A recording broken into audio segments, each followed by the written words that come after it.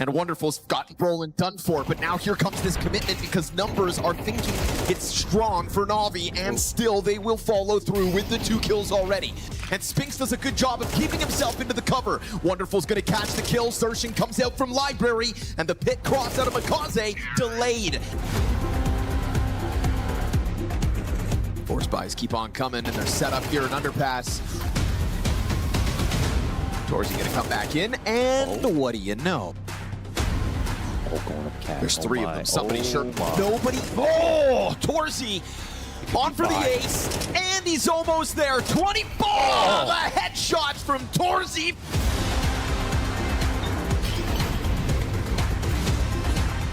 Monacy's Berettas find a desperate pirouetting in the air is just gonna fall.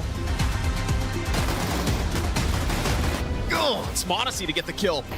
Nico still able to make up for it. Ooh, not wrong about that one, Nico. Crosshair was dead on, but Kyosuke here for the farm.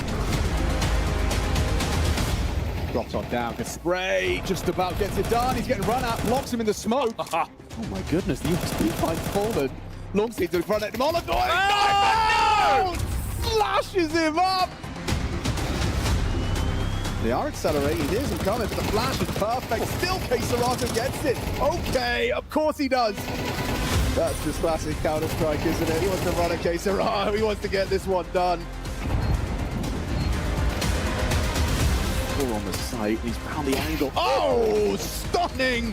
Beautiful! Asleep at the wheel! Apex shreds! All those nades, he's hearing them running away. Oh no, you think you're saving? You think you're saving? ZywOo, quick jump scare, gets onto the bomb. They need to stop him. 5-second countdown starts. Mazinho's running over. No ZywOo blows it off! One hell of a way to close!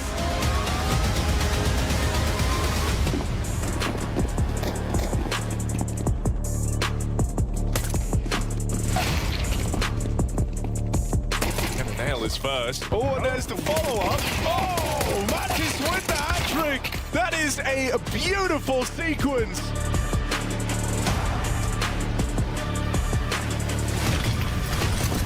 You really want him just to hold the line here, right? If you feel like you can remove B from the playbook, have it not work, that would be so valuable. Gets hit behind him, and this is why you've been avoiding heavy gun throughout this game. He makes that look so easy.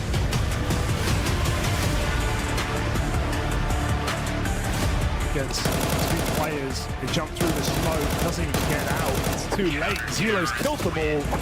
4 kills. The Flash never even makes an entrance.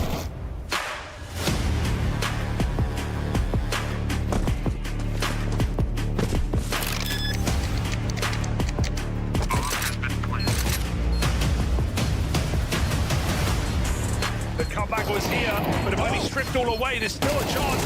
3 on 1. Jake in the back of the site. He does it on his own. Captain closes the map.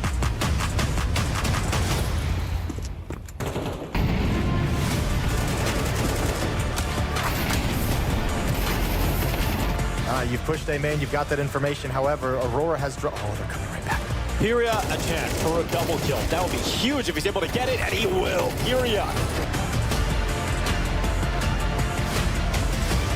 They still got to go back and get that ball, so FURIA has a chance, and FURIA is looking incredible today. The time is limited, his teammates are swarming around the back, and FURIA with the last headshot as well collects himself the ace.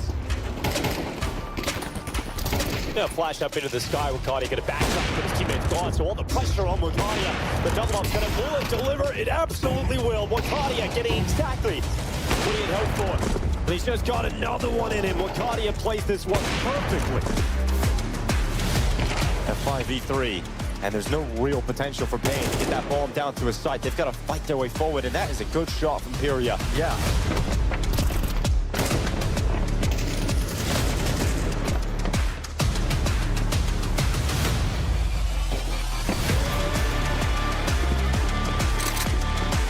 Also the bomb on the ground, so now must be recovered. 3 on 2 in the favor of Aurora. Yeah, BSN is rolling down, seeing the bomb up. Here comes the push out through the decon smoke, but that's going to be FURIA getting that kill. PSX committed again. Denied. No time for the bomb plant. But a 5v3 falls to a 1v1 in terms of players surviving. Pain do a good job.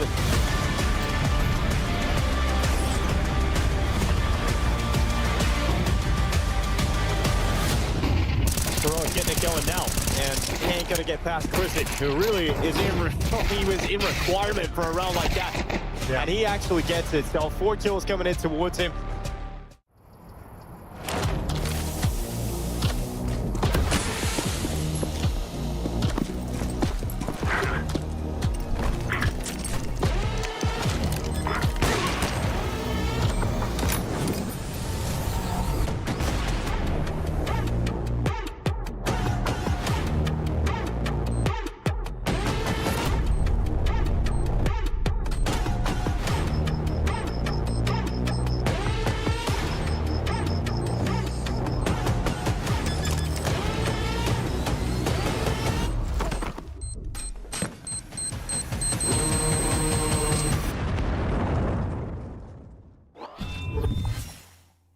Good morning, gamers. What's up, Hugo? How you doing, buddy? You look great. Thanks, man. I feel great. I slept many hours, That's more good. hours than before, more hours That's than maybe good. ever before. So I'm ready for a couple of games of Counter-Strike. Okay. Well, that's good because we have a couple of games Oh! of Counter-Strike, Hugo. Really? As luck would have it, just for you today here on the B stream, we're bringing out the big guns. Okay, FaZe taking on PVision in the Okay. opening game. So, Harry, I've got a bit of a conspiracy here off the Yeah. top of the morning. Are you ready? Yeah, I go don't on. know how this has happened, but I would make the argument that for some reason they've put the better games on the On B our stream stream, today. yes. Now, don't tell PGL. They haven't realized. If we tell them, they might swap them back. But those first two, specifically the matches we're Yeah, they're covering, fire, the they're first fire. two matches are arguably better than the A stream matches. B must stand for best at this point. FaZe PARIVISION over Na'Vi Aurora, I'll take that. And then FUT Astralis, yeah, you'd say, who the hell are these guys? But that's what arguably Dinko better would than say. MongolZ. That's what Dinko would say, or yeah, anyone with an Irish accent. I'm pretty happy with what we've done today. I think we've gotten away with it. I think Yeah. we've won in a way. Heist of the century, bro. It's true. Heist of the century. And for any FaZe fans, you know, we're happy. Okay? We're happy with this, Hugo. For any FaZe fans, I just saw in chat, Harry and Hugo casting equals FaZe wins. Now, Harry, I Yes. fear we put the pressure on ourselves. Everybody's there's saying it. no pressure, We're saying bro. it. There's no Everybody's pressure. saying it. But this is Everybody PARIVISION asking they're me. up against. Yes, dude. And don't get me wrong, PARIVISION look bloody sick, don't they? But I don't know. It's the classic FaZe gambit, man. You never know what type of FaZe is going to show up. This team can hit like one of the best in the world. And so we're hoping that that's the form they show today. I do think it's stylistically going to be a bit of a banging game, Yes, right? yes. For the same reasons that made these other PARIVISION matches enjoyable, especially the one versus G2. Team like FaZe going to try and bring a bit of chaos to the server, and I always like seeing how Jame and the gang look to respond to that. Obviously, they end up in this 1-1 bracket after that G2 battle from the other day. One that went the distance. It was a really, really slow start from PARIVISION. By the time though the series ended, they were in full swing, and it felt like G2 had kind of run out of steam. But look, you guys know FaZe Clan. We'll introduce them to you. Hugo, tell me the first name of everyone on screen. Let's go. All right, we got Finn. Yeah. We got David. Russell. We got Helvis. We Yeah. got Jacob. And we got David. Yes, Big Dave. I kind of nailed that. Big freaking Dave, bro. Old Davo, mate. Does All right, feel now, Harry, weird. now tell me the first name of everyone on PARIVISION. Okay, you sly dog. That's easy, bro. Oh, you're gonna cheat. Okay, he's stalling, guys. He's stalling. But yeah, FaZe in a 1-1 position here, Harry. I think this is hard. G2 yesterday they got catapulted out of the server. Come second and third map, right? Fate come back on Inferno. Not even an attempt to come back on Dust 2. They got kind of owned. I wonder what FaZe's game plan is today to beat a red hot PARIVISION. I especially worry about the Veto. I don't know about the maps for all the gamblers in chat asking me what the maps are. You'll have to wait and see. I'm not going to leak that. I don't know the maps. But I worry for FaZe because there are a couple of maps the PARIVISION are looking really, really hot on right now. Dust 2 being the main one. Even Mirage, which like feels like classic FaZe DNA, but man, PARIVISION don't go down easy on Mirage. Harry will now tell us the first names of all these 5 players. Yes, it's Andre, that's Belchanok, Jamie, for Jame, Emil for Nota, Vladislav for Zelo, and Ivan for Zway. I don't know why you gave us their in-game names like we don't already know who corresponds to who. I know. It's kind of obvious. Casting a wide net, aren't I, bro? Oh, okay, you know? for those who don't understand. Yeah, for the uninitiated. Makes sense. Definitely makes sense. You know, we're also going to introduce the kind of main character over here on the B stream, which is you folks watching along at home. You know, we've said it the whole time, but the B in B stream stands for community. And so, you know, shout out to everyone watching along. I'll even say hello to some people personally. All right, Hugo, I'm going to read out some names from the chat just to make him feel welcome. Careful, do it. We have Veto, so hurry up. I want to talk about Veto. After Hours, the Big K-Oni, and Beta Boy. They can all get a good morning. Good morning to them, but good morning to us, Harry. Veto's coming in hot. We have a nuke ban for PARIVISION. FaZe, I love this choice. They don't ban Anubis, which you could say is their perma, although they've played it, they usually ban it. They ban Dust 2, knowing what they're up against. Very smart move. Mirage pick for PARIVISION. I said it was something to watch out for. FaZe go for Ancient. I think that's a solid choice. It's a 50-50 map for PARIVISION. It's more down middle. It's more close to home for FaZe. What are those bans? They appear and disappear so quick. Overpass, Anubis, and Inferno. Exciting because we saw PARIVISION on it for the first time in a while, and they looked really, really good yesterday. So if it goes 3, it's not going to be easy, but I think we've got a banger on our hands, Harry. Yeah, I also want to say, you know, props to Carrigan to kind of forcing PARIVISION to be the team to ban Anubis. I think that he's kind of really mastered the Veto in that sense. Because you're dead on. There were a lot of ways that I think this Veto could have been far worse if you weren't prepared for, you know, taking the Anubis gamble. Could have left options way more open down the stretch. I agree, especially because we saw FaZe played it for the first time yesterday, first time of the season, and they lost it to Falcons, but they had a couple of cool ideas. I think I watched a video on some of the util they're using, getting Carrigan out of con. Just some cool ideas there, and clearly something they've been putting in work. So, you know, we've seen PARIVISION kind of hit their head against the wall on that map and talk about how they haven't really cracked it too much. And even though they have some legit wins in there, it's also just it's not a comfort pick for them. So FaZe banning PARIVISION's best forces them to remove Anubis, giving us Inferno. Not exactly an easy third map, however you slice it, but I think FaZe, they have a shot, Harry. They have a chance in this game today. Safe to say, they are underdogs today. Look at those odds. PARIVISION feeling good on their return to form here in Cluj-Napoca. Yeah, they've just been a very enjoyable team to get to watch, and one of the areas I think with PARIVISION that does just really excel in is the, and this sounds silly, but like it's the very like basic fundamentals out of all the teams. When you think about trades, when you think about trade work, PARIVISION really stand out to me. You know, even thinking back to Bounty when they went on to win that event, when they lifted the first trophy of the year, they finished with like the best trade percentage of any of the teams at that tournament. Whenever they're in their element, whenever they're playing their A game, you're always going to have an issue trying to convert on advantages versus this team, because, you know, 5v4s don't matter if it instantly flips back the other way. But all right, let's see.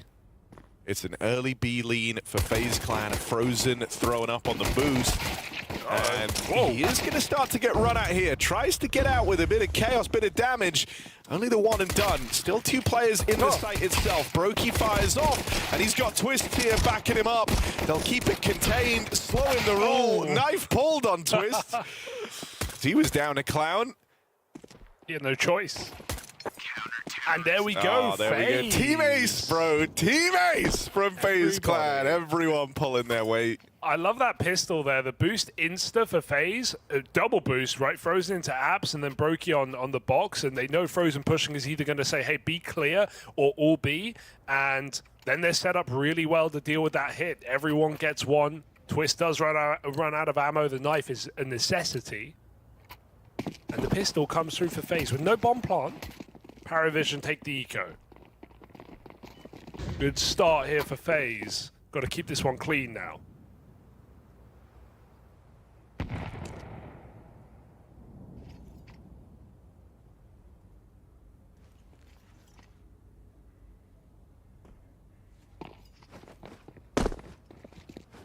Did you have breakfast this morning, Harry, or are you coming in kind of dry? I come in dry. Horrible sentence. Let me start again. Let me start again. I was itching my eye. You caught me off guard. I was just... Try once more. Yeah, I haven't had breakfast, Hugo. I never really do. Kind of an overrated meal. I can see that. Oh, I've just woke up. Let me eat. That's crazy. What are you talking about? What were you doing?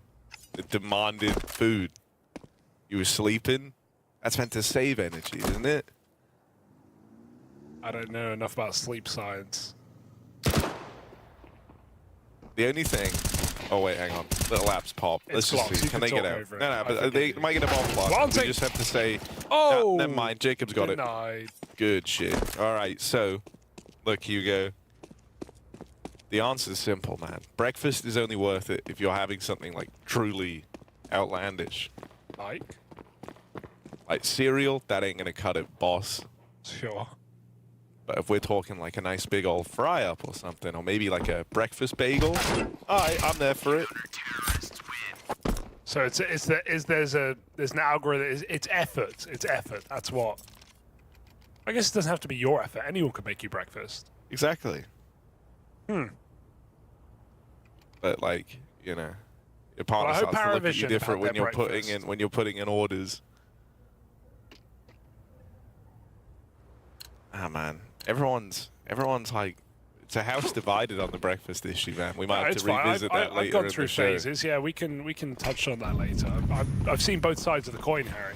Yeah, there's the same bloody pro-breakfast coin. and anti-breakfast, and Yeah. they are all going off right now. All right, Zway. Double under. He's looking to get his breakfast, first Oh. and second breakfast down in lower tunnels. FaZe get fried up. But carrying him with a bit of aggression. Yeah, but you think PARIVISION aren't going to be in their spawn, Harry, holding this? James, he hasn't left spawn. Carrigan's timing is still okay, but it relies on his teammates doing something. Because they can't buy the time. They're in the site. Frozen under balcony, full nades. Is he ever going to use them? Frozen dropping a molly right now would go a long way to buying Carrigan a few more seconds. He's looking for this mid kill. Oh, he's just missed it. He has just Come on, missed man. it. Oh, Yeah, look, they hello. threw the util. Yes, perfect. You can't Ladder? mess Are that you ready one for up. ladder? Who's ready for ladder? Yeah, he might just get backstabbed here. Oh, Carrigan ready for it, but couldn't get gun on in time. No, and now has B. But the bomb was ready to move out into this A site. They're going to go right into Frozen and Brokey too. Frozen dead straight away. And now as they follow through, it's only Brokey down here in Connector. Quick work made over the first man in. Noah still committed to this backstab, and Brokey will hear him as he runs on in through jungle. Harry's casting this round like Brokey's But not saving. Brokey's so saving, man. Brokey's saving. Why is he saving, man? Because he's 38 health. I want him He's to lost go the for sight. it, man. I think it's fair. It's a fair save. Nice underwalk for Zwei. They were not ready for that.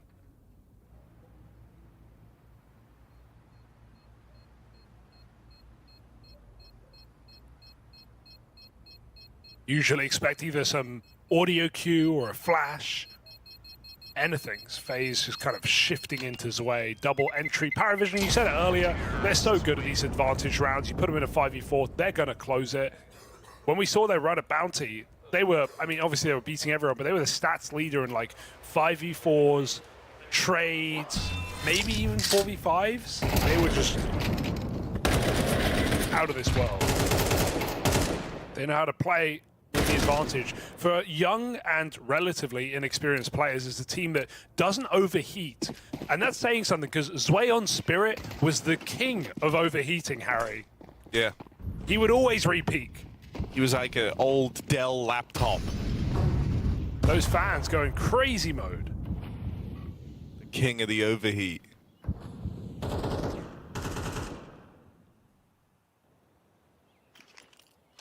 I mean, it's a team that has a lot of good protocols. They've really tried to, you know, nail down the basics, and boy, have they excelled in that. Dastan has whipped the face it mindset out of these young'uns. Jane with a flex smoke into window. Sway is out under. He's got no support to get up into this position. He's going to announce it. Jacob blocking on A. PARIVISION poking their nose in this site. Yeah, but, you know, there is a four-man stack over towards this A side of the map. Carrigan trying to play both for the window rotate and also nearby in mid, just in case Brokey does need a helping hand. Hasn't been able to spot the man getting into connector, but there's plenty of players with eyeballs on this for FaZe, or so you'd like to think. Very nice position this way. Not budging. We'll have to eventually box into this corner. Nice catch for Twist. Out ramp come PARIVISION. Jacob taking one with him. It's looking good for FaZe until Zelo over the top. Dex Carrigan is frozen out from spawn. Double from him. Buys a few more seconds. That bomb is loose, and the time is now here for PARIVISION, or never. Zelo swinging out. Twist will deny. I'll say this, bro. FaZe were down to give him a go in that clutch. You know, he was getting a lot of 1v1s there. Yep. Back in their aim, and they'll get through it. Oh, man. Everyone who needed to deliver in their spot delivered. Jacob getting one is huge. Frozen getting crazy mode, outspawn. Twist finding the lurk. FaZe feeling optimistic right now, Harry, here on Mirage. Starting strong, putting PARIVISION's money on its last legs. We have AWP and Tech9, same round. Boom! Great little nade play there with the boost in top mid. Nade open that top mid smoke, and you just get a free chance on Brokey. Oh, Carrigan! Keep the gun out. Keep the gun out. Gets the dink off. Wow. Never a good feeling. Frozen, trying to play cleanup. Deals with the first two in. That's going to slow the roll of PARIVISION. They were committed here. Jane with another. Playing whack-a-mole up in the apartments, but it's still Frozen doing the damage. Can't get out with any more. You'd like to think he's done enough. Hands it off to Jacob now, who comes in and comes in big with the 1v2. Oh, that is a sick round there for Frozen and Jacob, and FaZe are all smiles to start Mirage. I mean, 5v3 for PARIVISION. They found the mid pick. They found Carrigan after a dink, and still, FaZe are able to pick it up. That's not a round you should be expecting out of FaZe. Full rotate. Frozen getting messy. He picks up the Tech9, puts it to use, and Jacob is there in time for the clutch. Everything about that screams FaZe bullshit. They should not be winning that round, Harry, safe to say. You think, by the way, that nade smoke play was nice. That was a FaZe nade on the top mid smoke. They handed the kill to PARIVISION. Yes, they handed the kill. They gave it to PARIVISION. Whoa! FaZe just won a 3v5. PARIVISION are broke. Now, I will say this, right? FaZe need as many CT rounds as they can get. Their T-sides have been the problem for them on Mirage. And so you're looking for a hefty lead. Like, this is a game where if you kind of go from this position, 4-1 up, and it ends on like a 7-5 half, that I don't think that's enough. So for FaZe, this is a fantastic beginning, but you can never let up. Job is not done. Is there a flash? Doesn't look like it. Carrigan in the most unorthodox position. That flash comes after everybody dies. Maybe it's thrown from CT side. Yeah. Either way, it matters not. FaZe flawless anti-eco.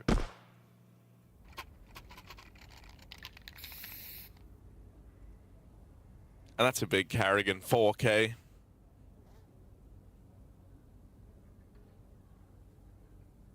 We've got a game. Would it be Carrigoat or would it be Goatigan? Carrigoat. Goatigan just sounds like I kind of like it though. a horrible, like, I don't even know. It sounds like a hero in a trash MOBA. I play Goatigan bot lane.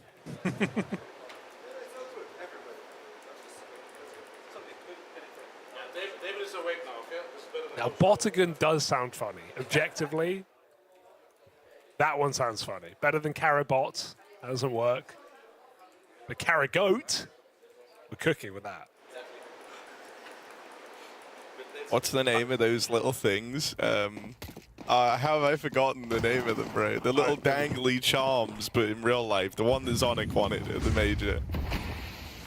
The one that Zonic wanted at the major? Yeah, like they're the little, like, you know, the little real life charms, man. The little creatures. How have I forgotten their name? Labubus. Yeah, Labubus. There you go.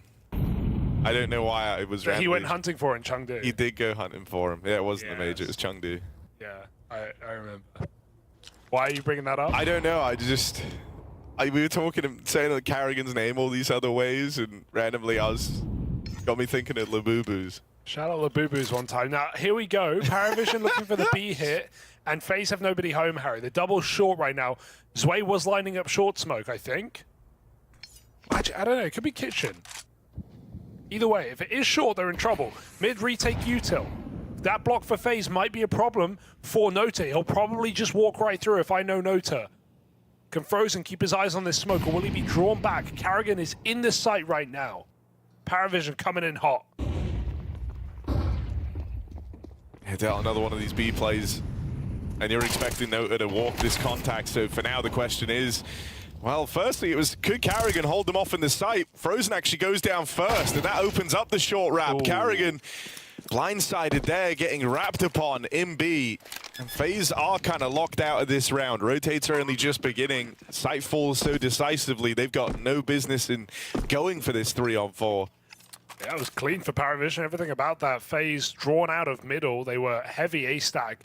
I'm surprised FaZe don't try and help Frozen. They were pretty committed on A. They'd already cleared ramp, though. And so PARIVISION get two FaZe players kind of stranded in their positions. It's a nice B execute. I say execute, really. There's not really much behind it other than manpower there for PARIVISION. It's just no up short to ensure. Hollow? Was? That's good. If I had my breakfast, Harry, it would have been better. Some say. Do you ever have a Tamagotchi, the original Labubu? Have you heard that there's like a new kind of AI-based Tamagotchi clone that's apparently taken the world by storm? It is. I haven't heard that. Can't be taking the world by storm if I haven't heard it, Harry. Well, Pretty plugged in. I'll get you one. Okay, that's nice. Shout out the Tamagotchis. We made the AIs good just to make the Tamagotchis better. Ooh. Zelo. Yeah, Carrigan's he's his ready for Tamagotchi that. right now because he's in Zelo's pocket. It's good. Back-to-back kills. Look at you, man. You really have had your breakfast or whatever. No, I haven't had my breakfast. You've I've had a slept. good sleep. There's the difference. There's the difference. I'm not built for 8 a.m., Harry. But today I am. There's a team that used to exist that you might love. They Cloud9? hated the early games.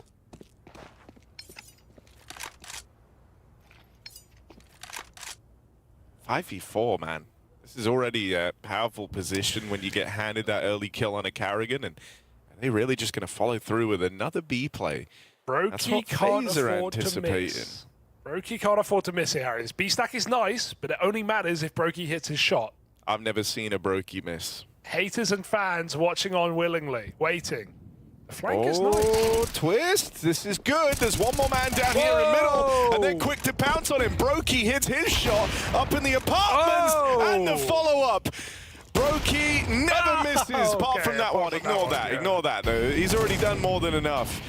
Turn his way, 1v3, 15 seconds, time's of the essence here, and he's got a lot to get through. Deals with twists early on, but there's no follow-up phase. The stack is in the right place. I do and just love... Brokey hit every single shot that mattered. Apart from the one he missed. But I do love the watching FaZe fans in post-match threads is my favorite thing. It's like I hate this team. I love this team. I hate this. You know, right when you're out, they pull you right back in. One more ride. Because like this is a legit team to beat. Maybe I wouldn't be so, you know, we're 6-2 up. Let's slow down also, but maybe I wouldn't be so hot on FaZe beating PARIVISION if PARIVISION didn't just dismantle G2 yesterday. But they looked really, really good. FaZe have had really nice reads in this game. They've been stacked almost every time on PARIVISION's hits. And they've done it again. That con smoke. Again and again. And again and again.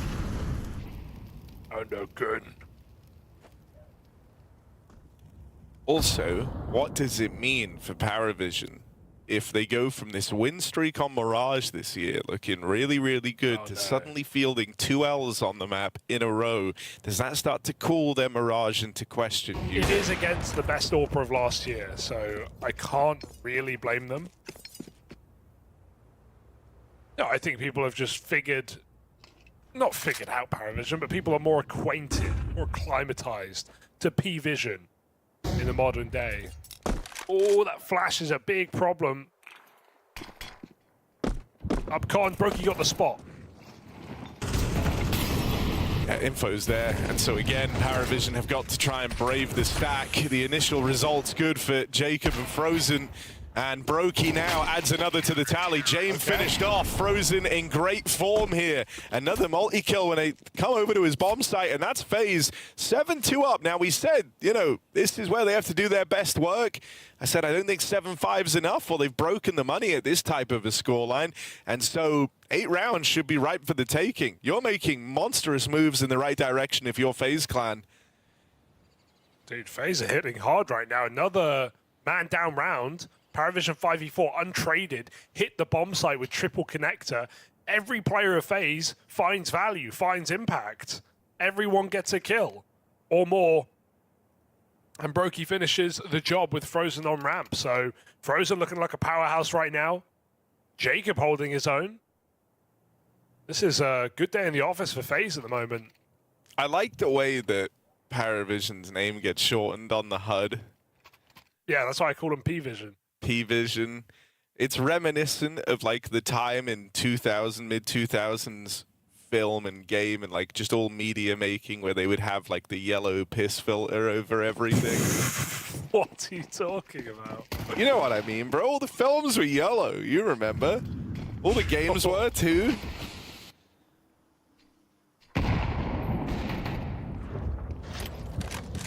I'm just checking back to a different time. I'm just checking it's no one's birthday right now on FaZe. It feels like it's someone's birthday. It feels like there's a birthday brewing. No, maybe it's Jacob's birthday. Nah, Jacob's birthday was a few weeks ago. Oh, maybe it's... No, it's no one's birthday, I just checked. Damn. Well, Twist killed Brokey, so maybe it's all making sense. It's another just farm round on one of the A plays. 8-2 up right now for FaZe Clan. Not a bad shift put in by FaZe by any means. You can never get too comfortable against a vision like this.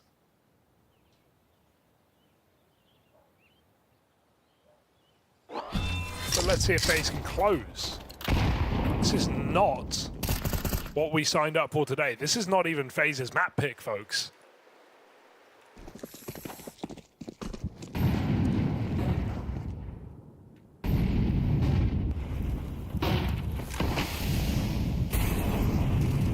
I mean, this round decides whether it's a truly great half or if PARIVISION have any room to maneuver. They're going to try and play through into a window boost, but Brokey is down here and lower. This could get weird. You know, I think for a lot of Volpers, you would feel super nervous about this, but this is Brokey we're talking about. Backstab in. Feel like these are the kind of ideal scuffed engagements that he lives for. One more man in middle in the form of James.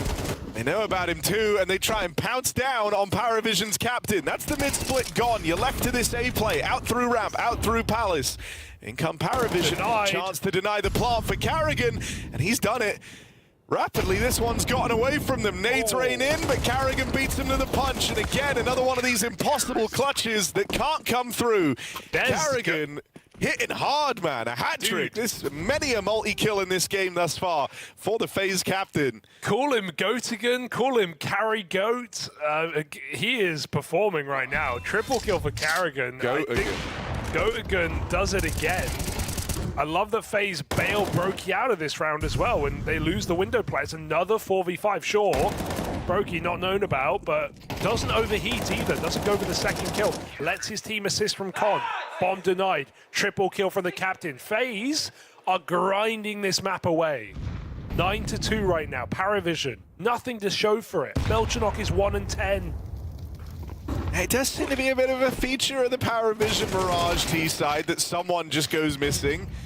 Carrigan, another multi-kill here in defensive B, and even now they play through the molly with the bomb, but no one else is there to support. So right now the bomb trapped alone, and Brokey hits a flick. Oh dear.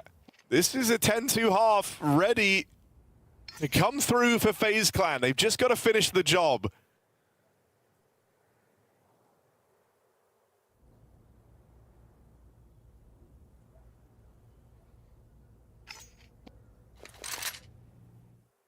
Chance for Zwei to show off some mechanics here coming down under, but FaZe are re-clearing middle at the right time.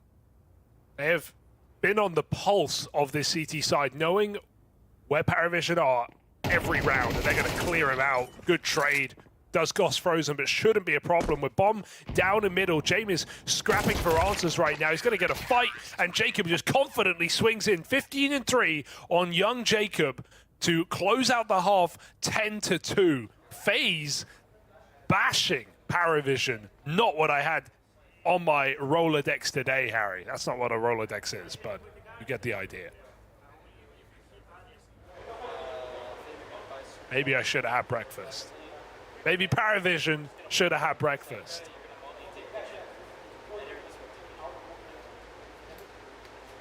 You're gonna go silent on me? No, man. Never. I'm just kind of soaking in the moment. I'm enjoying this. But Hugo, we said it early on in the tournament. We said, you know, it feels like whenever we watch FaZe, we get the best version. You get FaZe Prime. I've never seen FaZe lose. Apart from all those major finals. Everywhere else, they've won, as far as I'm concerned.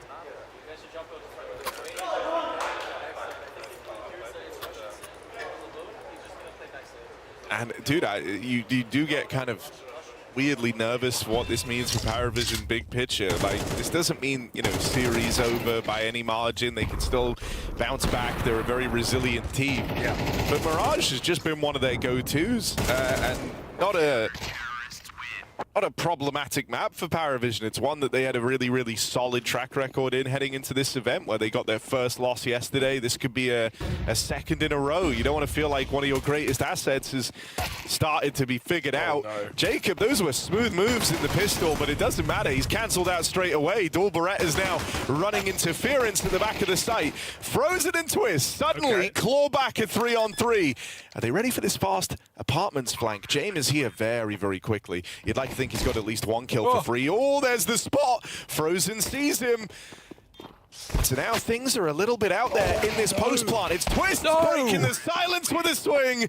And FaZe find the pistol from a 3-on-5. They get out with 3 players standing. It's all Frozen and Twist. Something stinks, Harry. Something absolutely stinks. It might be that FaZe BS that's back on the menu. How have they not been closed down by the health inspection? 3-on-5, back into B with a weird site smoke. I don't even know if that's where it's meant to be, but it works perfectly. FaZe finding form here on Mirage. PARIVISION's picking the series, and they get thrown to the wayside.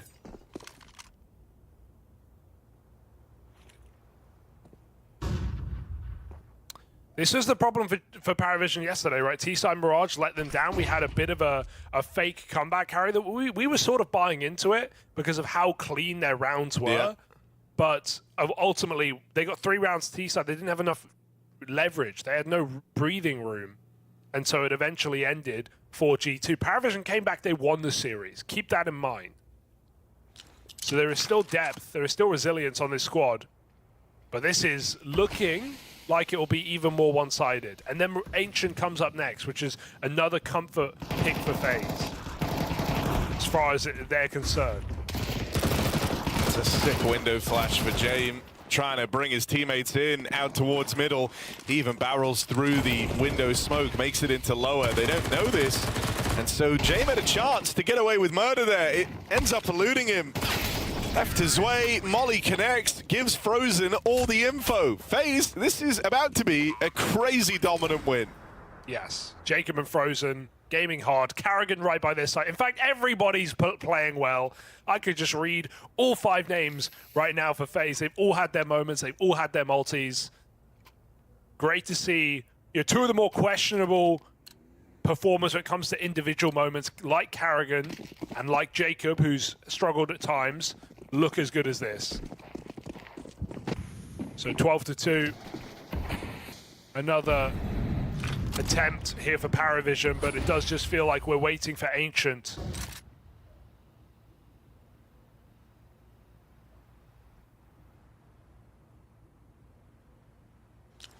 Execute coming in.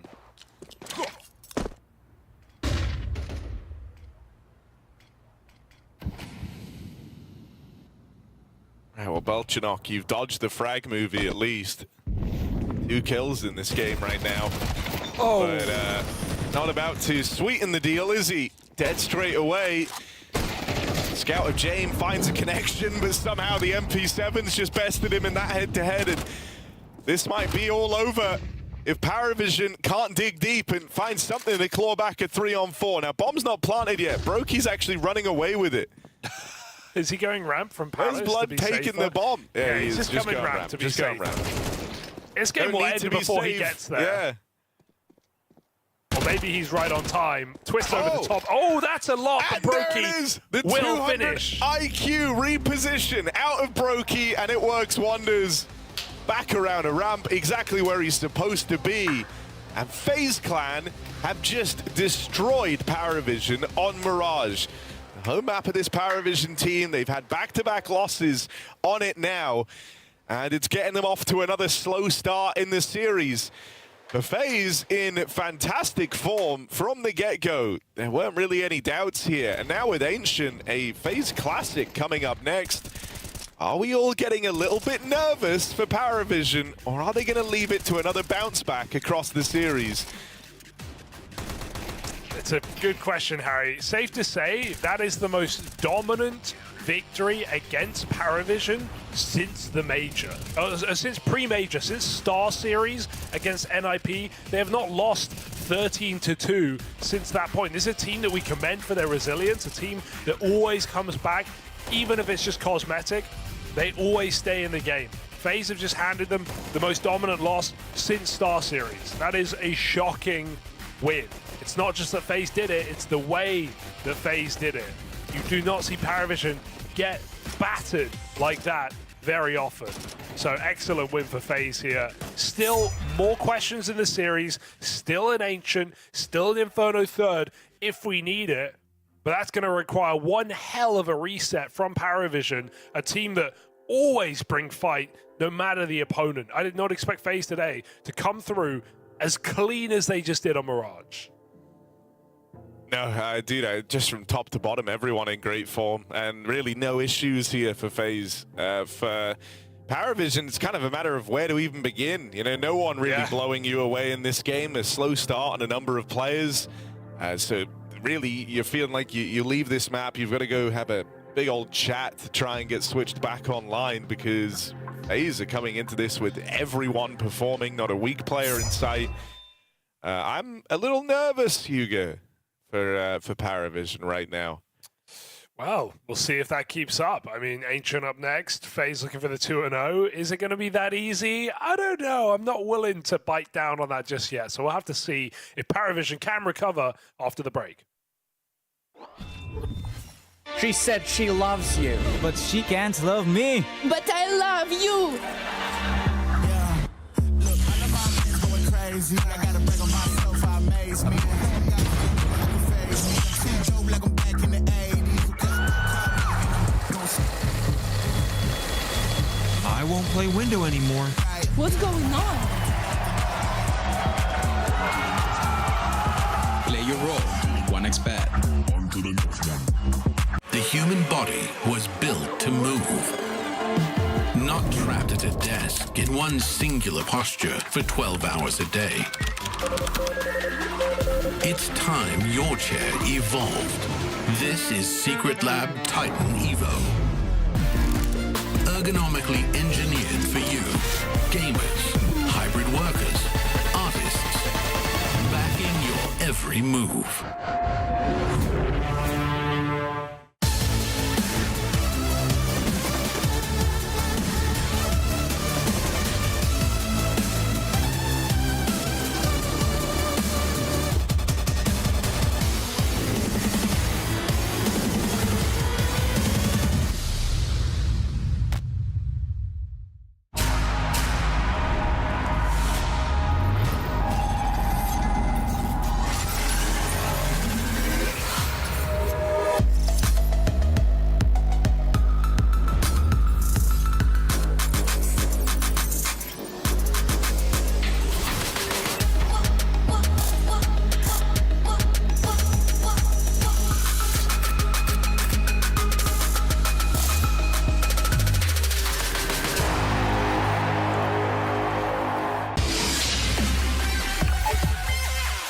FaZe are entering PGL Cluj-Napoca, and we got to look at where this team is at right now, Kerrigan, because I know it's not the start you would have wanted for this year and how things are going, but just tell me what you are thinking when you look at both Bounty and Krakow.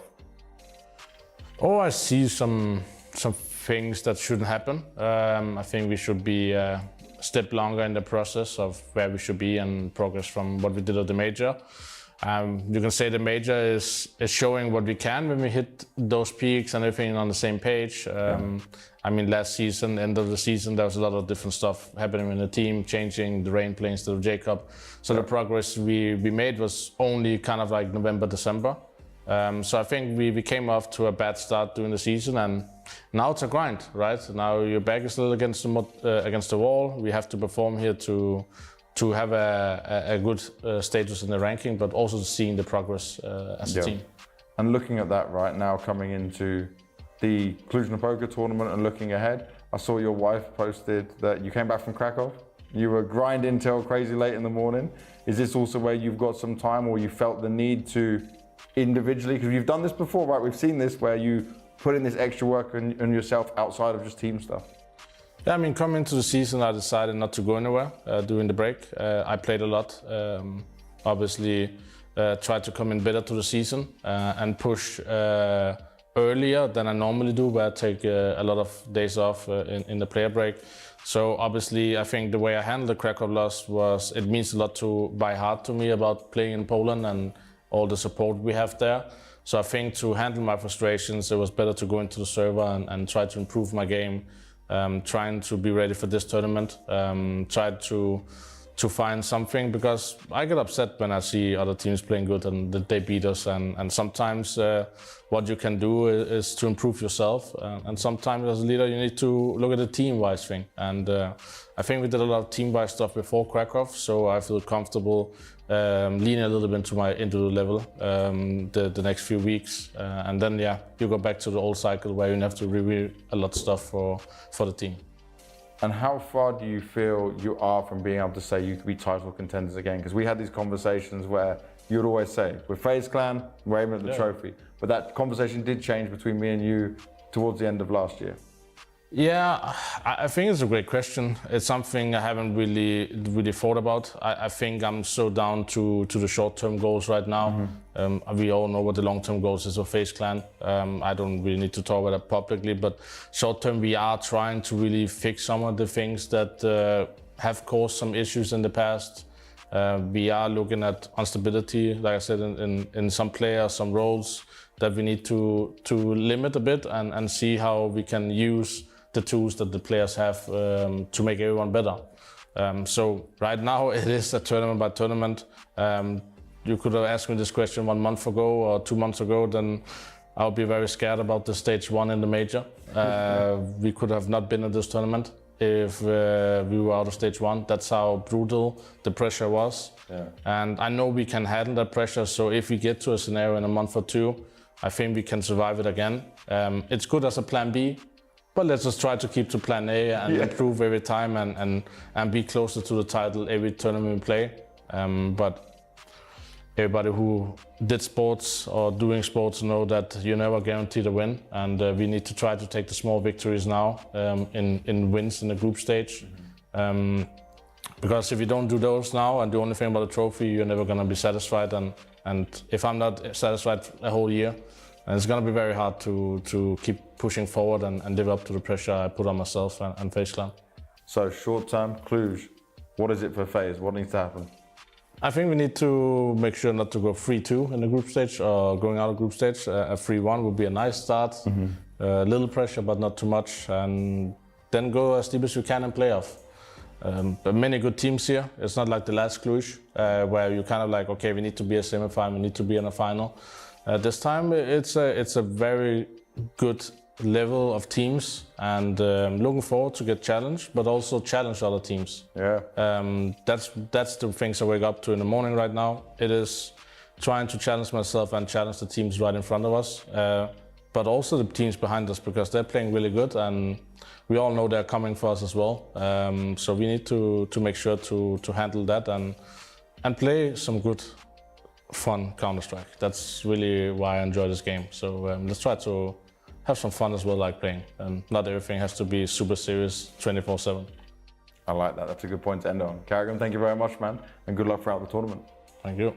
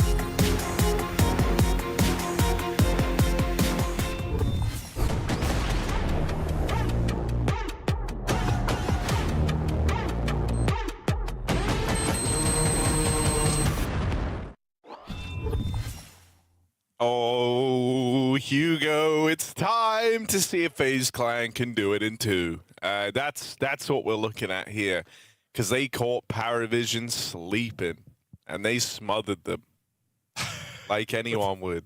Like anyone would. Yeah. It's dark, Harry, but it might not be too far from the Hugo, truth. we've been called out, bro. We're going for Yeah? a different medium of communication here. Usually I'm interacting with the Twitch chat people. Have YouTube chat found you? Good people. I haven't even thought about YouTube chat, which is sad. I need to go give them some love. Okay. But no, who's called you Hugo, out? I've gone far and wide for this one. It's HLTV forums. Oh. What do you make of this? FaZe Parry Casters, and that's the title of the thread. Oh no, we're not doing this. Bros are hungovered so much. I haven't drunk in months. What's your defense, Your Honor? I feel like I'm coming in with a lot of energy. I think I'm coming in with energy, bro. I know I ignored you on that one thing by mistake, but it's because I saw this thread, I started reading it, and I was like, oh. Well, that's okay. You know, it is a B stream. We are remote. We are doing it from home. And the B stands for community. That's exact. Yep, that's maths right there. I reject the accusations, Harry. That's fair. I feel much the same, man. I feel much the same. When do you think we got drunk? When would that even happen? I'm gonna start right now. Let's crack open a cold one. Yeah. Oh, bro, we're switched on today, man. Like FaZe Clan are. We're well aligned. We're on the same page, just like FaZe Clan are. Be more like FaZe Clan. It's true. PARIVISION, the odds have evened out here. They were heavy favorites, P-Vision, coming into this game, and fair enough with the recent results and the way they looked to dismantle G2 yesterday. They lost the first map in that series, though, Harry. That's why I'm not getting ahead of myself. They lost Mirage. Same here. They went on to dominate the series, but we have a different map pool this time around. Ancient is FaZe's best shot at winning right now. If this goes 3, it's going to get a lot harder. It's going to be more uphill. For now, FaZe are running off of a high, Harry. They're running off of the fumes from last night. Whatever's still in their system is kicking them forward as they plow through PARIVISION here on Mirage.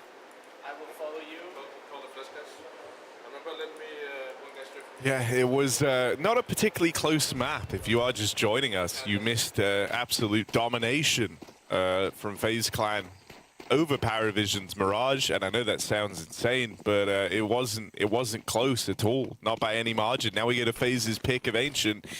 This is one they've always liked to play, and look at it, start things strong in the pistol. They've already got this cave control, but they are running the risk of playing into a stack. Stack that Belchanok has confirmed. He's also about to get a kill. MOUZ way off the line. They're up the ramp, and Jacob does clear. It's nice handling. Missed shots on the second, but Karrigan and Brokey's got his back, and just like that, everybody dies. I couldn't tell you how or why. How did they win that? Not only did they play into the stack, but Belchanok was flanking Frozen in mid the entire round, and Frozen just 180'd and killed him. I couldn't tell you. Number of wild things in that pistol. They've done pretty well for themselves. It's a damn good day to be a FaZe Clan fan.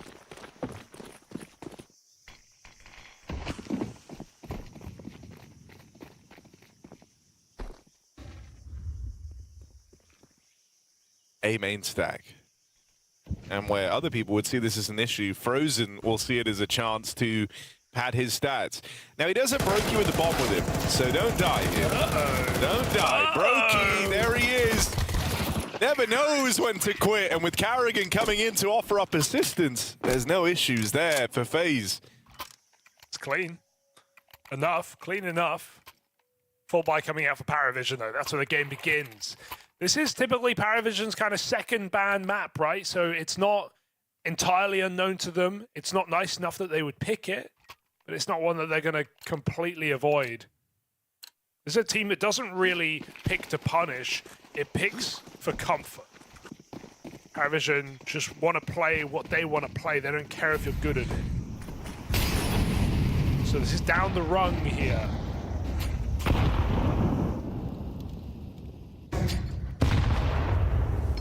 We've seen FaZe certainly have some struggles on this map. So this gun round, very important to set the pace, set the precedent early in this game.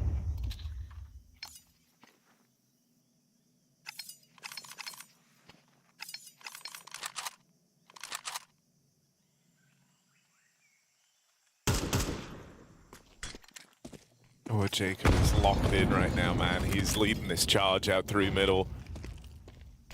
I don't know, I can just tell by the way he's staring at his screen. Like, that's the face of a guy that wants to get a kill right now. Knows he's got a lot of control. I mean, he's holding for a boost over the donut smoke, for crying out loud. They're really anticipating that eventually PARIVISION are going to want to do something about this big empty void over towards middle. And Jacob right about where he was going to get fought from, but crunched on by 3 players. They lose that mid man. Carrigan faking the A play has really drawn the rotates, but they lose Brokey at the doors, and that's the bomb. Zelo now has it. FaZe give chase. They're going to get past him at least. And now a route in for the round attempt. Carrigan's even dealing with... He's just killed the donut player. Carrigan's going to get out of A. For now, they've got a 2v1 over here at B. And they'll try and fight his way. They'll get past him. Carrigan will fall on that rotation out through middle. Twist is left in this clutch and iced out as PARIVISION are able to convert on this round after all. I don't know how they even make it interesting. From the second Zelo drops the bomb, PARIVISION is still so hard committed to A. They've got 3 of the 4 players, or 5 players, watching the A side with only Carrigan faking. It was a nice fake. If Zelo doesn't push that smoke and kill Brokey, then FaZe probably just walk over that round, but bomb gets caught, lot of info, and still FaZe scramble back to a winnable position, but Twist can't get off the site in that post plant. Nice recovery for PARIVISION, still a very scary round, to be honest.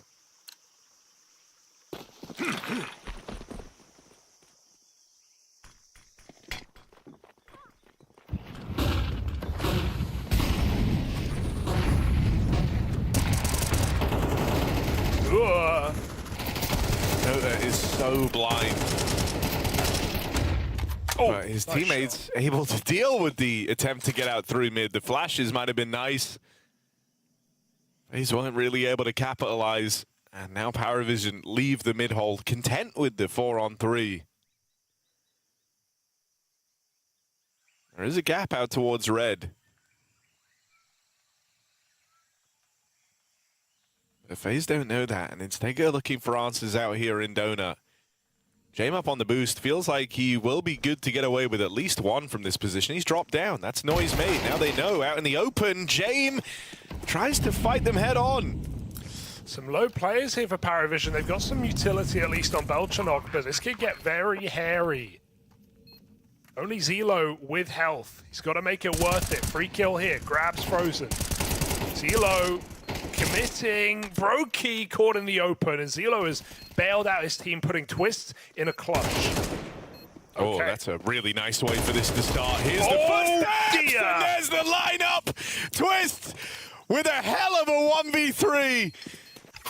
Left in that last clutch, couldn't do it, but this time, no problems. For Russell Van Dolken, that's FaZe maintaining this lead at a crushing blow.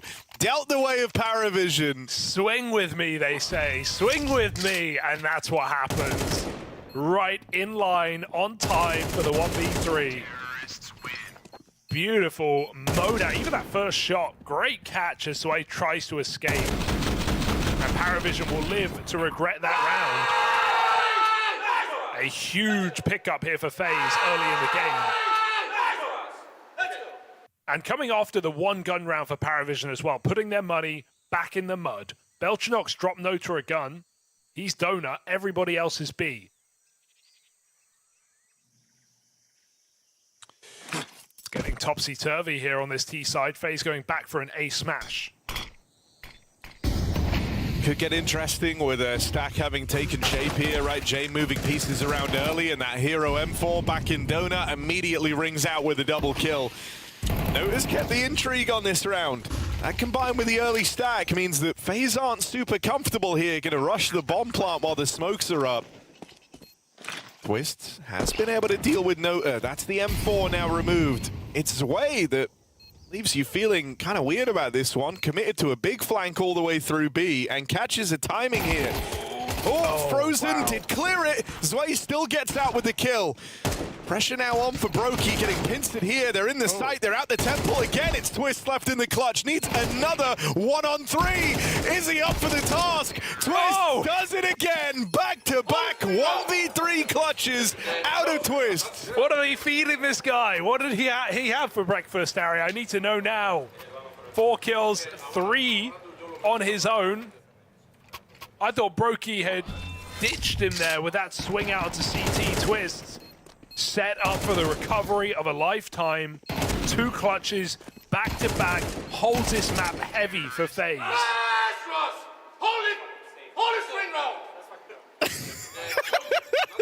I love Carrigan so much, man. Oh, and then he gets obliterated. Yeah, that's fine though, isn't it? He's used to it.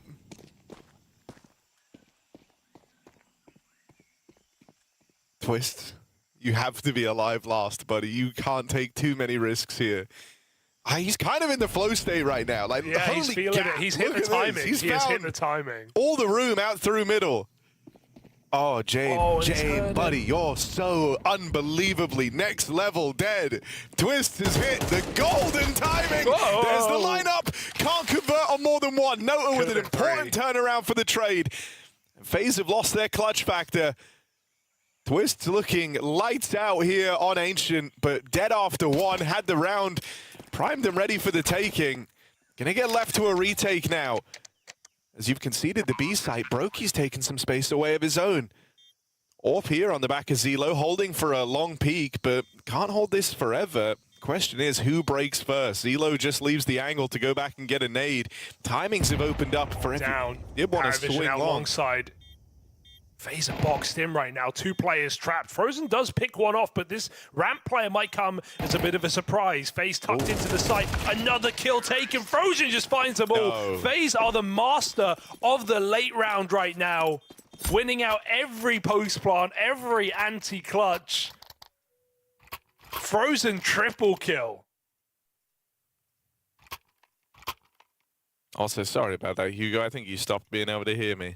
That's did I go down or did you go down? That was me. I wasn't sure. Down. Okay. I just left it for a second. You swung in. You took over. I wasn't sure. I'm sorry, everyone, for the confusion there.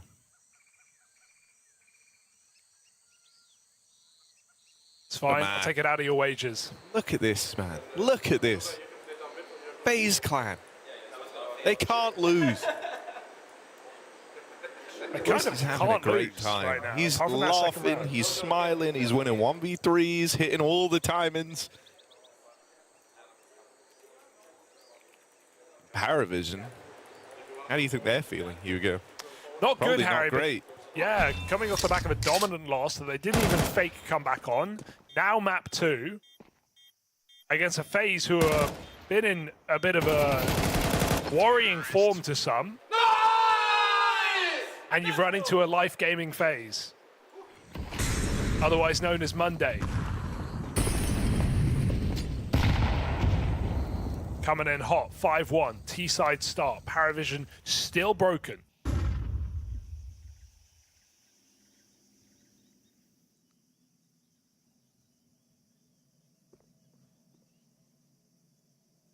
Got smokes to buy time here. Triple A, trying to get a read.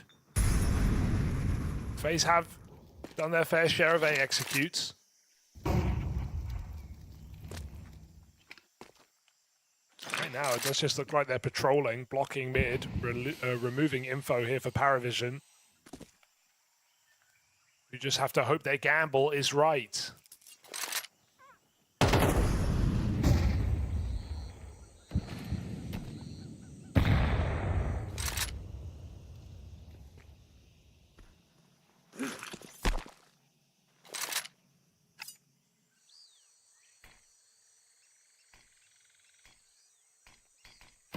Okay. Wow. They really do just be making smokes for everything nowadays.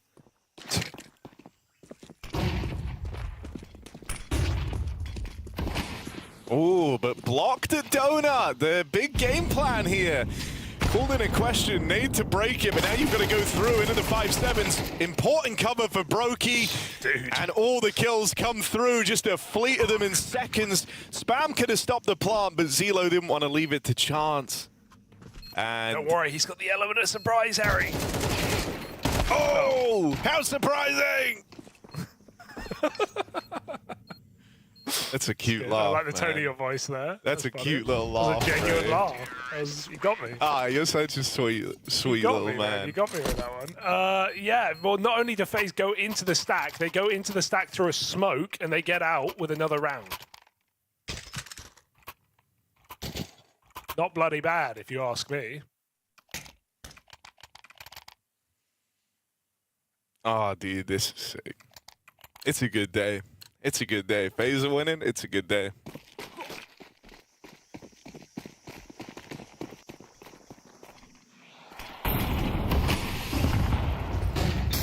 Russell slam Duncan.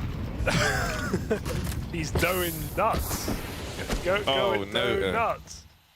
Go That's nuts. unlucky. That's unlucky.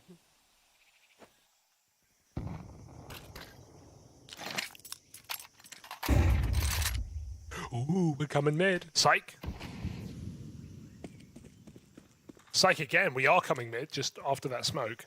All right, and I read a Reddit comment the other day on the G2 PARIVISION post-match thread that said, from one guy, don't know his name, said, "This is why Jane is such a better IGL than Carrigan. This game proves it." That he wasn't playing Carrigan. I know, but he deduced that from the G2 match. Well, what an intelligent Everyone young go man. find that comment and just let him know, like, you know, we actually have an official head-to-head. Yeah, I will say, not taken away from him, he's playing a great game. Doesn't feel like PARIVISION are having the best day right now. Oh, it's not FaZe playing good, it's PARIVISION playing bad. It's a bit of both. That's always the way, isn't it? It's a bit of both. Oh, Can both not be this true. team isn't good. It's Can just that both the not other be team's true. really bad. That's it. Can both not be true, Harry? Tell me this. I don't know, I'm a Jame apologist. Belchanock had 1 kill, man, on last map. It's not fair. It's 2 kills, actually. Jame walking spawn. Right, PARIVISION, I don't want to say they need this, but they kind of need this, and it's still not the best position. Couple of mollies to burn FaZe out if they go donut. FaZe But FaZe are haven't walking to played- CT yeah, smoke. they're not FaZe are playing for donut. psychos. This is psycho mode. Oh, Surely they've been hurt. Spam coming in. Gonna get out with one. They missed the molly. Molly falls shy, and yeah, now Frozen and Brokey have the CT control. Oh, Brokey, that is a phenomenal tap. Can he give us a couple more of them? Because now he's going to deliver a clutch of his own. Twist has won a number of 1-on-3s. How's Brokey going to fare? Time so low for Nota, and he doesn't have it. Another 1 versus 3 clutch for FaZe, this time on the wings of Brokey. Dude, this is feeling-based calling. This is like, just do what I want. I don't care. I don't respect. They won't read this. Walking 3 players through the smoke.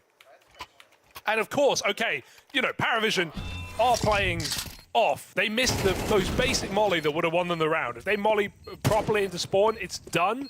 But they missed it, and FaZe capitalized. That's why it's both things at the same time, Harry. Brokey hits a bloody 1 tap and clutches up 1v3. He's off the bomb. PARIVISION, gone.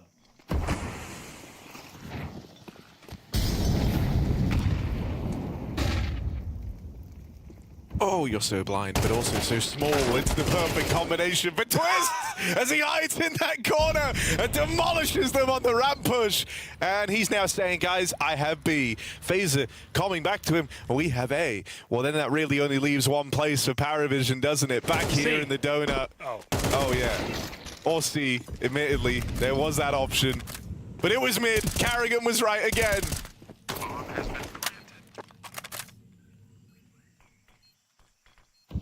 He has kind of outcalled Jame in this one, Harry. I can't really deny that.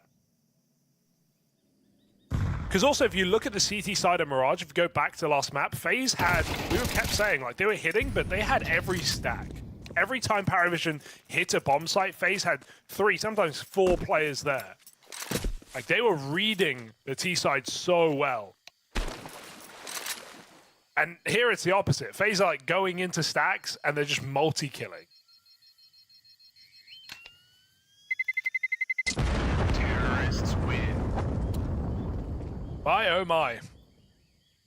And it's just, I don't know, the individual is really shining, showing up as well for FaZe, right? Not a quiet player. That was the remark at the end of map 1, and that's kept up.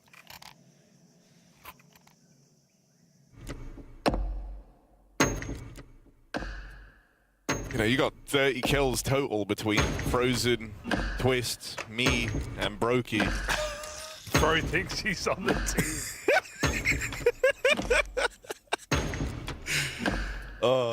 And now a little timeout.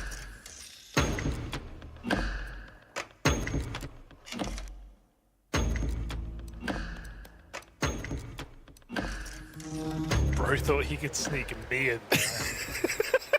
Yeah, man. Me and Dupree have 5 majors combined. Exactly. It's an impressive feat. Dupree can never do it without me.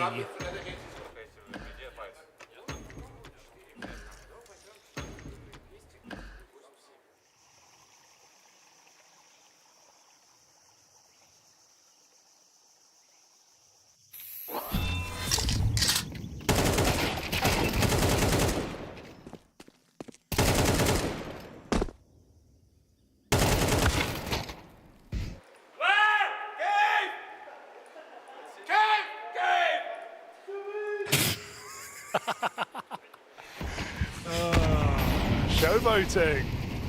The other thing you do love about him, though, whenever they're switched on, they're all such trolls, man. Belchinok, okay, that's nice. Finally, man advantage right off the rip. 5v4. Haven't seen this. Come on, P-Vision. Don't say that again. Call them by their full name. Oh, back turn. Belchinok finds another. Handed a freebie on Carrigan. Oh. This is a Belchinok round through and through. As a hero emerged, an unlikely candidate coming off the back of a very cold start to the series. Belchinok now sits 1 away from the ace. And it's Twists left up in the clutch. He's had a couple of them in the game so far.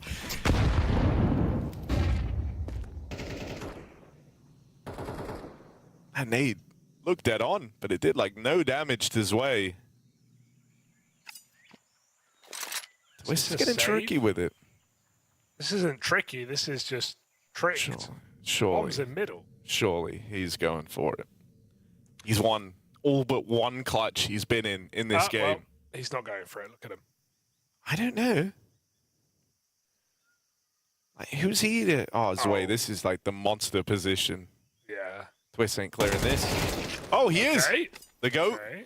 15 seconds. Been fantastic in the clutches. Belchinok on for the ace. Could stop this right now, and it's all 5 for Belchinok.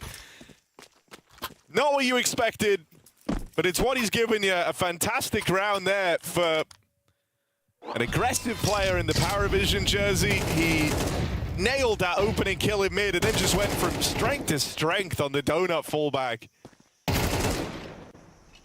But still, it takes a lot, right? That is a hulking individual effort from Belchinok as he single-handedly breaks the silence of PARIVISION. Not much celebration right now. PARIVISION need to do a lot more if they're going to have a hope in hell of winning this game. Rookie's got his orb. Nice grenade. Sway puts him down half. He now knows he's got him trapped on the angle, so FaZe's going to try and move in, but it's a triple stack right now. Big clear from Twists, and he won't overplay either. Backs up into the site with 2 players in cave. PARIVISION are locked. How do they get out of this one? Maybe looking for some chaos right now, smoking that molly, diving through it. Carrigan's pushed cave with a pistol. Carrigan's killed them both. He had a rifle. He didn't even need it. Or maybe he did. It doesn't matter. Double Tech 9 ends the round for Carrigan. He has had enough. He runs through a smoke. He's just still going. James. Karrigan is burning right now. He is on fire. Yeah, you talk about overheating. Karrigan is running hot.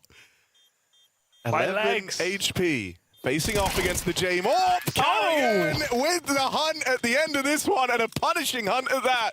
And I mean, what can you say about that, Harry? I think yesterday really proved that James would beat Karrigan. But right now, in Karrigan v James, it's not really a contest. Look at this! Dude, What's this? It's just a crazy round. What's he doing? Karrigan embracing his inner gremlin. That's sick. I thought FaZe like, oh yeah, block the cave, they've got the plant, they've got the site. No, just run at them. Just full run. Go again? Question mark?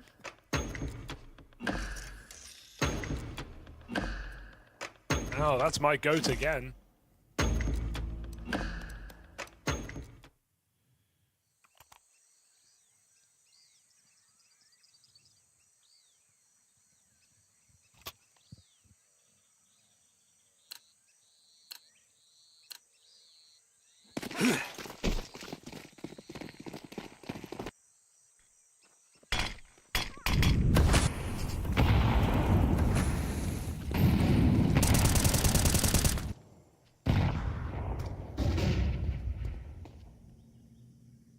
Okay, James trying to catch them by surprise, but 2 players here. It is the ideal number to deal with James. Still, they're not able to do so. An important double from the captain of PARIVISION.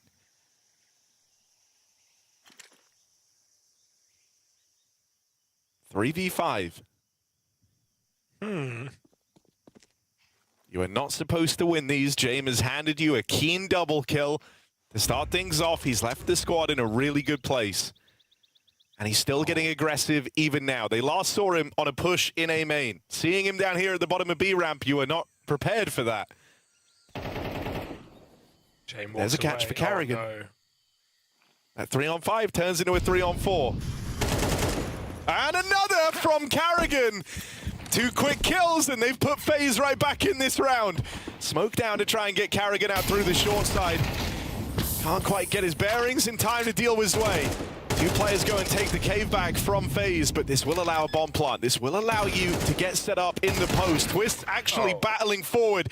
Now hands off to Brokey as he's thrust into the clutch. He dropped his orb. Doesn't know the whereabouts of this second player. Oh, but they missed it on the ramp timing. Zelo had to hit that. 5-7 gave up his position, so an important kill out of Zelo. It's a 3-round at CT half for James and the boys. I mean, it's something. It's not a lot, though, Harry. After a 5v3, it still gets to a very clutchable round for FaZe, given some of the rounds we've seen from this team across this series, and especially Ancient. I don't know how they've almost improved on their Mirage. This one has, at times, felt even more dominant. Just with the clutches that Twist has provided. Karrigan 4K, Brokey 1v3. Everybody shredding PARIVISION. Dastan putting the notes back in the pocket because I don't know if Prep can save you now. PARIVISION need to lock in with a 3-round CT side on FaZe's map pick. This might push them down a rung into 1-2. This would put FaZe 1 win away from the playoffs.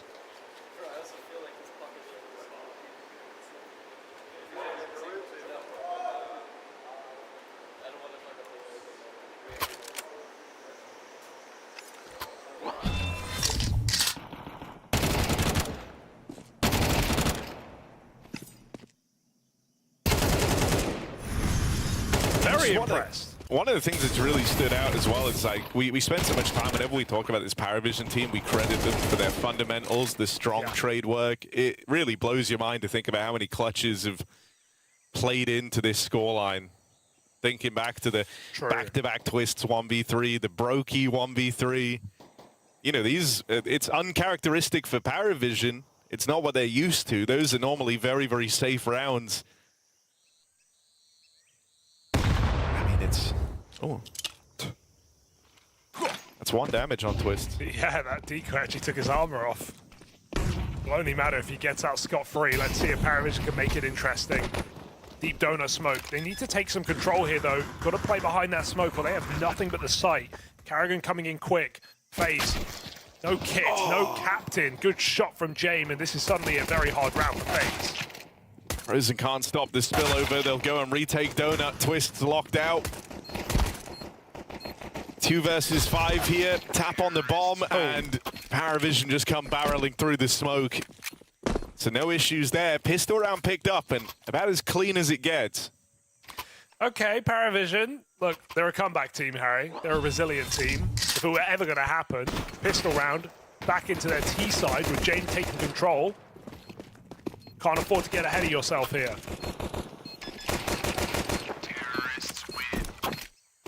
FaZe have been having fun, but this is where it really gets serious. And yeah, full eco. I like the call, knowing what they're up against. Just want to get those 4 buys in ASAP. Game on.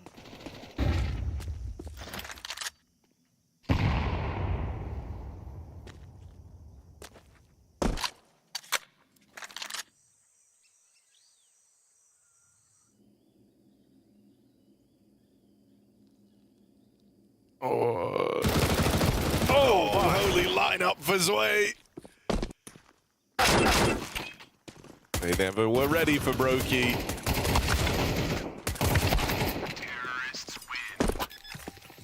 I gotta say, don't know what it is, but in the P2K versus USP war, it's barely a war. But USP just feels so much nicer up against bought players. Don't know what it is. Yeah, I know what you mean. That being said, I am the worst player in the world at shooting people in the back with a USP. Yo, okay, wait. FaZe have gone for the Fallen-esque buy, the half buy on a full rifle round. Look at this, guys. They full ecoed round 2, and instead of buying 5 M4s, they bought 5 MP9s. They're going to chaos in mid. They're going to crash. They're going to scrap. I'll explain why this works in a second, but right now it's not. PARIVISION double entry. FaZe still keep running. They go for the upgrades. They get AKs. This is PARIVISION realizing what they're up against. A hyper-aggressive FaZe. Jacob tasked alone with his B bomb site. Bomb is behind the door. Fake on A. Can PARIVISION pull all of FaZe over? Nota walks in. Off angle. Brokey ready. Another drop. Now they have to go B, and Jacob is still here. This has gone pear-shaped for PARIVISION. And bro, like FaZe were ahead of them in this entire 3-on-4. Not only the double A rotate, and PARIVISION were going back to A. They lobbed in a fake bit of util out here towards the B side. The bomb was in rotation.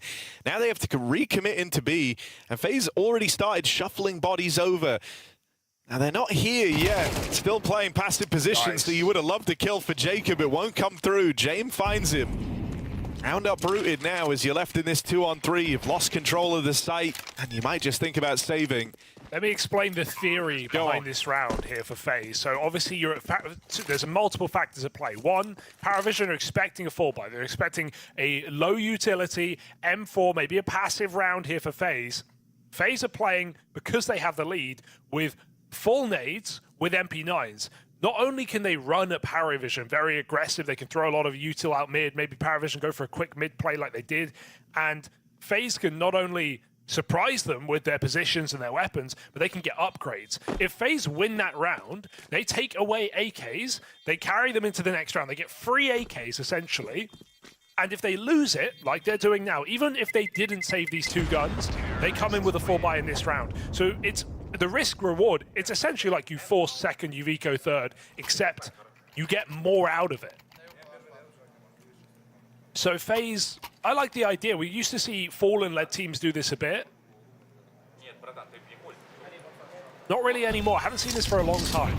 And, you know, I think you have to have a lead for it to really be justifiable. But FaZe getting a bit crazy. And hey, okay, it doesn't work. PARIVISION convert their pistol, but FaZe get away with 2 AKs. They have a lot of money. They have an AWP on Brokey. They're in a good spot.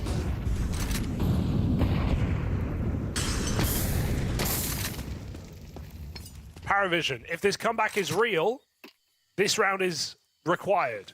It would put FaZe on their arse. And not in a good way. Walk down through the ramp. Okay. For Jacob and Carrigan. Flash play, Carrigan sent in. Him and Jacob both commit to that fight, and they're going to give away 2 entries in doing so. 2 for 1. Safe to say, not the way you wanted that to break. FaZe are thinking about saving. They're edging their way back to B, but slowly. Can they stop this? Because coming out cave with 3. Rookie waits for Belchanok, who doesn't need to play first. Smoke down on Rookie's position. FaZe, they've got a decision to make. Left the long angle open, so Brokey will have a sightline here. Smoke only just going down now. And a boost asked for Brokey, put up on it. Util just to delay this plant even longer. It's an unorthodox plant position here. Out of PARIVISION, and it works wonders. Means that Brokey can't spam them out of it. Twist. Smoke now fades. Oh no! Him and Frozen come through with a kill. Instantly they hear that that flash worked, but they leave it too long, and it lets Twist just tear through them, picking them apart, gets it down to the 1v1.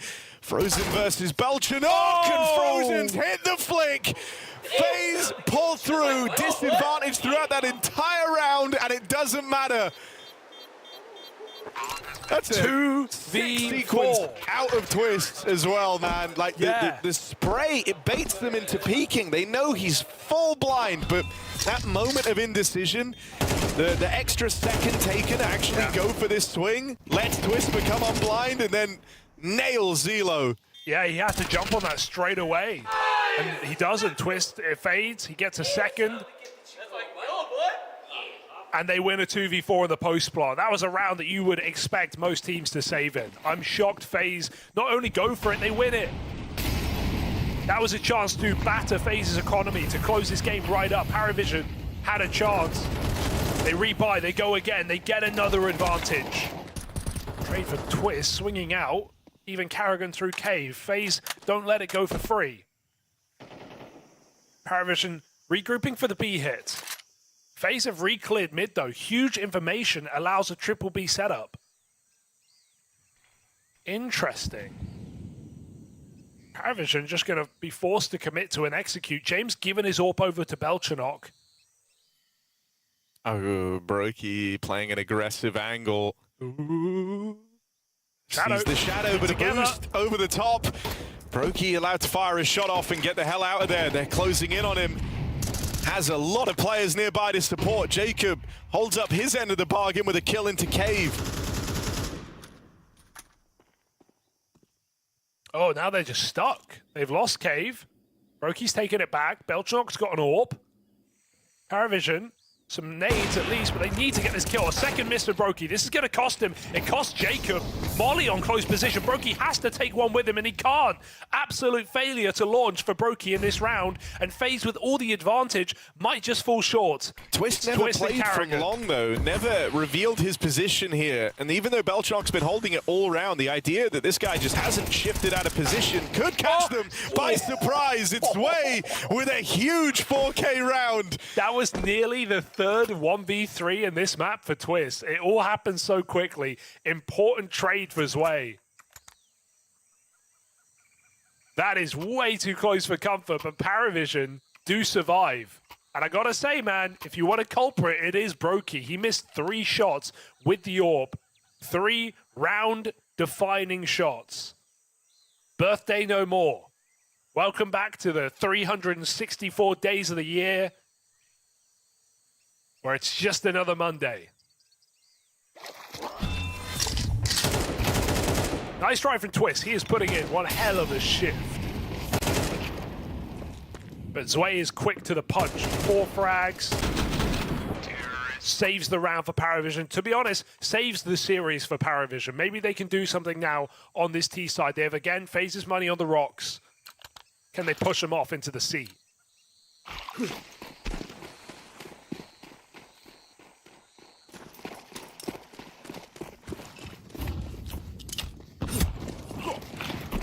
Oh, something up-tempo, something a little faster, and FaZe were not ready for a pace change. B-site falters straight away. PARIVISION taking them a whole map to really warm up into this series, but they're giving us the goods now on T-side of Ancient. Yeah, mark my words. This game just got serious for FaZe now. That was the chance to end the game, to be honest, that last round. It would have crushed PARIVISION's money. Would have put FaZe on 11. PARIVISION would have a hard decision to make. FaZe would be ripe to take this 2-0. Now, it's a very different game. Now you got to work for it.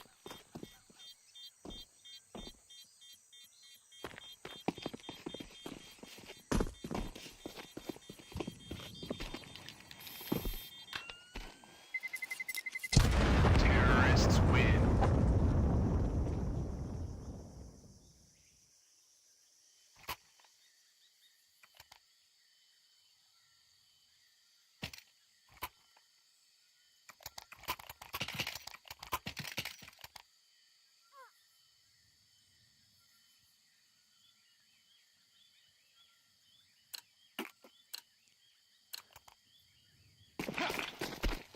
This is not the prettiest buy, but FaZe will have a full in the next.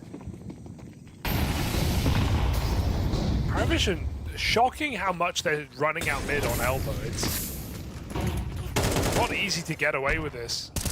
But FaZe don't have a utility to fight back, so Twist just spams from red. Double A, double B. PARIVISION looking for battery on this B site.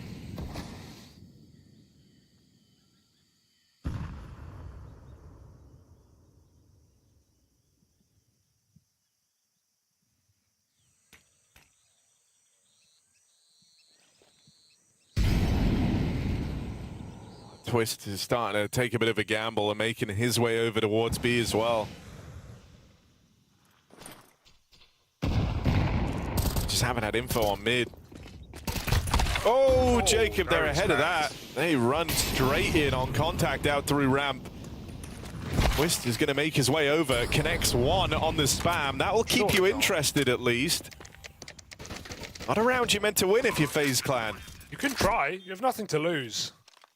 High round coming in the next. So yeah, that does give them a bit of freedom. Twist playing close, catches another. Velchanok will get past him and answers with a double of his own. Carrigan now plays his hand. Figured out in the cave, won't leave much of an impression. A shutdown from PARIVISION, and this is a one-round game. Yes, indeed, Harry. One-round game, but a full buy for FaZe. PARIVISION chomping at the bit, trying to wake up in this game. They came in so cold to Mirage, but it's a team that is so hard to put away. It's like FaZe in a lower bracket.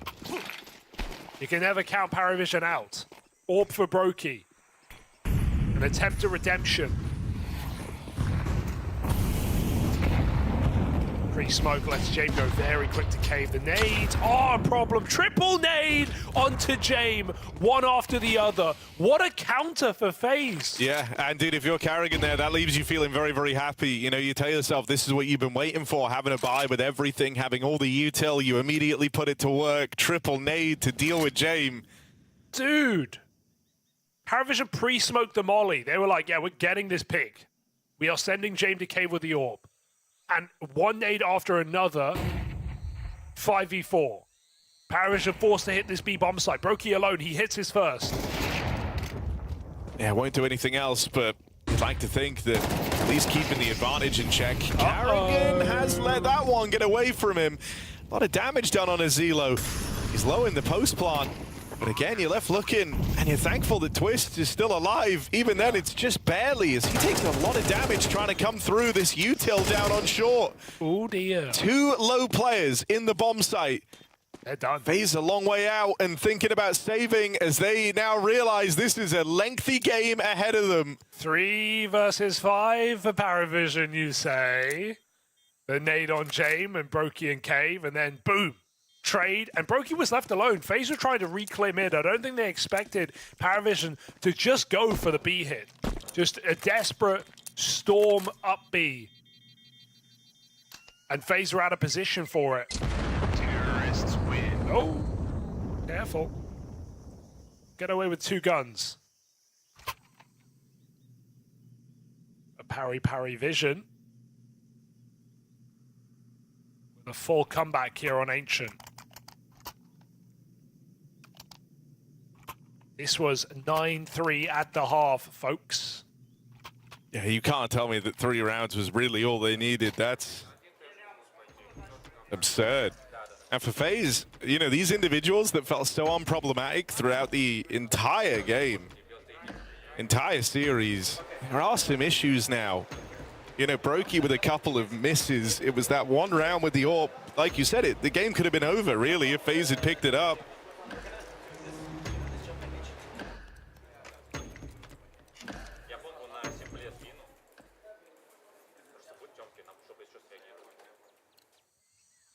But, you know, Karrigan in a couple of these moments let down a little after the great match he's given us. Jacob has been a non-factor here on the B site. Yeah, he's been getting caught a lot by these just surprising contact plays, getting punished with nades in hand. It's not been a good half for Jacob. Those twist clutches were a long time ago, and he can't bail them out, being the 3rd guy into B. Unless he starts them. Oh, nice try for Jay. But Twist is constantly scared of red. Yeah. I mean, you know, they've started to give up a lot more map control too as this game's gotten away from them. An attempt at some aggression here out towards main. Belchanot gets the spot. They've got to believe that they can get past him, and they will. Are they ready for the donut fight? Because PARIVISION are already through. Out in the site itself now, and a chance to backstab on both players here in main. They'll just get round the corner. Sway is still closing in. Realization comes too late, and they know that Frozen's back here somewhere. Bomb planted in the downtime. Frozen left scrapping, clearing out towards the ramp. They don't even get past Zelo. Left in this awkward 3-on-3, and with Frozen not netting another on this main position, you're left looking at Twist. 1-on-3. If this was earlier in the game, you'd say he's got them right where he wants them, but this is another round that just slips through the fingers of FaZe Clan. Dude, all the attention for Twist in the start of this game, and I think Zwei will get remembered as the guy who wins it because he found that 4K round on the B side to stop Twist's last 1v3 attempt, and now he finds his sick contact double entry into a flushing out Brokey and Frozen, both who are hyper-fixated on A main. Frozen had cleared it, and Brokey is still holding for a minuscule timing. Did not expect PARIVISION to just walk through Donut and come behind him. It's a nightmare moment for Brokey. Just not got the read right now. And PARIVISION propel forward into a 3rd map. They are 2 rounds away from Inferno, and that's when this series gets even harder for FaZe. I said it when they won that swing round. I said suddenly it's not feeling so good for FaZe, and it's gonna feel worse when Nota does that. FaZe get blocked in middle. Oh, this is off. This is done. This is fully over. They have fumbled this. They're running into each other in red. Couldn't even get out through that smoke. A very, very limp mid-take for FaZe, if you can even call it that. Ugh.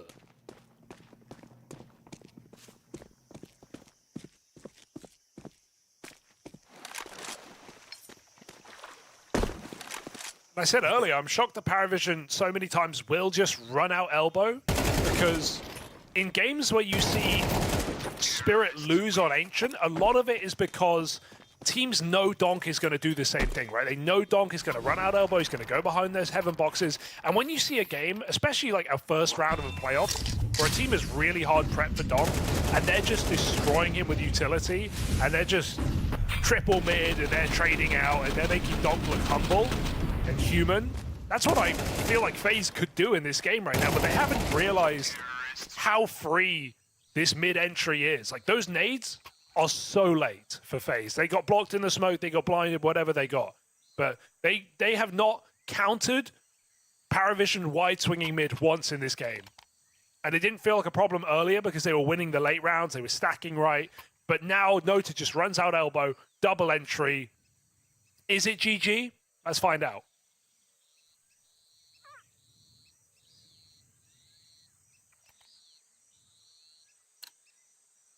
I mean, they've worked hard to try and put a AWP in Broky's hands again. But, like, you've got to deliver with it. You have to. Back to the mid-take, they'll deny that because PARIVISION are coming in with an up-tempo B round. This was how they started their streak, how they're looking to end the game and all. Jacob gets out with a double. He's at least done something in defensive B. Broky answers with a quick shot on that AWP. Legged. Low on health, he's brought down in that head-to-head. But a backstab on Sway. Timing now opens up. Frozen and Twist, both moving in. Broky might get pressured forward. He'll answer with all the kills. Where did that come from, Broky? Piss off, dude. You can't troll the game and then win round 23. He's trolled so many rounds, and he just saved FaZe. From a third map. He was what, 6 HP that whole time? Yeah.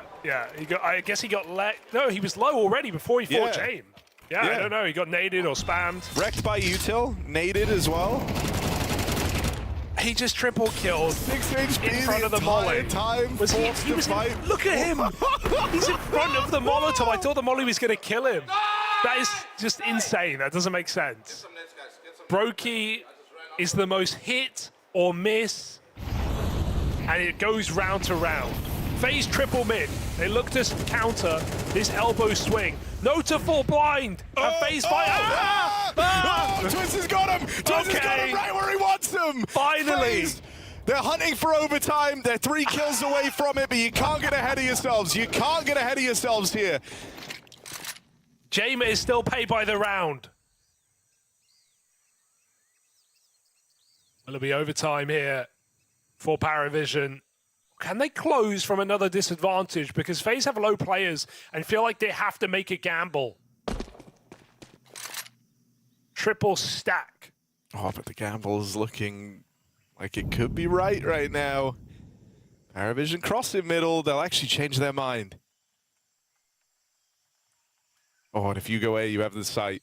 But FaZe are already making moves, right? They know they could lose this by gambling on the wrong end of the map, so they come through with aggression. They go and take lane. James giving it a glance down towards ramp, and he's got the spot that they went aggressive. Twist. Needed something from in there with Red Room taken. They're ramping B, they're going into Broky. This AWP again in the position to do it for FaZe, but he can't answer the call. Now it's Jacob. They won't be ready for another player. They're not ready for the last man. It's down to this. Overtime or bust, and PARIVISION just walk it home. Just barely after a 3-round first half. You thought they were done. You thought it was over. They pushed it all the way over the line. The full 24 rounds needed, but they say no to extra time. Into the stack, player after player catching them by surprise, and still they ice out the round. Paid by it into a third map. They're going to get a little bit more Counter-Strike this morning, as James and PARIVISION keep this game going. This had absolutely everything. This had swings, this had misses, this had clutches, this had comeback for PARIVISION. What an emotional roller coaster in this second map. FaZe could have just straight up won it, and I again want to give that credit to Zwei, because some of his late game multi-kills won this for PARIVISION. The 4K on the B site and the 3v5 to stop the Twist 1v3. The double kill in A main when he walks through Donut on contact. Some of these rounds for Zwei. Of course, it's PARIVISION. Everybody puts in a shift. Everybody finds their moment. Nota out middle. James in that last round, but still, I don't think if Zwei doesn't win that round at 10-7, this is a 2-0 for FaZe. Now we go to Inferno. Uh-oh, folks. PARIVISION are favorites. Dude, I also think it's worth mentioning, like, the Belchinok recovery arc was crazy, right? Mirage 2 and 14. He got barely dodged the Belchinok frag movie, and then he goes on to top perform here on Ancient, just with, you know, just kind of quietly doing the work in the background, it felt like. Man, what a series this is shaping up to be. Twist might have had those string of clutches, felt like he was a safe pair of hands in every late round situation. It doesn't matter. And you are left thinking about that one round, man, that Zoe 4K round. That could have ended the game. This would have been over. We would have been saying FaZe are a series away from the playoffs. But instead, we're going to Inferno as our decider. And I mean, now it's all in the air. This is PARIVISION with a bit of wind in their sails, you know. Starting to pick up some steam, starting to find themselves in the series after a slow start, and it's their whole specialty, you know, their whole thing is, it will take our time, we'll win when we're ready to, but you can never count us out. For FaZe, now you're a little nervous. They've just lost their golden opportunity to have closed the series and have to reset and do it all over again on Inferno. Yeah, I don't want to be the bearer of bad news, but this is suddenly massively favored to PARIVISION, right? This is a map that we've seen them look really, really solid on. It's a scary finale for FaZe. We'll have to see if they can earn it in a third mapper or if PARIVISION have got that dog in them come Inferno.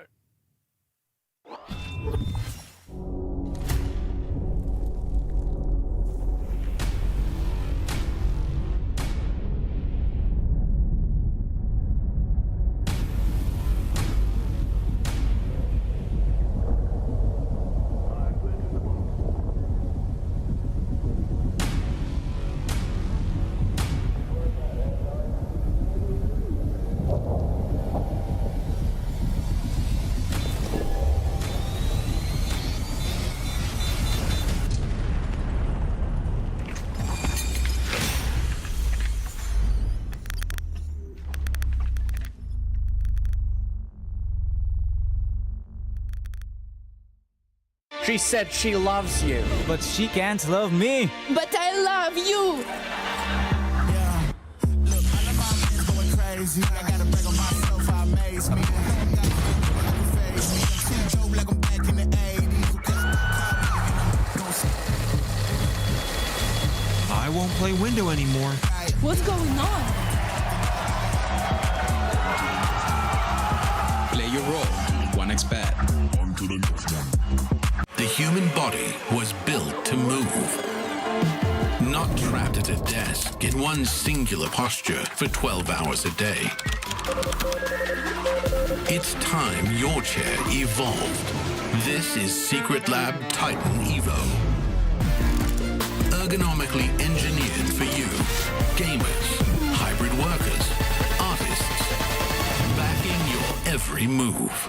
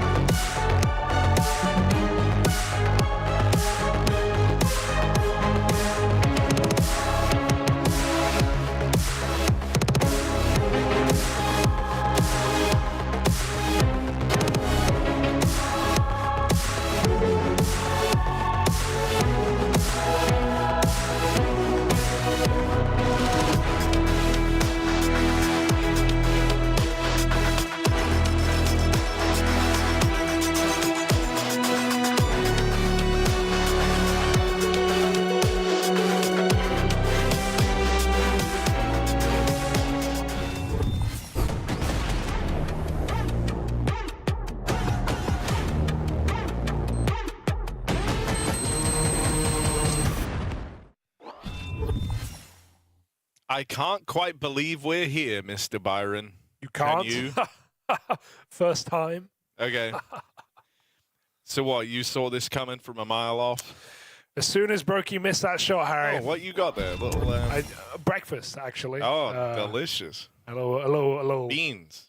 Bean juice. A little dark bean juice with no calories, Harry. That's my breakfast, because I'm eating good in this series right now. I'm enjoying some Counter-Strike. I was famished, but now I'm fed. Now I am nearly full. All that remains is the third and final map of Inferno. Do you think it will satiate you, Harry? I hope so. I hope it does. I mean, this whole series has been great. It's had a bit of everything. You know, you kind of rounded out last map saying it's had it all. It had swings and misses, clutches for Twists, for Brokey, strong performances, the classic PARIVISION, resilient, shining through, big, monstrous 4Ks from individuals in the PARIVISION squad. And now it's all going to be settled on this Inferno. And, you know, we're kind of at the verge of something pretty cool. It's either FaZe Clan showing up and being just a game away from the playoffs, or, you know, we're going to have PARIVISION demonstrating some tremendous resilience in the last 2 games they've played, right? Because the G2 match was a similar story. They got swept to open it up, wasn't particularly close, and then they went on to recover hard throughout the remainder of the series. And I think that would do marvels for this team. If they are to make another playoff berth happen, they'd be just a game away from it. Yeah, I think it's a scary position to be in, because not only do you know, if you're FaZe, that you kind of choked that game, but PARIVISION know that they've just come back. They can remind themselves of yesterday's series where, okay, yeah, they look like asleep on Mirage. They weren't even in that game. Even Ancient started horrendously wrong. But they can remind themselves, guys, we literally did this yesterday. Look at them, they're chuckling away. They're smiley little guys right now because they know they have this game in the palm of their hand. They just have to play how they did yesterday. And right now, PARIVISION looking as good as ever, as FaZe have to recover from an ugly loss. 2 very different positions. This game puts you within touching distance of playoffs or elimination. What's it gonna be?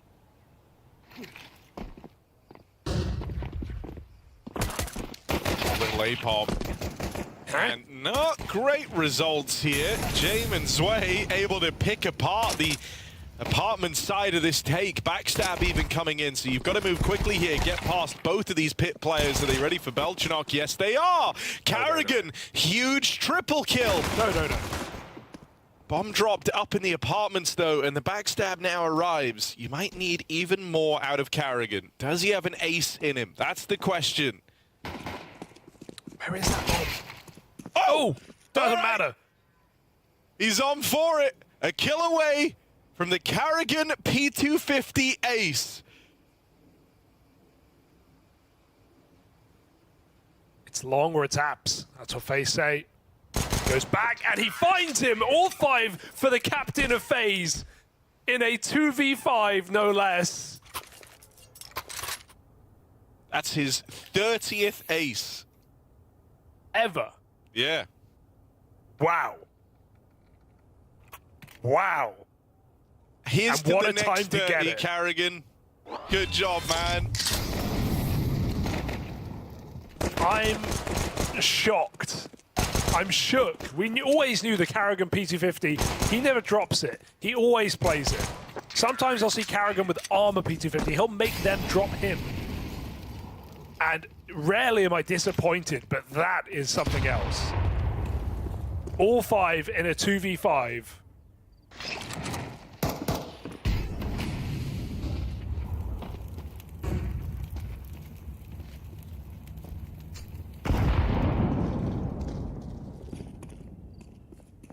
Well.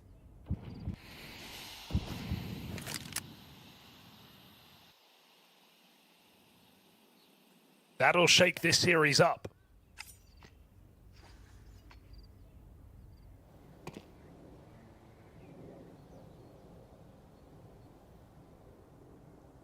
easy for Goat again. Let's go back to Karagoat. I think it rolls smoother. And they're dodging the stack here. PARIVISION too strong out towards this A side of the map, but back turn. Oh, twist! Able to complete the 180. James now calling for rotations, but PARIVISION know this is around. They won't attempt if another kill were to come through. Still showing a bit of interest right now. They're going to go looking for Twist, who hangs around out on the long side. I think James just takes that SMG and gets the hell out of there. Yeah, a couple of guns, but no chance of the round here. Locked out.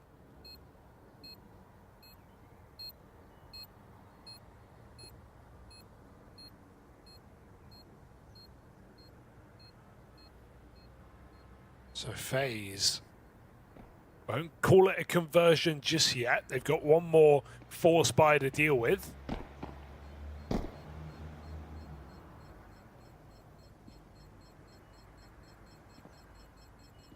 FaZe fans praying. Terrorists win.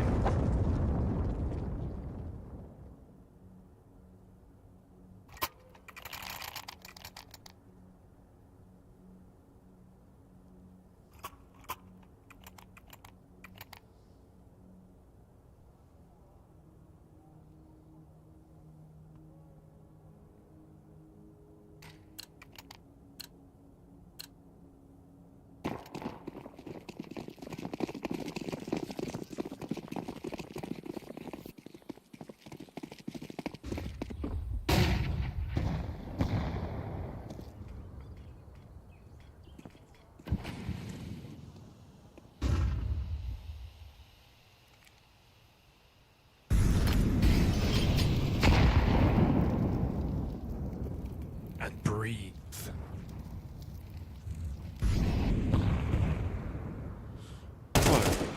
Frozen just got a lot of info. He saw 3 sets of nades come over towards Banana at the same time. Now hears that they're taking the space as well. I feel like this just makes you follow through on the A play that much quicker. You know they were deep committed in through Banana. You know they were looking for the fight, and you're expecting there were numbers here as well. They'll start to arrive early. Jame already dealt with. Sway remains as the only kind of bastion out here in the apartments. Holding out some hope for him with some of the multi-kills this guy's given us. FaZe will just smoke him off. They have lost Carrigan out there on long, and Sway good for the turnaround. This one's got legs on it. FaZe bomb planted. 2 on 3 and a lot closer than they were ready for. Chance to chase down the low HP Zelo over here. Brokey should have this one dead to rights. Oh my god, he didn't. Zelo, how have you done that? I need to see that. Brokey was just sat in front sight waiting. He knew he had him on low health. He knew he had him a shot from death. And Zelo not only kills him, he follows up to Twist in the pit. How?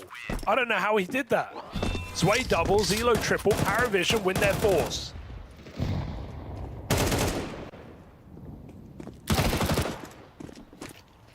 Make it make sense. Oh! Oh! Looks so easy when he does it. I'm shook.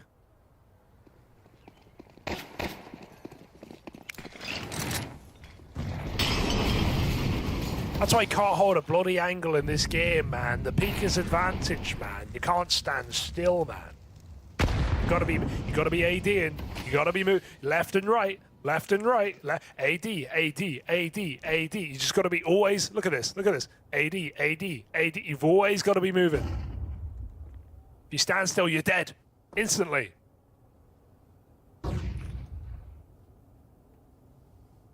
Ain't that right? I mean, yeah, as demonstrated quite nicely. Oh, flash. Double flash.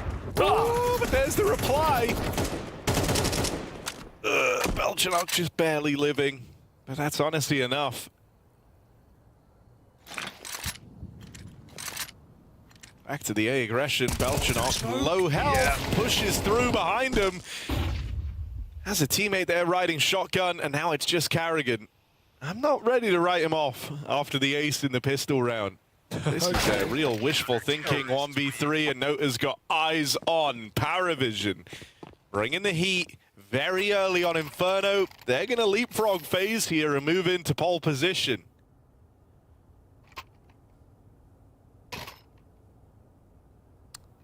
Frozen's had enough. He says, guys, could have won this on Ancient. I'm out of here.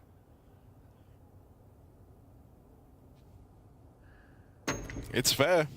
No one's arguing with that. It's fair. What is this bug, Harry, that we're getting? We had it at Krakow, now we have it at Cluj. And, you know, before you blame production, it's a CS bug where you change POV and you get giga-whited. You're seeing it. We're all seeing it, okay? We're all seeing it. Where that's coming from. Where's this come That's from? been multiple events now. It's back-to-back events. It's an in-game bug. Because it's an old-school bug. It used to happen in, I swear it used to happen in CSGO, but like super rare. Or maybe it was CSGO, I don't know, but it's very annoying.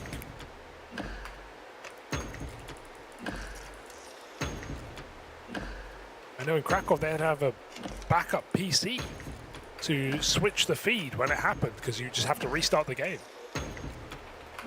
Very annoying, guys. Flashbangs aren't that good.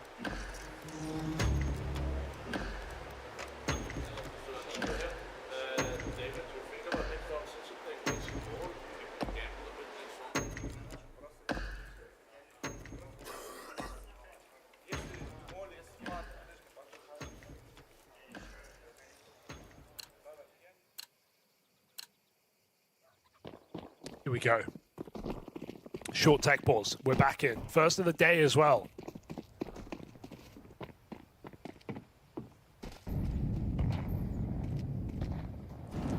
Smooth start here for PARIVISION, recovering with their force buy.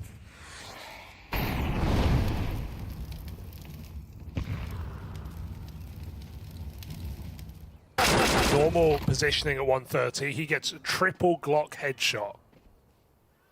How did he even get there, Harry? It's 1:30 and he's T-ramp. Yeah. Barely even past lunchtime. And now Frozen as an AK. I mean, like, you maybe could win this round, Hugo. No one wants to think like that, but... You can win every round.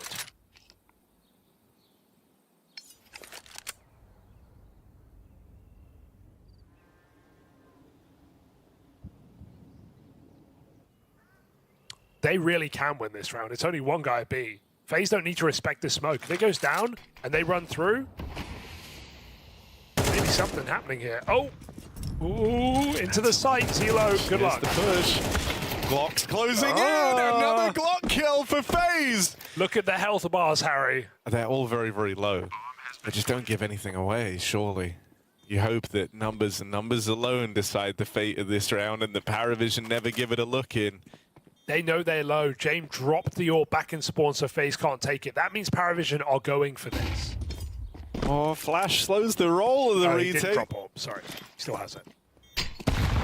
Nade's good. Brokey dead. That's one of the guns gone. The Glocks might have even more to do, and they'll do it. Jacob, how many Glock kills against fully bought players is he able to get? Turns out two's the limit. Comes down to Frozen to clutch this. James has to nail this shot on the AWP, and he can't. FaZe! No money, no weapons. They get it done with Glocks. 5 Glocks, full eco, no investment, complete round win. Absolute robbery for FaZe. PARIVISION may have won a force. How about the 5 Glock? You would bet your house on James hitting that shot to cover the defuse. Well, FaZe blow it all down. Frozen, big clutch.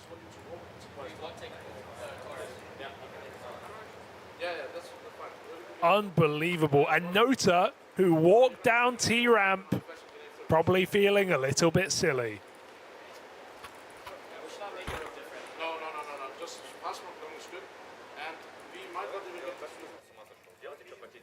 Oh dear.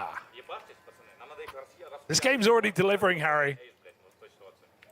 Carrigan Ace, PARIVISION Force, FaZe full eco. That was triple Glock headshot for Frozen, and it's the AK. God, what a stunning kill for Jacob. And it's the AK he picked up that he puts on the 1v2 with.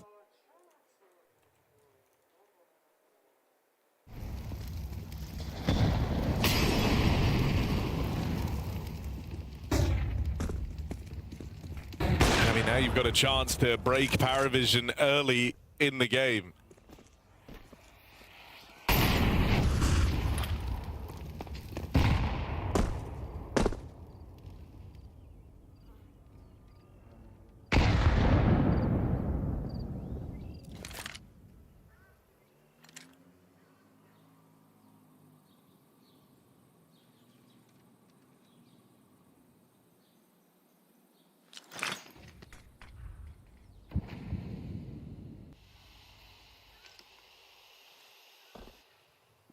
Go. I'll flash in. And it's only Zelo here. He's locked out by the util. I feel some temptation to try and get a fight in behind this molly, but that's exactly what Frozen wanted. Smoking it now. Natus grabbed the gun, and it might just be a call to save here. PARIVISION, if they go for this and come up short, they're left with nothing. So again, just picking the right side of the map, getting that one kill, it's enough. Here's what I'll say about FaZe today. It feels like they've game planned really well. Like on Mirage, they had the read every time on what site PARIVISION were going to hit. They had the stacks in the right places. Yeah, okay, they choked Ancient or whatever. Here on Inferno, just knowing what setups PARIVISION are running, abusing this B bomb site, realizing they're playing one-man B holds in a lot of these gun rounds is pretty typical for PARIVISION. And when you break the timing by popping through the B smoke, PARIVISION don't get to use their util, they don't get to support flash, they don't get to get a 5v4 and play retake, they just lose a man, and they lose the site, and they have to save. FaZe working out the most efficient way of winning the round. That's a very cheeky call. PARIVISION are gonna have to adapt. Gotta watch out for this contact B. That's twice now FaZe have done it.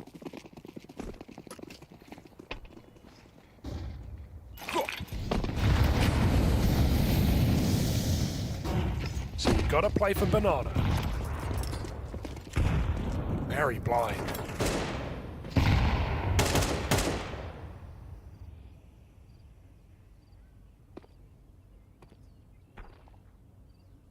Zelo at least has support.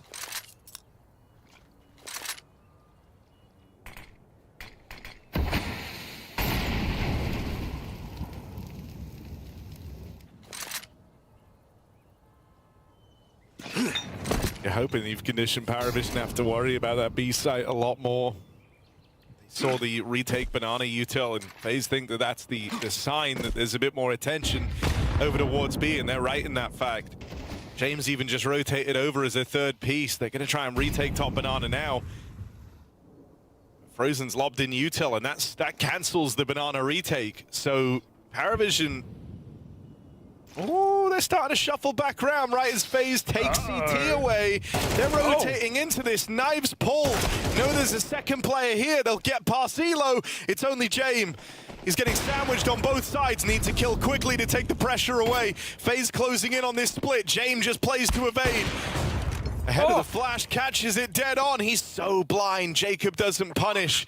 Now relief is on the way. Beljanok is closing in. James doesn't wait for him and takes that fight head on. It's Brokey throwing into a 1-on-3.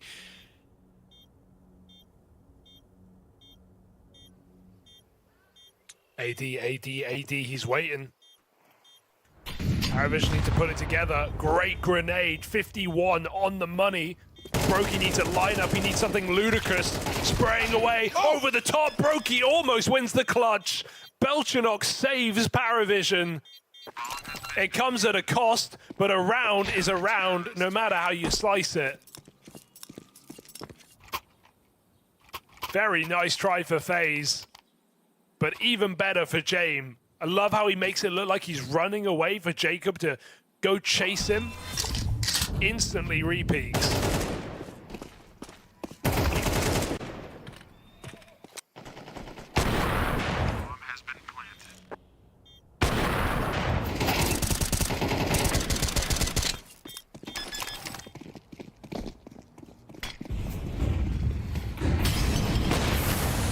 And there he is, back with another.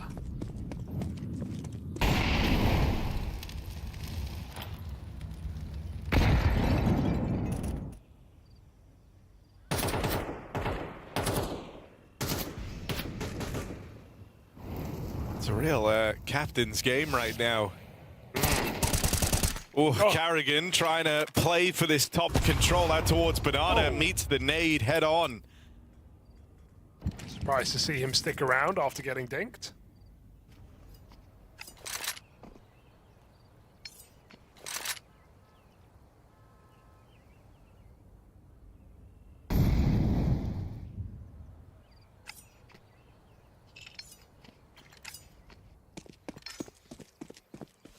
Notes are rotating. FaZe still believing they can win in the 3-on-5, and that's off of, again, a Taking weakened the gamble again B-side. of 4 players over the way. And these feels like an solo holds unnecessary haven't gamble. been super reliable. Yeah.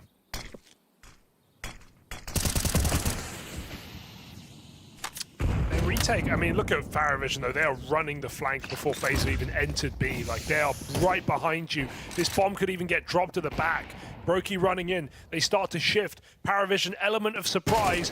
Bomb denied, and FaZe now, it's a death match in this B bomb site, and it's just death. There is no match. Not for this PARIVISION 5 alive round. Everybody stands tall. Quick flank.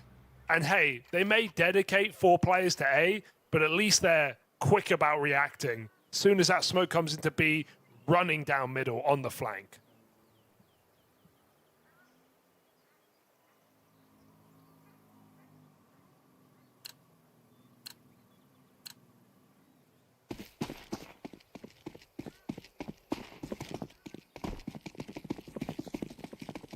Fortunately, FaZe have bought Deagles. If they had Glocks, I'd say they have a chance.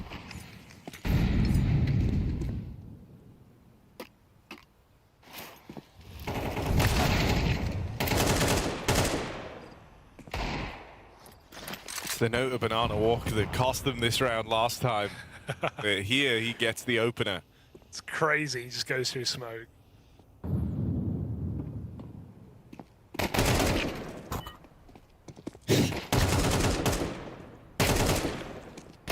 They're not having anything happen this time. Making sure of it. Oh, Jacob pistol go. Ah. No crazy Deagle 1v5, sadly. PARIVISION moving into the lead. A very tricky team to put away.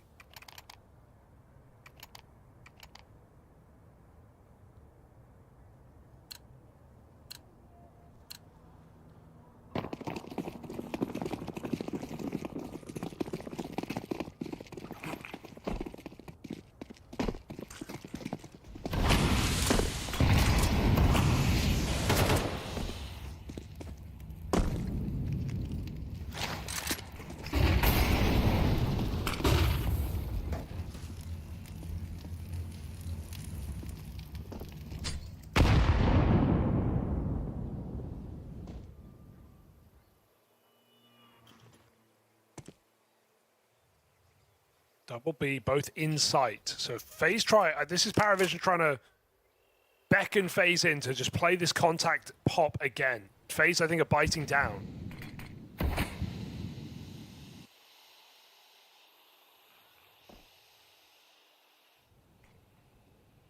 Oh, he really wants that nade back, but not worth throwing the whole round away for. And one in spawn at least. FaZe blind, still going in. Just gonna commit through the molly, through the util. Zelo gets the chomp down on 2. It's a response for Jacob and Brokey, but they are very wounded. They're hurting here in this post plant. Brokey especially. anything Brokey can get out with is super valuable here, as the round largely going to fall onto Jacob's shoulders.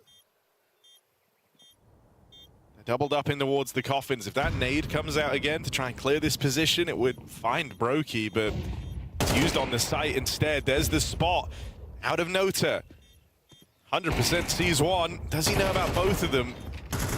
Jacob keeps his attention on the site. Brokey battles forward, and this round is coming in for FaZe. James decides it's not worth playing for, and that is a very unlikely round. But FaZe seem good for these man disadvantage rounds to come through. It's another example of it. Just that duo there. Yeah, very impressive. I don't think Nota got the info because PARIVISION was still looking at Banana, still looking at backside, and they find out the hard way with a shot to the face from Jacob.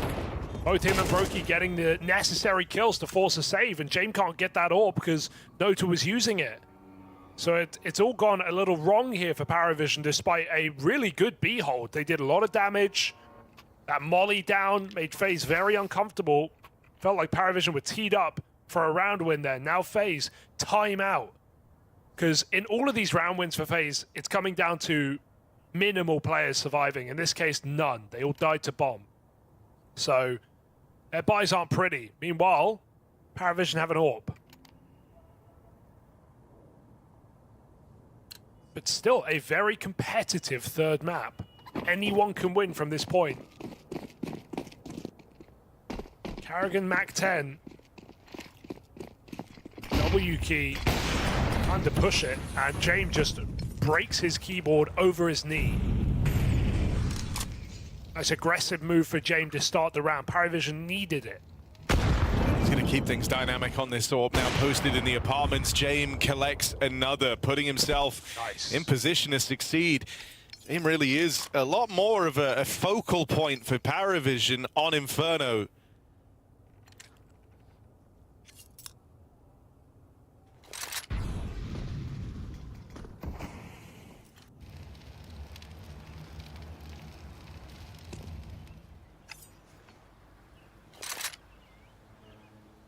Back to the G2 game yesterday where James went absolutely massive.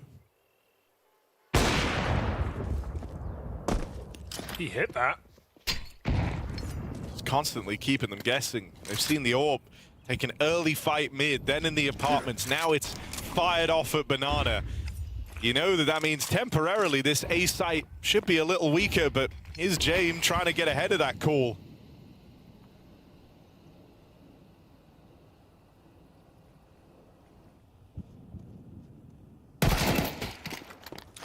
James went 17-2 against G2 on CT Inferno yesterday.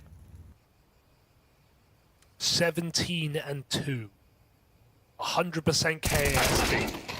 Oh, he's finally put down here. Brokey's followed up. No way a 3v5 transpires, but nade or bomb pull, not nades. Brokey caught. Frozen can't clutch today. They're quick to the punch. Oh, that's a surprise to see them pull the bomb out without clearing everything. Little mistake that cost FaZe a trade that could have opened up the round. It was a 3v5 either way. James, a real nuisance since getting his AWP.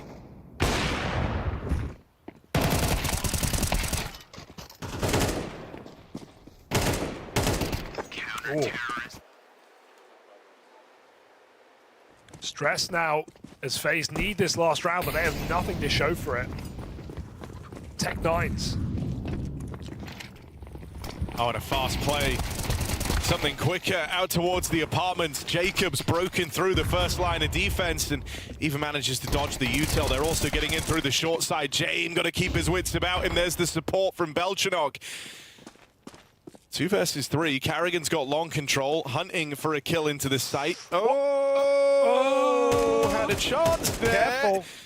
Oh, and he will get it. James been tapped out on the wallback. Karrigan, no way! What's James doing? Why is he climbing up? His teammate's calling him at long. They hear him running. All right, round's not They're done. low health. Round's not done. They are both wounded. Both low. 2 bullets can end this for Zelo. Good volley. Moving in at full HP. Spam connects onto Karrigan. Brokey's gonna play for distance. And looking for a B-side plant. This one's gonna come down to a retake. I like this for Brokey. It's very nice. decisive move. The penny drops too late for Zelo, and now Brokey can be anywhere. So the mind game has begun. Zelo will clear out Banana. He has a smoke, but Brokey picked up the nade, Harry. That was in dropped spawn. for The PARIVISION, left. So if Zelo tries to smoke defuse, Brokey can break it open. He's not in a great position right now, but he'll hear the steps, he'll move in. Gonna try and play ahead of this. Brokey thinking about it, thinking as to whether or not he wants to fight here and now. Lets him go for that defuse. Nade blows the smoke open, but it's all part of the mind games for Brokey. Now just needs the spam to connect, and there's the clutch. Another disadvantage round for FaZe Clan to see them through to a 6-round T-side. They tie things up. They keep map 3 competitive. Dude, super sick round out of Karrigan as well. That triple kill on Long, I don't know how he gets James. I don't know what James up to. Climbing up in the open, maybe miscommunication. Karrigan follows up to Belchanok, and this is a stressful match of Counter-Strike right now. Little mistakes making big issues for both teams. Also, a little factor about Brokey throwing in that nade and then not peeking. It seems almost silly, but it's so smart because he knows Zelo will get off the bomb when the nade comes in. He hears the nade come out. Zelo stops the defuse. That's all Brokey wanted. He doesn't want to give the fight away on low health. Yeah, it still comes down to chance spam, but Brokey secures the round here for FaZe.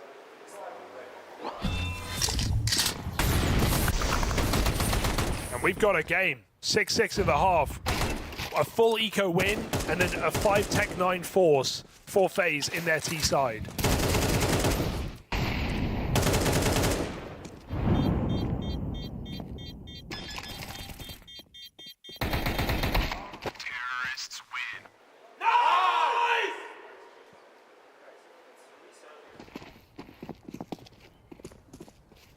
For PARIVISION, oftentimes you can count on them to put up a strong streak of rounds on these CT halves. It's where you get a lot of mileage out of James.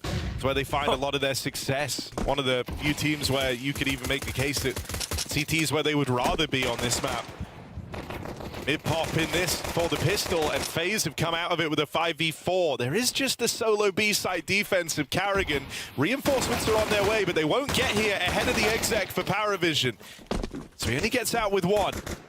Retake players now arrive. Twist's first on the scene, trying to stop them from crossing into the back of the site. Right now, you know you have them trapped in a pool and around this bomb. That's an awkward string of misses for Frozen. Twist at least makes up for it.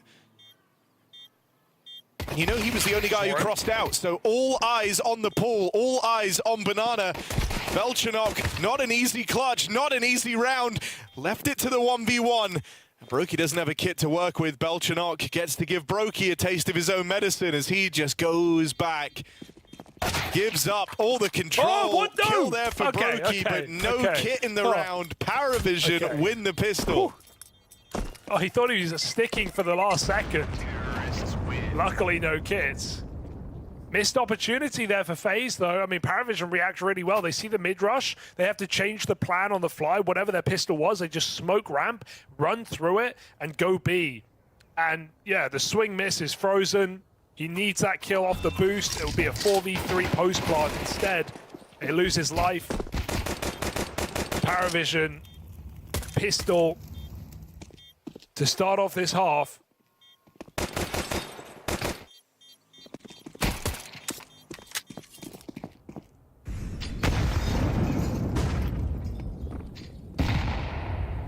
That is only their second pistol in the series.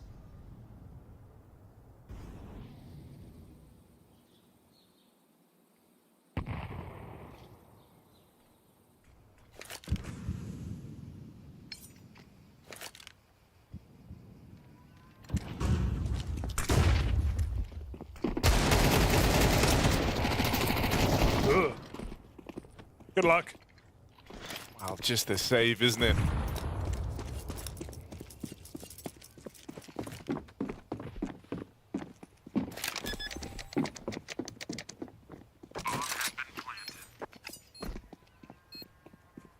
All right, a chance to run it back with the force in the next.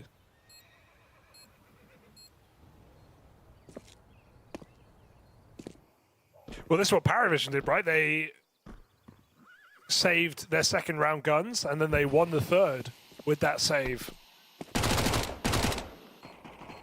So they know how potent this could be. That's why they're looking to chase on the MAC-10s. And honestly, that's pretty good for FaZe. Chance to go and hold on to some SMGs out of the round now. Still need to survive. CeeLo putting that up for debate, and Carrigan dies to the bomb, bro. He was banana. He was in the smoke. Inferno continues to be a menace with just the distance of the bomb. He was on orange box. Yeah. How did he die to bomb? It was a backside plant. It was like the closest plant to me, but that's still crazy, man. What? And he had what, 8 health? It's not. If it's like 1 HP. 3 health. Oh, it was 3? He had 3 health. Well. He's on orange box, and he dies to A bomb. That's still crazy, man. Don't tell me. Don't say well. That's crazy. Well.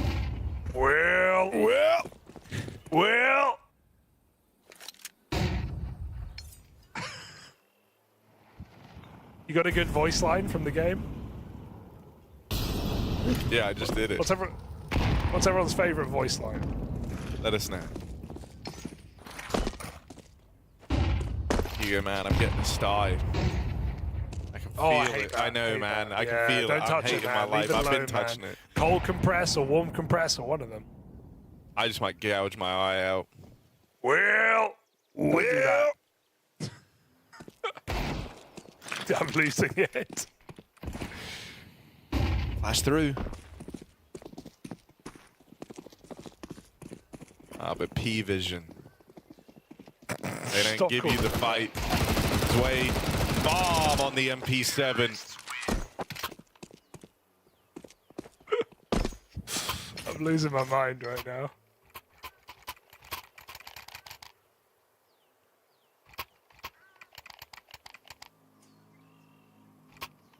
I'm waiting for voice lines, but no one's written any. I'm getting pounded here. That's a good one.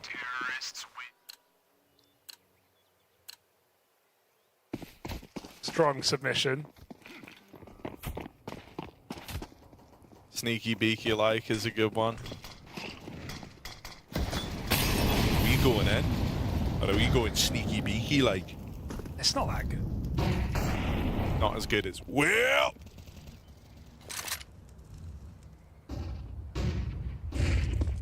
Aggression down through banana.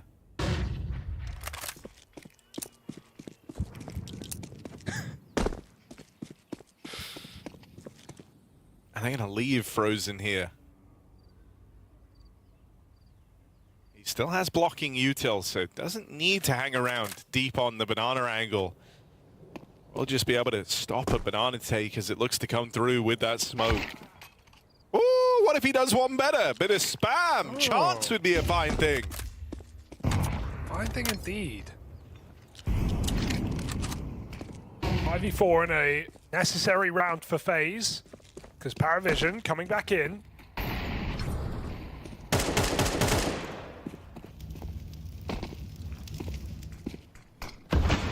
Banana taken back.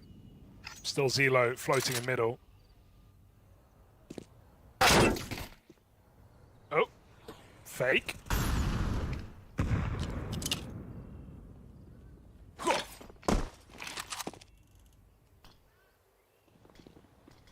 Can he block it?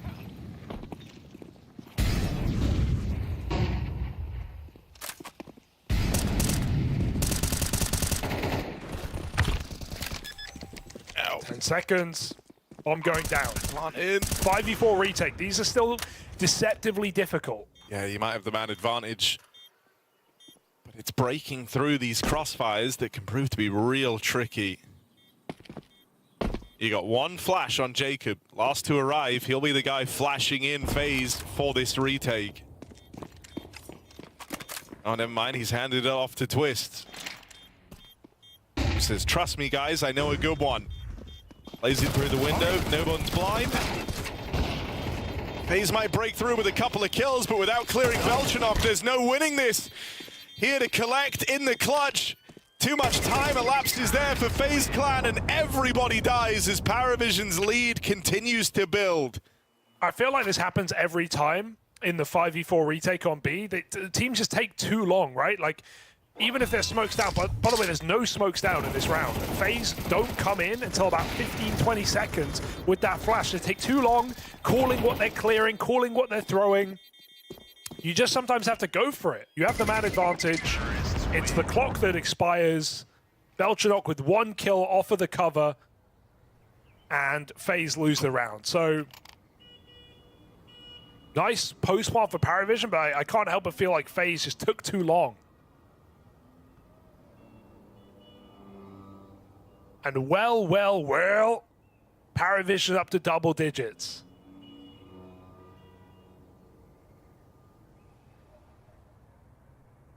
This was what we prophesized after the choking that was Ancient.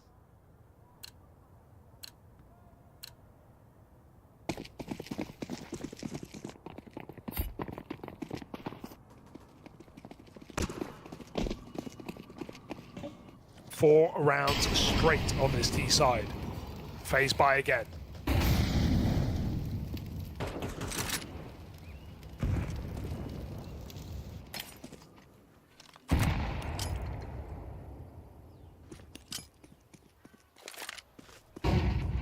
And I think, sometimes it can be tricky for FaZe because they like to hinge on, these kind of calculated risks, picking and choosing their battles, but choosing them all the same. And it's hard to do that when you're staring at a deficit like this one. It's when you try and slow down, you end up kind of playing PARIVISION's game.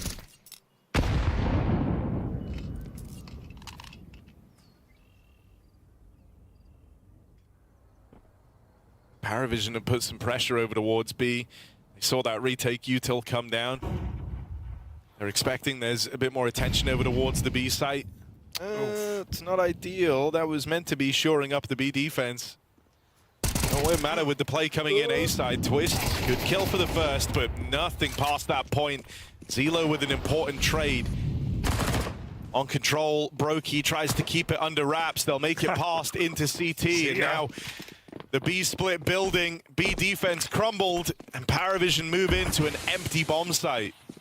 I love that from PARIVISION, just seizing the gap. Entry for Nota at just the right time, cleans up on B, and they run it through the smoke. Block as well. I think FaZe might have to save. I don't think there's a way. Kit on Brokey, smoke on Jacob, but walking away, it's the right move.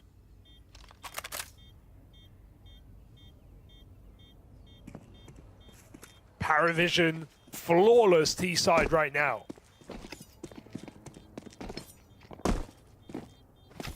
Jame walked, so his team could run. Terrorists win. And FaZe are in crutches.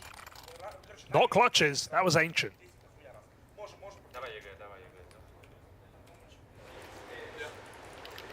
Another victim of Jame walking.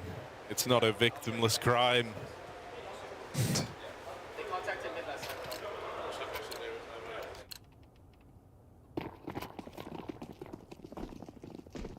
Is there any hope here, or is this just PARIVISION doing what they do best? I mean, coming back late in the day. You've got to respect the resilience of this PARIVISION team, man. Yeah. And it speaks to this idea, again, just of their fundamentals being really solid. If it's all built on a sound, solid foundation. Ooh, even this one here started off great for FaZe Clan, but the trades have come through in spades, and now they're giving chase on the lone gunman of Jacob, who's only got a pistol to defend this site with. Main gun was out of ammo, so it's down to this 2v2 retake. Quick flank in at least. Carrigan trying to lead the charge, and Frozen right there behind him. Good to keep FaZe on Inferno that much longer. Shocked. Trades felt like they were enough for PARIVISION getting a bomb plant in a 2v2 like that, but important clutch for Frozen. And no celebration for FaZe because they know that's got to just be the beginning. They got dealt a bit of a freebie, an explosion out mid for PARIVISION. A unorthodox change of pace that definitely could have just ended the game here and now, but Frozen prolongs one more on this CT side. Breaks that streak.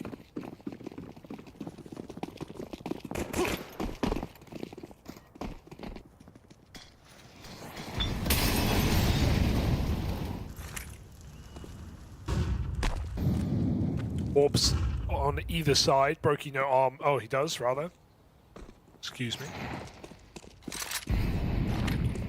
I want FaZe to go down without putting up any type of a fight, so reassuring in the last one, but this is their chance to try and make the tail end of Inferno interesting. Swing and a miss here with that last one coming down to a clutch, leaves you broke, leaves you with nothing, and actually sets PARIVISION up for a pretty easy waltz over the finish line. So sure, you won the last round, but this is the true battle. You're a long way off of winning the big picture. And this B site has just been the answer for PARIVISION time after time, right? Even with advantage phase, unable to retake, often unable to hold. Are they going to get caught off guard again? They have been. Play through for PARIVISION. Karrigan swings on him with a double kill.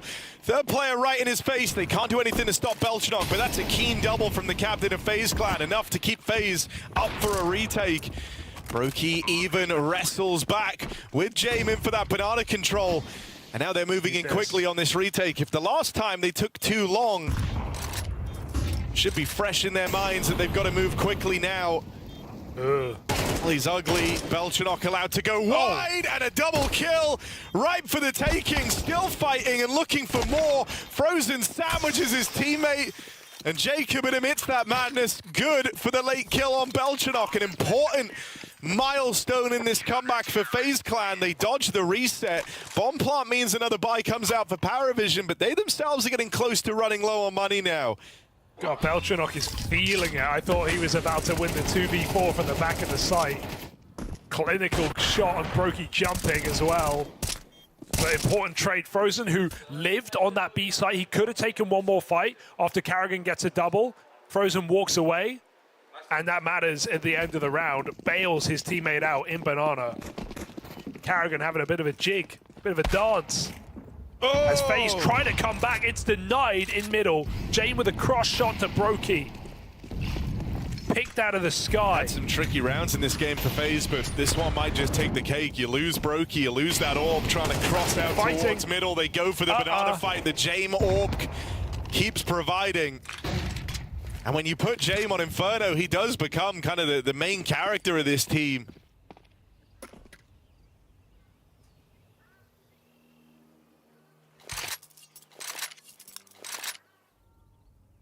Now it's just a, look at this. Karrigan's gambling. He's hoping he can read it right. But PARIVISION, if they just walk into B right now, it is match point.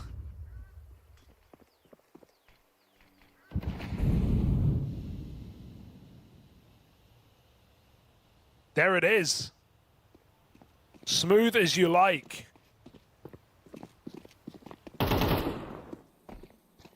Karrigan trying to nade the plant, but not enough damage done. And it falls short anyway. Jame opening kill yet again, and it has resounding implications.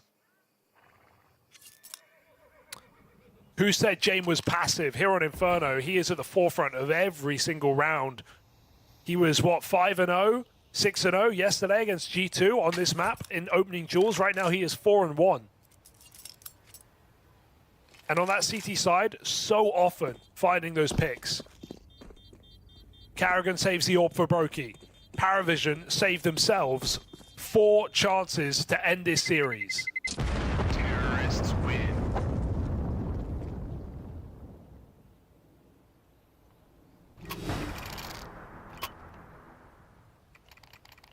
And all I can think about is that 9-3 ancient half. Yeah, it really is just the story of this PARIVISION team. If you miss your opportunities, you don't get given many, you know? Like, what starts as maybe an easier game can end up being one that leaves you feeling frustrated, tired. This one has gone the distance. Takes a lot out of you. And just that idea, that thought that you had them right where you wanted them. You had a 9-3 half on the second map, but unable to close. And if you give PARIVISION a shot like that, they're always going to take it. They're always good for it. Yeah. I don't know what I just seen so much PARIVISION and so many comebacks. I felt it. I think it was 10-7 on Ancient when they lose a really awkward round. Something in my head just said, "Yep, PARIVISION won the series." At that point, Inferno was never going to be easy, but this CT side has just been lackluster for FaZe, and PARIVISION right there, looking to reach out and grab it. Brokey, risky fight in middle, volleyed off. PARIVISION let FaZe use their util. They sit at ramp, they let it burn.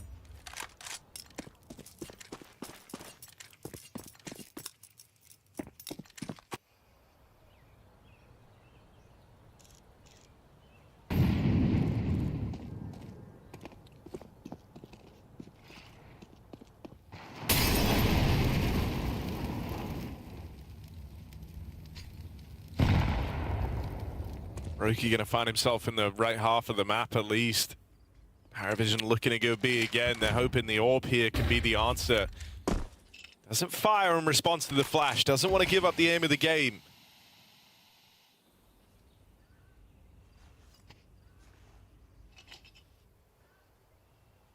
They're getting lined up. Ooh. This is a good molly. Frozen's gonna get burned out.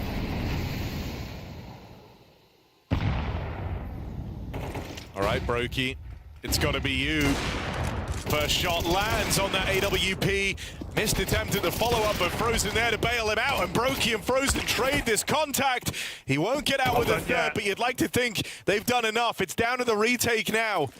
3 kills in defensive B. Jame will enter this post-plant with an AWP in play. Uh-oh. He's been instrumental in so many of these rounds. Jame with the spot out towards the spawn. They'll meet him back with a nade.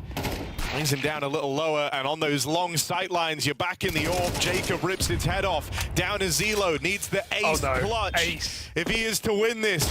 Flash knocks him off the angle, and that allows them to move in. FaZe keep fighting. They're refusing to give up. Counter-terrorists win. Terrifying round here in the B site. Brokey at least delivers his double. You can never get comfortable in that post plant, but Jame is in a really uncomfortable position. And PARIVISION just feel like they have to take that deep fight to get him out. FaZe live to fight another round.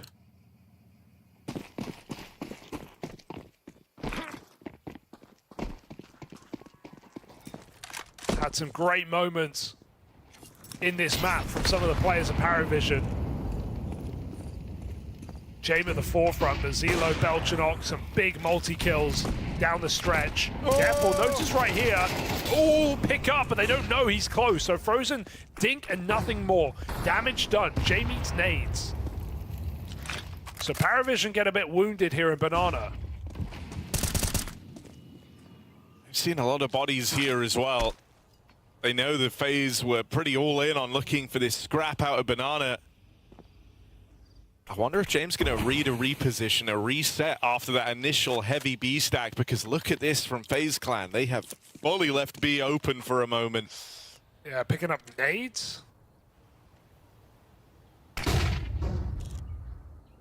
Flash was good. They hear James scope in on that AWP though. And Molly used to force him back.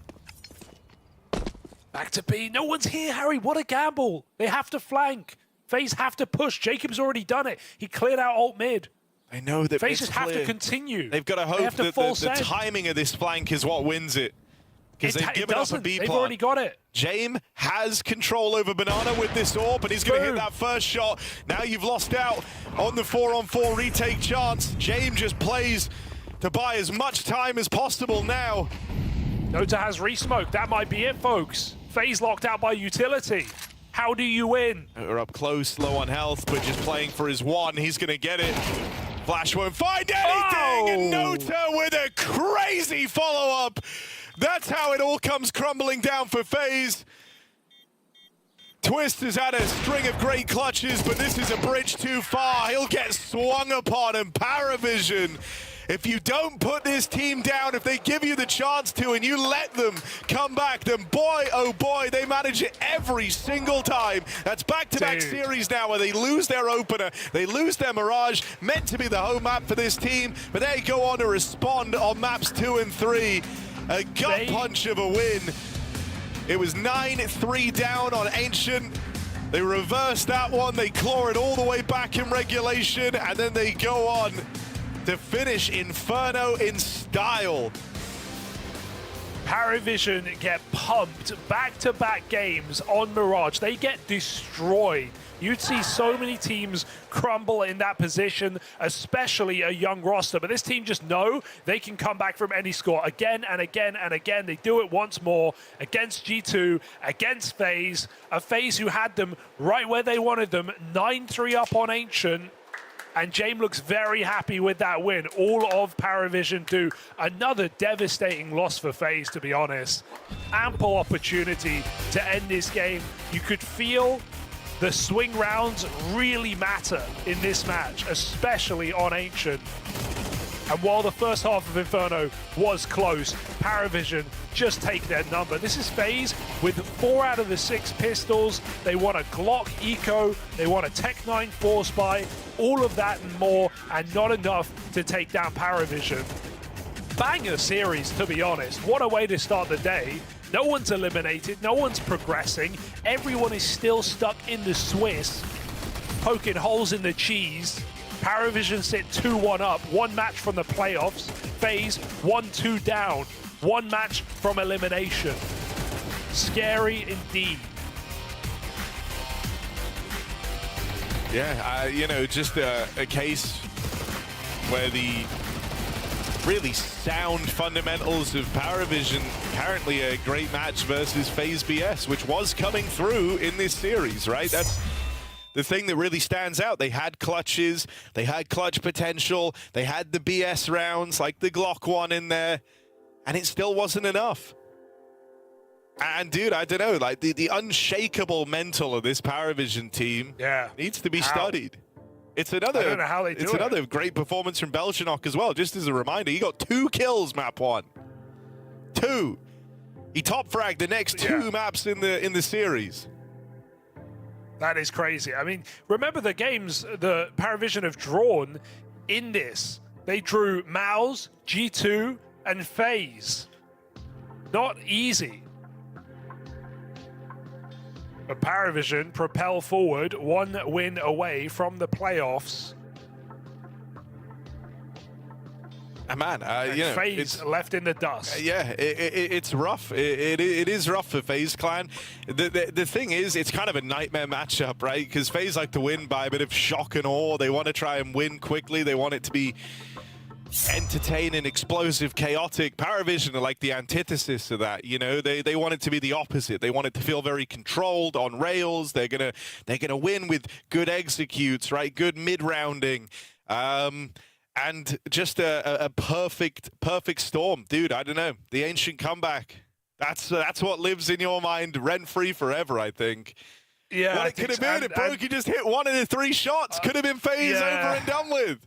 I feel like you have to mention it as well on the way out. Like, Brokey really struggled in this series. It's so Brokey because he has these moments where he just goes off and just finds crazy multi-kills. Think of that. I think it was 12-10 on the 3K Ancient. The 3K in front of the molly with 6 health. Like, he'll have those moments. That's why he's so much fun to watch. But then there were more than enough rounds I think you can isolate from this series where you could say he lost them the round. The Reddit guy was right. Lost them the game. The Reddit guy was right, Hugo. What did he say better than Carrigan. We have the series to prove it. That's true. Finally, the first head-to-head of Carrigan James in the modern day, and James does take it. You gotta give it to James. You gotta give it to him. You gotta give it to him. PARIVISION now series away from those playoffs, and yeah, it's gonna be hard to live up to that game. But we still have more CS action coming up here on the B stream, and I can assure you, you won't want to miss it. So don't go anywhere. She said she loves you. But she can't love me. But I love you. Yeah. Look, I know my man's going crazy. I gotta brag on myself, I amaze me. See Joe like I'm back in the 80s. I won't play window anymore. What's going on? Play your role. 1xBet. The human body was built to move.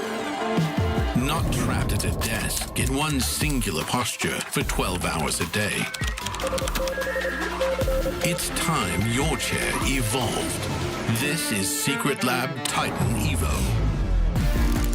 Ergonomically engineered for you, gamers, hybrid workers, artists, backing your every move.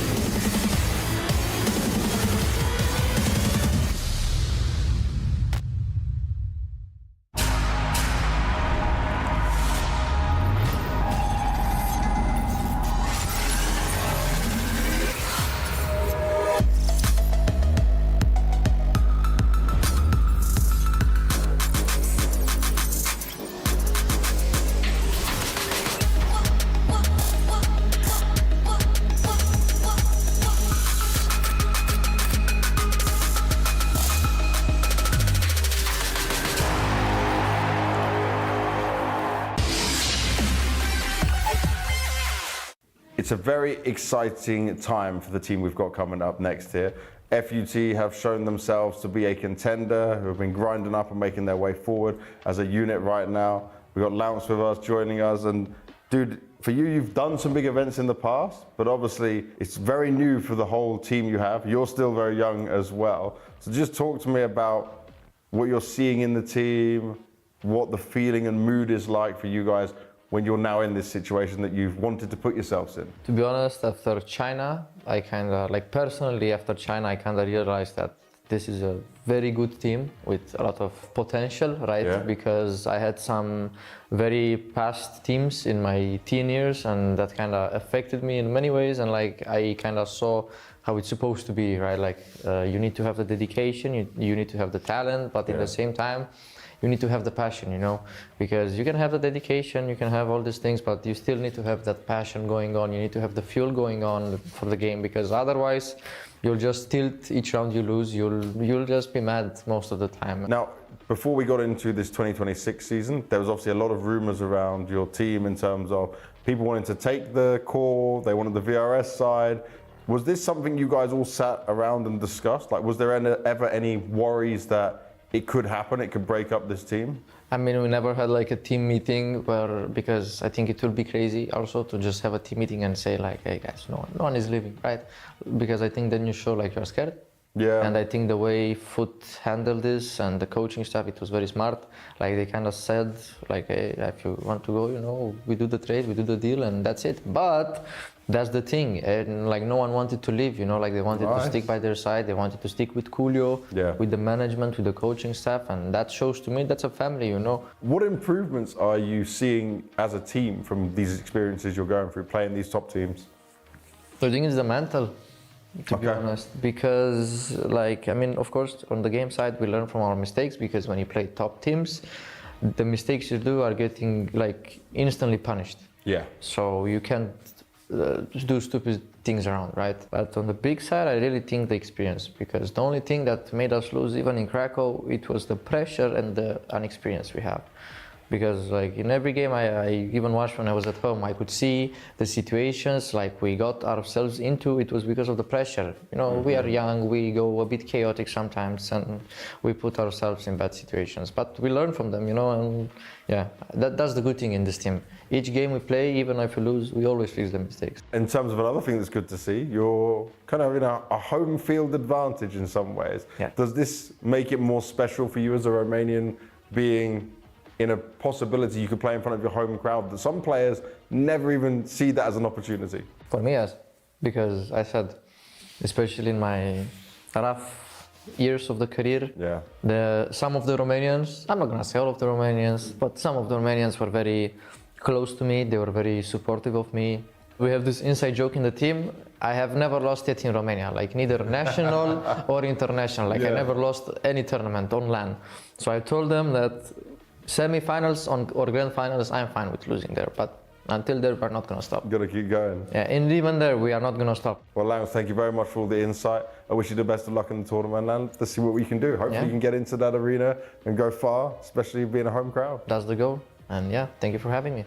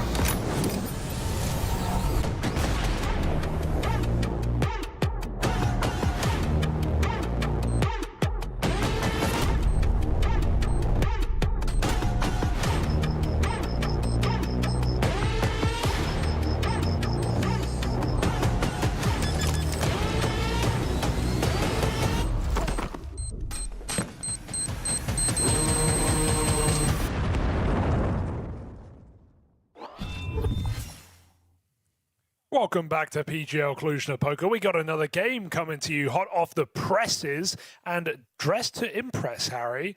we've got Astralis versus FUT. I've been very impressed at both these teams. They were kind of the bright sparks of Krakow in a way, right? Both these rosters doing more than we expected them to. For Astralis, it's been a renegotiation from this team, bringing in European prospects to a typically Danish core. And they found a win over Krakow, over PARIVISION, and they also beat FUT at Krakow. And FUT, it's the Na'Vi junior squad that you may have seen last year, minus MongolZ, and then into a new org with Lonks, who's looked to be a bit of a legend. You might know him as the one Romanian to never lose on home soil, Harry. We were making a big deal of that the other day when they played Aurora and beat them, by the way. And yeah, 4 trophies in Romania for this young player, and now obviously his biggest task yet. But a team that is impressed nonetheless, taking down FURIA in Krakow. FURIA got their revenge yesterday in a very close game, I must say, on Overpass, and beat them out 2-1. Longs had a lot to say. He was bringing the hype, that's for sure. And I'm going to see if FUT are up for the job of some vengeance of their own as they face Astralis yet again.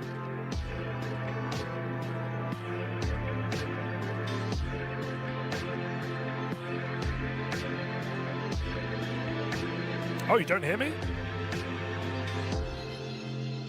I hear you.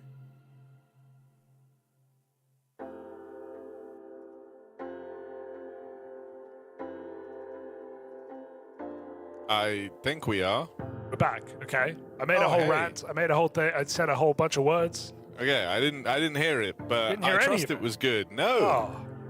But I bet it was good. I let you have the space. You go. All right, thanks, man. Like anyone would. Say? You can just say what I said. It's fine. No one I didn't hear what you said, but okay, we'll just try and replicate it.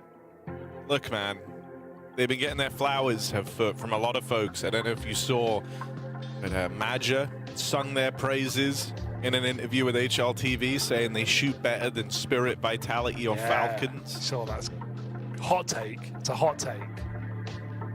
But Aurora did get outshot. We also have, I do. We also have a Lithuanian head-to-head. How often do we get them? Not very often. MOUZ versus Ryu. 2 in the same server. That's like half the population of Lithuania.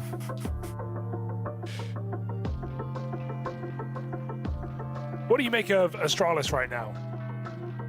I like him. They're good, man. It just kind of been nice to see how things have changed with the move to international. It was talked about straight away from Hooksy, saying like it's great to have players who are motivated and driven again. And I think you're seeing that across the whole roster. It's something that Stair's been echoing in recent interviews too. He even admitted in one, like saying, I didn't know these guys, can't say I'd ever spoken to them, didn't know a lot about them, but I was excited to see what we were getting. You know, talking about it like it's a kid on Christmas Day. Unwrapping their new presents. But these guys have slotted in really nicely.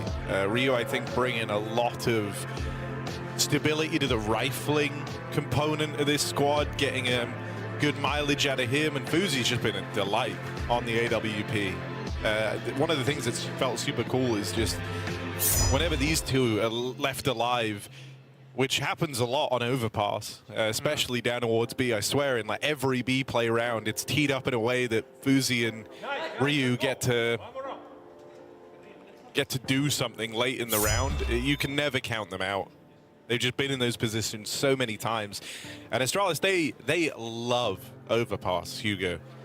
They absolutely bloody love Overpass. Which is going to be interesting, because I imagine, unless FUT, I don't know, no, they shouldn't get to second ban it. Astralis will pick it. And they ban Inferno. So I guess Astralis will just still pick it, but it's a map that FUT played against FURIA yesterday. They lost, but they lost in overtime. It's a map they destroyed Aurora on. It's not a map that FUT shy away from. So I'd imagine we have it picked in the first round for Astralis, and that could be an exciting game here. Bans coming out, insta-ban for Astralis, insta-ban for FUT, Inferno gone as well, and now let's see, surely Overpass pick into, I would imagine, a nuke pick for FUT, or even a Mirage pick actually would not go wrong here for FUT, because Astralis have looked to play Nuke recently and started to look better on it. So yeah, Mirage coming in, classic. I think having Overpass as like your go-to is really, really strong in the current map pool. Because like Overpass and Anubis both kind of fit the bill of being specialist maps, is how I would frame it. And it's like, I think a lot of teams are shying away from Anubis with the changes that have come through, with the idea that it was always like a bit more of a unique map as is. And Overpass has just been around a tiny bit longer, you know, like in the actual active duty pool. And as a result, I don't think it's super hard for Astralis. Like, there's a reason why they've got to play it so much. You know what I mean? Like, teams just have other bans that they're prioritizing. This is, for a lot of squads, a bit of a background map. Like, you could see it come through as maybe a decider in a series, or at least banned in the second stage of banning. And so, as a result, Astralis just really get to play this map whenever they want. It's been kind of absurd. How many times did they play it in Krakow? 7? Was it? 7! 7 times in Krakow. That's crazy. 7 out of 8 wins as well on this map with this roster, with the full 5. So, yeah, 6-1 in Krakow. They won it yesterday against 3D Max. You'll remember that game, Harry. It was kind of a fever dream in a way.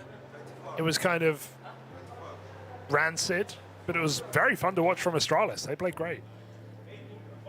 I guess it's like the nightmare matchup for this Astralis team is a team like Na'Vi, who they did play day 1 of the tournament, just because Overpass is getting removed from that Veto. The versus a lot of the other squads, man. It's just nice heading into a BO3, knowing that you're going to get to play your most comfortable map. I'd even say that they might be like one of the best teams in the world on the map right now. Certainly making a case for it.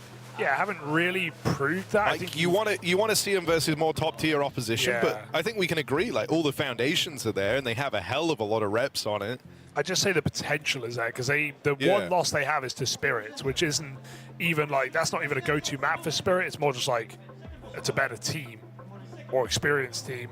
So, yeah, I like the logic, but yeah, it needs to be proven before it can be said that confidently.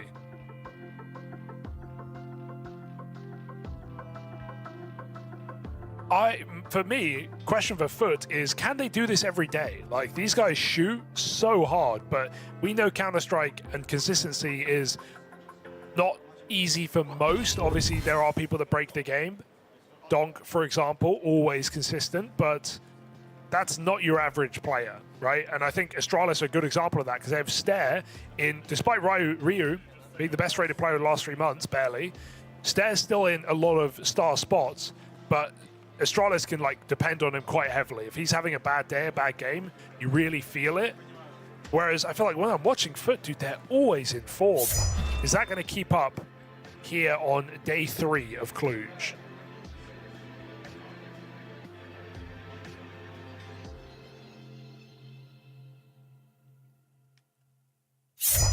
Can't lie, Hugo. I was eating an onion ring. An onion ring? But I was listening. I know, it's early in the day for an onion ring. That's your breakfast, onion rings. But like... Lock in, Harry. I'm not going to let the clock tell me when I'm allowed to eat certain foods. How about your job? Will you let that? No. Look, man, when the game starts, I'll stop eating the onion rings. How's that sound? Okay, that's a good deal. All right. I'll just talk through this extended tech break on my own the whole time. Look, man, it was one bloody ring of onions. Just the one onion, actually. And it was good. Bloody good at that. I reckon Fuzi likes onion rings. Why? I don't know. I could just see him going to like an Arby's. Do Arby's do onion rings? I don't know. I don't know American chains. You're asking another non-American. I'm looking. Really getting to the bottom of this. Surely they do. It feels like their whole thing.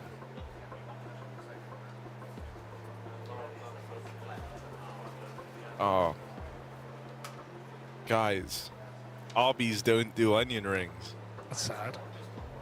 So bad news, FUZI, when he goes walking into that great Arby's.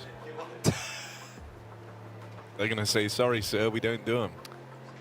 You know, while we have Astralis with this great track record on Overpass, FUT, who have picked the second map, have a 12-win streak on Mirage. They are 18-2 in the last 3 months. They are 35-7 in the last 6 months. They are 58-18 in the last 12 months. So they like Mirage. That's the Safe vibe to I'm say. getting. I'm picking up on your subtle context clues. With this roster, they are 34-6. That's actually sickening. That is not normally, guys. Mirage players, man, they're kind of a specific breed of CS player. And more often than not, it's just guys that shoot really hard. And that's what everyone is saying about this FUT squad. So it kind of lines up. Is calling someone a Mirage player an insult? Depends on how you use it, I think. Can be, definitely can be. But these guys are good.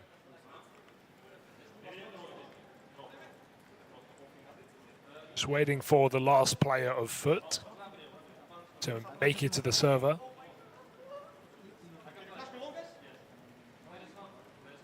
Yeah, who are we waiting on? Lonks. Not Lonks. Lau right? and X. Yeah, how do we feel about that, chat? I'm going with Lonks. I'm going full I prefer English. Lonks. It kind of hits. There's already one Lau, you know?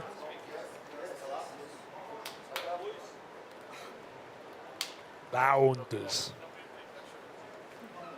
And his name is, well, I don't want to say it. Say it. No, because it's got like weird squiggles on the letters, and I don't know how to pronounce those. Laurentiu? I don't know, man. Talia. We could ask Andre.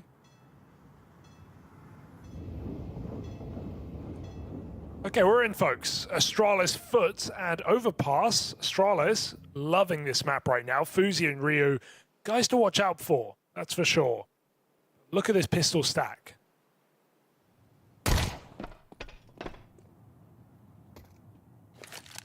Let's get it right, Harry. Cemetery.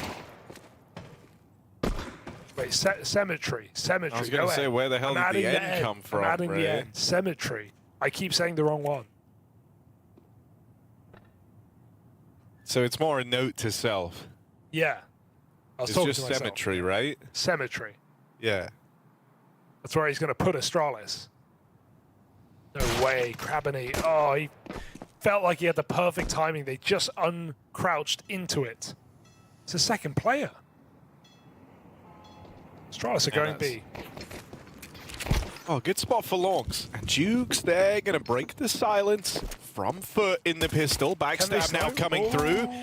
Cemetery, couple of missed shots. Lonks is the next guy, and these dual Berettas churn through Astralis.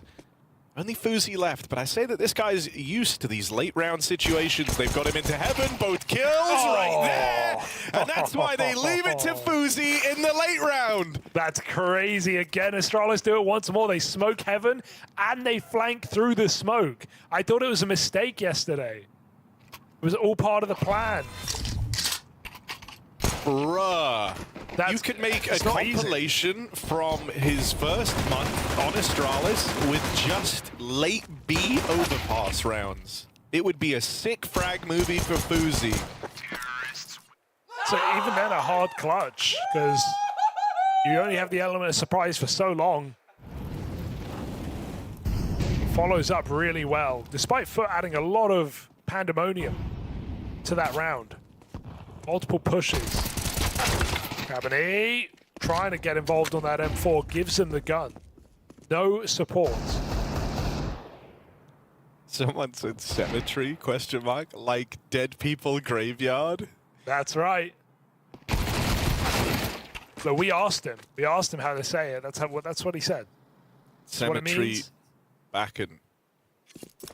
That's good. That's a good bit.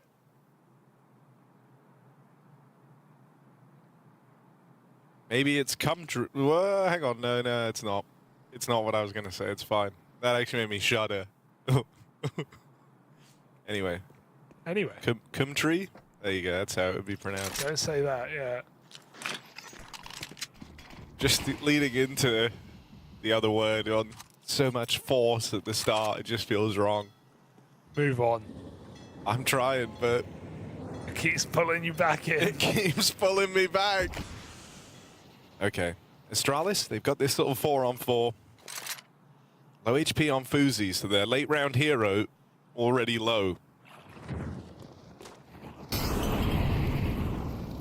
Molly onto the barrels to try and shore up this B offensive. It's Lorx on that Deagle. His pistols have been fantastic to start this game off for FUT. And that is a compelling shutdown. Fuzi, try as he might, he really did give him a run for their money. 3 kills at low HP, but not enough. 4-spy win for FUT. And an instant pause. Oh, it's a tech one. Never mind. Bosh.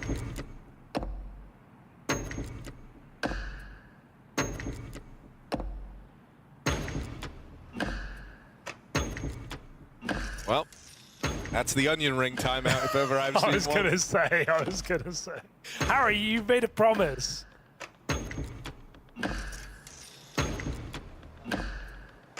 Why is Cemetery's name so hard to say? Do people say cemetery? Or is that American? Cemetery. That's American, right? We don't say that. We say graveyard, but if I was going to say the word, what would I say? Cemetery. We would say cemetery? Right? Am I crazy? He's broken my understanding of the word. I don't know what words these are. Cemetery, nice to meet you.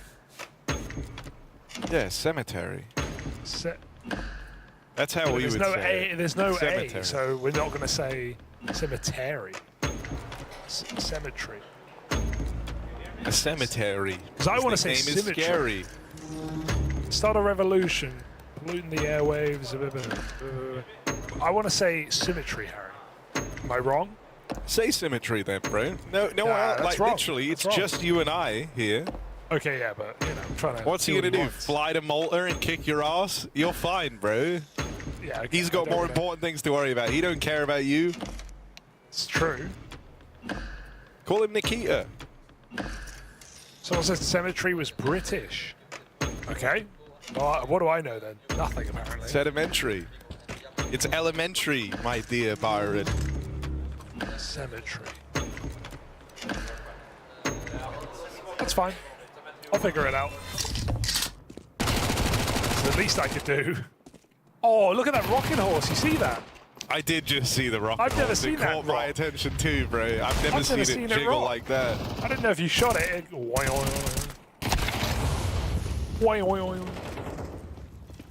All right, back in.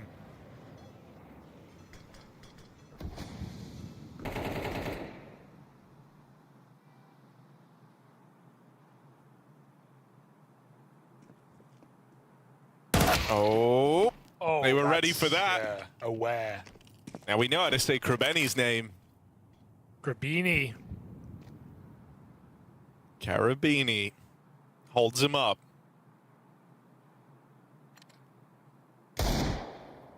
That's good.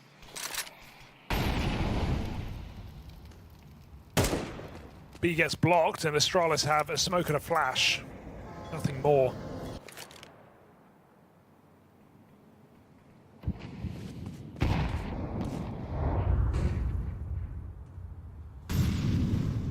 Well, awkward death for Nikita off on the top site. But Astralis still destined to go B, and that flash play helps you a hell of a lot. Yabi uprooted out towards Monster.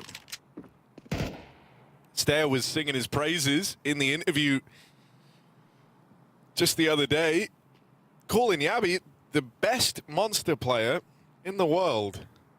He hasn't seen you play then. I did want to have a word with Stair after that.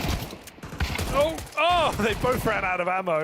Pistol hounding them down. Jukes is good for it. Jukes is maybe my favorite player on this team. Okay. He's looked insanely good. Very aggressive on CT sides. And was Hooksy talking about... Oh, sorry. Was this Stair or Hooksy said this?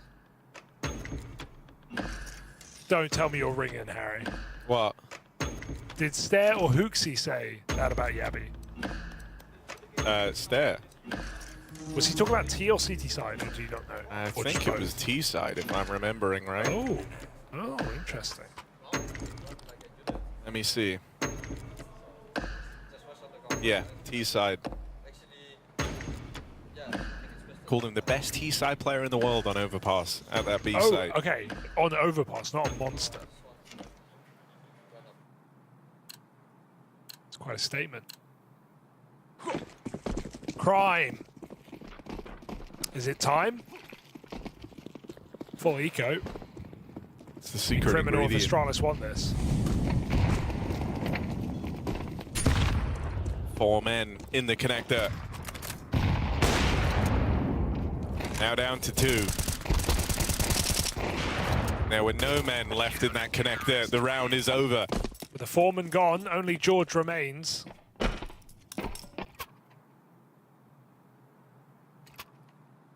Little grill joke for you there. All right, Astralis, we've been setting up how good their overpass is. It's time to see it.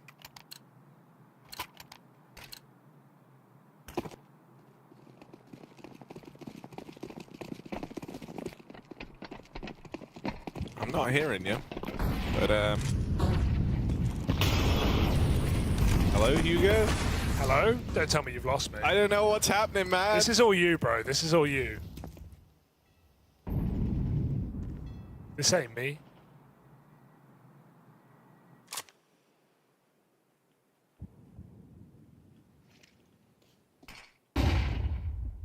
All right, short control taken. Gonna get past the long setup through doing this. Question is, does Stair just hold W, take the space? They're about to be in the A site. That's a big problem. Fires off now. They know it's here. Got to come back from long side. Orcs is rotating up. Astralis need to put that bomb down right now. Tree not going to get gifted anything as Yabby is waiting for him, lurking on long side. They've got to fight from spawn. Fuzi, hard shots with a Galil. Needs multiple headshots here. And they're saving. They're walking away. That kill on the AWP has sent FUT out of the round. Fuzi could even pounce, but looks to walk away with his life.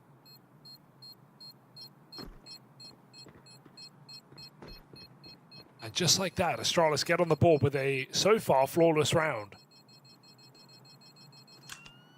Ryu. Terrorists win. Not saying no to a exit here, but they're not going to give it to him.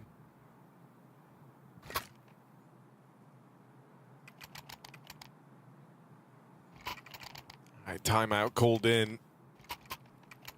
But feeling like that one was a bit of a missed opportunity. They never really got the chance to play it.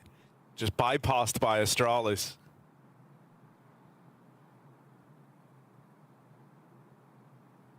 Something as well that I think makes Astralis potent is just the idea that they've played this so many times. They're very, very good at knowing on like a feeling when they have room, right? I think a lot of teams there, once you get up through short, maybe you slow down a little bit, you try and group, you try and look for the proper space and they go about a split, go and clear the long toilets maybe, lending too much time to your opponent to adjust. But Stair will do this a number of times throughout the games. If you give him the room out towards the toilets, he is just going to walk in. You know, he's not going to overthink that moment. And you get that when you have a number of reps on the map. I mean, no one's played it more than Astralis.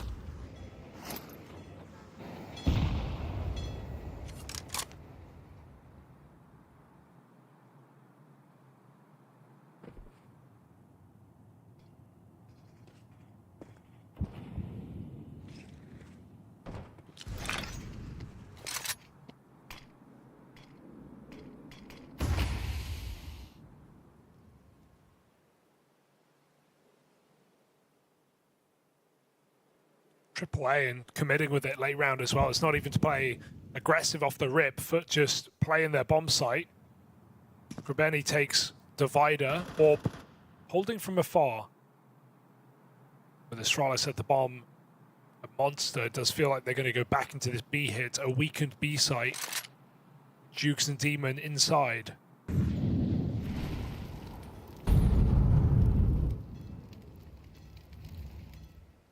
Astralis. Oh, that will Great ease catch. the round.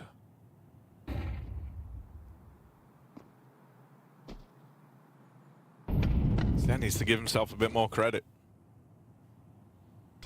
Complimenting Yabi. Compliment himself. Here's the B push. Good dink, put down range from Demon while blind at the hands of the Astralis util.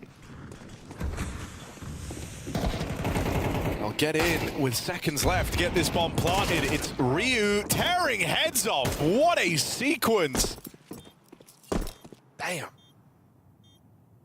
He made that look so casual. Like that was nothing. That's a round-ending 3K. And they're even arriving on the hunt. Stare. Oh! Well, can't win them all. Yeah, but this bomb's still big. You still got to move away from this position, so... Cemetery going long would be a death sentence. And there it is. Ryu, fourth kill. Can't believe it's Ryu there. They saw him deep on B. Just destroy the round. And you next see him on long hunting down the orb. He's everywhere.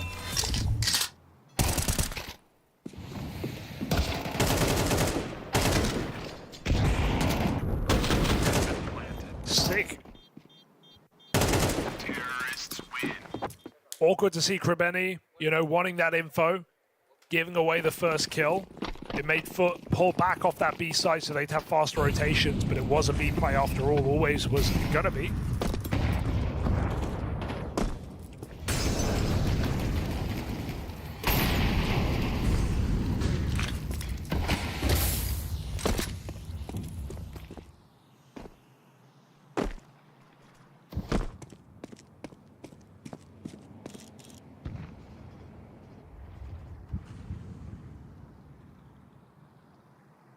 They're boosting.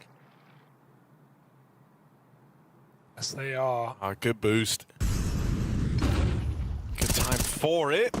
Flash works a little too well.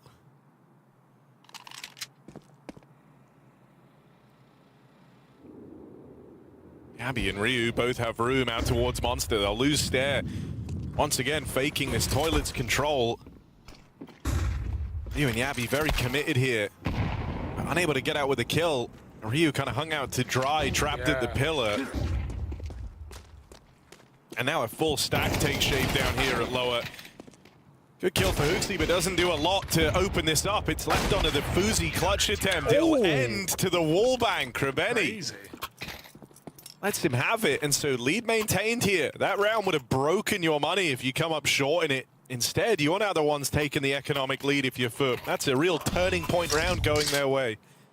FUT looking good, but gonna need a lot of rounds on this CT side. They've struggled on T-halves. Don't mind that.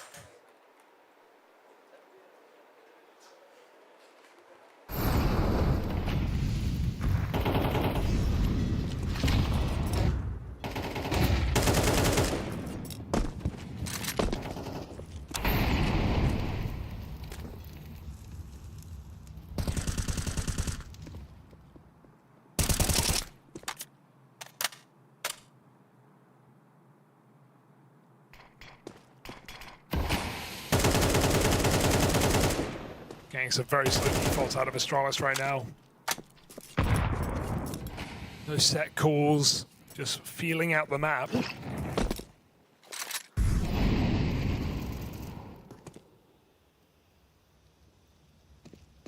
Again, back to B, despite two players playing for toilets. FUT again, stack this top site. They're even pulling more over, playing retake on B. Yeah, it's a CT boost in play, but I think this is sometimes deceptively easy to deal with. You really got to get the drop on the first guy, right? You have one engagement where you've got the element of surprise. If you get double swung, it could be a big issue there. Fortunate that Hooksy plays out first. A chance of that free fight for Jugs on the boost, and he'll take it one step further. Rotate now arrives, and it is a kill feed awash with FUT players. FUZI, so many of these rounds just having to save because his team gets 0 entries into this site. Oh, that's... You shouldn't be winning that. That's crazy.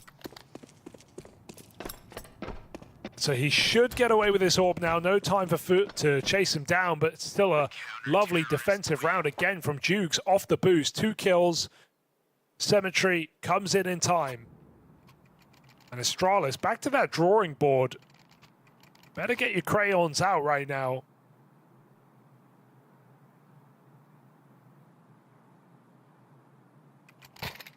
Nothing has really worked. Very focused on this B site.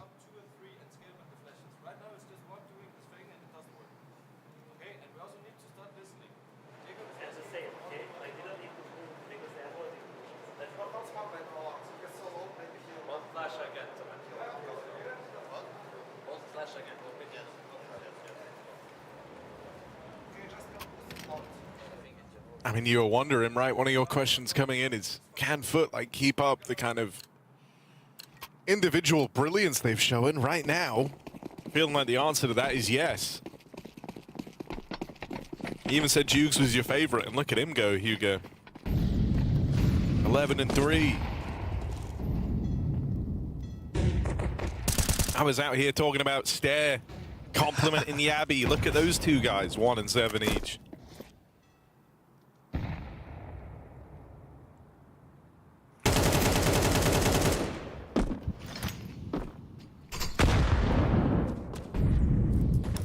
It's awkward for FUZI, tagged up low early on the orb. He's the one guy who can get anything done in this round, surrounded by pistols. Gonna try and put him out monster again. Maybe he can trade some of these ecoing players. Honestly, I'd like to see him try and save another round. They're gonna buy next. You won't have the orb if he dies here. Does feel like he has to just giga bait to get the orb in a gun round right now.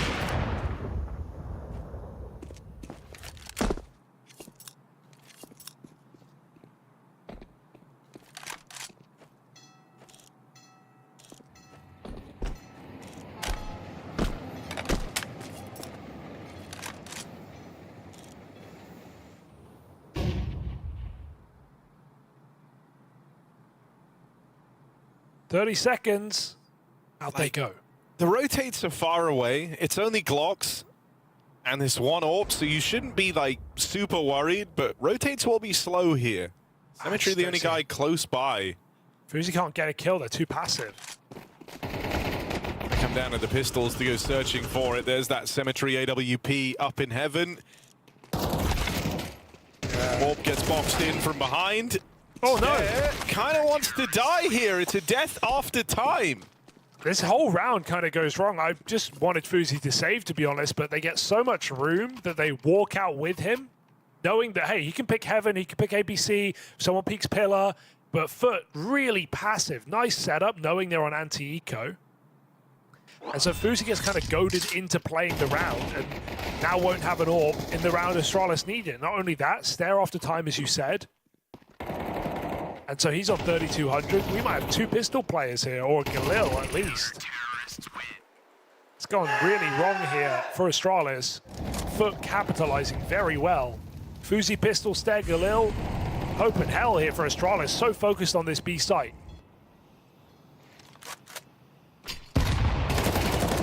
Oh, early death for Yabby. They've been able to deal with him very tidily out towards Monster. That's a player that some in Astralis believe is the best B-side, T-side player in the world. This bit. Oh my god, he got him mid-air, Harry. Hadn't even landed. Dude, FUT is so sharp. Yeah, dude, they shoot better than Spirit, Vitality, and Falcons. I kind of want a similar statement from Astralis. I want everyone who loses to FUT to credit how sharp they are. These guys are the best players in the world. Honestly, sometimes they might be. When they are feeling it, these guys can be unstoppable. Gravity, he's got someone to bail him out here. Doesn't need it, all on his own. Captain 3 kills and FUT 7 rounds. Harry, this is Astralis' best map. Yeah, they've won it too. 7 out of 8 times. They can't even get a foot in the door. They can't get into a post plant. Oh, FUT are in the door. Oh, FUT are, this is their house, mate.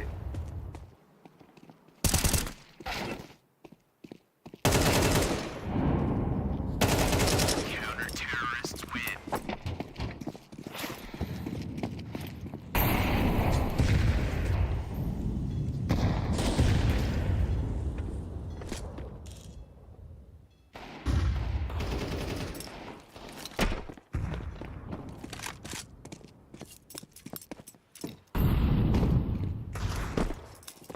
And it's been a pretty B-obsessed game for Astralis. They finally try and run an up-tempo A-round. They'll go right into the Cemetery Orb. Oh, Kremeni! Oh, knows he's lucky to still be alive, but living on borrowed time. FUZI comes through with the double opener. Is FUZI the GOAT? FUZI is the GOAT, we already know that. Gonna need a bit more mileage out of the pistols, though, as they're all getting cut down. It takes HooXi as the third man. Regain a bit of control. Now you're left looking on at Jugs. 1v2. Top performer right now for FUT. Getting called upon to try and step up in a difficult clutch. You've lost control of the site for a while. You don't have a smoke or any way to disrupt this post plant. So this won't be easy. Where's the kit? He needs it. He's got time if he finds it. Needs to run back to the site. Picked it up in the toilet. Back he goes. HooXi at long, 1v1, and Jugs knows. He knows exactly where he is. 1v2, picked up by Jugs, 15-4. This guy cannot be stopped.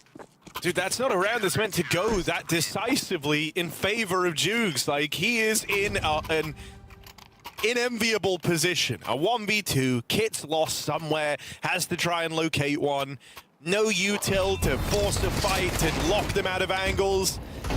And he waltzes in, cool as anything, and just kills them both with the right read on where the post plants are. I get why FUZI's holding, gets caught like strafing wide, so it's a bit awkward, but at the same time, he doesn't need to really play. Like, Jugs hasn't tapped the bomb.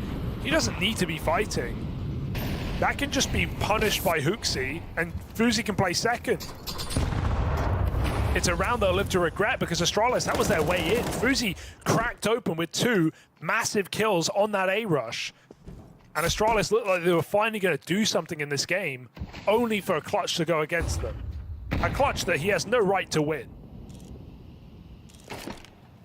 It's a bit of a trolled post plant for Astralis. Which hurts to say because I feel like FUZI is the only one doing anything in this match right now for Astralis, and he was also the guy to give away the kill that opened up the round.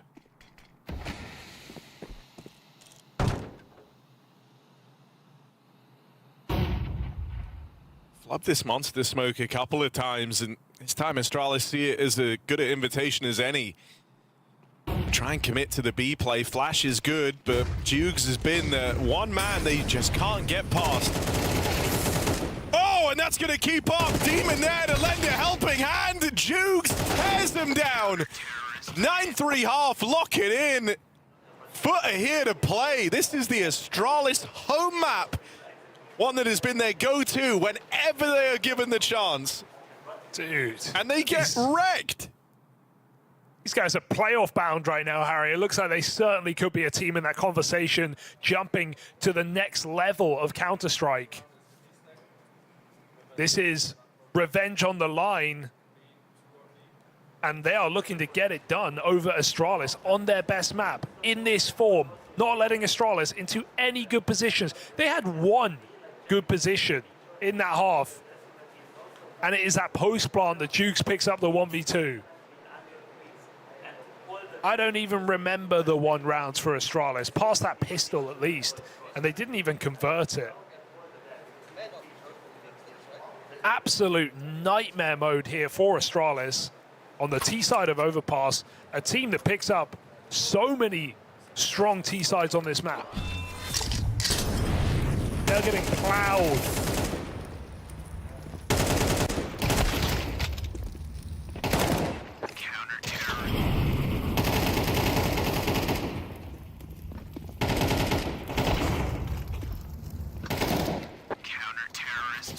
I don't even want to call this game of life for Jukes because he did it yesterday.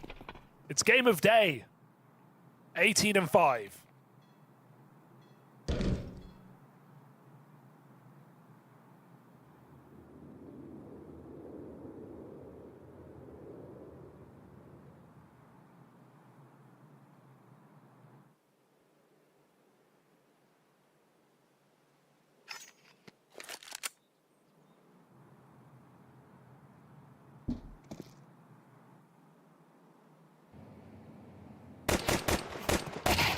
All right, good dink. Oh my God, make it 2 of them. Boosie's round over before it even ever really begins. Now play in quickly on the back of that opener. Hooksy offers what resistance he can, but it's a mad dash, a mad scramble. Astralis, I think they're feeling a little stun-locked right now. I don't think they can believe this. I mean, Yabby is 1-12, Hooksy is 4-11. Stair's not exactly smiling.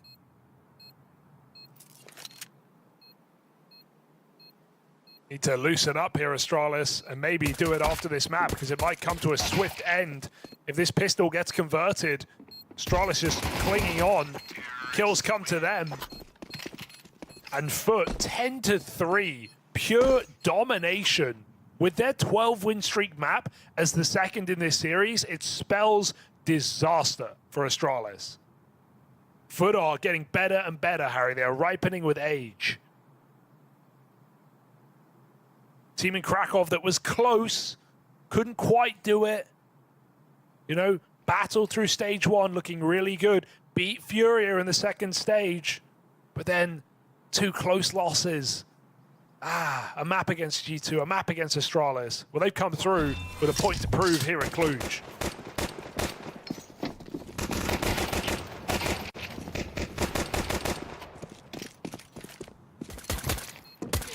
I mean, like, what a crazy way to do it. Like, this is meant to be your safe as houses map.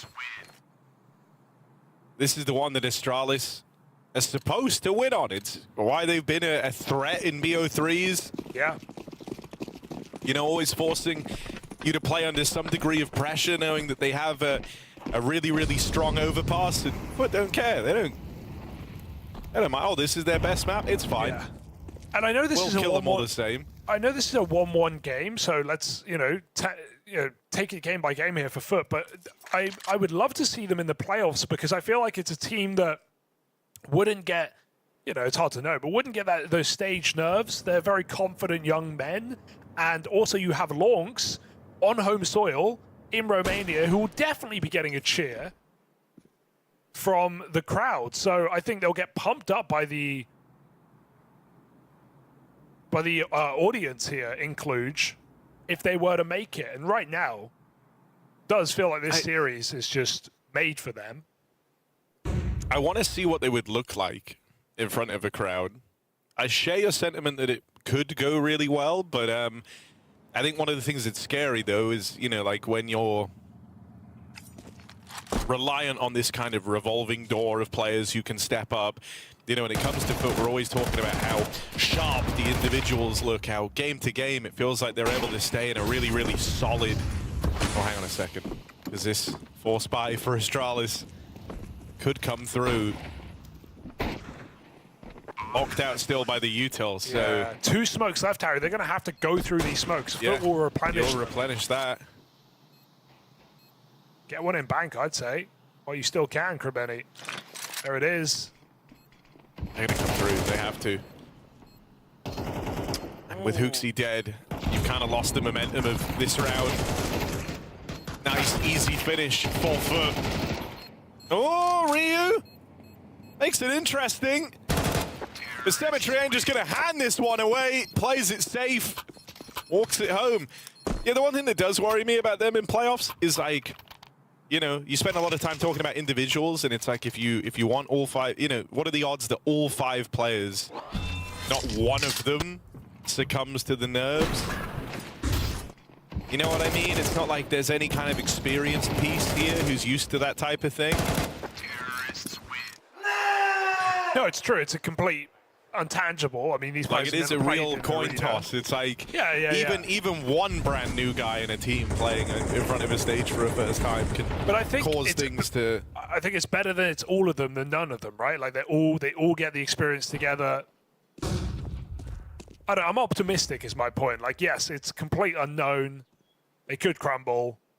Maybe they draw a top team and they are not good. They're not, you know, good on the day. But I think this team fills me with a lot of prospect, a lot of hope for what they could be like in an arena. They still have to get there, though, Harry. They're making one hell of a case for it, though. And this is where you just want to make it a dominant win. Astralis are coming through with forces till the end of the game. Don't let them make it competitive. They'll get past the triple toilet setup without losing a single player. Destroyed. Low health, though. Oh, whiff! Oh, Astralis is just whiffing, man. They're all low. They're all low, and he's just whiffing. No bullets connect. Astralis, it's not their day. It is not their day. They are done on overpass. Into a 12-map win streak Mirage from FUT, so doesn't spell a pretty picture here for Astralis by any means. 5 alive. Longs gets dinked. He comes in with the kill. They're all tagged up. They're all still standing. FUT, map point. Brutal.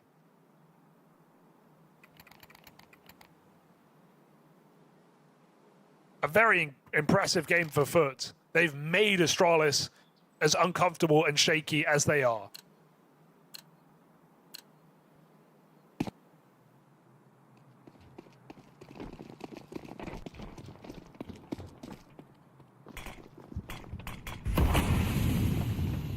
All right, this is FUT shooting for 10 in a row to close on Astralis' best map.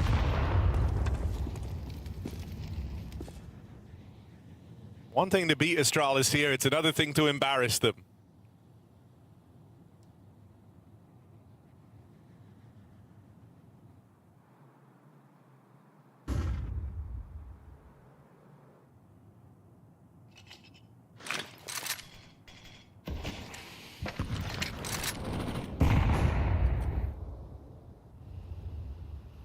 Well, consider this embarrassing because Astralis never got going. They never got into a good position. They never had a chance. That 1v2 post-bomb was the only, I'd say, good round they had, and they still choked it. So, okay, triple toilets. Okay, 0 toilets. FUZI, no, he does survive. 2 kills on trades, but sharp shots there from Demon out con. 3v2 to finish the game. And you know, FUZI's gone ahead and moved back.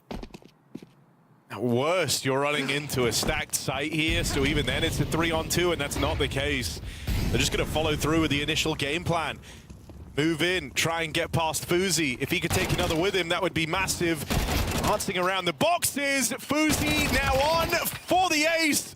Ooh. And he's but a few points of damage shy of it. Plant, it's really, really close for Jukes. It just gets away from him. And so FUZI does enough. Still, it takes 4 kills, 10 HP shy of the ace. And even then, you barely win the round to time. Yeah. Could only plant backside, but he knew he'd get rushed if he did. So literally half a second between Jukes and that bomb plant. Unfortunate, but excellent round out of FUZI, who again has been the one provider. And that 4K allows him to buy the AWP, which is nice to see. It's glass as well. but it is still an AWP for FUZI. And at this point, let the guy have a go. Yabby still has 1 kill.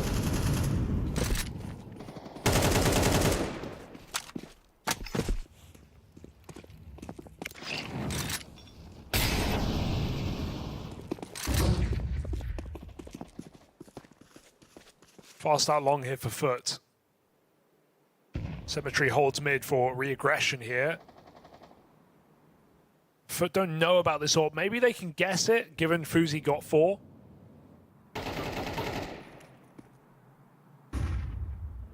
Dangerous setup. FUZI provides the cover. Back to the site in time to stop the long hit.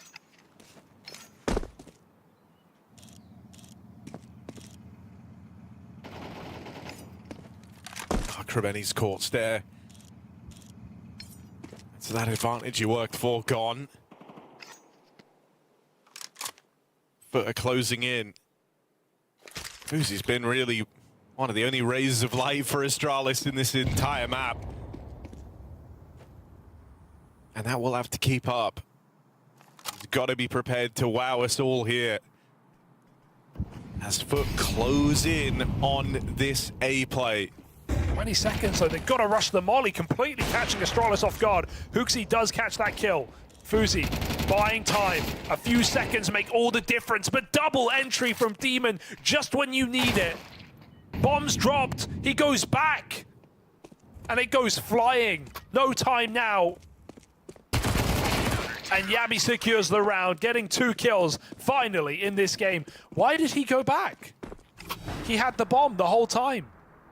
I don't know. I don't know what happened there. But yeah, something called Jugs back into short. Gives away the bomb. That's weird. He's 21-6. Maybe he's thirsty for the kills. Maybe he didn't realize he had bomb, but he had it the entire round.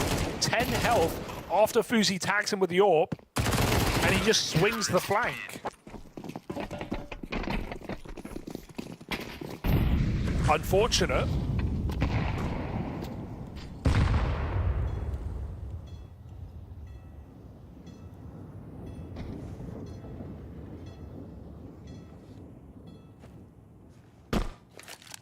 And some delayed gratification here, perhaps, Harry.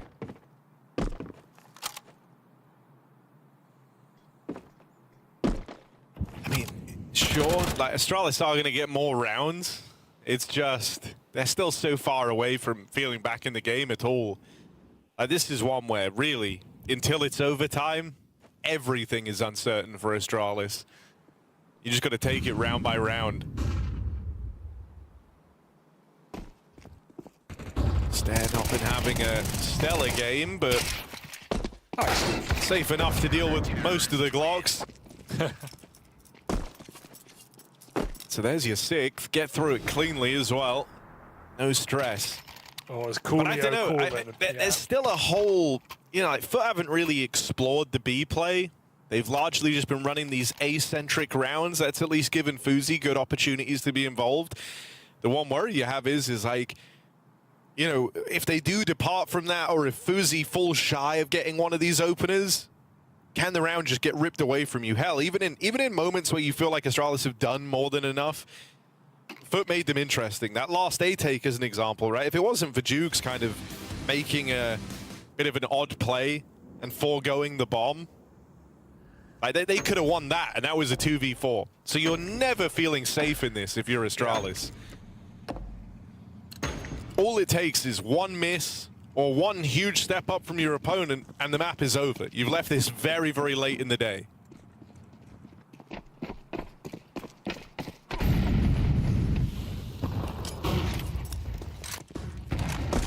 Got a lineup to break the smoke. Ready to fight middle, but no one home. FUZI at long. Oh, flash and blind shot. Unfortunate for Krebeni. Aggression on short. Jukes can't punish. He's had a great game, but these last couple of rounds leave him wanting. Astralis 5v3.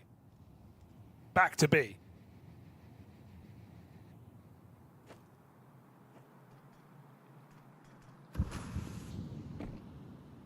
Good timing on that jump spot. You would have seen everything. That's all the info. See multiple players leaving the connector, the bomb. And so Astralis know what's coming their way.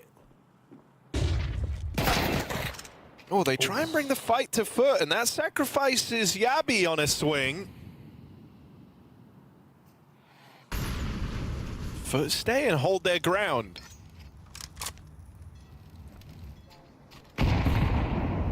Another re-swing on shore.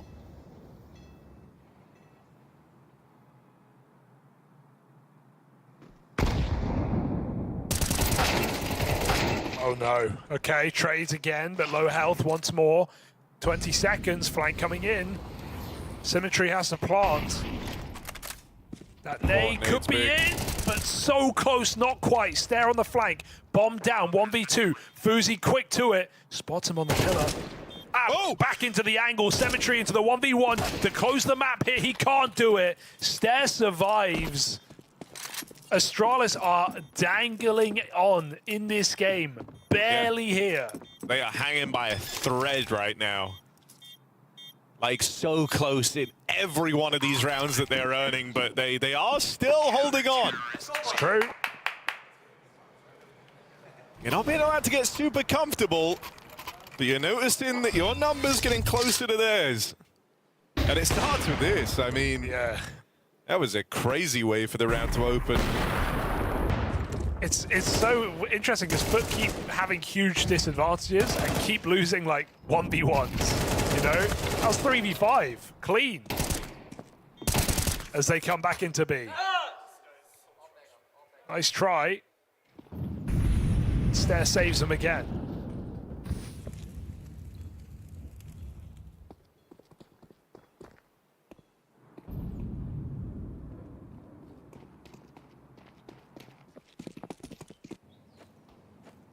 FUT just need that one round, that one golden round.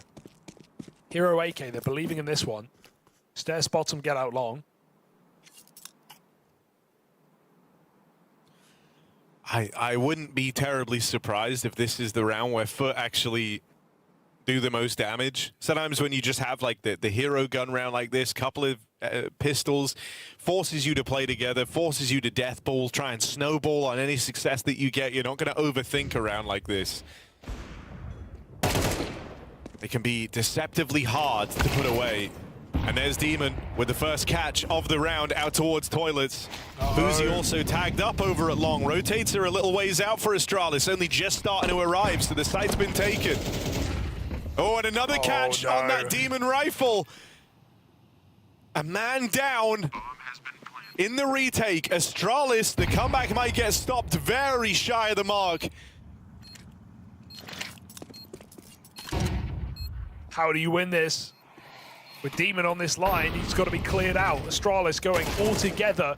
First shot connects. Demon doing it. 3 kills from him. There's a quick couple of trades. Krabeni with the scout, set up to succeed. The pistol in the sight, stopping Astralis in their tracks and low health. There is no help. Rio dead. FUT find it. 13-7. It took some time towards the end, some close clutches, but they will squeeze out the win on Overpass. Astralis' best map, their home ground, and they get dominated here by FUT.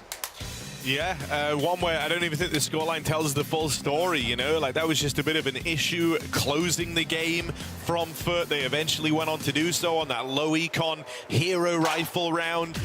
Other than that, this one was a bit of a wash, you know? Astralis never really got going, never properly arrived. They were in one decent chance in the first half. Outside of the rounds they were able to win, there wasn't many of them. You know, they get into that one post plant, give that away, but it didn't really feel like it did a lot. It was already a pretty dire situation. Just dominance from FUT. Fantastic start to the game from Judes, and then Demon came alive when they needed him to, down the end of Overpass. It was him who made that 2v4 interesting in at the top site that they couldn't close out. And then in the final round of play with the hero gun, he gets great mileage out of it. And I think that's, you know, really does just, it's what makes this team so exciting, is you can just play a bit of pass the parcel with star players.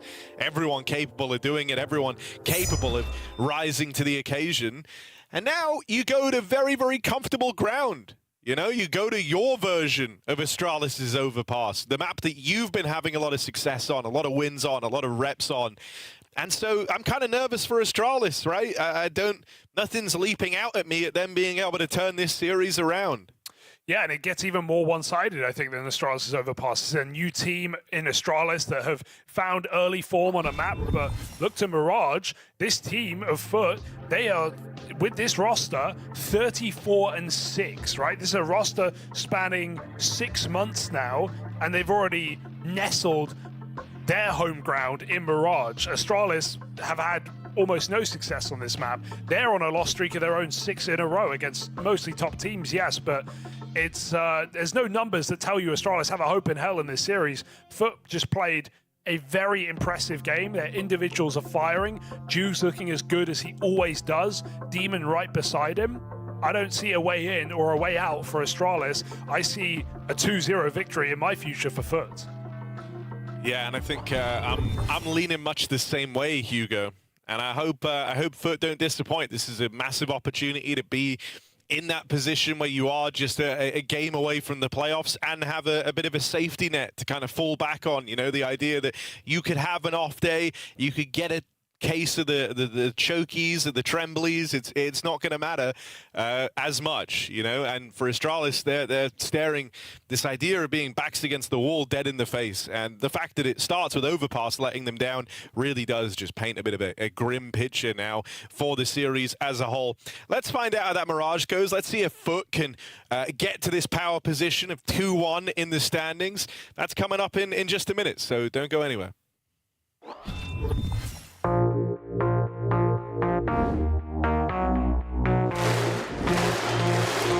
Astana, are you ready? Counter-Strike!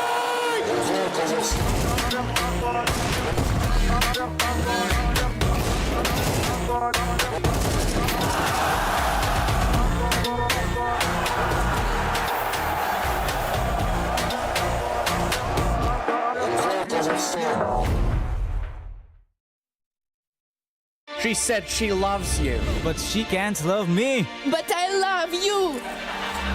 Yeah. Look, I love my friends going crazy. I gotta brag on myself, I amaze me.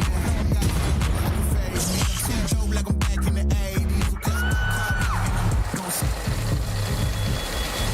I won't play window anymore. What's going on? Play your role. 1xBet. On to the next one. The human body was built to move. Not trapped at a desk in one singular posture for 12 hours a day. It's time your chair evolved. This is Secret Lab Titan Evo. Ergonomically engineered for you. Gamers, hybrid workers, artists. Backing your every move.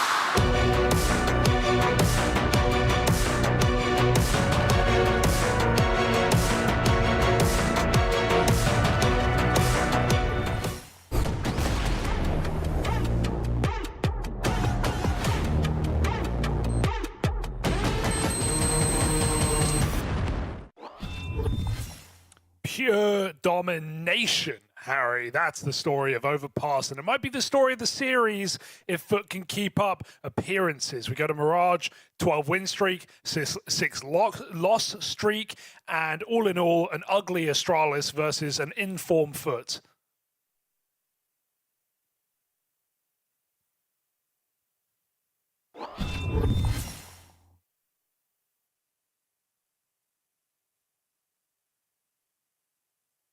Oh no, Hugo, I was muted. Oh. It's a big fumble early on. I missed your joke. That might have been joke of the day. I made a good joke. Oh well. Yeah, I don't know. I think it's probably over for Astralis, man. I don't want to set the bar too low heading into this second map, but like they just got wrecked on their home map of Overpass. FUT's home map is Mirage. These guys have a phenomenal track record here.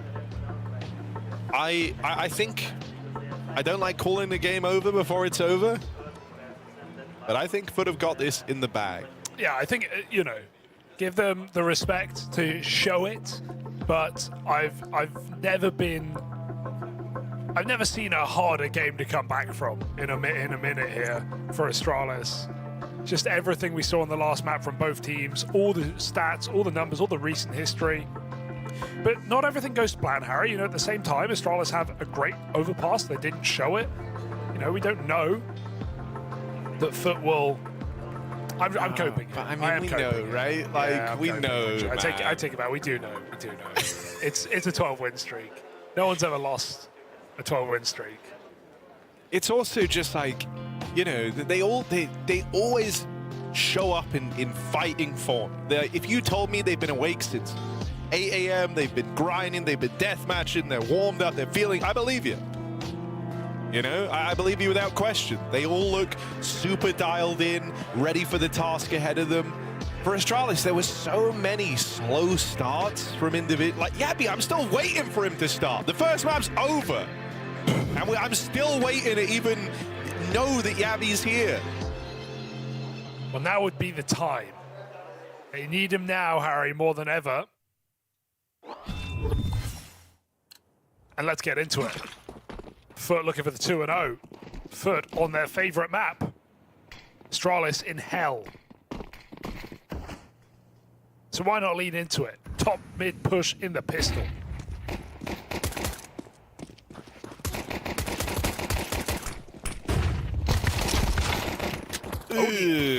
Oh dear. It's not gone well. About as rough a start as you could hope for, really. Okay. There we go. Come on, Yabby. Let's go. Wake up. Lock in. Your time. Your time's now. 2 from him in the pistol. Oh. Ryu with a response. Oh. The goalies chain together the killing blow. Yabby and Ryu lock in a pistol for Astralis. That's the recovery in the 4v5. 1v3 out of Ryu as well. Locked out. Gets them all with the dualies. It was a messy round. Yabby doing a lot, though, with very little. And Ryu never stopped shooting while he ran back to safety. Love that. Julie's always fun.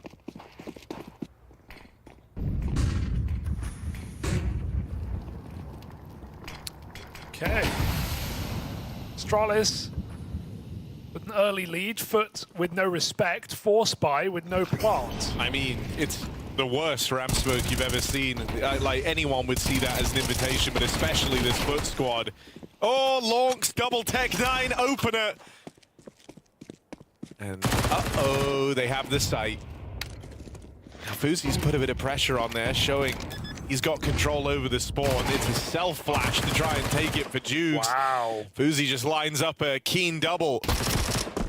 Lonks might have started the round off, but it's all about FuZi past that point. Okay. Swinging for it. FuZi just denies the plant on his own as well. Dude, there are many games out there where teams can trade on each other's map picks, but this isn't meant to be one of them. No. This is like one of the most one-sided type vetoes you could have had. Both teams are meant to win their maps hard. So Astralis, don't go making it too weird. Because they're off to a good start here. Oh, but they plan on, Harry. They plan look, on. We have a little A-stream update, bro. Ooh. Kind of forgot that even exists. Or the update or the A stream? Both. Oh, that's right. Who was MongolZ playing bait. there? MongolZ bait? MongolZ beating bait. All right. MongolZ with a little lead, 10-7. If you were interested, I would say, why are you here watching this one when it's actually happening already on a different stream with better casters?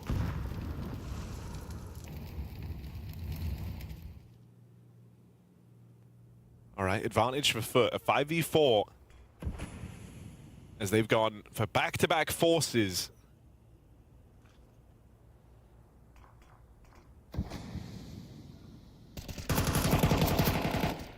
Oh, Jabby, jump scare. He's terrified right now, and he should be mollied out in his little ladder room and smoke, hoping it can provide salvation. FUT trade back, and they take advantage as Fuzi's picked in the window. Oh my goodness, they don't clear it. It's a crazy position. Still, FUT are in this round and favored, in fact. Yabby flushed out of the ladder room, 2v1. They know HooXi's B. Oh, they're going to go fight him jungle. No, they decide against it. Symmetry just left, and that's right as HooXi's moving in.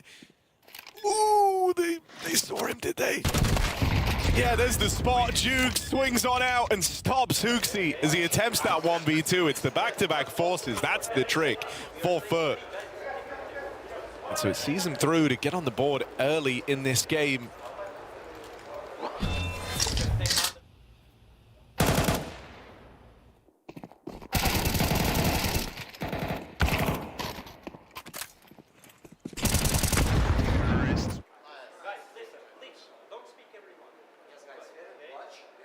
Oh, some stress here. Things are going a little scary at moments. Yeah, well, you know, this is why we both share in the anticipation of wanting to see these guys in a stage match, because you can even tell there's a bit of twitchiness, a bit of nerves, a bit of anticipation, let's say, at the idea that they could close this series out so cleanly.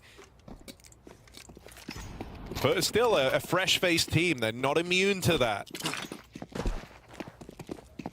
And so trying to get ahead of it early.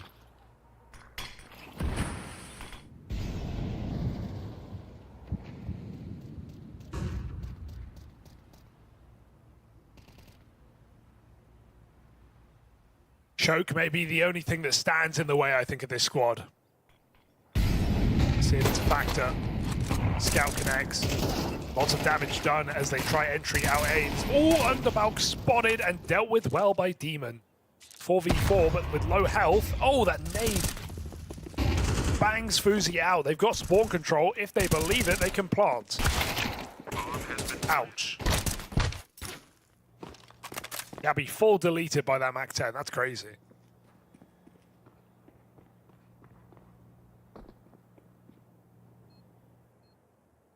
Benny Hill music ensues. This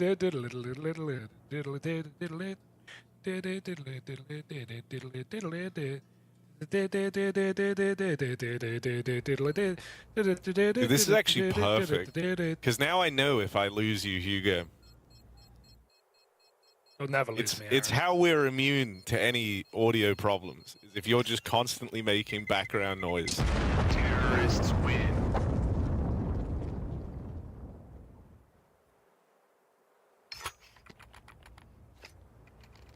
Right now, I'm nervous. You're still here, right?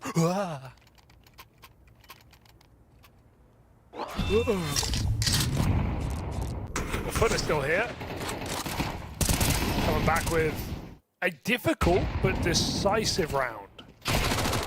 This kill was crazy, man. Gabby, hands in the sky after that.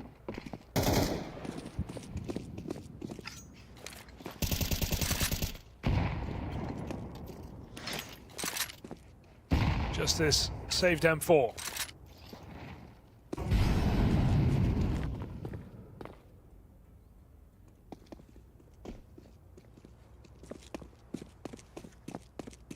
Maybe just an A play. Don't need to overcook. You're not running into much regardless. Astralis have made the move to clear out middle. So get ahead of the A play. They'll be able to have a stack here, including the rifle. That is magged up from stair. And no connection. How do you win this? That's the neat part. You don't. Bomb has been planted.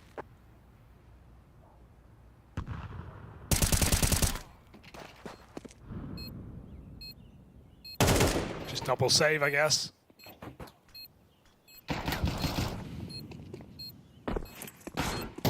They've really tried to set up FUZI, and so imagine the rage he experiences as he sneaks all the way through Palace, only to be held by a guy on default.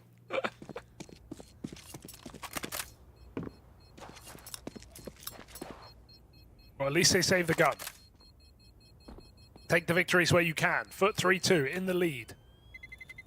Terrorists win. 3-2.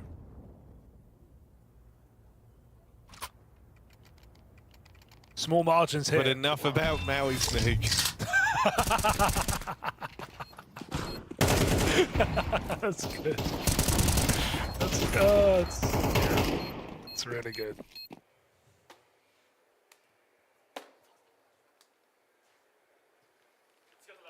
Co-stream that. I say from home while he's at the event.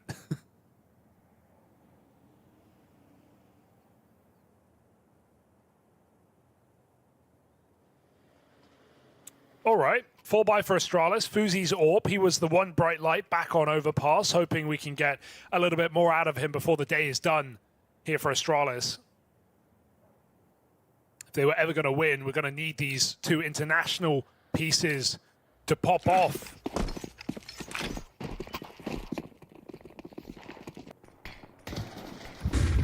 So FUZI window bound. And window smoke. He's going to have to move.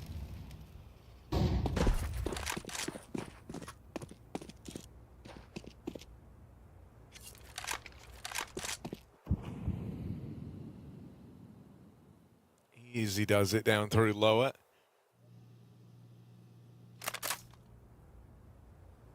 It's a proper mid-take here for FUT.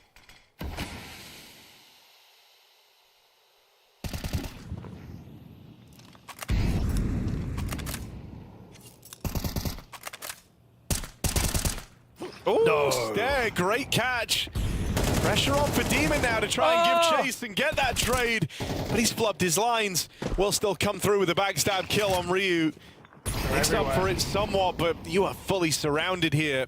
Demon's got to grab this bomb. Still good for the follow-up. Demon's giving you a little ray of hope to hold on to here. Walk back out towards the spawn in the form of FUZI, forced off the angle by flashes. Down now by Jukes. Demon just hit another. And this might be a very clean 2v5 turnaround out of FUT. They've not taken a shot.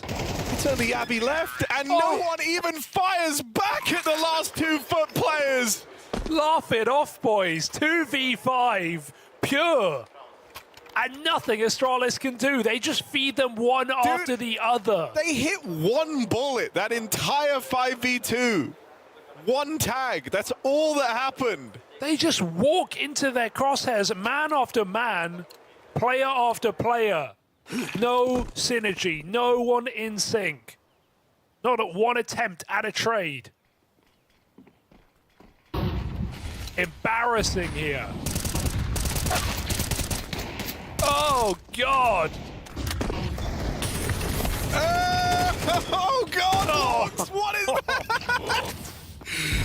Oh, you're boosting lower, I see. That sounds like 2 kills for me, thanks, Lonks. And they've also lost the B side. The round is over. Oh, you're trying to come through the murder hole. Well, Demon's going to tell them why he got that name. Lonks back on his BS, down through lower.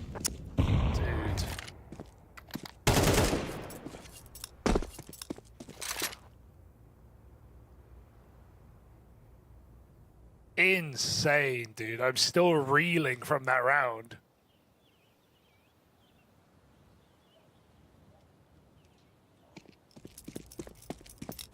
Stairs save, anything but guaranteed. Ramp is the right routing. Demons in Palace, but...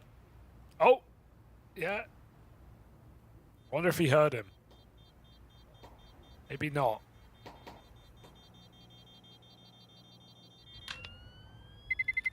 Stair surviving. But it's just the saving game right now for Stair. Someone needs to save Astralis.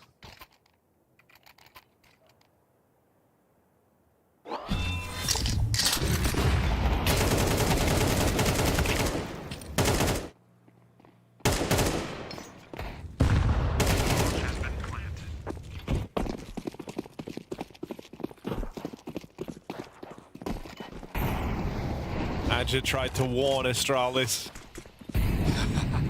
He said that this team shoots harder than all the top squads right now. And Astralis learning that the hard way. Oh my! Dude, he's playing it like it's a pog. He's just holding W, running into it. He's found a third.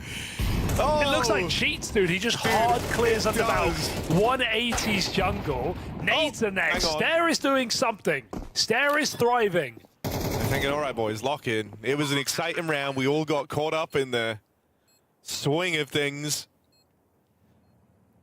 Now the pacing drops as it falls to Astralis to try and muster up a retake. They've got good nades, but AWP is on the line here. Bomb! Nice and easy for Symmetry. Huge trade back out of Stair. Only going to catch the tip of the head there. Had to nail the shot. Bomb is not planted for Jukes. Smoke on it causes problems. Jukes has to start closing the distance, and he'll nail the shot. Oh, Stair hit 3 bangers right there. That really hurts. He punched his desk after it, because even that third kill on Symmetry standing up. And Stair smokes. He doesn't have the bomb. I think Jukes is somewhat ready for that reswing. Poor Stair, dude. Did all he could. He's been saving every round, and now he finally gets a chance to do something, and it's robbed away by a red-hot Jukes. Dude, this double entry, boom, boom. Sickening.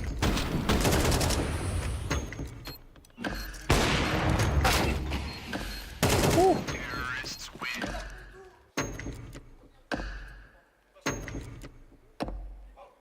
Can't even really blame Astralis. These rounds are just happening so quick.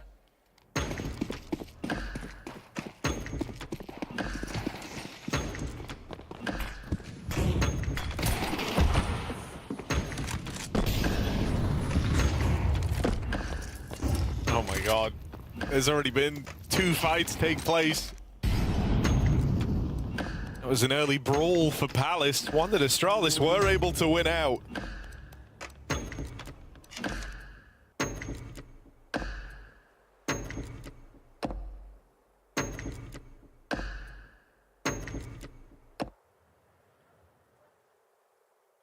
The music was adding a nice bit of ambiance. Yeah, it was tense. They can just walk in B right now. They've not really tested it too much. Hooksy's 1 and 6. He's here alone. On and off angle right now, but nades or mollies could end it.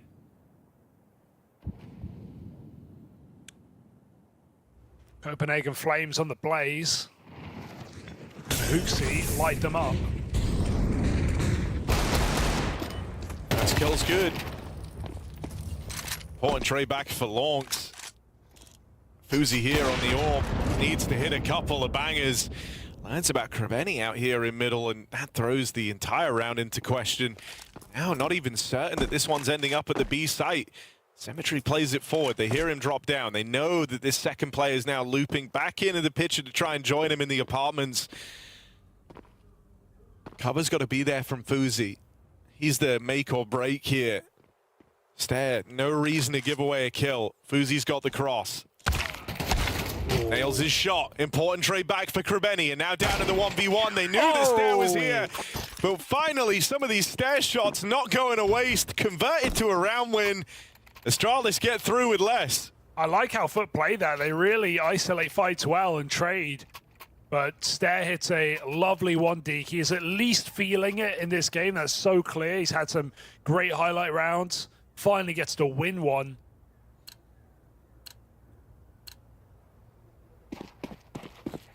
And so Astralis attempting to break back into the CT side towards the end of the half.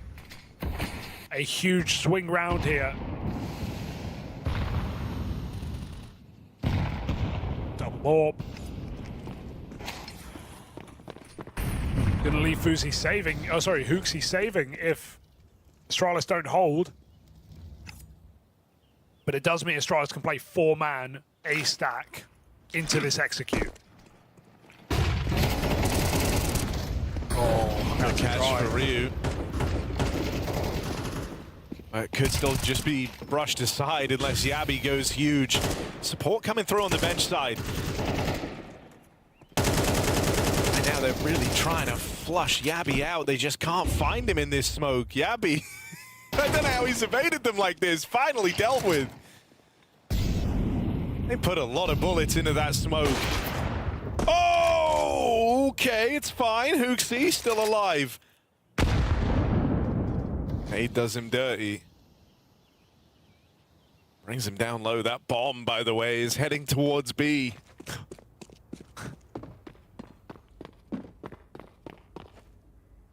Stair's been a monster at those tricky little pixel shots into the site. They deal with Demon without him even getting to fire a shot back. Now just have to keep calm in the 2v1. Symmetry could be anywhere. That's the one thing they've got to contend with here. Planted for short, he sets up to play around it.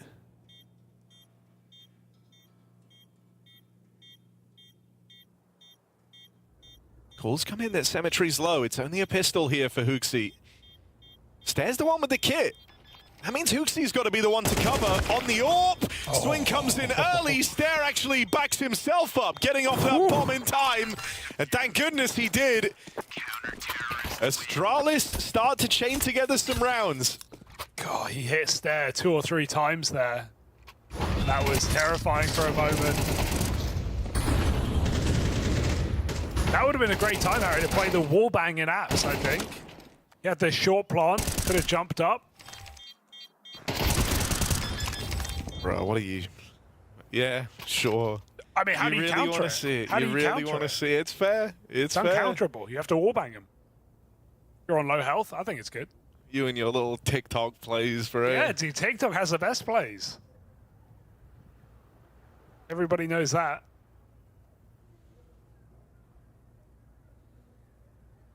Astralis recovering somewhat in the CT side after 6 rounds in a row from FUT. It's back-to-back for Astralis. Denying clutches.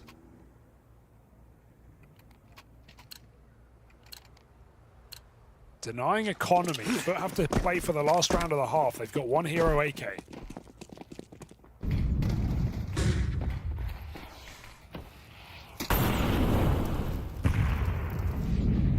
This was the exact type of buy they were able to win on Overpass with. It's how they closed the game. Krabeni started it with the Deagle, and it's on to top performer Stair. Stair has been like the one solid and reliable piece for Astralis. He's gone straight away. It's been benched.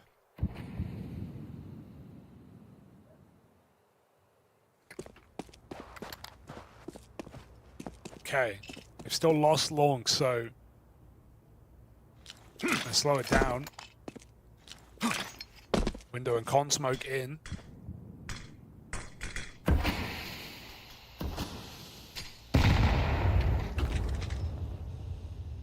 After the window break, might be tempting to get a boost in. Up Demon goes. I like the boost they're using as well. You can't see it from the traditional short angle.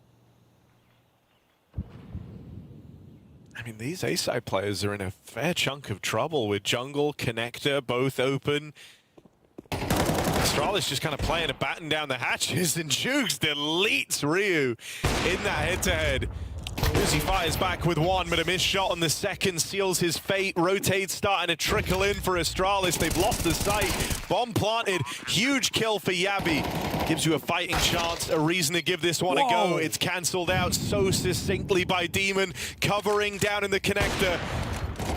And Hooksy on this secondary orb, surely got to think about saving. This is a very tricky 1v2. Is Hooksy really the man for the job? Plays it forward. Goes looking for this, leaves it to the USP, but he's got 2 rifles up against him. FUT on one of those low econ rounds, always threatening. And again, it pulls through for him. Gabby kind of just jumping in there without Hooksy ready. Hooksy flashed from spawn, wasn't, you know, he was AWPing, just trying to cover, but would like to see them move together. Aim is unmatched right now, though. Stairs putting on a pretty good show, but FUT's rifles tearing through Astralis and Harry. Just as you said, coming into that round, that is the round that FUT closed overpass on. They win it out here as well.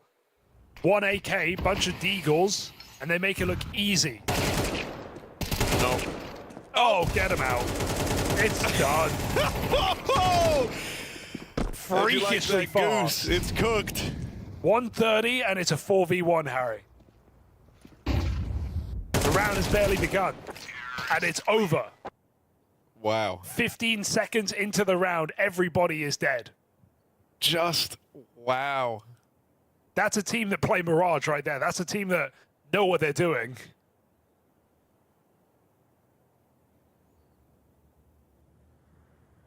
This is more than comfort. This has to be the event where FUT make it to playoffs, man. It's gotta be. I really want to see them there.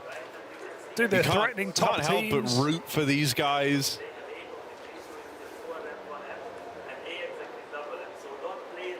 From a hard-hitting, you know, Na'Vi Junior squad, losing what was meant to be one of, if not your best piece in MongolZ.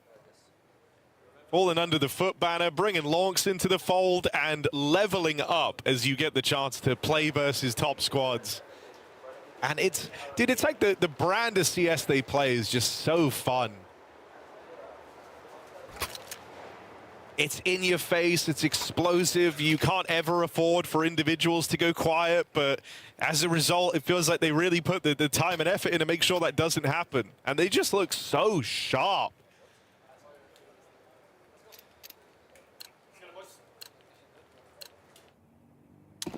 Well, 8-4, and looking for the 2-0. Astralis moved to the T side into a B stack. Abby's in Palace. You wonder how this plays in.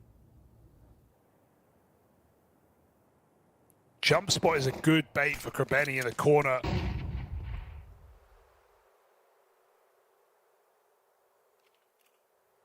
And they walk it back. Double fake. Yabby out A into a B play. Or does that bomb go under? Yes, it does. They know.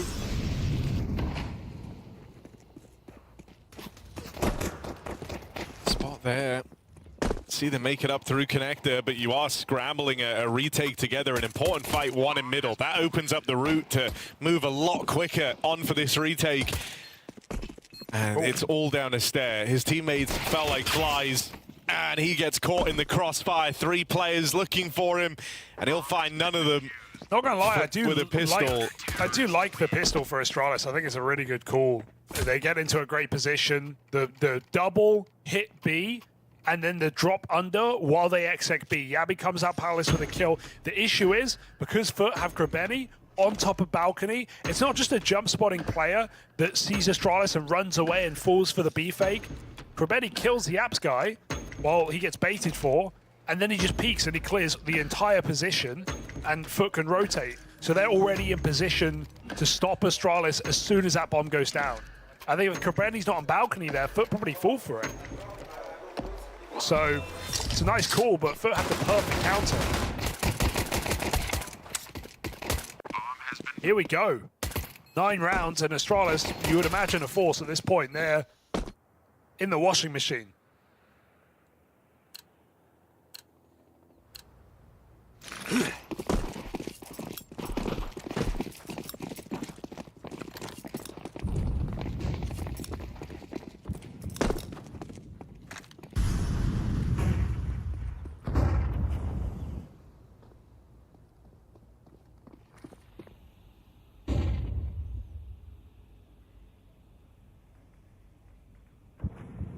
All right, B pop.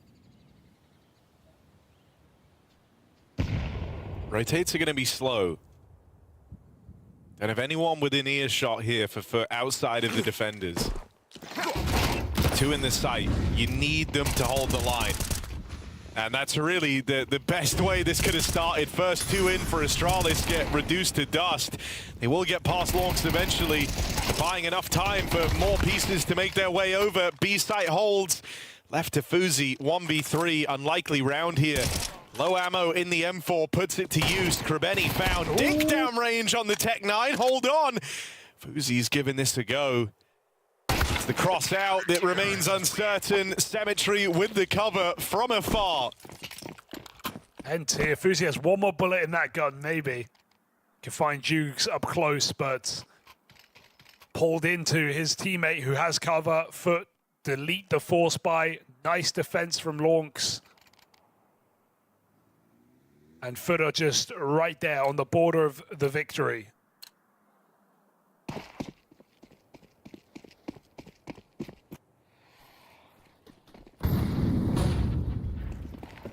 Looking like just another set piece for Astralis, hoping that one of these will be the answer. Hoping that Yabi and Ryu can get the openers. I do feel a little sour seeing Stare without one of the guns. Yeah. Been an instrumental piece, and he goes in first with the Deagle. His round ends, nothing done. It's a Cemetery mow down. 4 kills out of the sandwich. He's not making a meal out of that one. FUT are spamming bodies because they can feel they are on that fast track to victory. They were shouting down FURIA yesterday. They don't even need to do it today. There's been no competition in this best of 3. There has been no fight for Astralis. A fake comeback. And I'm being complimentary to call it that on Overpass.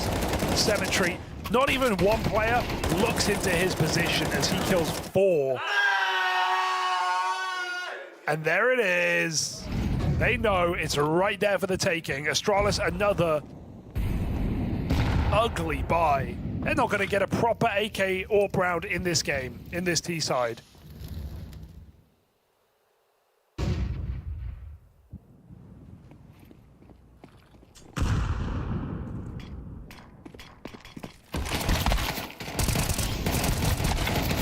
Okay, bit of a scrap to try and go about this short control. Spam is connecting, but there's FUZI with the cover.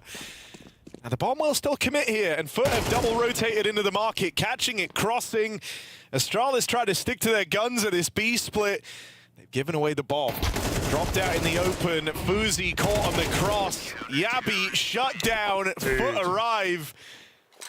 This guy shoots so hard. We keep saying it, but like every round, every POV, there's a frag movie moment from FUT. And dude, I mean, yeah, they're just 2 teams in wildly different positions in the series, and you can feel it. Like FUT are leaving nothing on the table. They're leaving no crumbs, no scraps. They're going for every round they can, every fight they can. They want this over and done with. They're building up, picking up momentum as the series goes on.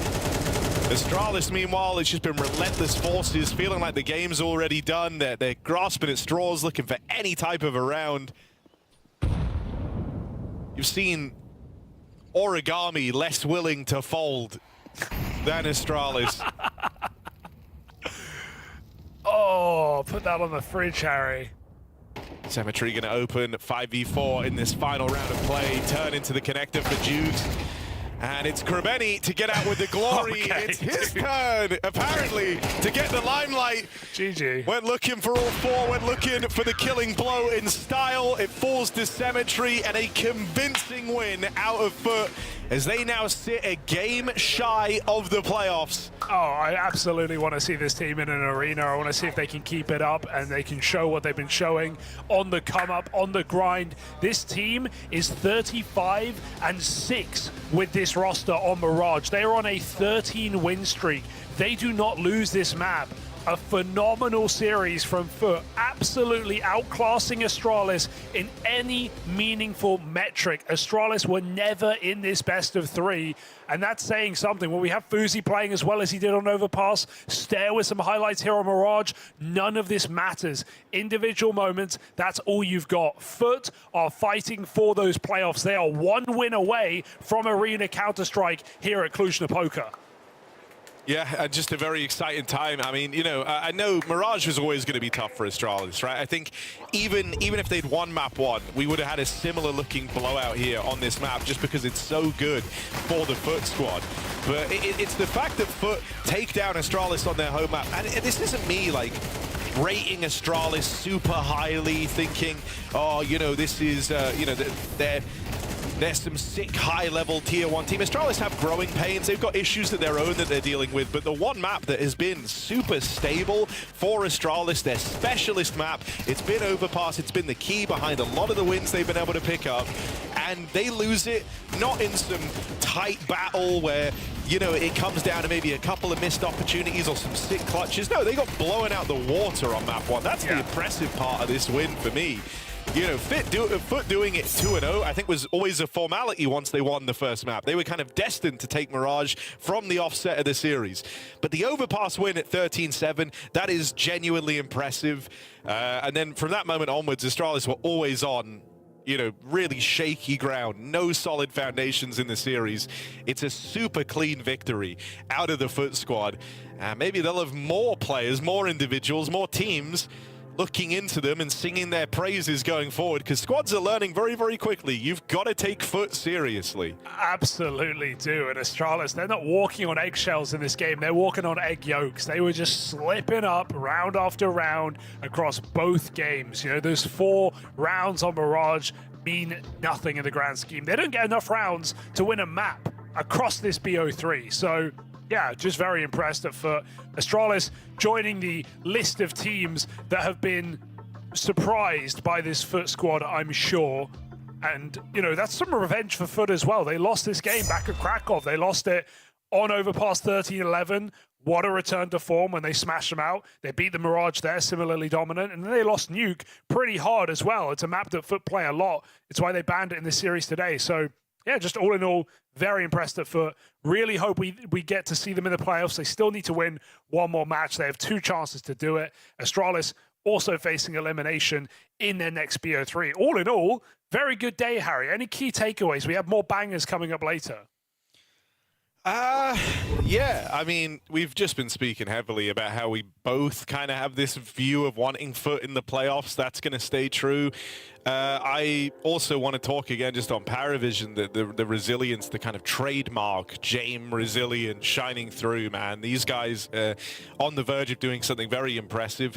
They've been losing these opening maps. They've been reverse sweeping their series. They do it again today versus an in-form FaZe Clan. Yeah. FaZe with all their usual BS rounds coming through, and it just didn't matter in the face of PARIVISION's strong fundamentals. I kind of hope they're playoff bound as well after a bit of a slump on the back of their trophy at the start of the year, struggling in Krakow, but maybe going to leave an impression here in Cluj. There's some exciting stuff going on, Hugo. There is indeed, and maybe we can look at the upcoming games for the rest of the day, because we also have a bit of a classic head-to-head, Harry, in qualification to the playoffs. It's MOUZ Vitality in a group stage, so maybe be a bit closer than that beating usually is. Obviously, MOUZ looking to defend their title here at Cluj after picking it up last year. It's a very different event this time, though, even with Vitality in the running. Hugo, I want to keep talking Counter-Strike with you. Yeah. I want us to just sit here all day, but we actually do have to get off of this stream now because we have everyone's favorite American, Jason Moses O'Toole. You heard me right. That's the Jason, the guy from Talking Counter, the guy who worked at Liquid for a while, and one of the GOAT color commentators, Jason Moses O'Toole, and his little mate, Adam Dinko, whatever his surname is, also in attendance. They're going to be coming up in just a moment. Those games are right around the corner, guys. So seriously, hang around, give them some love. Jason needs a hug today. Make him feel welcome. She said she loves you. But she can't love me. But I love you. Yeah. Look, I know my man's going crazy. I gotta brag on myself, I amaze me. See Joe like I'm back in the 80s. I won't play window anymore. What's going on? Play your role. 1xBet. On to the next one. The human body was built to move. Not trapped at a desk in one singular posture for 12 hours a day. It's time your chair evolved. This is Secret Lab Titan Evo.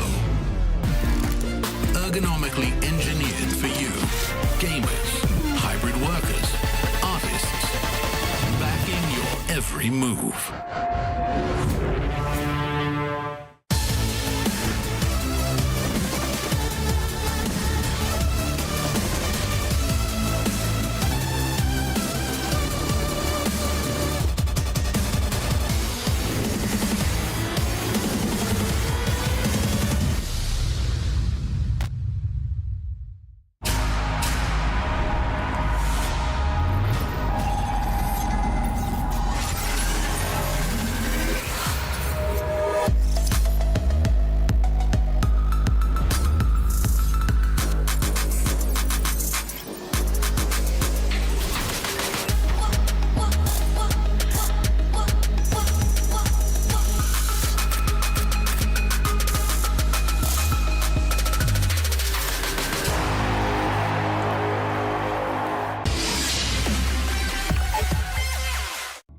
Max are coming into Cluj-Napoca with an interesting way of looking at how their year might have started, especially off the back of how 2025 was for you guys.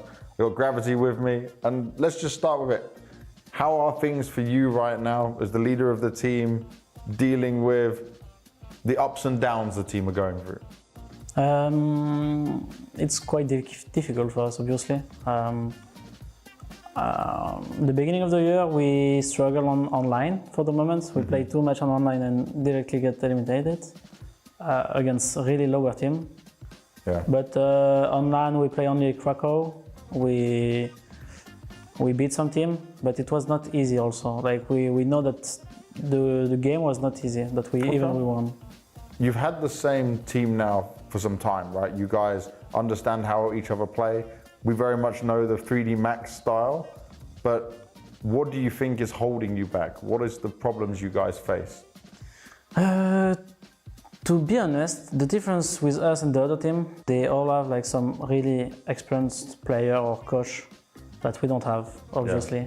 Yeah. So we are learning every day new things, and I think we are like losing time sometimes.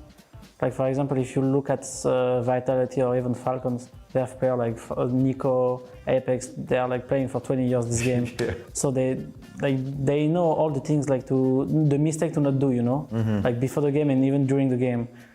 We don't have this kind of player, so we are missing that, I think, and yeah, that's the biggest thing that we are missing.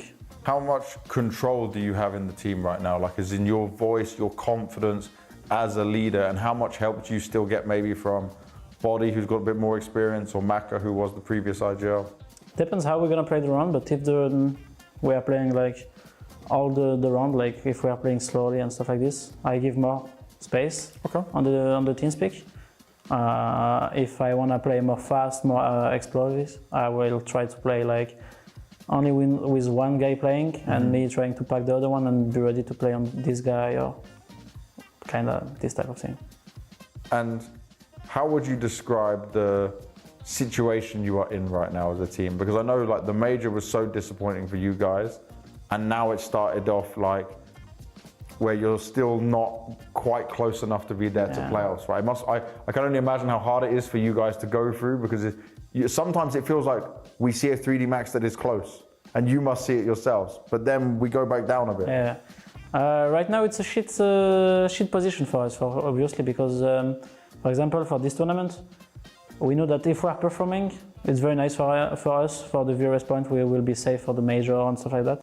Okay, look at then, say, your own expectations coming into this event. You said it's very important for the major. Looking at the teams that are here, looking at like the level you know you can hit, what is an absolute must, like you need to be at this stage, and what would be considered terrible in your opinion? Terrible, it will be 0-3. If we do 0-3, it's really terrible. If we just qualify for the playoff, I will be happy, to be honest. And I think it's possible. We can do really big damage against some big team. But in the team, when we are playing, we have to understand how we are winning. This is the biggest issue. Sometimes we are playing and we are not doing the best, not the best thing, because whatever you do on CS for me, it can be good, can work. You just have to believe it. But sometimes we are doing the things that is not working really well for us. I don't know, we are overthinking sometimes. I feel like, sometimes we are overthinking. Just if we just make it more easy in our mind, I think we can fuck like some really big team. Do you have this confidence in the server when you go into it? Do you know when like 3D Max connects to the server and you feel like you guys are in your best shape? It's really weird because sometimes I'm feeling like I'm looking at my left and my right. I see all my players, like everyone is comfortable, everyone is confident. But sometimes I cannot feel that. Like I don't know how to explain. Like for no reason. Sometimes we're not showing that we will be confident. But it's kind of random with us. I don't know how to explain, but yeah, it's full random. So you don't like have a set way of trying to set up, or there's not like that. You just wait and see on the day. Not wait and see on the day, but sometimes you know, like on the preparation when it's gonna be good. Like for example, with us on the preparation,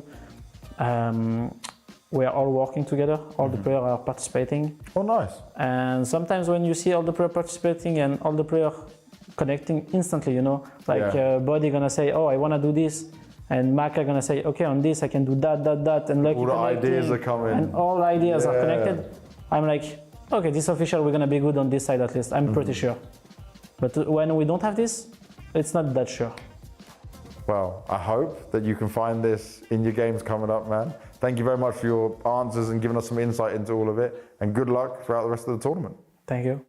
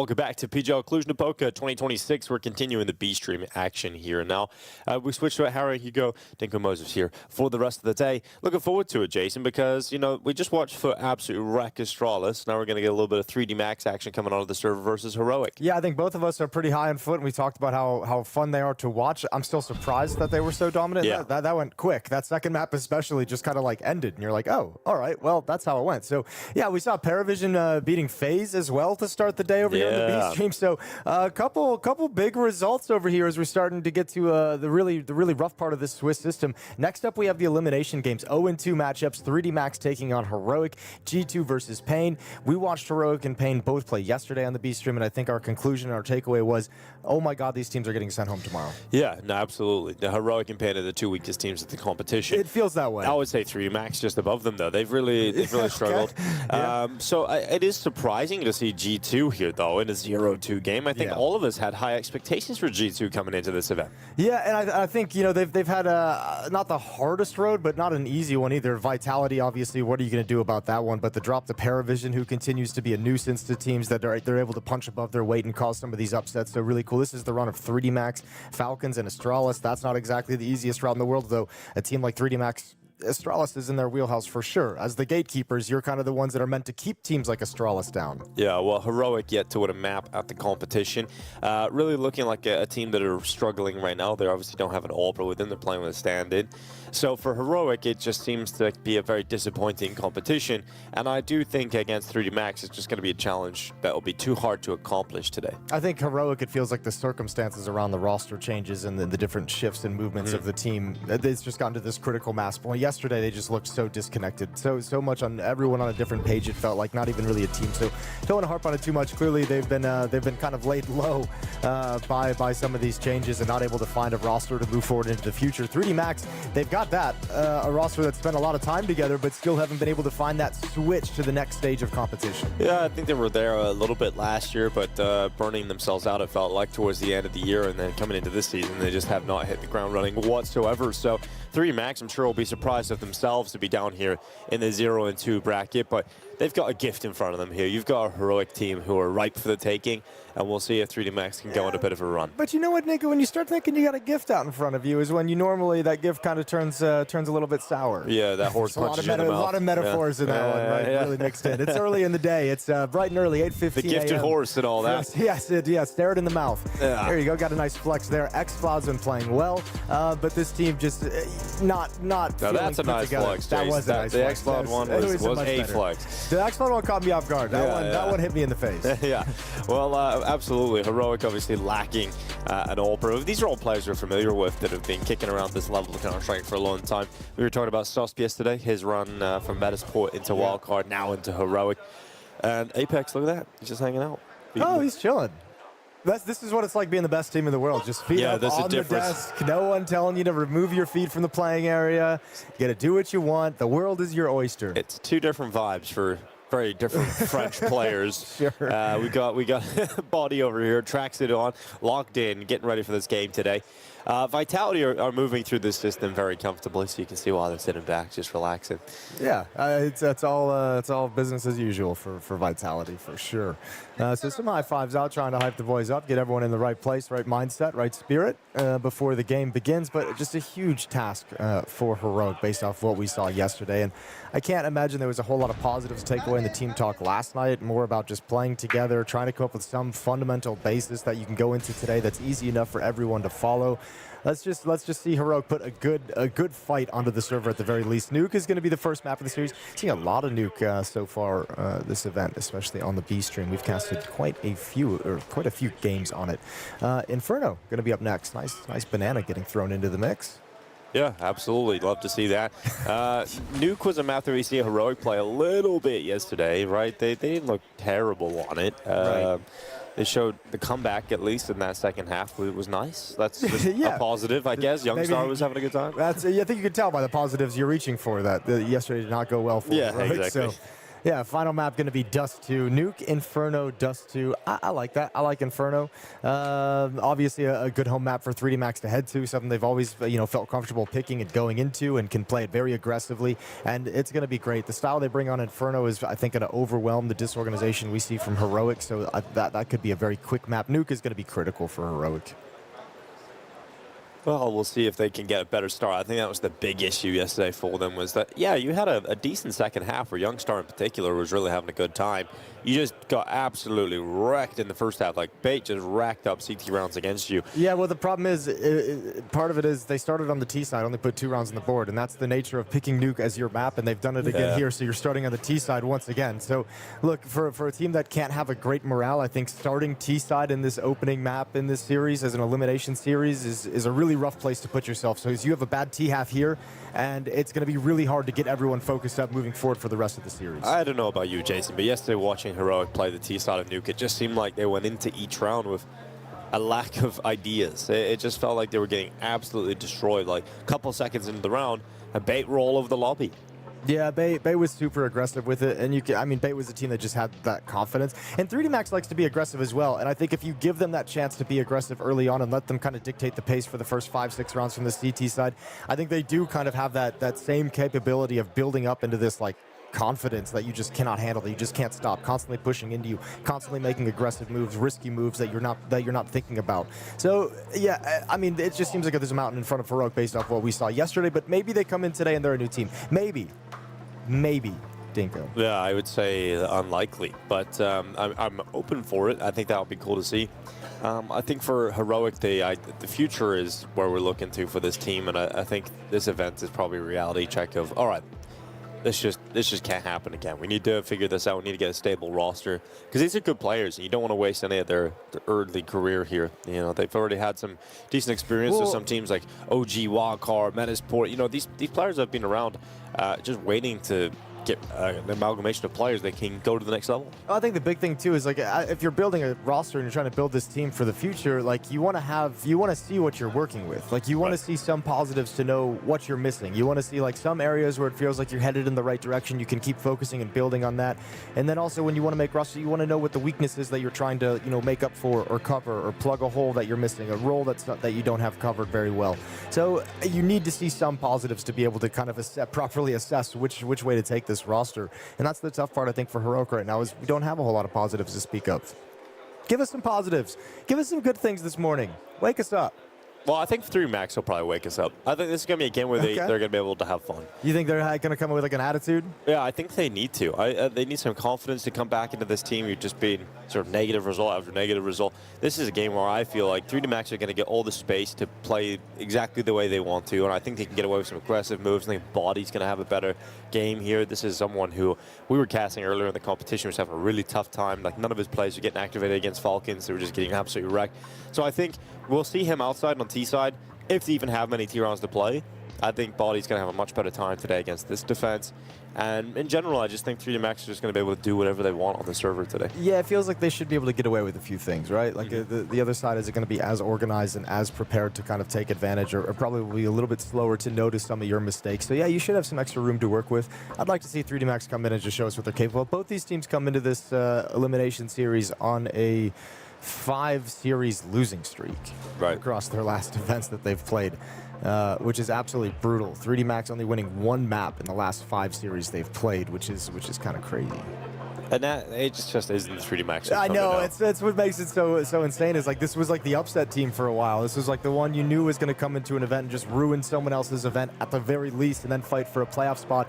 And now these last 5 series struggling for a map. So but the last 5 series, other than Mix, KS. True, it's been 2 against Falcons, 1 against Vitality, 1 against Astralis, and Mixed KS. Yeah, the Mixed KS one is just a little bit ridiculous, but it was also online. I guess we often talk about that being an issue, but yeah, the other teams, No, but still, elite, the losses I can kind of understand, and you can probably give it away. Especially, we casted that Falcons one as well. Nico had that incredible performance. He had a crazy series. But just not putting a map up is what worries me more than anything, where I'm like, ooh, come on.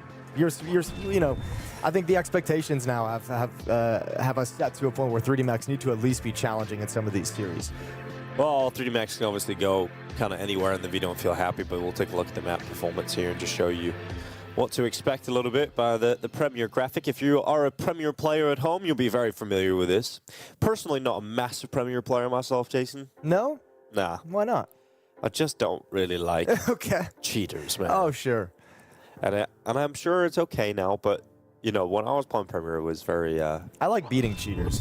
You get to a certain level, like, it's so fun. The Premier grind is so fun. You get, you know, you're playing with a good 5-stack. You're, oh, my God, we're just racking up yeah, points. having a great time. Common, playing with the boys. Exactly. You get to the top of the ELO, and immediately every game just becomes a cheat fest. It's the one night. It's the one night where you hit like 3 in a row, and you're just like, okay, I got to check out for a bit. Yeah. It's like, I need to and reset. that's the end of the fun. And thank you very much. You have destroyed my fun and my camaraderie with my friends. Yeah, you're like, oh, this is the one night I get to play Counter-Strike this week. I hate you.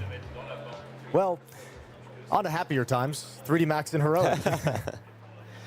Yes. I think for 3D Max, though, this tournament doesn't feel like it's one of those events where, obviously, we're going to talk about them being a team for playoff contention, which is a bit sad because that just shows you how much they've kind of dropped off.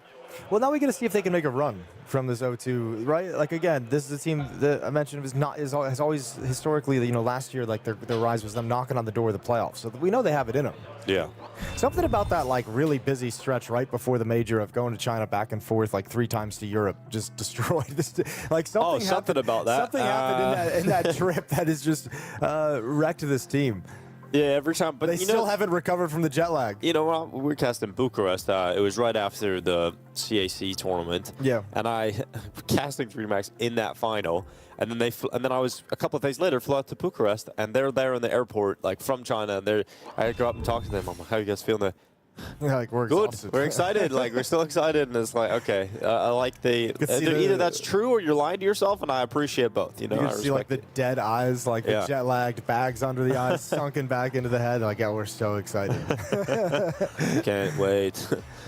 Just so you guys have a little bit of an update, there were some tech issues right before the game began, so we're getting those resolved, and then we'll get things started. But that's why there's just this little bit of delay. So you hear us chit-chatting to start our morning off. Hope you guys are all doing well. Tuning in for the rest of the show. Over on the A stream going on is, well, Bait vs. MongolZ is about to head into map number 3, so throw that up on a second monitor. Plenty of action coming later on today. MOUZ Vitality, yet another rematch. That can be as exciting or as not exciting as you want to make it in your head because we've seen it a million times. FURIA Falcons to end the day on the A stream is a pretty sick matchup. I'm going to make sure we throw that up on the screen if our games end fast enough. I think they could. Like, I'm setting the expectation now. There's two. My prediction of today is I think 3D Max are going to comfortably win this game against Heroic. Comfortably win this game. And I think G2 will handle business as well later on. I think there's just 2 clear favorites in the 0-2 games. Now, handle business is a very vague Destroy assessment. pain. Okay, there we go. In a very brutal way. Sure. Make them live up to their name. I like that. Yes. All right. I think that's a fair assumption. Again, based off just what we saw yesterday, I don't think either of us left with any kind of great vibe about Heroic or Pain, which was unfortunate. Pain seems to be going through that same thing of the roster changes, 2 new rookies coming in, VSM and PURIA, and still is kind of struggling to find ways. Saw a little bit more at PURIA yesterday, but I think still not entirely sold on this new roster that they're moving forward with. But we'll get to check them out against a G2 team that's probably, you know, angry to be in this situation, a little bit disappointed staring at the 0-2, probably just as shocked as we are. Yeah, I think for G2, the run, I mean, they play some tough teams, right, like on the way here. So I think there's one of those scenarios where, oh, the Swiss system is great, but it also gives us 2 pretty difficult opponents. Now we end up here in the 0-2, but this is what the 0-2 bracket is for. It's the safety net to catch you on the way down. Yeah, now, I mean, that's the conversation is, you know, you get a little bit of a reprieve not having to play against the top teams when you hit the 0-2. So there's a great chance that G2 can have a relatively chill recovery. Yeah, we'll see if that is the case. I'm seeing Caster's curse being thrown in the chat. I saw you that might be right. I saw that as soon as I started that sentence, and then I was like, how do I uncurse this? Yeah, don't worry about it. It's going to be fine. I don't even think a curse can affect it today. Wow. He's really just doubling down, I guess. You got to. You got to. All right, not too sure why we're what the delay is for, but we heard it was an SSD change earlier today, so maybe still sorting that out, getting everybody ready to get into the server. I have to say, the 610 hertz monitors look incredible with the desk. The whole setup here looks very good for the players. Yeah, it looks very cool. Everyone has adjustable desks, the great monitor, their own space. I like the color scheme. It's very warm. Yeah. You know, a comfortable environment to be in. So much space. That's the best part. You don't have to be right beside. You know, if your teammate hasn't showered today, Jason, because you're rushing out, you know. True. That's not a problem with this setup. No, not at all. Hopefully. Possibly. You never Depends know. on how often. How many days it's been. Yeah, exactly. All right, fist bumps are coming in. Yeah, which, enough about hygiene. Yeah, so we can throw hygiene out the window as you know, I think some of us might be used to. But let's get into the action because this is the day of survival. You get knocked out of Cluj-Napoca if you lose this game. Heroic, not surprised to see them in this position, but let's see if they can surprise us with a bit of a better performance today. A bit of resistance up against 3D Max as we head into Nuke. It will be a T-side start as predicted here for Heroic, and they didn't have a great time yesterday. Got to change that now. Look like a hit towards the upper bomb side. Door's going to be broken open. They're going to hit a timing with it, though. A little stutter step. There's going to be utility chucked out. Molotov flashes are in hand.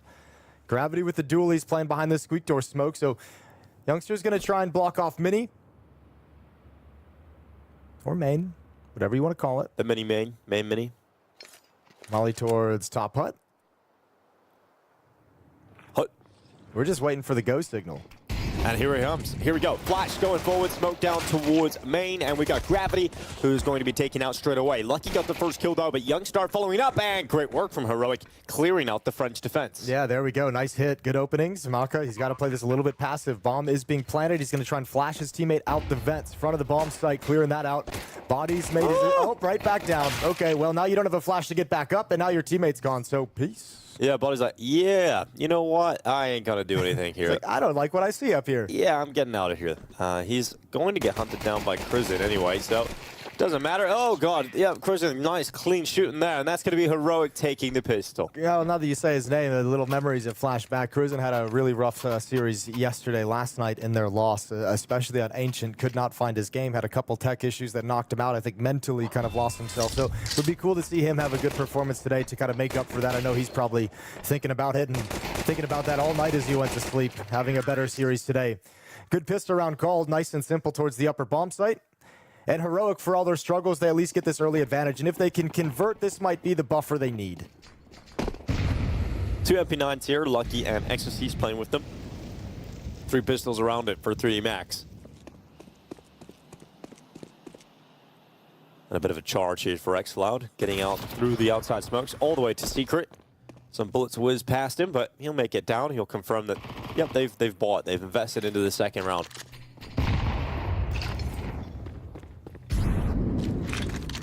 He'll just run back up. The back garage player's going to hear those steps, though. Yeah, a little bit of a fake, I guess, but you're right. The sound cues are going to be there. So Maka's going to be in a perfect position, but now starting to storm around, wrapping towards heaven. However, they are pretty split. No one's cleared this entirely. Oh, good what? find from Nilo. Dude, if I'm Maka, I'm around the corner. I didn't even see him. And Nilo just absolutely wrecks him. So an opening kill here for Heroic, looking a little bit sharper to start today already. Sus going to be holding the push, but Lucky going to win the duel. And Sus going to go down, no problem. So Lucky happy to take that kill. 45 seconds remaining on the clock. 3D Max have the player advantage. They've also damaged up Crizin, who's in a fight at Heaven, trying to keep Exorcist busy. Yeah, but look over towards ramp room. A lot of blue dots starting to move into that lower bomb site. This Galil is going to be so important at range. Crizin still not found, still occupying one defender, and now the MAC-10 can move in, and that should be the round. Yeah, shredding them. Gravity did get that one kill on Crizin in that prolonged Heaven fight, but it doesn't matter. There's just no way back into the round here. So if you're lucky, you've got a Galil here and you want to just slip away. You've got Gravity saving his MP9 and a good bit of utility as well. So Heroic get the 2-0 lead, and they're getting that buffer that we talk about on the T side of Nuke. Yeah, that round almost slipped away from Heroic. It's good to see them kind of keep their grip on it, because it felt like for a moment there 3D Max had applied enough pressure to make that a little disorganized, but Heroic still come out on top. So good seeing them control the situation and not let it crumble and fall apart too early. They do convert the second round. A Galil and an MP9 still on the board that they got to be concerned about. Just winning the pistol, converting it, and winning the first gun round, that's literally better than what Heroic did all day on Nuke yesterday, right? This is a much better showing already just by finding a little bit of early success. Oh my gosh, it's early for me. We're going to warm up. I'm fighting that word. But yeah, I mean, Heroic coming out on top at least of the first couple of rounds. And 3D Max, they still have a chance for potency in a round like this where they pull out the Galil and the MP9 saved over. We'll see if they're managing to get anything done here.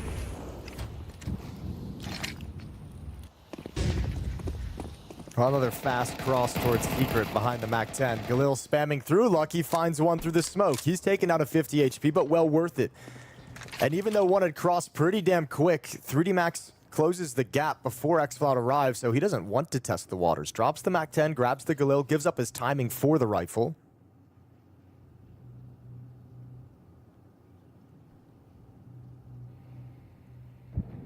Maka waiting with a 5-7. Let's see who bites first. Well, Utility was just chucked outside. That's meant to try and get this 3D Max reaction towards Secret, but it's not coming, so good nerve being held so far by the defense.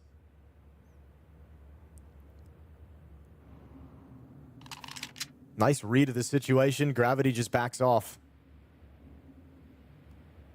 Now, the attack is split. It feels like they've got good map control, but, you know, 2 players lobby and roof, 2 players in Secret. It's not in tandem. And actually, 3D Max have the advantage in any fight that occurs here in lobby. There's Mac's kill, and that is Crizin gone. Susp to dive into the hut and come away with Exorcist. We'll go back again. Maka waiting at the door, and Susp has got that frag as well. They're going to come up vent, but there's an MP9 right next to... Oh, no, they're not. They went right past. Towards the lower bomb set we go. Okay, Susp has gotten the kills necessary over in lobby to alleviate the pressure. Dink is down. He's forced away. Now 3D Max should know at the lower bomb site, they've got a 3-on-2 if they can hustle.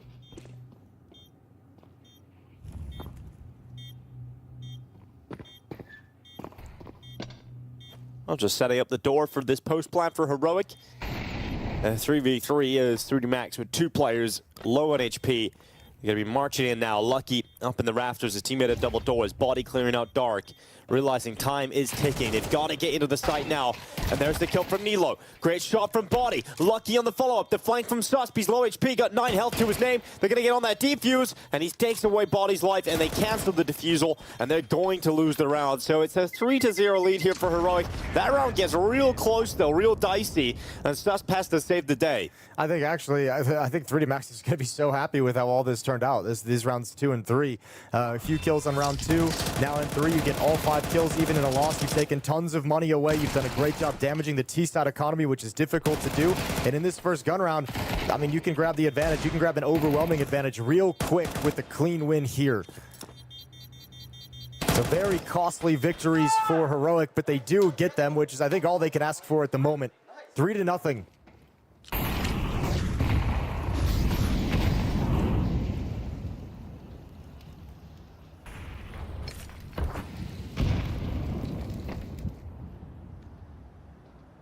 We got Lucky playing a red.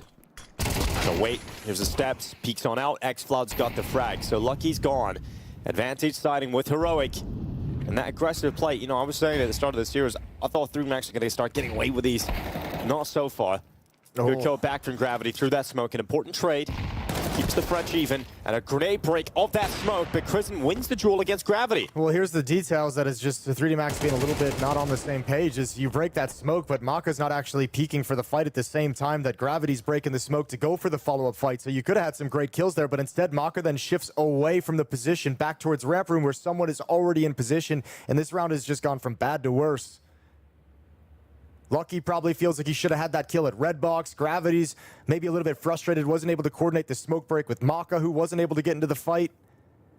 And 3D Max just can't get anything going. Another T round for Heroic.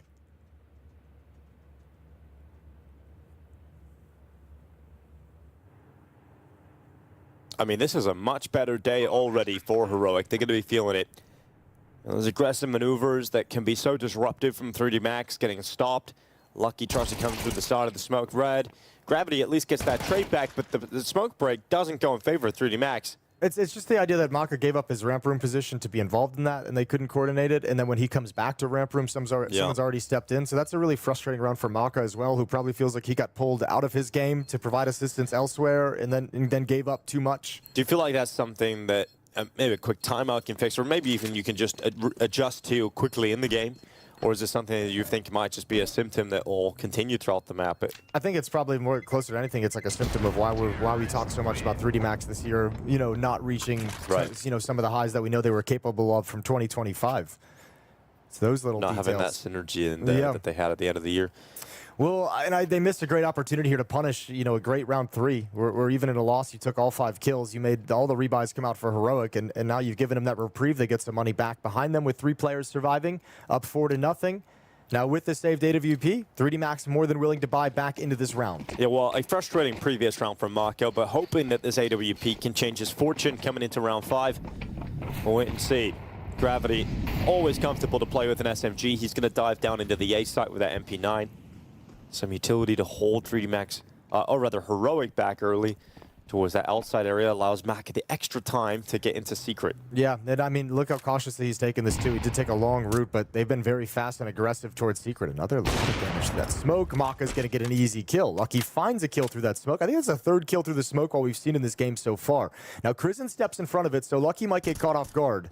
Yeah, rough situation here for Heroic to concede 2 players. You're immediately on the back foot, and the round has pretty much just begun. You need some fights to go your way, and there's one of them.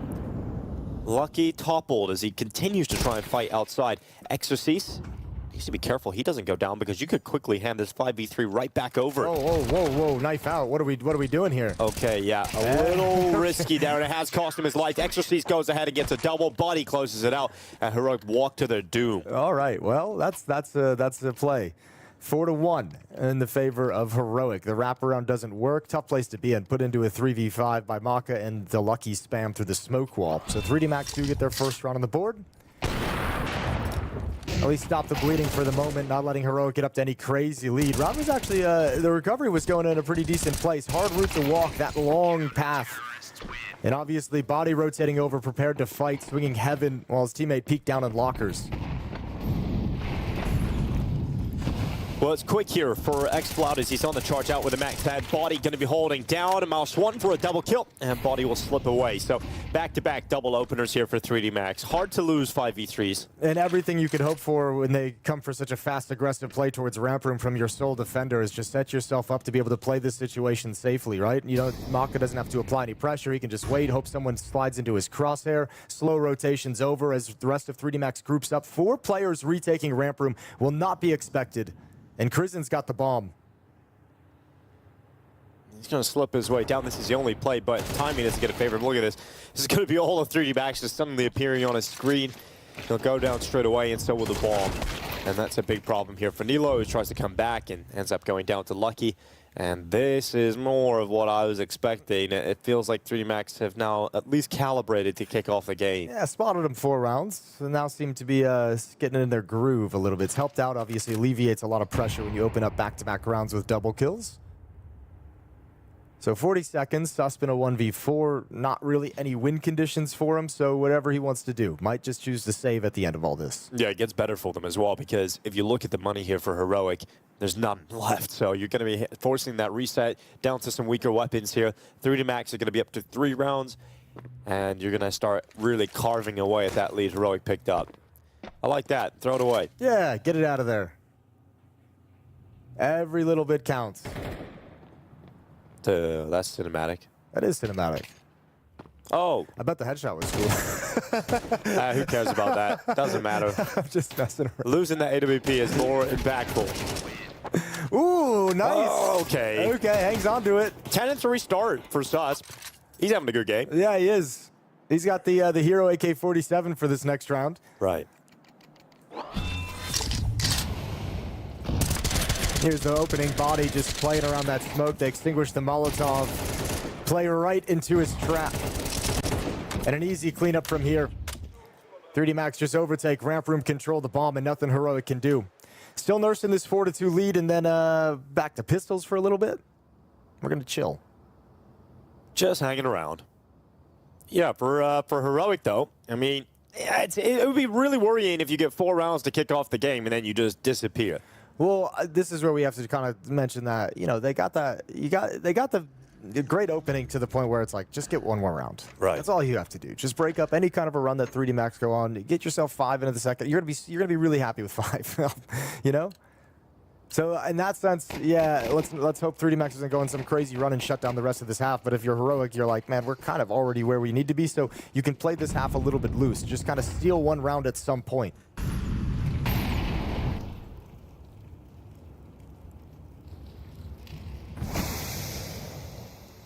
All right, bait the Glocks is the strategy for Susp.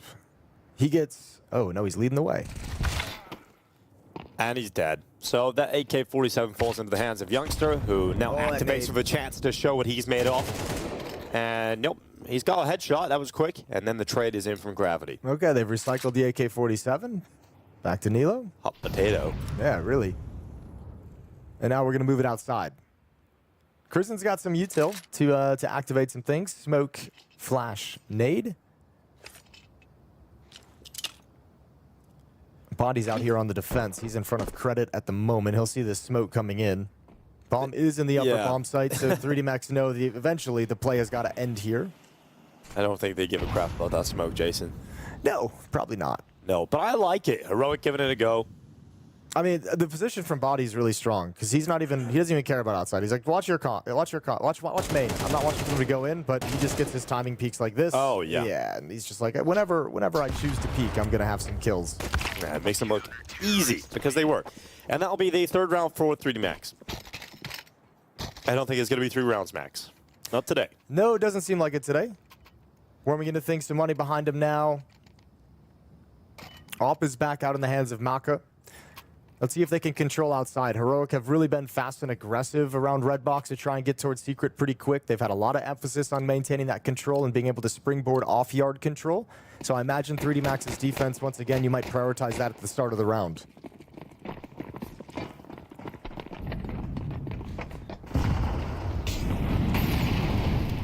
Well, we got Maka making his way into the ramp room, and Susp shreds him.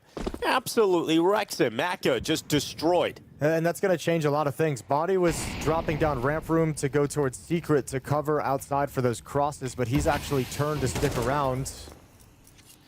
So he's missed his timing to be aggressive anywhere in Secret, so he might have to turn into a more of a passive spot.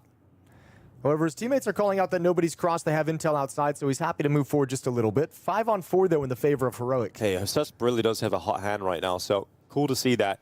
I mean, when you're a team that we were been talking about, Heroic are not a real team right now. This is obviously a feeling of a mixed environment. When you don't have that structure of the reliability to fall back on, you need someone like Susp to be stepping up and giving you a shot. And there's a great opening kill onto the AWPer of the opposing team.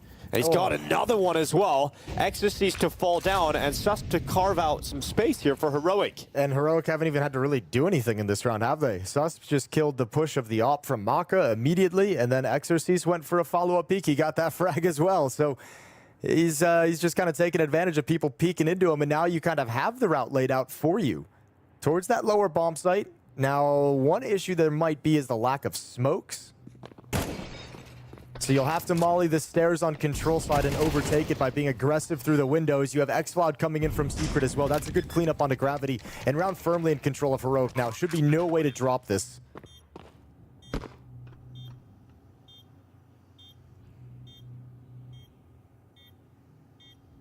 If Body had a kit, you know, you could get a little weird. Yeah, you could get a little weird. Is there a conversation where it's worthwhile maybe doing some damage here, Jason, or do you want to hold on to the AKs? If you're the seat, well, it doesn't matter because you've lost one of them, but yeah. In theory, you know, if we use that as a case. Yeah, you know, maybe some exits, I think, with only, I mean, the position that Body's in, like, he kind of just has to go for kills because, like you see, he's not exiting there. So at that point, he's kind of in a position where it's like, go for kills, especially if you don't have a chance for the Ninja without any kind of a kit. But yeah, I mean, getting some kills at the end because you know Heroic's money was a little bit weak. That was the first buy they had in a while, first round they've had in a while. You could have done some more punishing, but in a 2v5, hard to kind of arrange that. So really, the story of this game has been get 2 opening kills, win the round. And this is Susp. It's true. Having to go for Heroic. Shockingly, 5-on-3s are really strong. Yeah, very. Except if you're Falcons, of course. True. There's always the exception to the rule. Nice. What's so funny, Chrism? Yeah, what you laughing at? 12-4 for Susp. Really well done. So 3D Max reinvest. Thankfully, they built up some cash. Maka's got his AWP again, though we haven't really seen it have too much influence quite yet on the map. This is like the 3rd or 4th round that we've seen him play with it and haven't had to sing its name too much. Yeah, if anything, it's kind of been a weak point. It got wrecked in the last round by a rifle. So I'm sure Maka feeling a little bit frustrated with the start of this game. 3D Max maybe feeling a little bit frustrated overall.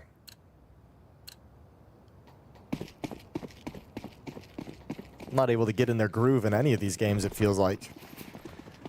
So Op is going to be moving outside. Early Molotov. Lucky has crossed over towards Secret behind the utility. Youngster wielding the AWP. Stalemate to start the round. Both teams playing it passive and just pretty standard defaults from both sides of the map.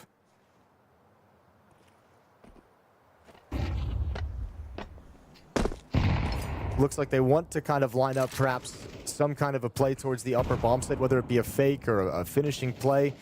3 players over in lobby, 1 on the roof. You can throw out an upper fake and attack towards ramp room if you're feeling confident. You can actually try and just pop into the upper bomb site if you're feeling frisky. You're getting Xvod, who's trying to be a nuisance outside, but he's not getting in any position to wrap in through main. So he'll back off as well, and back to lobby we go, and I think now Heroic is going to be ready for the hit.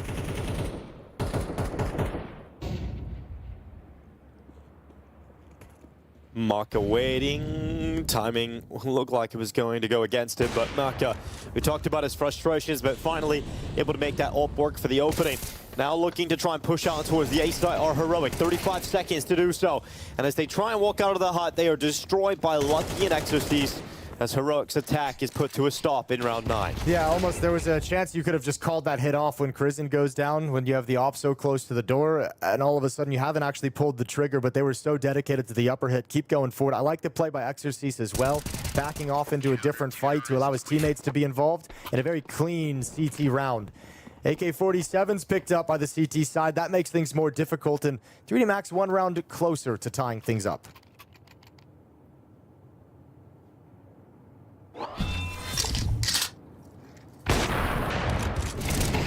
Seen some questions about Alcara not playing. Visa issues, I believe, was the reasoning provided, and so they're playing with Youngster here. Yeah, I've been struggling with that for a while. For a couple events, I think he missed Bounty as well. Honestly, as I was saying yesterday with this Heroic team, it's unfortunately been quite a common thing for the squad. You know, the Visa issue, they had Dexter for a long time there as well, who there was some, getting to events was tough. Yeah, really touch and go. So yeah, trying to do what they can. And that's a frustrated face. We're gonna get a tech. It was Crizzen yesterday as well. I think I can call that. Crizzen had a couple of issues yesterday. So hopefully it isn't plaguing him again. I think that plays into why we see that a little bit emphatic motion right out of the gate. Is like, oh, here we are again.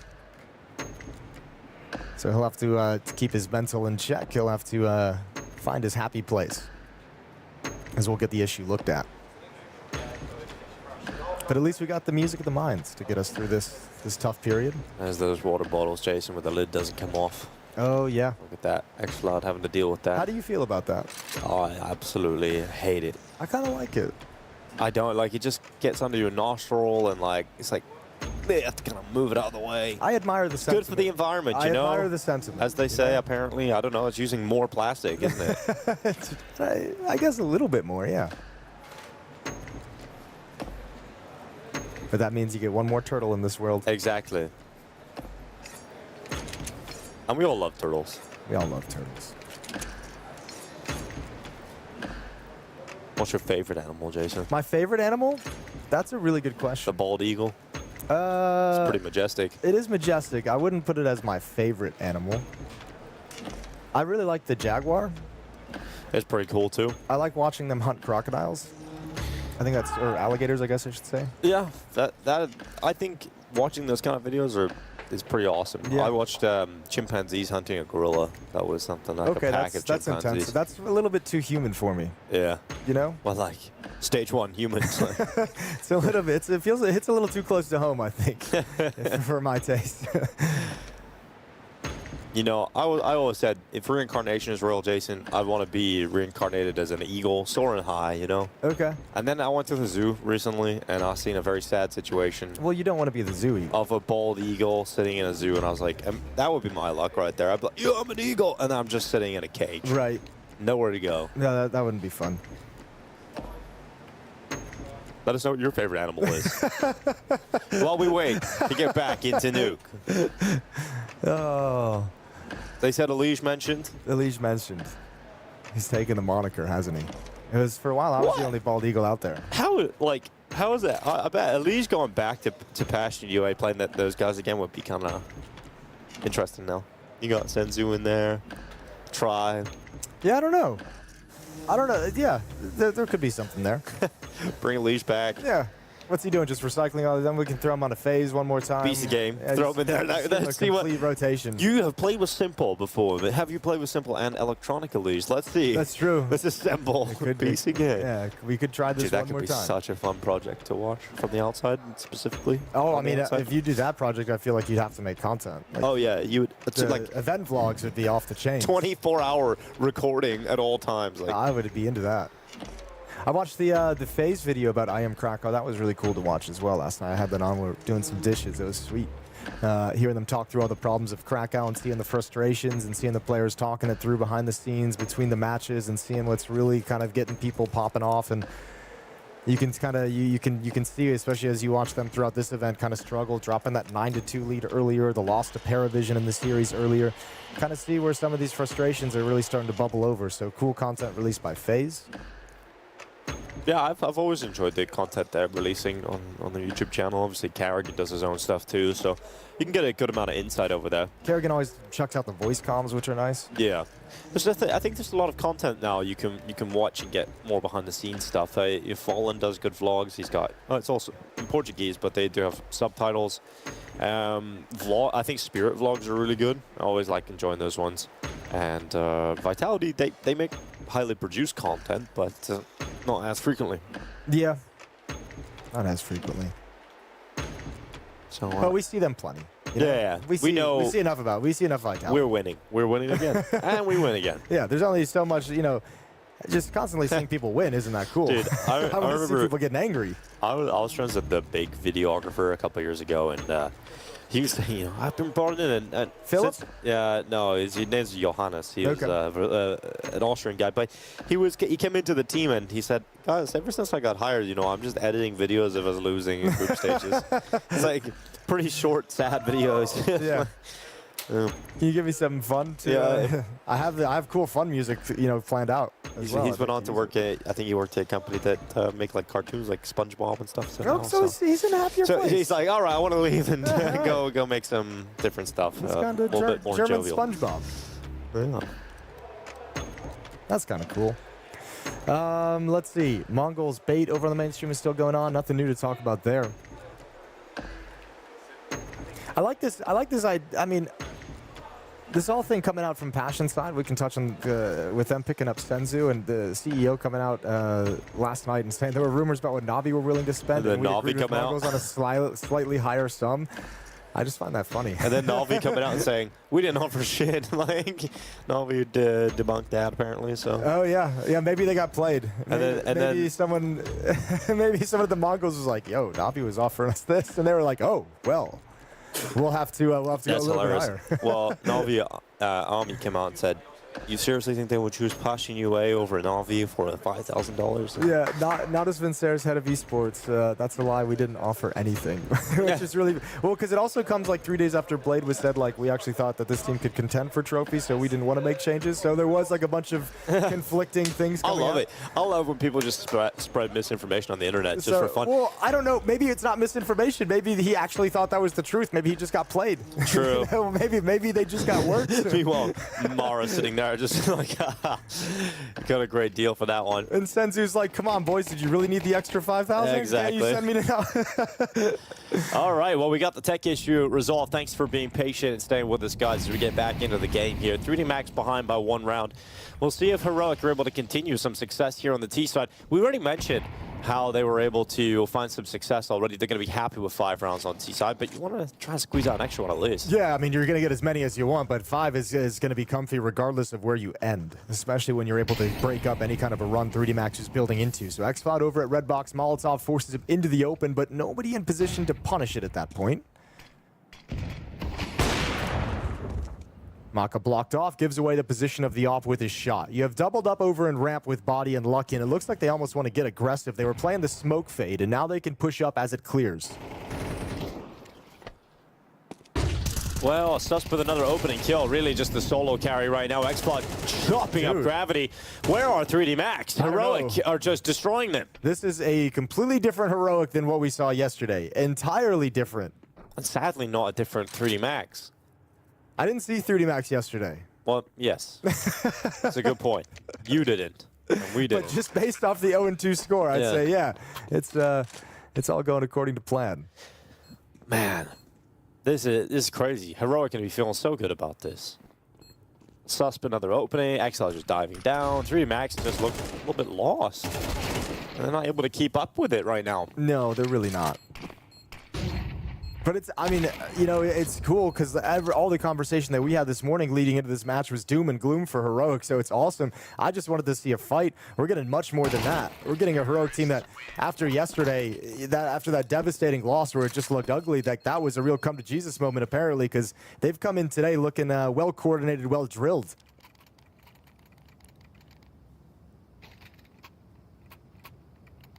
For how often Mac has had the AWP out, yeah. He's got to do something now. He's got to do something. Last 2 rounds of the half here. Got to start doing something with that AWP. This is the last goodbye for 3D Max. You lose this round. Heroic have a real shot at taking 8 rounds T-side nuke. That would be a disaster. Complete disaster. Round 11. Maka's off on top of Hut, eats a little bit of molly damage, drops down. Actually, eats a lot of molly damage. Wanted this angle. He's paid for it, so you're going to want to get some production from here. He got the kill onto Crizin earlier in the half from this position, and this time he's going to activate Gravity for a push. This is being monitored by Youngsters op over in lobby.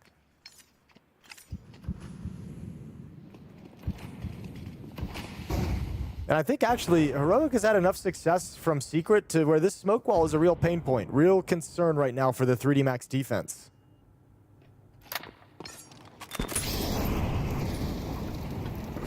Body going to be mollied away. Heroic have space into his ramp. And another molly, so Body just can't take a step forward. So you're just going to see Heroic dive down and the bomb going to be marching its way in lower. And most of the defense went outside, not towards lower, so it's actually only Gravity here, and he's got to play it passive. Maka's just arrived. Good kill from Lucky outside. That's a nice find, but the lower bomb site is lost. Yeah, Crisendo's making sure it's clear. Smokes up. Give him some cover. Oh no, the timing on that. Maka looks up, and as soon as he does, Suff just appears on his crosshair. Gravity opens the double doors, instantly dies to Crizin, and Heroic are just handing 3D Max round loss after round loss, headshot after headshot. This is terrible from 3D Max. And a 7th round on T-side here for Heroic. And honestly, with the way 3D Max are playing, you don't see enough that you're going to believe they can do the hard work on the T side here. It's just individual miscues in this round. Maka, just I think with maybe the half he's had and maybe the tournament run that Heroic have had so far, just like second-guessed himself at just the worst moment. Thought the footsteps were coming up top on the rafters. Dude. Gravity swings and misses a fight on the planter just as he gets off. Just individual miscues selling this round. Well, best case scenario now for Heroic, they take 8 rounds on T side. It's likely, considering 3D Max's buy that is available to them here. Oh, it's just so brutal to see it happen in real time. In position to put a stop to this, to be in position to win the round, to win in the post plan, and just everything goes against you. Damn. This just really is nowhere close to the 3D Max we know.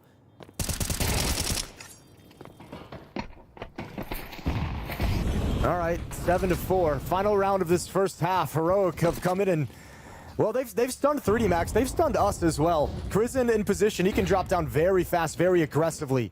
Blinded for the moment.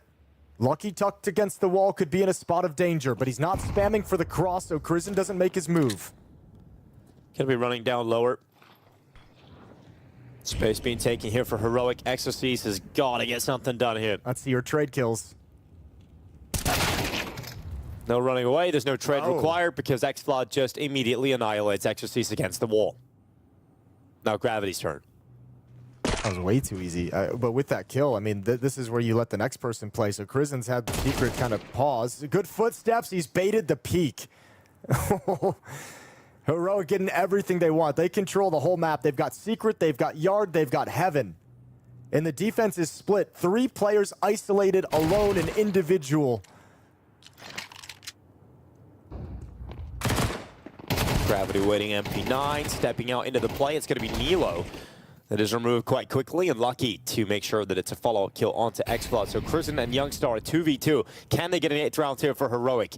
Crisin's waiting for Body to backtrack into the upper site, and he's got a free kill on him, so Body steps into the open. Lucky has to come up the vent and straight to his death. A 3K from Crizin to close things out, and an 8-4 lead from Heroic out of the T side of Nuke. What a great round from Crizin. I mean, the footsteps, the running outside, and the pause to make Maka feel like maybe he jumped up on the barrels, baked that peak, and then you've wrapped around to heaven. You've got the perfect cutoff point to allow your teammate in a tough situation where you're almost dropping a 5-on-3 advantage.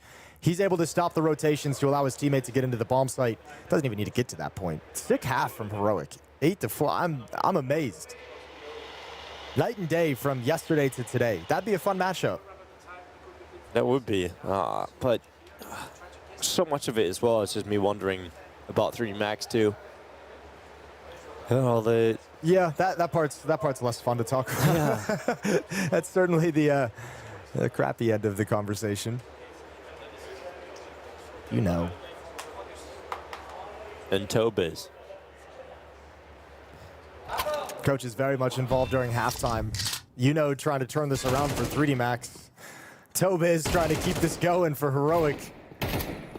They get to switch over to the CT side of Nuke now with this great lead they've given themselves.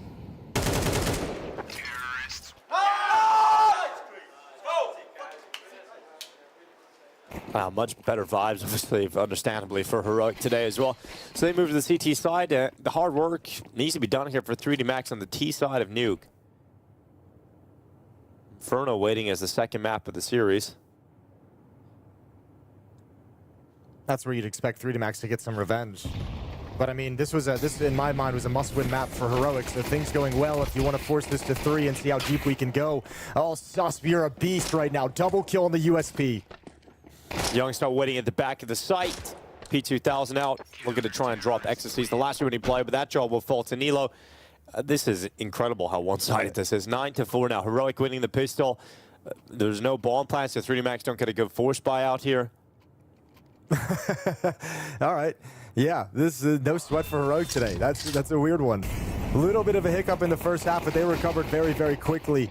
Sauce just continues doing work. Double kill with the USP out in the open. He's the swingman between 2 different choke points and sets up all his teammates for some easy closing kills.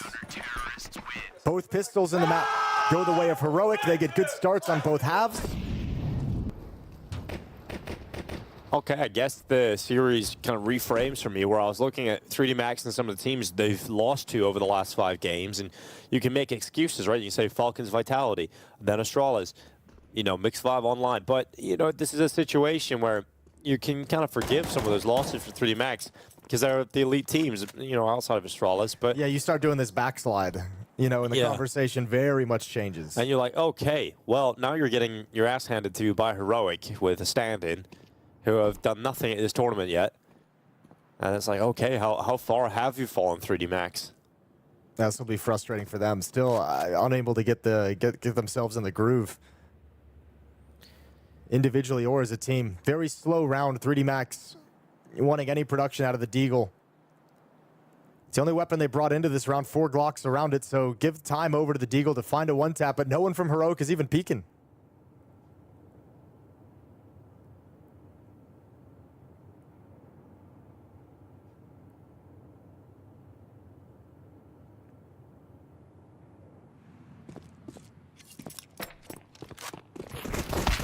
Seconds on the clock. A nice shot here from Lucky. Unfortunately for Lucky, though, the rest of the team topple in a second as Crizin comes through with a 3 count on the MP9. Just sweeps them up. He's having a much better day today. 13 kills, 8 deaths. He stayed in it. That reaction was so quick as well. That 1D comes out and immediately it's a double swing over from Mini. Heroic was never going to give 3D Max time to figure out what to do with that kill. Well, I wasn't expecting too much here, though, for 3D Max. It was a good shot on the Deagle, but you have to remember it was all Glocks, the rest of the squad, so they get melted as predicted. But this feels like the last chance for 3D Max on Nuke already. Yeah. Start winning right now. Gun round is critical if they want to keep this going and try and fight themselves back in. Body's going to hustle around the edge. The Molotov takes a little bit of damage, but they're going to be just fine crossing with smokes in place. Body and Maka have control of Secret. I imagine Xlod would have called that out over to his team, would have heard those footsteps approaching the stairs, but nobody's shifted down just yet. Bomb is going to follow up on the secret cross as well, behind the smokes before they fade. Oh, good peek out from the vent, and then reloads into the peek. Not so good peek from the vent. He wanted that to be, I think, a much more shallow jiggle. Yeah, he's like, oh shit, heavy fat finger that one. All right, y'all get one, but 4v3. I mean, it's now a 3v3 thanks to Lucky's kill here. Maka prowling around the lower bomb site. This is where I think 3D Max find their advantages, is in like the slow mid rounds like this, where they could be more tactical. The only X factor is they have not been playing great today. Smoke is going to fade. Lucky's going to get, oh, missed timing. Nilo, you need to find this, and you will. Awkward fight for Lucky that he comes back into. Bomb planted down low. Gravity stuck inside the site. So is his teammate. But it's a long, long rotation over to ramp room. Now, there is utility. They've got 3 HE grenades for back silo if they realize someone's there. Okay, airstrike to the back of the site. Gravity kept his health, though. He's still able to frag out. Still able to peek for the back of the bomb site. And Heroic got the early advantages in the round, but this was a must-win for 3D Max, and they do pick it up.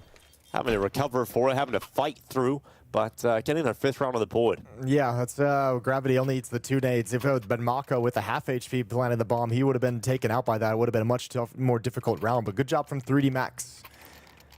Clawing themselves back in, winning in the mid-round. Good call to the lower bomb site. Good positions off the lurk in the opening plays, and they're back by 10. Now low on money is the Heroic side. They do have the op-out on Youngster, who was solid with it yesterday. MP9 on Susp and a 5-7 on Crizzen.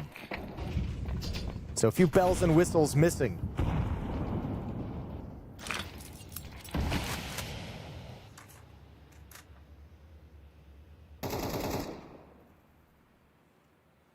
But sometimes the bells and whistles are just for fun. You don't really need them.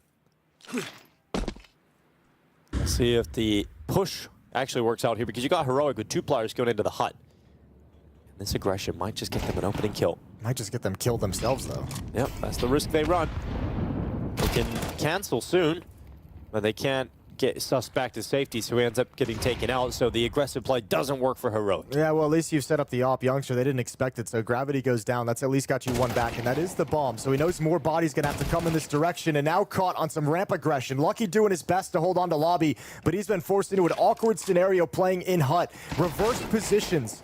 And he's going to go down to the 5-7 on the wide swing, and Body and Maka nowhere to be found. Outside and top of secret, but not involved in the round yet. Now it falls onto them to recover.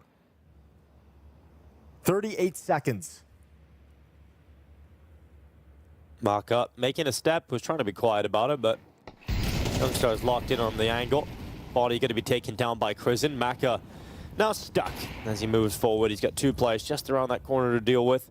And he's also getting flanked as well, so the guaranteed kill. Crizzen's the man to pick it up. And Heroic, as you mentioned, Jason didn't have all the bells and whistles. Certainly had some weaknesses in that purchase, and the initial aggression didn't go their way, and they still won the round. Yeah, it was a nice measured aggression. Aggression in through hut, but, you know, the op staying, you know, far back out towards Squeaky Door to grab the equalizing kill, and then you're able to constrict even more with some aggression over towards ramp room. When the ramp push happens, and this fight right here, Exercise goes down, then lobby starts feeling like a really small space. Lucky has less room to play with, forced into an awkward scenario. And Heroic come out on top, an immediate rebuttal, and 3D Max back to pistols.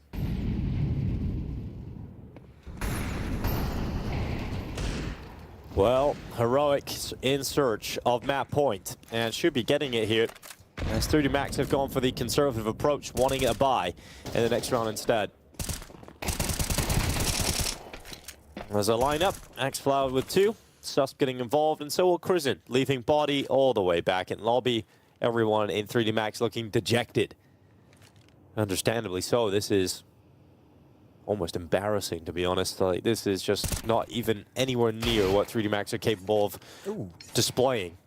Yeah, that's yeah. I mean, I don't even know really how to mention it anymore. It's been just such a conversation piece. Just a bummer when it lasts this long, and you still feel like we're having the same talk. But yeah, 3D Max today, at least in this opening map, have not shown up.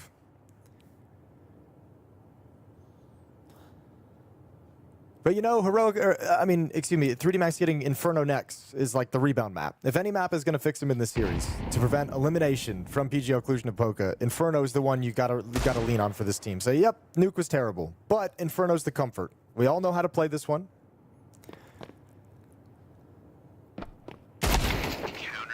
I'm just going to mentally stick with this is not just a bad day in the office for 3D Max. It's just a bad map so far. I think these I'm feeling generous. Yeah, okay. Well, I like that. We'll wait and see. We've seen so many games of Counter-Strike happen this way, right? We especially on Nuke in this competition for some reason. I know, everyone's playing like the favorites suck on Nuke in the opening map, and then somehow they just got bang them out in the next two. Yeah, very quickly could reverse once we switch map. 7 chances for Heroic to close out this opening map of the series. 3D Max got to go on one hell of a run to force us into overtime. Not even the luxury of trying to win it. Now you're just playing for extra rounds. There'll be 5 AK-47s to open up. There's going to be a decent number of nades for 3D Max. And on some level, give yourself something positive to go into the break with before you start preparing and talking about Inferno as the second map in the series.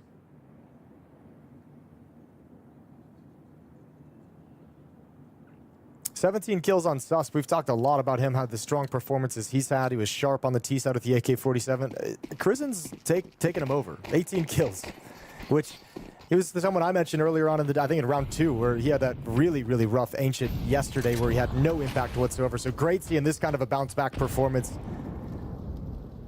Hitting some lovely shots, having some great sequences for Heroic today on the server.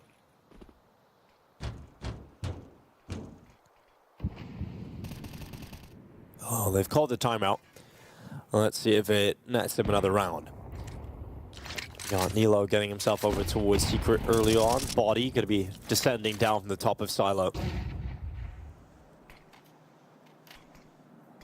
The second wave of utility coming in. This time Body's going to work with it. And Nilo, does he win this fight? Pops his head up.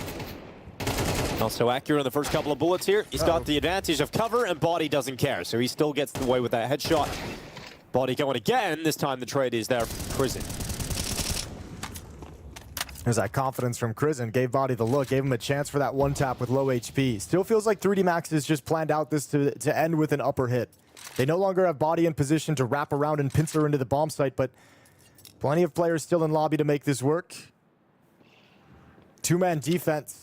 One at the vents, one in the site at the silos. Here's the utility over. No Molotov for xCloud's position. Actually, Lucky could come in and chuck it a little bit late. There's the peek out from xCloud, and Sus also fragging out onto Gravity. A good shutdown here, leaving Lucky 1v3 running into the A site. There's Sus taken down to the back of the site. 14 seconds left for Lucky to try and keep his team on Nuke, and it just won't happen. Heroic come to play with a 13-5 victory on Nuke. It is so impressive and surprising to see Heroic have this bounce back after yesterday looking so flat against Bait with no ideas on the T side really being executed properly. Today, they rack up 8 T rounds and close out with a strong second half as well. That complete 180. Entirely different team than what we saw yesterday. I'm shocked at the difference between the squads and the kind of product of Counter-Strike put out inside the server yesterday to today. Absolutely lovely performance from Heroic on this opening map. For 3D Max, it's the complete opposite. This is a game marked by, I feel like, individual miscues, missed opportunities, kills that you normally see 3D Max get, and there's no way they left this server being happy with how they played the game here on Nuke. So they've got to reset because Inferno is next, their map pick, a home map for them, and that's got to be where they recover not only just this series, but this tournament, because this is for elimination. They go home if they lose this next map. Yeah, and a 0-3 record for 3D Max. Losing to Heroic without an AWPer is going to be just unforgivable for them, really. They're going to have to go home and do a lot of hard looking in the mirror at this point coming into the rest of the season. But 3D Max, a tough situation here. They're going to have to try and bounce back on Inferno.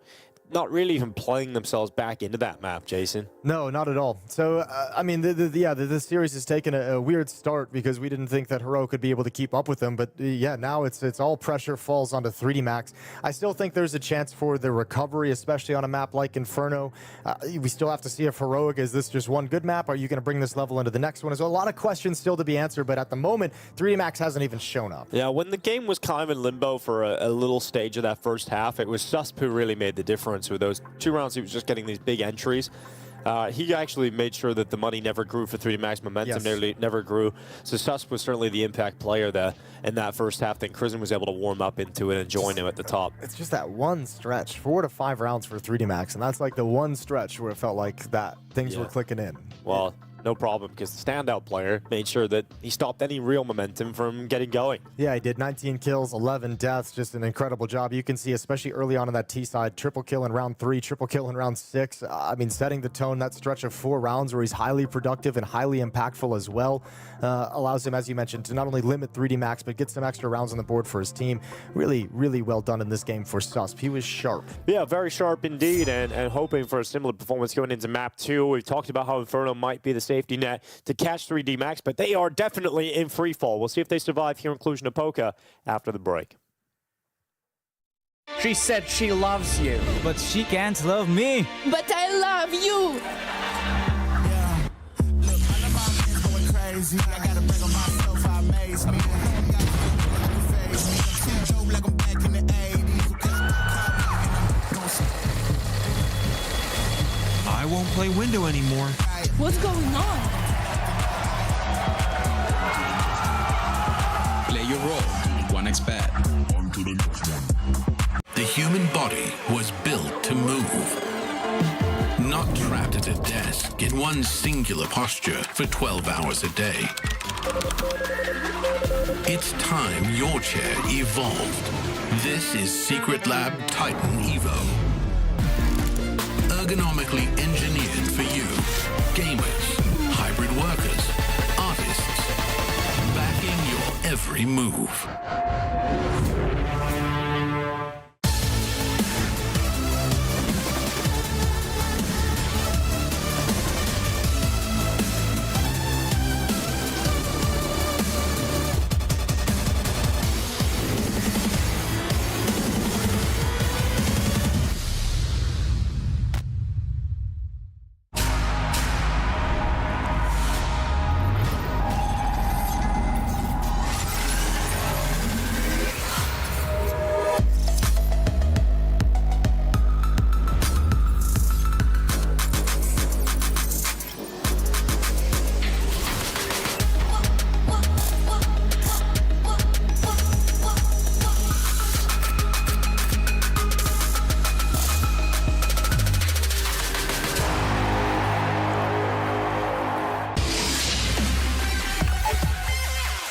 Heroic are coming into PGL Cluj-Napoca once again with a stand-in, and that's what I need to start things off with here, Crism, because it almost feels like your main 5 is with Youngster and dealing with all of this. Like, do you have an idea of what's going on, or when that might change, or where you're at? It's hard to say. We are hoping that every day that we get Alcon back, but right now I don't even know.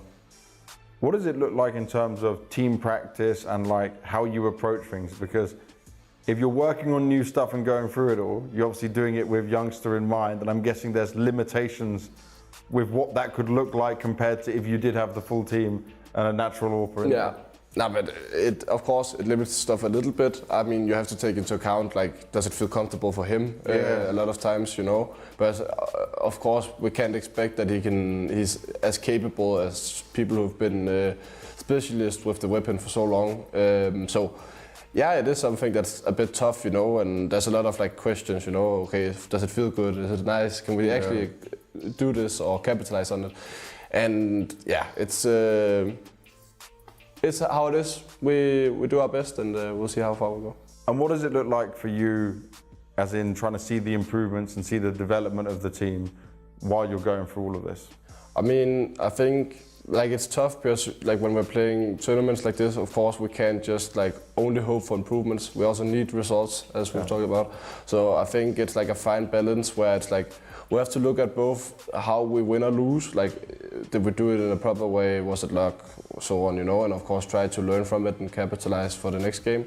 But I also think like now we're at a point where the wins are more important maybe than doing it the proper way, you could say, right? So I think it's just something that I evaluate on a lot, you know, like throughout game to game. So yeah, it's changing a little bit, I would say. Looking at the full picture and some of the influential players within your team, xCloud and Nilo are the two that everyone's looking at and what they can put on the server. How are you seeing it from practice side to what's translating into game? Because I feel like xCloud's been a consistent top piece for you guys, but Nilo can sometimes have such highs, and then there's some lows in with it as well. I think for me, like, Yasin is like, he's just, he has this crazy explosiveness around him, you know, both as a personality, but also on the server. Yeah, he's very, I really like him. I think he has like this insane potential to always win a round in some sense, and the same kind of goes for Nilo. I think Nilo is very different because he's a bit more like keeping him to himself, kind of, you know, like more reserved. Yeah, exactly. Like, yeah, and I think he's also, you know, on the server, he's always gonna kind of need us to do good, you know, for him to get that impact, especially on the T side, of course, when he's lurking. So I think that's why sometimes when you look at the stats and whatnot, it could look like he has less impact. But I feel like it's more of a team thing, you know, when that happens. I wouldn't say that Nilo can. Sometimes it's not on him, you know. That's what I'm trying to get at. But I think they're very capable, both of them. I'm very happy to get to play with them. But no, I mean, they are both very, very talented and insane. And looking at your expectations for Cluj-Napoca, you're saying you're expecting to do well here. You need to get some results on the board.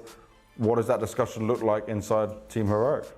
It's something where, again, we know that we are like an underdog coming into most like games now, so it's a bit hard sometimes to put or set expectations in that sense, because we know what we can do on the day, but we also know like we have to lift our floor to be more consistent. Chris, thank you very much for all your time. Good luck going into the games, man. Let's see what you can do.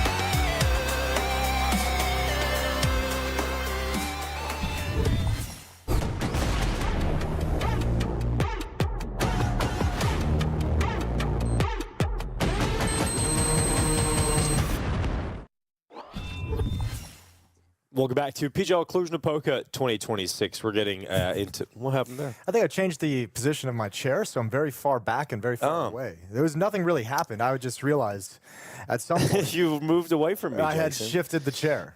What chairs they are? Yeah, they're pigs. Yeah, we need one of those secret lab chairs, I think. It's kind of cool. No, I like the pigs, man. This is my childhood chairs. Yeah, anyway. Anyways. Getting into the second map. We've got Inferno coming up. We had a little bit of an issue there with a tech issue, but it's resolved, and now we're getting into the second map. Just when you want your tech issues resolved is before the game goes Exactly. You don't want them during the game. So everything's going according to plan. A 13-5 on Except for Nuke. that wasn't according to plan at all. Dude, that was very, very different from the plan. Heroic coming on top, very one-sidedly. Now we move to Inferno. Now we do talk about this as a comfortable ground for 3D Max. I don't know if they're comfortable at all in this tournament. Yeah, that was the way I was going to phrase it too. Is like, yeah, it is historically speaking, but I think the way 3D Max is playing at the moment, and lately, I doubt there's a whole lot of comfort anywhere in the game of Counter-Strike for this team at the moment. I'm just hoping that last game was like an aberration. Like that has to have just been a freak occurrence. Heroic did come in today playing a completely different game, looking like completely different players on a completely different team, and actually looking like they were on the same page, and it looked great. But for 3D Max, it was the opposite. It was missed kills when players had advantages. It was missed cues. It was being set up to have some teamwork and cohesion and not able to get that timing down.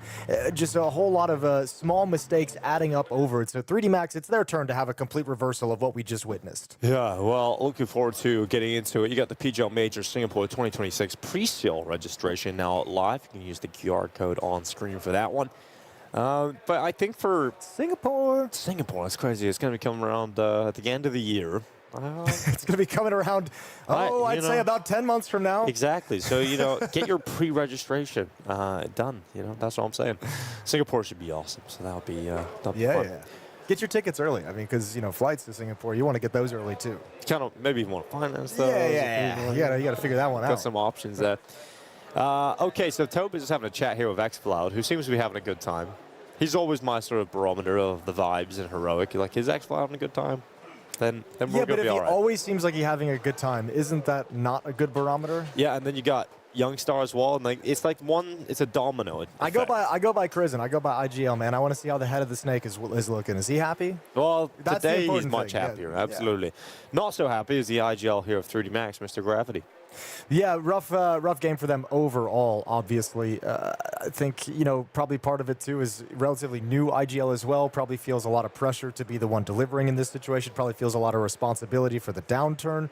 On top of that, he's probably also feeling a certain level of his teammates, having rough games individually makes it harder for him to have an impact as a caller, because no matter what you're calling, you're not executing it well. Right. So there's a whole lot of frustrations and stresses within the 3D Max team.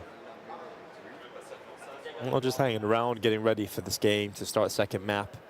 To start, take a look at the A-stream, Jason. What we got going on over there? The second map just ended. It's going into 3. So I got nothing for you. There's really nothing to touch on there. Okay. Well, I wish I had something. The secret lab thing just popped up on the screen with these chairs. I saw someone saying these chairs didn't look comfy. They're great for your back. Are they? Let me see. I mean, they are pure metal, so I wouldn't mind the non-pure metal. Yes, I keep getting static shocks on these things as I ground myself. Yeah, the secret lab definitely would be a better option. I was wrong. The A-stream, there is something to talk about. It's not. It's the overtime on the third map. All right, so Jason. over there. That's pretty exciting. It's actually very exciting. Yeah. It's actually extremely exciting. So put that up on the second screen. Well, it sounds like they have a lot to talk about over on the A-stream as well. A lot of rounds going on there. It's MongolZ versus BATE. I got to see BATE yesterday. Really stomping Heroic.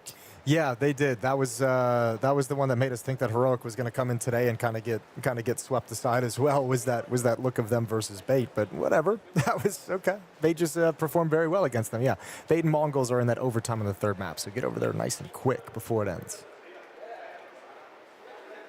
Not a lot of headsets on though. That's never a good sign. No, it feels like we've got a little extended time to chill here, doesn't it? Quite a bit.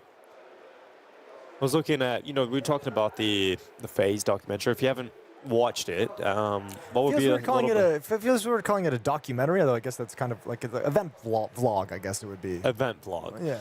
Looking at that, Jason, if someone didn't watch it, what's a little teaser? What kind of topics do they cover?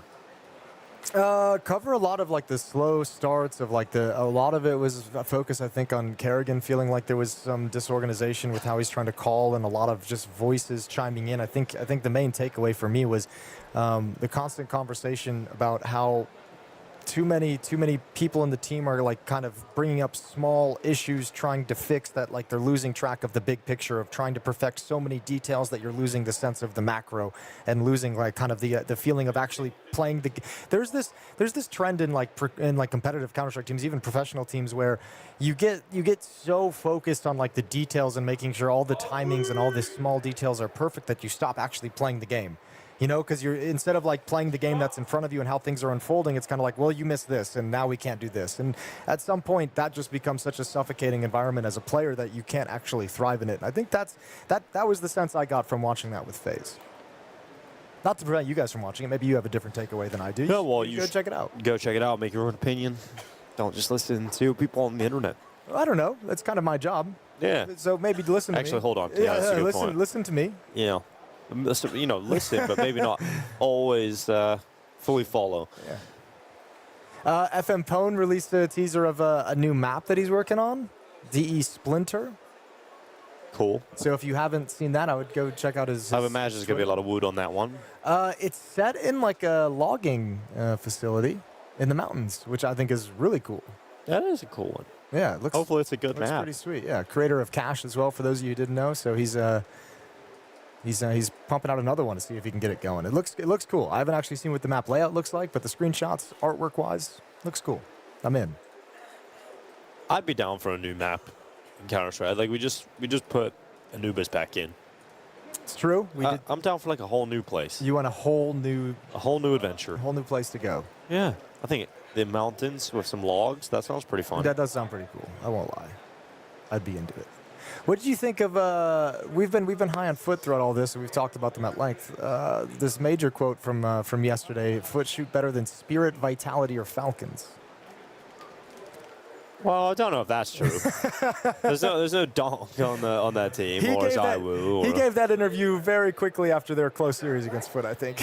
Yeah, he's like, well, that felt like it really caught us off guard. He just got done with the map, and he was like, holy shit, thank God. I think it's one of those things you go into that game, and you're like, when you go into a Vitality Falcons Spirit game, you know what to expect. You're expecting just great skill. You go into a FUT Esports game, it's like, we've never played against you guys, so let's see what you're all about. And then when they're just running at you and everyone is sharp, expectations it feels were low, even worse, so right? It's easy to exceed them. Yeah. All right. But yeah, definitely not shooting as hard as Donk, Zywoo, Monacy, Nico. Well, he didn't say those names. He said Spirit, Vitality, or Falcons. You mean across the board? If I think across the board, I could see the Spirit one feeling very true, for instance. Right. Sure, they have more depth, maybe. Maybe not the Vitality one. No. Falcons would be hit or miss. Some games probably feel like you can't outshoot the Falcons. Some games probably feel like you can do whatever you want. Yeah, that's fair enough. Well, that might be the same for FUT, who I remember Krakow, losing a couple of USP rounds, but they seem to be really stepping their game up here. I mean, that Astralis game today, watching them on Mirage is just hilarious. It's like there's a minute and 30 seconds left on the clock, and the round's done. There's a 4v1 in favor of FUT. All of them just run out and just get their kill instantly. Yeah. So I think that'll probably slow down as the season goes on, but they're off to a really good start. Off to a really good start. And, many people thought they could be the playoff team. Looking good for that now. And that would be great as well, because obviously Launx be able to play in Romania, something I'm excited about. It'd be cool for the Cluj crowd to get as many Romanians in there as possible. That was susp over the last 3 months. 94% entry. Yeah, I mean, I don't know if that's percentage. I think that might just be points. That's what it felt like on that last map. Yeah, that's certainly the last map. He was an entry beast. He did a lot of good work just grabbing kills. When are we going to see Passion play their first event with Try and Send? You know? No, I'm not 100% sure. Check and see what they got coming up. I'm kind of really intrigued to see what that team is going to look like, especially with the report that Grim is the one going out. That was intriguing. To NRG. It's actually exciting for... It's cool for NRG for sure. For the NA teams. Yeah. Sure. Well, I mean, it's cool seeing like an NRG slide into that opening that Liquid's provided by going international. And NRG saying, you know what? We'll take the mantle. We'll be the USA team. Yeah, and I the think North American team. Yeah, I think it's cool to see Nitro back. you know, it was kind of touch and go. Is it M80 or NRG? But I think that Grim move really steps NRG up in that department. Roman Imperium Cup is going to be the first. Okay, I think that's where we're going to see the first LAN debut of 100 Thieves as well. Yes, it is indeed. So Roman Imperium Cup is kind of popping off over there. Yeah, Passion's going to be in a group with Hatu, Algo, and Rebels. You mean my goat Norbert? He's going to be over there as well? Big Norb? Yeah, Norben time. Norben time, baby. Roman Imperium. Where is that tournament? Portugal. Seems somewhere in Rome, no? No, Portugal. So I guess that's Roman, the player, maybe. I don't know. Having some involvement in that. Yeah, that'd be, yeah, cool. That'll be fun to watch. Portugal. Yeah, we got to go there. 100 Thieves is there, Eyeballers is there, Passion is there, Fnatic is there. There's some cool squads.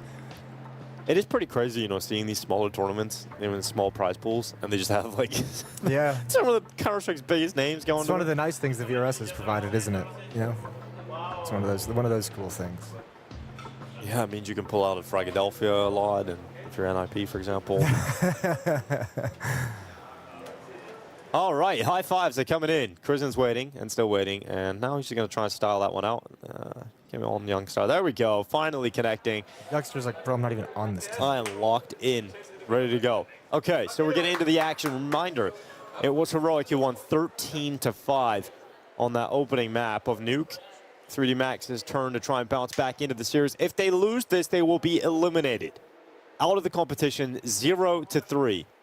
Which would be absolutely shocking for 3D Max. Yeah, it would be quite a bad mark for a team that's been hailed as like the gatekeeper, knocking on the door of playoffs, knocking on the door of the top tiers. You slide back down and the conversation then changes, and you become a team who just like can't ever actually get it going, who actually can't ever get their A game inside the server. I think we're gonna get another one more time. I was in my head, I was like, maybe he's listening for information. Nope, he's crashed. He's got really strong ears. Nah, he's out. He's gone. The vibrations are heading towards Banana. I can feel it. Yeah, well, cruising out of that for now. You'll come back, hopefully.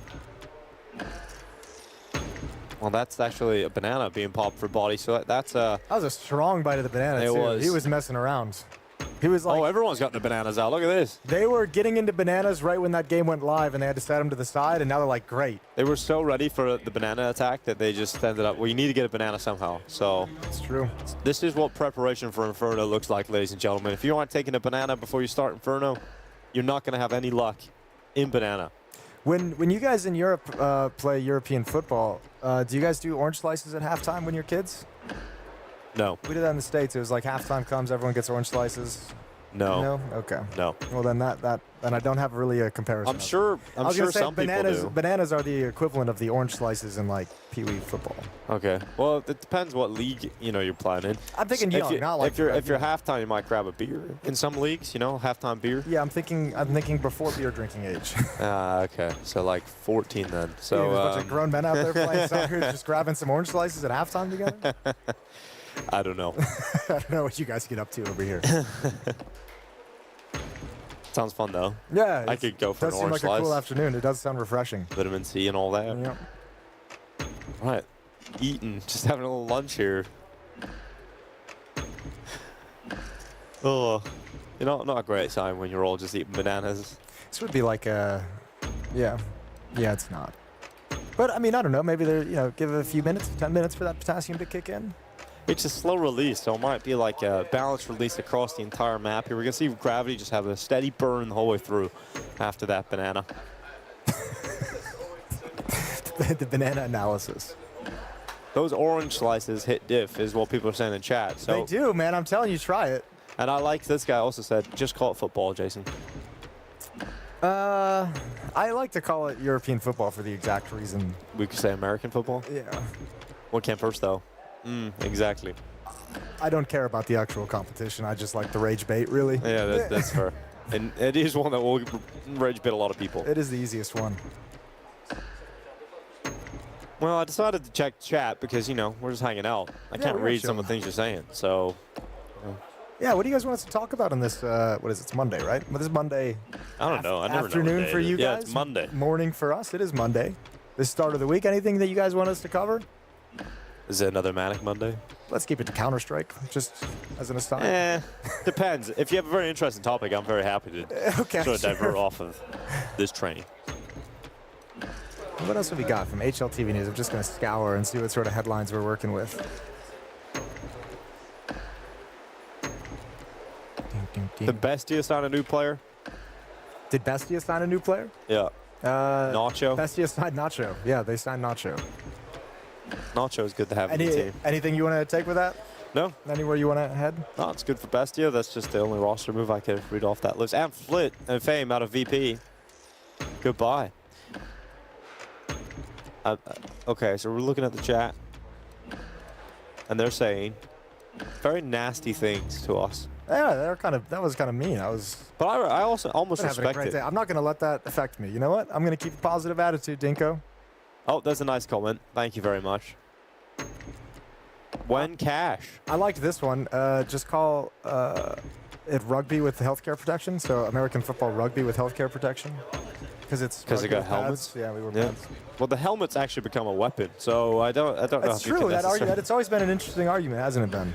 There was like a push for a while to have American football go back to leather helmets. Leather helmets. And I was like, that's intense. That's a new game. Maybe just like the rule that you're not allowed to ram people under the helmet with the. Well, we have that rule. It just doesn't always work. People doesn't know. I mean, rules never really get listened to, I suppose. What could 3DMax change to get a real chance to solidify their Tier 1 potential, in your opinion? In my opinion?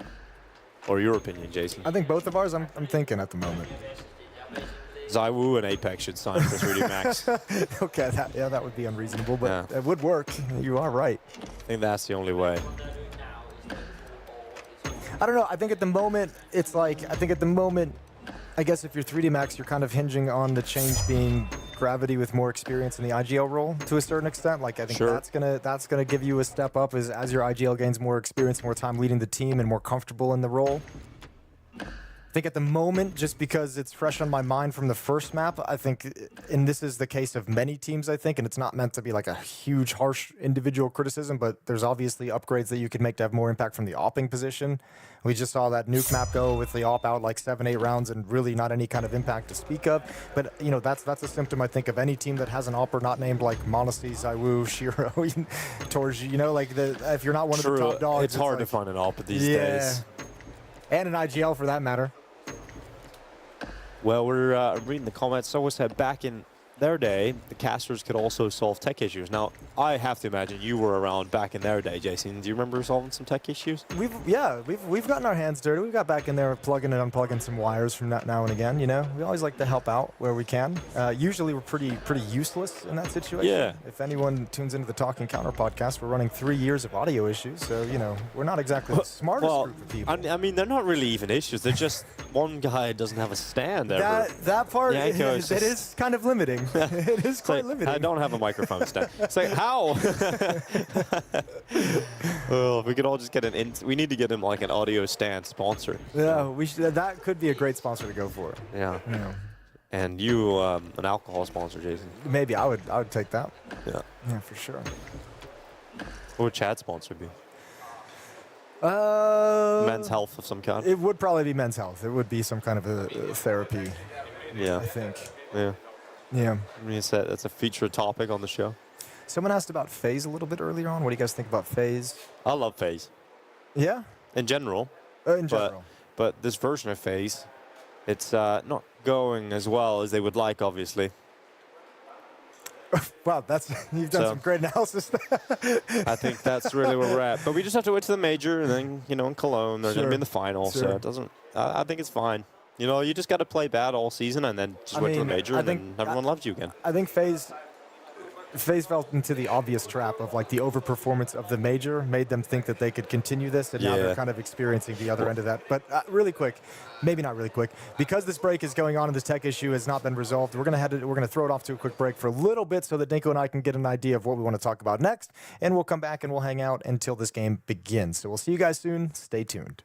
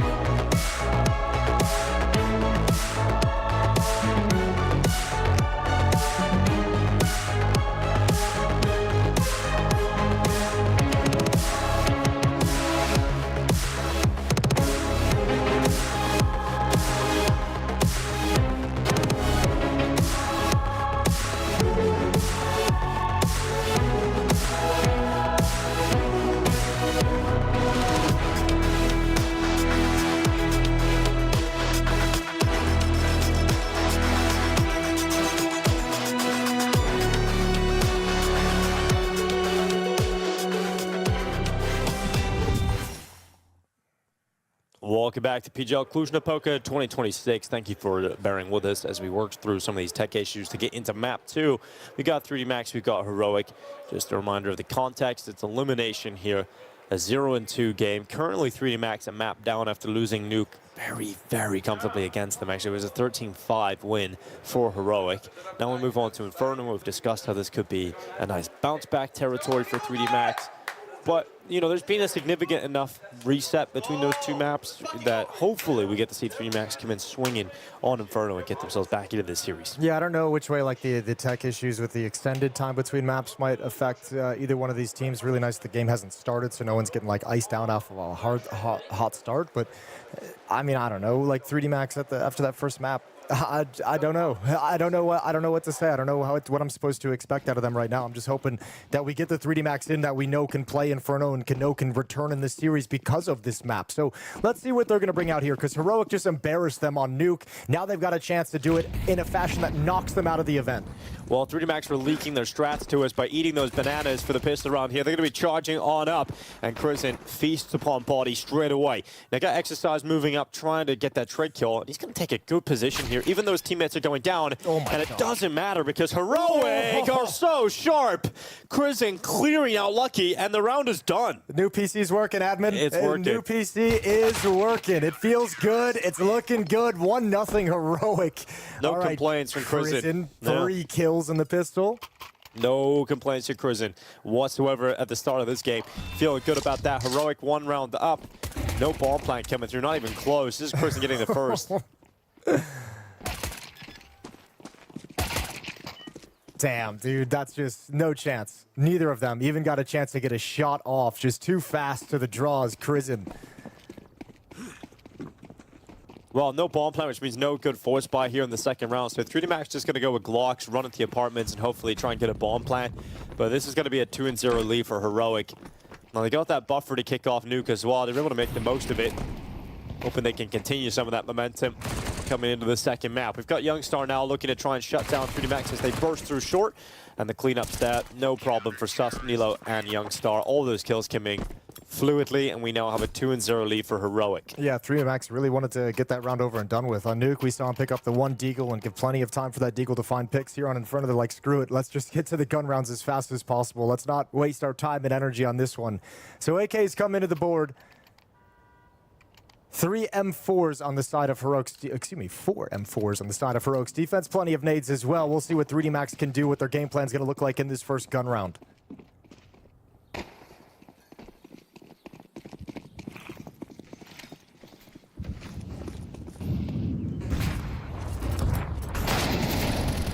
There's a good kill of that from Body. Bottom Banana, cruising to respond. And so, unfortunately for 3D Max, even though they get the opening kill, it's not like they really have an advantage off of it. Yeah, and you'll take that too if you're Heroic. You've given away an MP9 to take an AK-47 off the board. So, decent enough 1-for-1. That's going to leave Chris in the IGL alone over on Banana, just using deep utility. He's gone down through smoke as well. Maka spams him. Trajectory of the smoke gives away his position, and Maka says, you know what? You're probably alone playing in this role. So I'm happy to take the empty space that I've created. And 3D Max back away from middle where there's danger, and Heroic is going to have to make the decision to just save. Kind of an anticlimactic first gun round. Yeah, it is, but it's what 3D Max wanted. You know, you can see them just swinging out in that Glock round. Let's get that one over and done with. They're not going to get too much done there. So let's just come out and start getting some gun rounds on the board straight away. Yeah, and this is a round not really won by tactics and anything like that. That's the kill through smoke from Maka, and then just recognizing the situation that normally in a 4v4, that solo defender is there to just delay as much as possible with utility. So gets a little bit aggressive, takes the risk, and it is rewarded with a free B bomb site. So first round for 3D Max on the board. Happy to take an easy one. Heroic's going to have a strong buy still in the next run. Cash on Crimson and X-Cloud to rebuy M4s and utility.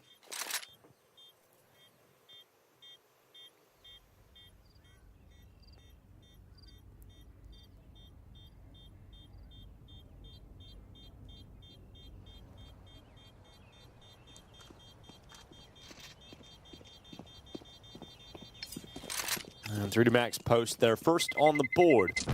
Terrorists win. A real hunt as talked about, so Heroic will still save those 3 weapons. We'll see if it's enough to get Heroic going again straight away. No, Gravity's taking his headset off as in-ears come out. And an admin called over to help out. That slow walk just to... that was like, another tech issue. God. Yeah. What do you want now? So Gravity will have some work done to the old gaming rig. Hey, man, I'm just going to say, Krisen no longer has that golden retriever puppy up on the monitor, so maybe there's a tech issue caused by that dog. Just saying. Or maybe after yesterday's game. He's like, you are bad luck. He's like, this dog ain't doing anything for me. It's down on the mouse pad, like just behind the monitor, but not playing up there. Like in the center of the mouse pad? No, it's just down off to the side, you know? Little mascot. Okay, so there for some comfort when it's needed. When it's exactly. Not well, exactly staring you in the face for the whole map, though. The Gravity headset back on, in-ears back in, which means we're ready to get going again. I like the clipboard we got here, the little 3D Max clipboard. Not quite the Sonic Black Book. We're really bringing in some, yeah, it's very traditional sports, isn't it, the clipboard, so we're really melding the two worlds. Love that. Well, here we go. Action will continue. Heroic have got the AWP out for Youngstar, who's doing a pretty decent job with it on that first map of Nuke. Can't imagine we'll see too much of the AWP in the hands of Mach on the T side either. Just T side Inferno, not exactly a paradise for AWP wielders. Triple B start, and they're sticking with it for some time. They want 3D Max to commit towards the top of Banana for some of the counter utility. It's going to leave the A defense a little bit weakened at the moment with just Nilo and Sus.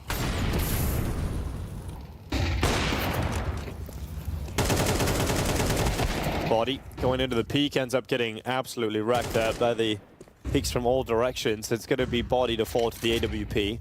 A minute left on the clock, and XSC's applying pressure around long. He's managed to change up the position, try and funnel them back into Lucky and Gravity, or coming up through short. Sus is looking sharp, though. Oh, they all line up. And Sus makes sure it's a quick 3K, and the round is done off the back of Sus's peak. Yeah, trying to shuffle with utility, get the perfect execute going, and Sus doesn't want to sit back on his heels. Bold play, considering just two defenders at that bomb site, teammate stuck in the site, and it just works out perfectly for him. As you mentioned, lined up in tandem, easy spray down along the wall, and that's a third for Heroic. And another time, it happened on Nuke as well. 3D Max really not able to build up a whole lot of momentum. Footsteps heard by xCloud, who's already here at T-Spawn, and he's calling all the troops in. He's like, I know where he's saving, and I've got him. I actually don't even need you guys.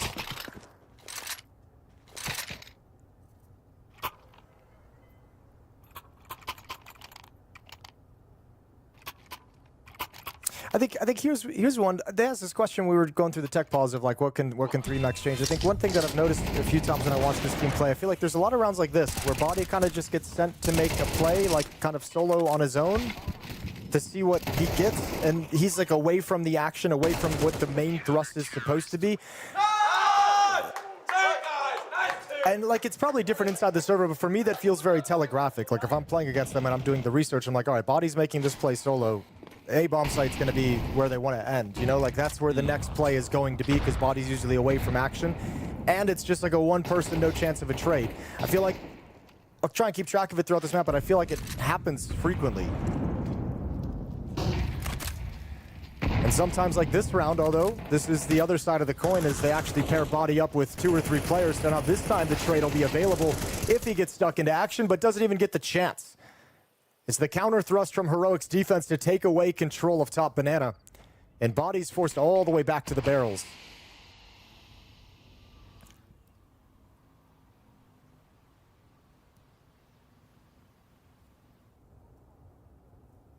And the back away here from 3D Max. Astralis taking some steps to rejoin his teammates in Banana. A little bit of utility for execute. There's 2 smokes remaining, 1 Molotov as well. Not going to be the picture-perfect hit, only 1 flashbang. But some resources to alleviate some of the pressure and take a couple positions away from the defense. XSC's has got that kill, though, on Nilo, which puts more pressure here on xCloud on low HP. Krisen spamming some bullets down, not connecting any of them. Another bit of damage to xCloud, jumping up. Lucky's able to finish him off. Not looking great there for Heroic on that hold in terms of the output that they wanted. So 3D Max flood into the B site. This time it feels like they got a little bit too cute. Just gonna try and make this play with the flash. Can't find the target. Does get one in the back. Leaves Youngster alone with the AWP, and that was a great advantage in this round for Heroic. Giving up 3 players at the B bomb site. Huge advantage in knowing what's coming, but trying to make the cross. A gap in the defensive smoke sells the position of Nilo trying to shift into the bomb site and makes that hit much, much easier for 3D Max. Break of the smoke as well. xCloud couldn't get a clean look on it, and all of a sudden that 3-man defense just doesn't have any good fights to look at. Those are the kind of rounds you need to get your way here. 3D Max, you need to get in the fight early on. You know, they had some opportunities on Nuke, but they won those 4 out of 5 rounds, and then Heroic just shut them down and stopped that momentum from really building into consistent success. 3D Max have got to start running with it, and this is starting to feel a little different. Body just running up, getting a fight going his way. An opening frag, though, traded out by Youngstar, but needs to be careful. He's about to be pushed through the apartments, and XST is so comfortable in this position. He's just going to allow Youngstar to walk a little bit too far, and then the kill comes in, and this round feels very comfortable for 3D Max. They've knocked Heroic into the save call right away. And this is the strength of 3D Max on Inferno. He talked about this map as if it can be a great recovery moment for 3D Max in this series. Is the change of pace, the depth of tactics, and now you've kind of bullied them at this A bomb site. Very fast, very aggressive. And Heroic have dropped the ball.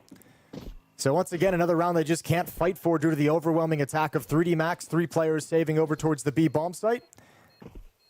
Not a lot of money built up behind the Heroic defense, so you'll invest after this. Susp and Youngster are going to be in a little bit of a rough place. Youngster obviously won't have his AWP, and then you're out of money moving forward from there if you lose again as Heroic. So 3D Max in round 6 have grabbed a great opportunity to run away with this half. Terrorists win.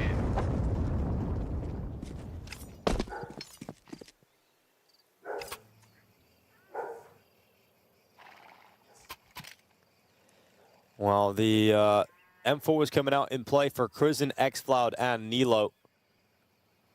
And the AWP for Maka able to come out for a showing here on the T side. We'll see how much impact Maka is able to get done with that.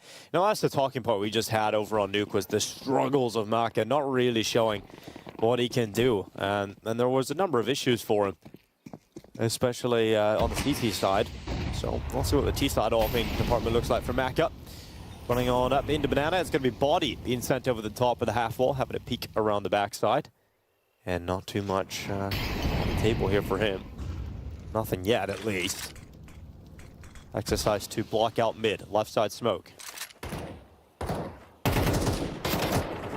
the top of the sandbag, some damage being done. Exercise's top mid play has gone his way, but everybody else has lost their fight. xCloud, in fact, getting a double kill on both of those plays over in Banana has resulted in Maka and Lucky being the last 2 remaining players at 3D Max only a couple of seconds into this round. What an advantage we found here for Heroic. Maka and Lucky going to try and probe into this B bomb site, but it's got to be efficient. They've got smoke up so they can take it slow, but once the fights come, it's got to be clean kills. Up on top of first Orangers, there's the peek out from the back, and xCloud, great round from him individually, really stepping up, a 3K collected, and they're going to be happy about getting back on the board right away here, Heroic. That round is shuts down, and for 3D Max, they need to be careful they don't stall out here because their money isn't looking fantastic, and they realize that they could get in a similar situation that they had on Nuke, right, where they got a number of rounds starting to go their way. Heroic answer back, and money fizzles out, and the entire momentum that they had dies. So 3D Max realized that could be the case happening here if they concede this next round. I think that'd be brutal too. I don't know if they have the mentality with the situation they find themselves in, the games they've played, to kind of overcome that if they get just broken and destroyed and no momentum allowed to be built. Painful loss in this one. A great opportunity goes to the side where they were on the verge of grabbing control. Good trades though. xCloud with his double, Crizin over in middle, and xCloud just puts together a complete round. So Heroic still nursing this lead. It's back up to just 1, 4-3. And out of the timeout, 3D Max have another bye beneath their belt, but money is gone after this. Last chance. Yeah, Mac 10 for Gravity. We know he often has to play with this. He often has to play with the Mac 10s, the SMGs in general. So it's going to be comfortable enough, but we'll see what kind of round he calls here for 3D Max. Banana in favor of Heroic. So a number of quicker rounds. They've just been charging up there, 3D Max. This time a little slower to the mark, but they move in. Molotov for that corner. xCloud just going to drop the smoke right away. He was the player that really delivered in the last round, xCloud, so... Gotta be careful spamming behind that smoke. Yep. See, Crizin was moving off, but coming back now. Nice kill, tons of information. This is going to speed up the play towards the B bomb site. If you're xCloud and Crizin, you got to be on notice right now because that kill on the other side of the map and the move in towards halls is the signal that 3D Max is going to be found out, so now they're incentivized to move forward and attack. There's Crizin spamming down. Lucky will fall away. Maka getting at least one back here for 3D Max. They flood in, but it's the boost position. They're so strong. Maka goes back. Make sure it's just the one. And so that bomb plant's going to go down front coffins. Heroic have the player advantage, but they've got to retake this site. And they no longer have that player advantage as Maka right through that smoke. Crizin is caught. And now it's Susp and Nilo. They do have a good amount of utility, especially on Susp here. He's got all the nades you could possibly want for this retake. Nilo knows as well that Maka standing just around this corner, but Maka's just killing everybody. He's on for the ace, and he's got it. All 5 kills from Maka. He just carves them up on B. Man, it's hard to watch. That's around Heroic having all the advantages in the world. And I think you just give up some critical fights at the worst possible moments. One on the boost, Crizin going down is huge. I mean, you have your flank coming in, losing your position, you know, back behind coffins over towards ruins. That's so painful because it's your flank that is in the power position. Let him make the play, but sticking around too long, getting killed like this, allowing them to find safety and move out of the position in the post plant, that's way too much freedom given over to 3D Max, and Heroic let one slip.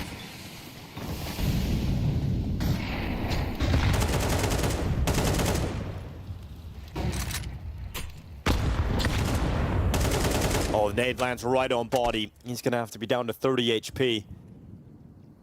It's just a relief for 3D Max that they win that last round. Maka just carrying them over the line. There's the lineup. Oh, they're right there. Ecstasy's getting one. If he just continued to spray, he would have had a second kill as well. And Nilo's just going to back off here, get away with the player deficit, and making sure it's just the one. 5-on-4 found for 3D Max, so they can slow things down. Where do they want to head next?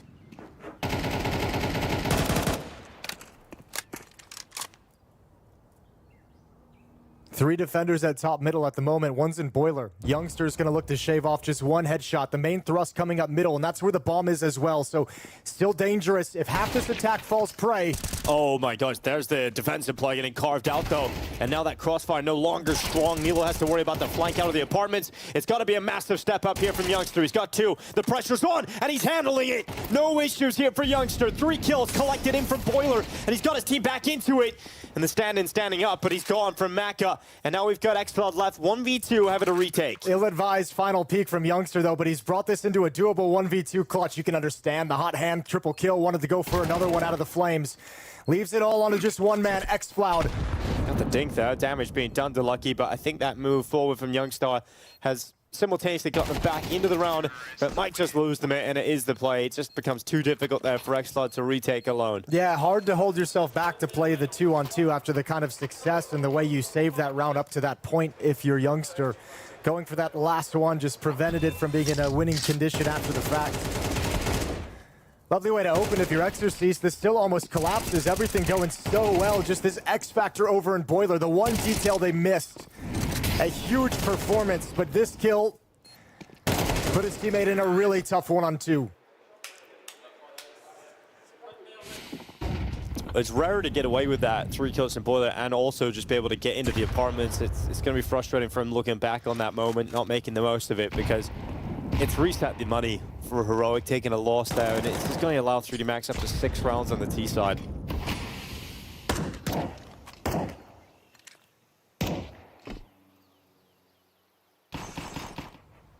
Heroic did a good job of getting advantages and making this a very difficult half, but 3D Max just... This map has been in their wheelhouse, bringing it here. The playbook on this is so deep, they've been able to handle the eventualities. Body's going to clear the way on his entrance in, clear the boost as well. Up against pistols, no resistance. And 3D Max get a free 6th round.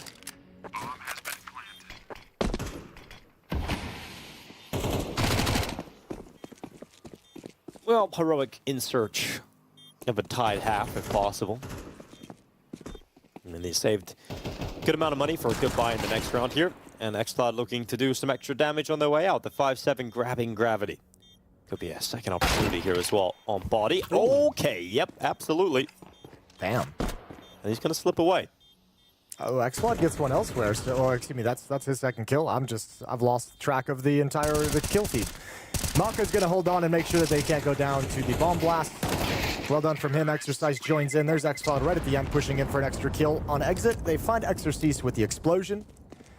And we're 2 rounds back. I'm just amazed by the XCloud, the second kill, just repeated in my head. It was so good, you had to experience it twice. It's not even early anymore.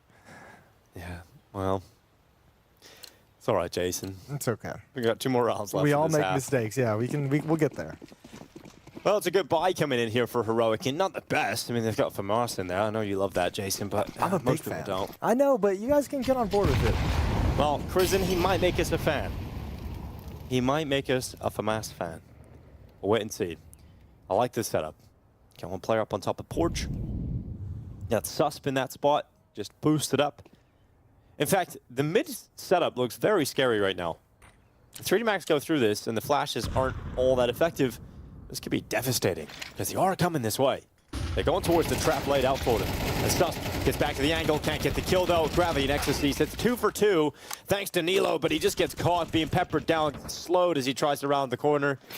And 3D Max bursts through into the setup designed to deal with them and still come out on top of the fights. Yeah, just denial of the bomb plant. That's opened up the round again. Yeah, that's lovely. Gonna take some time to go get that picked up. Maka over in middle behind the smoke. Timing is everything. Oh, no dude. way. Crizzen, you're so mad. Oh, that is so frustrating. Oh, and you're even more mad if you're XCloud. Mako, what the hell, man? What have you done? Okay. That's banana. That's a way to end the round. That's what you get. 2 smoke spam kills. 12 and 4 for Maka. Nice to see him leading the way for 3D Max. 7-4 lead, up by 3. Final round of this first half. That's so stupid. Like, the round's like, okay, the grenade gets the kill. We're back on into a round, and then Maka, is that 3 kills for a smoke in 1 round? Just nice and ratty. That's annoying. That was, I'm very happy in French. And now we move into the last round of the half here. Heroic in search of a 5th, but it looks like 3D Max might be just getting their 8th round here. This is looking fantastic.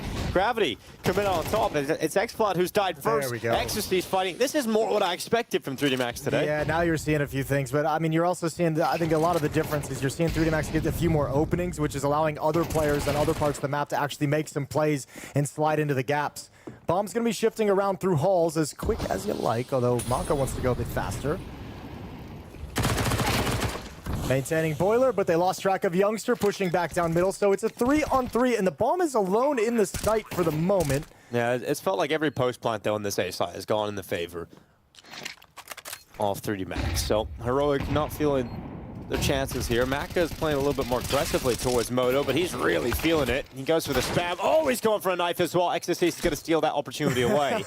And Vaka is finally dead. We've now got Youngstar coming back in here, and he's going to fall at the hands of Exorcist. An 8-4 half here from 3D Max. Back and forth. A strong start from Heroic on the map. They had their opportunities, but 3D Max prevail. Yeah, didn't have the depth, though, to overcome 3D Max once they grabbed hold of this game. 5 in a row to end the first half. 7 of the last 8 rounds played going in the favor of 3D Max as well. Once they got it figured out and got their T-side rolling, there was no stopping them as well. So really good game from 3D Max thus far. And it's looking like they will, in fact, use this kind of Inferno as a launching point to get themselves back into the series and reverse their fortunes.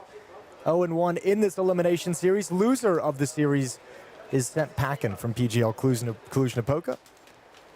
Elimination game here today on the B stream. Next game as well is elimination. That's going to be Pain taking on G2. We got to get through Inferno first, and then the decider. Yeah, G2 heavy favorites going into that game. Decider would be Dust 2 as the 3rd map in this series. We've seen a lot of that, Nuke starting the series, Dust 2 closing in this competition, at least here on the B stream. Yeah, a lot of our series have a Nuke and Dust 2 in them in some way. Yeah. In some And the favorites all lose Nuke. For some reason. Yeah. It's just been happening that way. Pain has won Nuke twice. It's true. Against Aurora. Oh yeah, that's a fair point. Yesterday as well. Like it's crazy. So Nuke is the way apparently for these underdogs to get these upsets.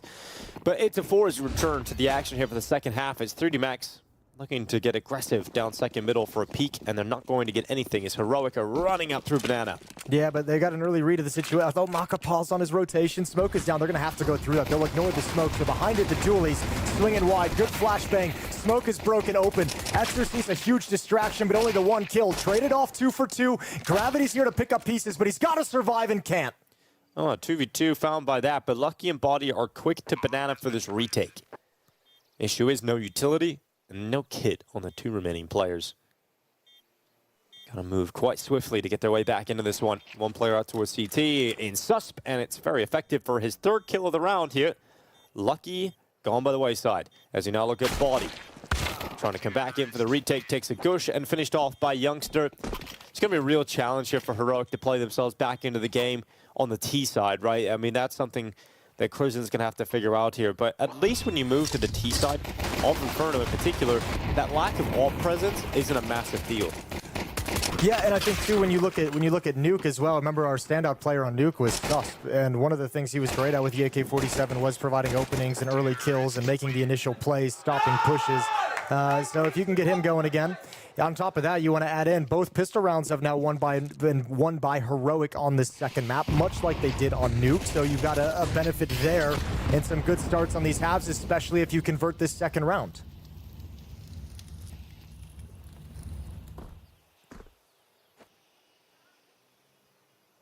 Well, a lot of forces gathering towards top Banana here for Heroic. It's going to be a Body with that first one. Cruisen dropped by the 5-7. Now, if you're Heroic and you want any chance of coming back into Inferno, obviously you cannot stub your toe here. I mean, if you're 3D Max, you're just saying, okay, we just spam down their IGL behind the smoke at top Banana. Like, that's I feel like at this moment a dead giveaway that this is where Heroic wanted to end things. So happy keeping 3 players here for the moment, and you've got another smoke in place right now that prevents their access. So Heroic is going to come back here in this 4v5. All they're doing at the moment is letting Nilo kind of investigate, making sure there's no pushes on the other side of the map. He's going to throw, I would imagine, somewhat of a fake. Left side mid smoke. Audio cue for Lucky, but nobody budging from defense. They don't fully believe it. There's X-Floud getting that trade back. The player who found the opening kill of the round. It's now Maka waiting in behind Coffins. He's got Gravity up on that boost. Maka loving the fact he's got away with a kill there. X-Floud finished off by the scout. He can pull enough attention. Gravity's boost is going to be checked by Susp. Really important frag there. Now the smoke break and the 5-7 sent forward for another opportunity, but not going to be picked up. The bomb plant being secured as they're just about dodging those bullets being sent through by Maka. Yeah, still a little bit dangerous though. I mean, Heroic on that entrance, they gave Maka 2 shots with the scout. Let's see, on the flank, oh, almost. Good damage, a dink with the MP9, but not strong enough. Youngster still with 50 HP remaining, and that's going to force back the retake, although they will not escape. Lucky gets a kill, then goes down after the fact. 8-6, lead is cut down to 2. Yeah, likely to be 1, right? Looking at 3D Max's money in this next round, so 8-7, and I mean, you're happy with that start if you're Heroic. Oh yeah, for sure. Especially remember, like too, the T side. Let's see if they can build up those first 5 rounds. You're going to have economic advantage before the CTs really get planted with their money.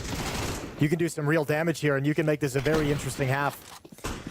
So good to see them closing the gap, round by round. And now up against Pistols, should be able to bring it within 1.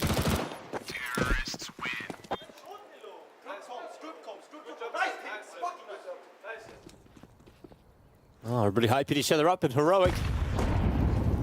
Trying to keep the vibes very positive. But that's one of the things we discuss sometimes is the fact that, you know, if you are playing with a stand, I was saying yesterday, I don't think Heroic get the advantage that other teams do when, say you've played 5 events with the same team and then you have 1 event off due to a visa issue or illness or something. It's like the pressure's off of that event in terms of your expectation because you know the next tournament you're going back to your full squad again. Heroic haven't had that because they've just been constantly playing with a stand-in. But if you're here in a 0-2 game, do you think that comes into play a little bit? Like, if we lose, it's not massive at the end of the world, whereas 3D Max are in a situation where it's like, yeah, this is worst case scenario. No, I mean, at the end of the day, if you any of the players, there's always going to be, you know, a minimum level of pressure to just win the game, as the players do. Yes. You know, they don't think about those conditions and say we should be out of it. They think about it and say we have a stand-in, but we should still be able to beat this team. And obviously, you put out a performance like yesterday. If you're heroic, that had to have been a little bit embarrassing. So then you have the pressure of just performing well and not kind of flopping out a lazy game. Yeah, not missing out on the opportunity. Yeah. Well, Heroic certainly not missing out on the opportunity. They are getting close to tying this game up. It's going to be 8-7. We'll get into the first gun round then next. We'll see what kind of level 3D Max bring to the CT side. I was mentioning earlier, Mac really struggling on the AWP when he was over on Nuke. Can't afford to really do that here on the CT side of Inferno. Would love to see if that weapon comes into his hands, which I imagine so, since he's got $5,900 in the bank now. See what he's capable of pulling off. He's had a good game with the rifle, though. Has been, yeah. But there's the AWP. Well, we'll see if he can actually, you know, control the map with it. On Inferno, that's kind of the goal of the AWP, is to kind of limit, you know, how fast and aggressive you want. You want to be a force. You want to be feared around every single corner. To do that, you got to get some kills and you got to put them in their place early. Let's see if Maka can establish that right out of the gate with the AWP. Flash in hand in case there's any fast play up middle. He can activate his teammate. And in fact, he will. Lucky's going to peek down. Sees a fight.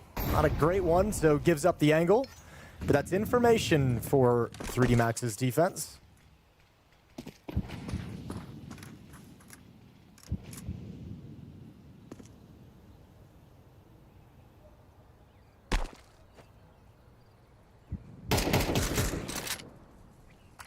A slow stroll through Banana. For xCloud and Crizzen, they make their way up behind the half Banana smoke. And on the other side of it is Body waiting with his rifle.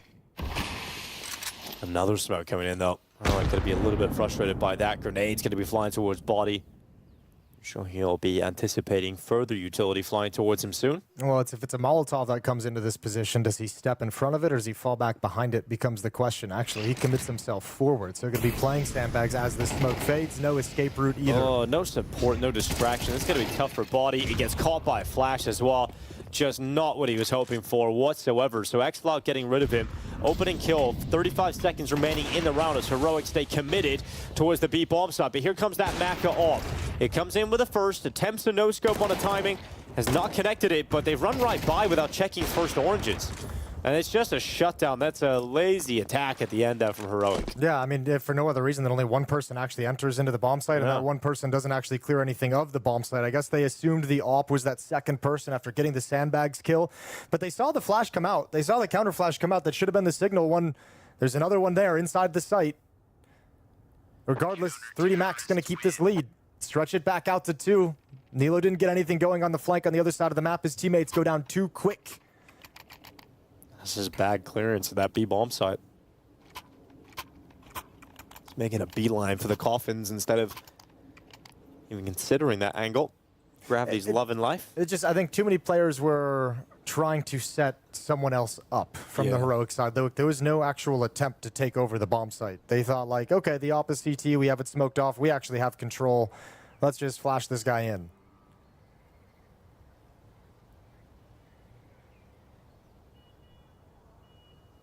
Which is a shame because you'd given yourselves a nice 5-on-4. Had a pretty good advantage. You trade that one kill into the bomb site. AWP is locked out. You've got a solid post plant if you're Heroic.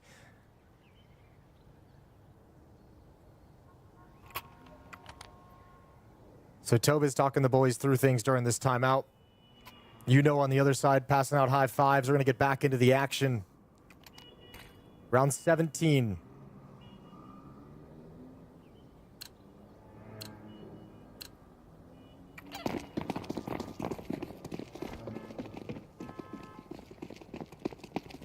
All right, a Mac 10 for Crizzen. Let's see what they decide to do with it. Straight into Banana. It's a couple of nades being thrown out by 3D Max. Heroic hit the pause button before entering. Crizzen taking damage down through that half wall. He's on the 58.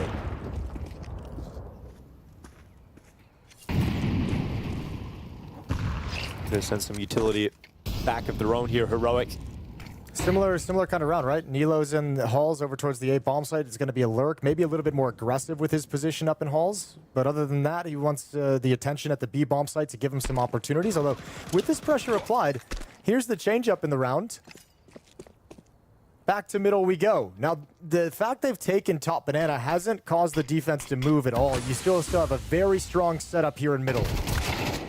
That's what 3D almost won, but Lucky moving forward takes a huge piece of that away. And do you stay committed to trying to take top mid here if you're Heroic? You let Nilo make the next move, and it's perfectly played here by Heroic. A much better take this time of the A-bomb site. Maka and Body forced to save, and there's just no way into the round. So really good stuff there from Heroic. I think a little bit greedy from Lucky, right? You're trying to take a good setup and make it great by stepping through the smoke, and you just don't find the timing for it, and then you're just a sitting duck as you come through that smoke. A free kill. You get the dink, sure. But drop down and really good identification of the situation by Nilo coming out of Halls, the backstab. If there was any resistance from that defense, he was going to alleviate it. 9-8 now. And once again, that hit is just so successful out of the gate that Body and Maka don't have a chance to shift and come in to try and recover the scenario. So Op and AK-47 brought into the next round. Still money for 3D Max for this next buy coming in.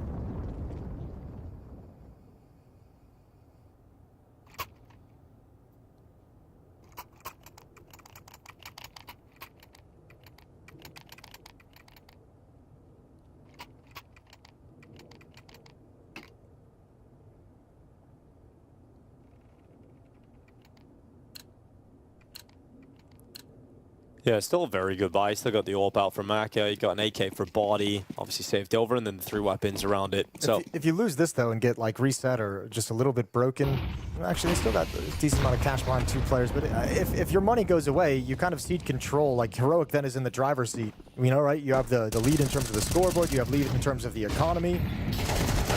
oh my gosh, look at this Body. Oh, aggressive, a risk really taken there. And Crizin, important that he gets that trade. Doesn't let Body get away with more than 1. Yeah, okay, taking that risk and going for the 1-for-1 if you're 3D Max because you have a 3rd defender here in Banana. Heroic sensing that. They want to change the angle of attack. Back to the A-bomb, so we go. Smoke in the middle. Lucky's not even going to wait around for that to break. He just wants to hustle into the bomb site to shore up this defense. Yeah, Xerxes is just waiting in behind the truck. M4 in hand, ready to go for the swing out. Flash sets him up, and he goes down to Crizin in response. So just over a minute left on this clock, and a 3v3. For a second here, Heroic can pause and think about where they want to finish. I like this, though. Crizin controlling the situation, saying, all right, guys, pump the brakes. We just got that kill. We're not in a position to actually attack into the bomb site. We've brought this into a 3-on-3. Let's actually work the map with the minute we have on the clock. Now just 48 seconds. Couple players back towards Banana. Defensive smoke deployed by Gravity. So applying pressure. He slides past the spam. And is found through the smoke. God. Nilo gets one on the other side, and they're just going to take it. Well, I think Heroic are showing that they're going to be very capable of competing down the stretch here on Inferno, and that's worrying for 3D Max, who are already a map down in this series. They've now lost the lead of the game here on Inferno. They're facing elimination here in Cluj-Napoca, and they're going up against Heroic, who are playing with a stand-in. Of course, Youngstar was a part of this team for a long time, but it's the fact that he's been removed and brought back here, and they have no AWPer. This is so impressive to see Heroic bouncing back after yesterday, where they look so flat. I thought every team in this competition could beat them with the way they were playing yesterday. Yeah, I got to give a lot of credit over to Tobiz and Crizin. I would imagine the leadership figures of the team for getting this team whipped into shape after the brutal loss yesterday. To look like this coming off of that is a very impressive turnaround. Lucky survives with his M4 with the money built up on Maka and Body. There's a decision for 3D Max to make if they want to invest here. I think they will. You can have the AWP if you want it. Full utility. You can have 3 M4s, SMGs or FAMAS, whatever the other 2 players want to go for, but you can have a very strong buy in this round if you're 3D Max. Well, taking a timeout as they realize they are now entering the final stretch of the run here in Romania. If 3D Max are to concede, Inferno, it is all over. A team that we were talking about on the cusp of playoffs, of top-tier, S-tier events last year.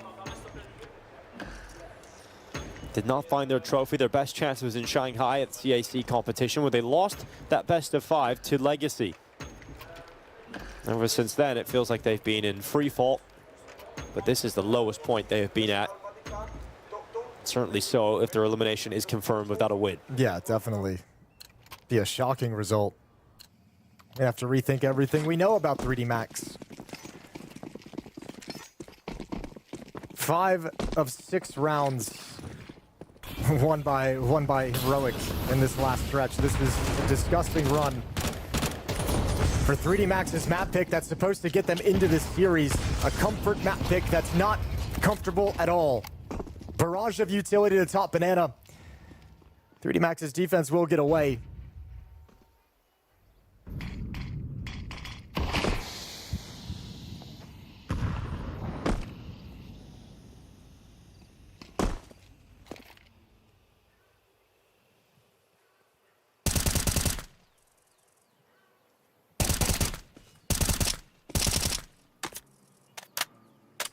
A tense round for 3D Max out of the timeout, and no one from Heroic showing anything just yet. Yeah, I don't think 3D Max is appreciating how quiet this is. You still have a 3-man B defense at the moment. They haven't budged off of it because Heroic has been able to kind of bully you at top banana. Now, the fact they haven't moved is the right decision. They're going to peek now. 1-for-1 trade, but they got information. We got Lucky winning in behind the sandbags. Good peek out. It's going to be one for him. Cruisin and Youngster, they're killing, but Youngster unfortunately killing his own teammate. So Nilo's down, and a 3v2. All of a sudden, 3D Max have the advantage in gravity. All first oranges. A rare, but a kill. Regardless, it's going to be a Maka to finish it off as Cruisin comes through, and 3D Max back into the lead. So a 10-9 scoreline, double figures reached, but money, it's still in a good spot here for Heroic. Yeah, 3D Max making the decision just win or lose that round at top banana. This time they win it out. That second player hiding behind sandbags goes unchecked the whole time. Lovely piece of aggression. You find information off the 1-for-1 that allows Lucky to stick around. He goes 1-for-1, but make it 2 because of the TK. And then you just need a nice solid performance out of gravity to hang on to the bomb site behind you. Regaining the lead is 3D Max, but just barely.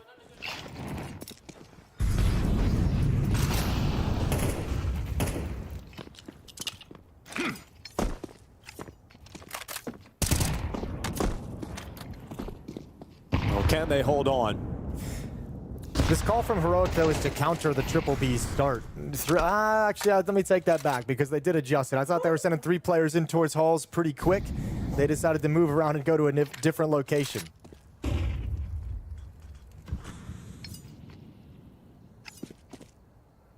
Top banana for 3D Max, but it's just Maka with a deep angle with the AWP, trusting him to hold this part of the map. It's Maka who's got that opening. X-Cloud to be removed. Now the push from 3D Max into the apartments. Trying to get more proactive, trying to figure this out just at the right time, and it's a good setup. A lot more discipline. No one kind of leaking mistakes out. This happened on Nuke too. I'm wondering if Heroic just ran out of steam. Did 3D Max find like the way to just kind of settle this down? That like passive top banana, wait for them to try and take it. We'll win that fight, then we'll win the round after the fact. Hold the phone though, quick flank. They need to be aware of this. There's the swing, good trade, and Nilo finds one on the site. Oh my God, just as I'm thinking they're at the end of the road, Heroic blast open the doors. Yeah, they find a new solution now. Maka coming in, out to the AK-47 instead of the AWP, trying to win this one. Molotov into the site. Now Maka looking down into pit. No peek out yet. No one give him a chance. Heroic have a golden opportunity to tie the game up again. Keep the pressure on 3D Max in this elimination game. Mac is searching for an opportunity. None coming his way. And then the peek from Nilo from the pit. And it will be Heroic to tie things up again. And that looked like it was all 3D Max. They were looking so comfortable. I know they had the fast flank as well. You had the FAMAS wrapping behind him. I thought that for sure was the insurance policy. A huge trade on the spin around. But they are boxed in at this point. 3 players short and quad, and there's 4 defensive dots all around him on the minimap.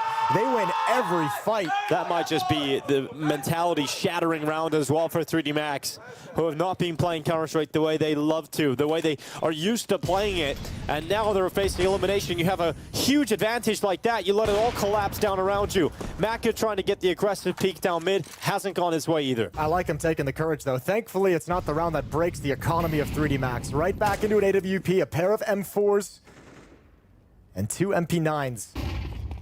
Utility to work with. Off that shot in middle, that piece of aggression from Maka, he shifts back to the B bomb site. And Heroic eat a ton of nade damage. Cruisin down to 37, X-Cloud down to 50.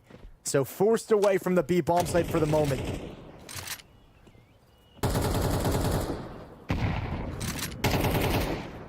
And Kristen decides to make this go passive. Just everyone hang out, wait around a little bit. See if we can find any information. There's a half wall smoke from the B defense.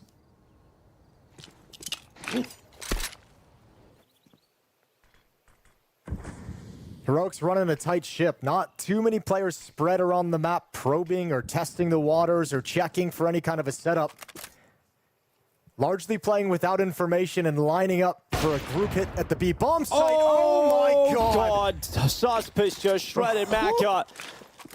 Tore him a new one. Now 30 seconds left. We've got Body coming back in from spawn. There's a gap in the start of that smoke, but that kill also goes in favor of Heroic. 3dMax have collapsed. They have fallen to just 3 players, and they can't go for this. They don't have the money for it. They don't have anything going for them at all. So 11-10, Heroic into the lead, into the late stages of this series. It is looking like Heroic are going to be the team to survive in Cluj-Napoca. Oh my lord, we were saying Sus looks sharp on the first map. That's a disgusting shot over the top on the logs.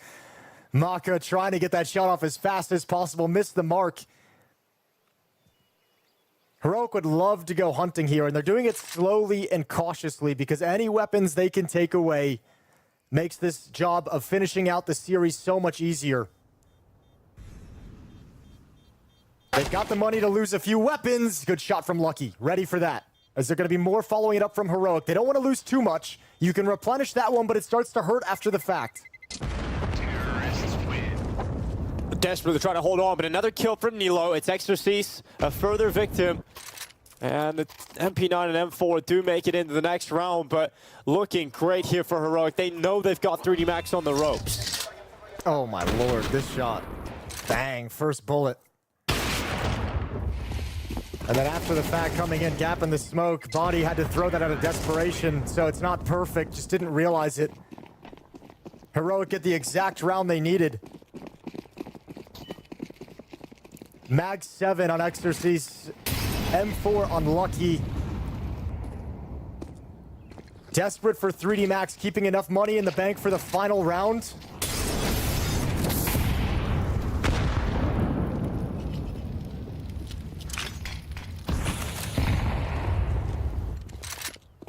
Heroic are coming at top mid. There's a setup here, it's Maka, and it's Exorcist. It's a 5-7 and a Mag 7 trying to get the job done. Mag 7 gives away the angle. He's going to be close up. Okay, that's not the fight he was looking for. Now one in the bomb site to find. Tucked against the box. Same with Default. Oh, the crossfire! 5-7's delivering, but just for the moment. Yeah, X-Fly with 2 right back. Body and Maka both gone. Lucky and Gravity coming right back in through the archway. It's going to be Gravity through first, but that's Lucky's kill. And there are 2 low HP players still left here for Heroic, but that smoke is still up at Moto, and that is going to eat some time off the fuse here. There's no kits either. A re-smoke. Yeah, they're gonna. Oh, that's actually, that might have just won the round. As long as don't peek out behind that smoke. Don't be putting, because they have to wrap all the way around the bomb site if they want to retake. Yeah, just keep your head away. Chill. All right, the safe call is made. I mean, that's massive. It's Heroic now up to series point. 3dMax about to be eliminated, retreating to save the 2 weapons they've got, an AK and an M4A1. That's all they have here. 3dMax. They'll be able to throw together rifles around it for one last hurrah to try and pull this back into overtime. But for Heroic, they've got all the chances here to close this one out. Going down with the bomb because they got all the money in the world to rebuy, so making sure there's no crazy shenanigans going on. Lucky and Gravity with the saved weapons. That means they can get an AWP over to Maka if they want to. Again, much like Nuke, it hasn't felt that effective for 3dMax here on Inferno. But it does provide at least that intangible benefit of saying we can park you at the B bomb site. Although now that Sus was giving out haircuts, maybe not. True. It has been really incredible from Sus throughout today. He's absolutely going to be the standout player overall in the series. Third and final timeout used by 3dMax, talking this one over. Round by round, they only need 2 to force overtime. Not that far off of bonus rounds. An AWP, AKs, 3 M4s, a good amount of utility here for 3dMax. But only 2 rounds left. And if you're Heroic, or at least if I'll say if you're Tobias thinking about this as the coach, you're like, you don't want to tell it to your players, but man, you have an opportunity to cause this upset in 2 maps. How many times do we see an underdog team with this chance drop it, let it slip away, and lose that 3rd map? So Heroic, you've got exactly what you wanted right in front of you. It's yours for the taking. 2 rounds left. to knock 3D Max out of PGL Cluj-Napoca. A stunning upset, a stunning elimination.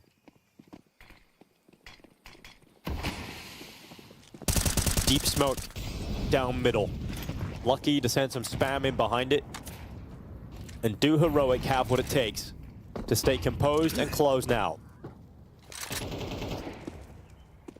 Smoke out towards long, severing the vision of Maka. Smoke at bottom banana, about to fade.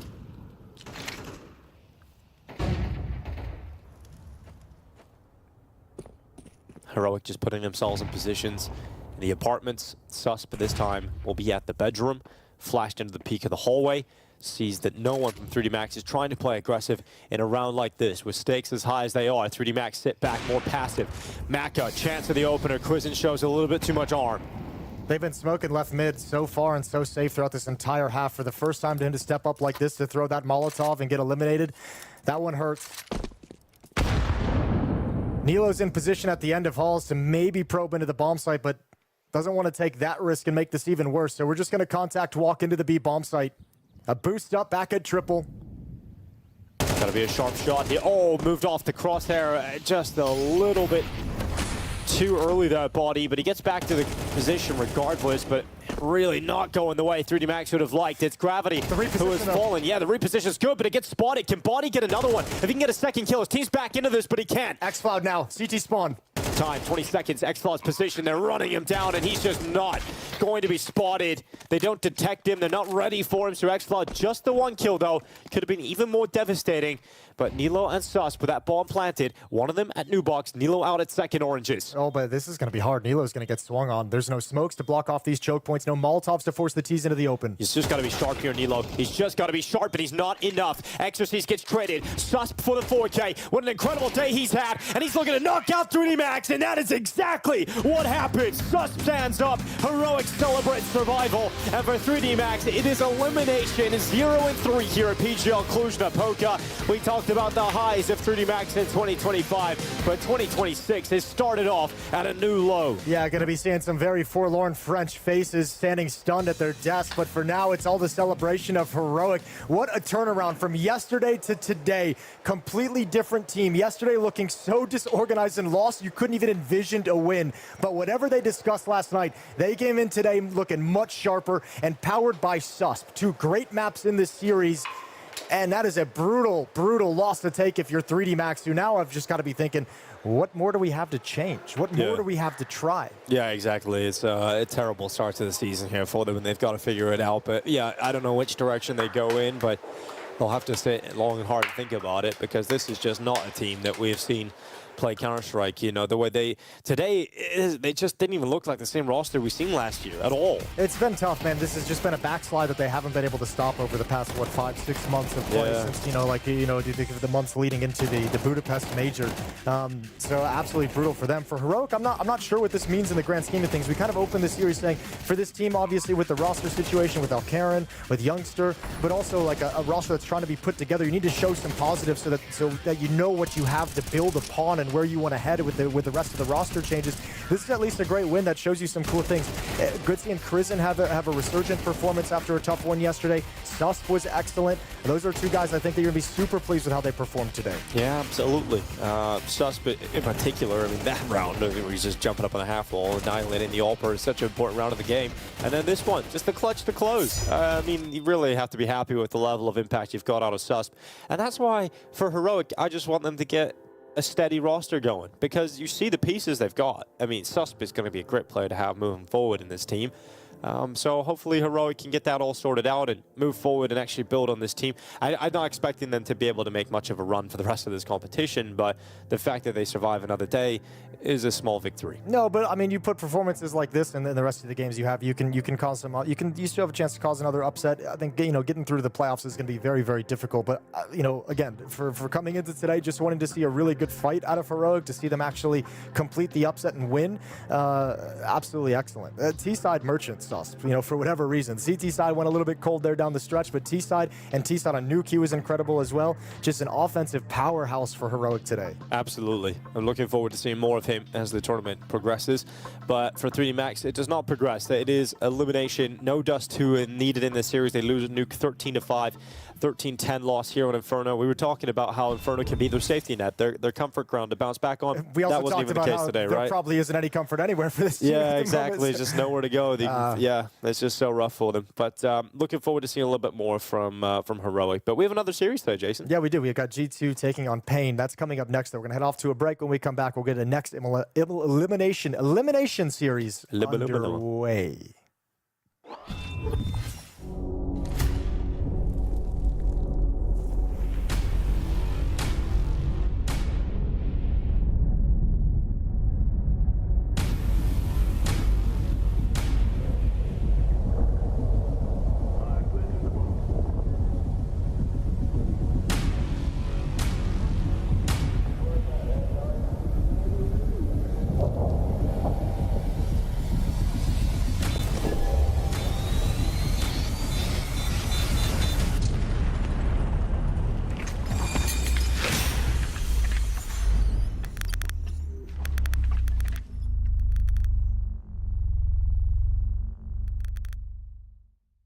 She said she loves you. But she can't love me. But I love you. Look, I know my man's going crazy. I gotta break on myself, I amaze me. I'm joke like I'm back in the 80s. I won't play window anymore. What's going on? Play your role.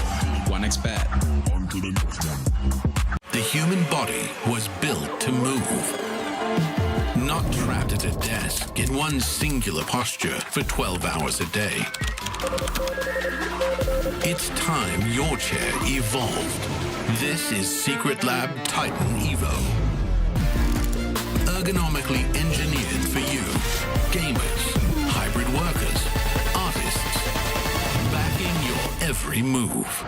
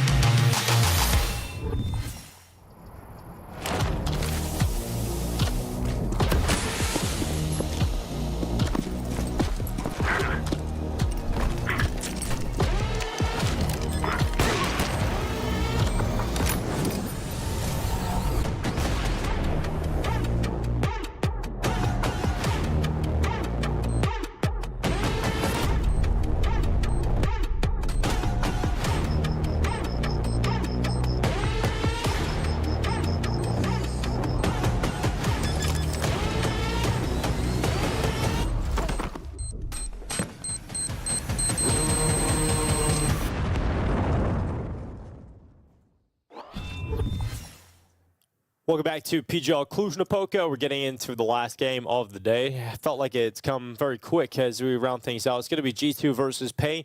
I mean, G2, a team that absolutely, it's shocking to see them here, to be honest, in the 0-2 game, but Pain, not so much. I feel like this is a great bounce-back opportunity for G2. Unfortunately for Pain, they do have G2 in front of them in the elimination game. Yeah, you know, it's kind of surprising, like in isolation, seeing G2 here. I think in terms of the teams they've had to play, Vitality in the opening match, you can understand taking a loss there. PARIVISION has shown they're very dangerous. You'd hope that they would beat PARIVISION, but you could understand the loss as well. So I think this one, like, you know, counter to what we were saying about like Heroic and 3D Max in the last game, like G2's route to get 0-2 isn't like disappointing or ugly in any kind of crazy sense, right? Like, you don't want to see them here. It feels like they shouldn't be here, but considering who they played and the route they've been on, yeah, there's an understanding eventuality to this. Yeah, well, looking forward to seeing G2 in terms of, I always enjoy watching them on the server, so hopefully today is a game where they can get some of that confidence back and get rolling here. They've got to really run the lower bracket gauntlet as it is. I mean, for G2, they lost to PARIVISION in their most recent game, 2-1. Lost to Vitality, 2-1. So you're taking a map off Vitality. PARIVISION seem to be playing very well again in this competition. The respectable losses, you know, it's not like you're getting banged out by them either. More than anything, I think this G2 team is just really cool to watch the progression. Like, Hunter has kind of taken to the IGL role really well. I'm excited to see how he continues to develop. Mattis is someone who has a role player coming into this team, has carved out a spot and looked very strong. Heavy got in his potential. Sun Pius feels like he's getting back into the swing of things slowly but surely. Still have some missed games from him here and there. I think MOUZ is the big X factor for me for this team, where I'm like, he's the one that I think is going to dictate the most how good this team can become, because I think he just needs more experience kind of being the guy.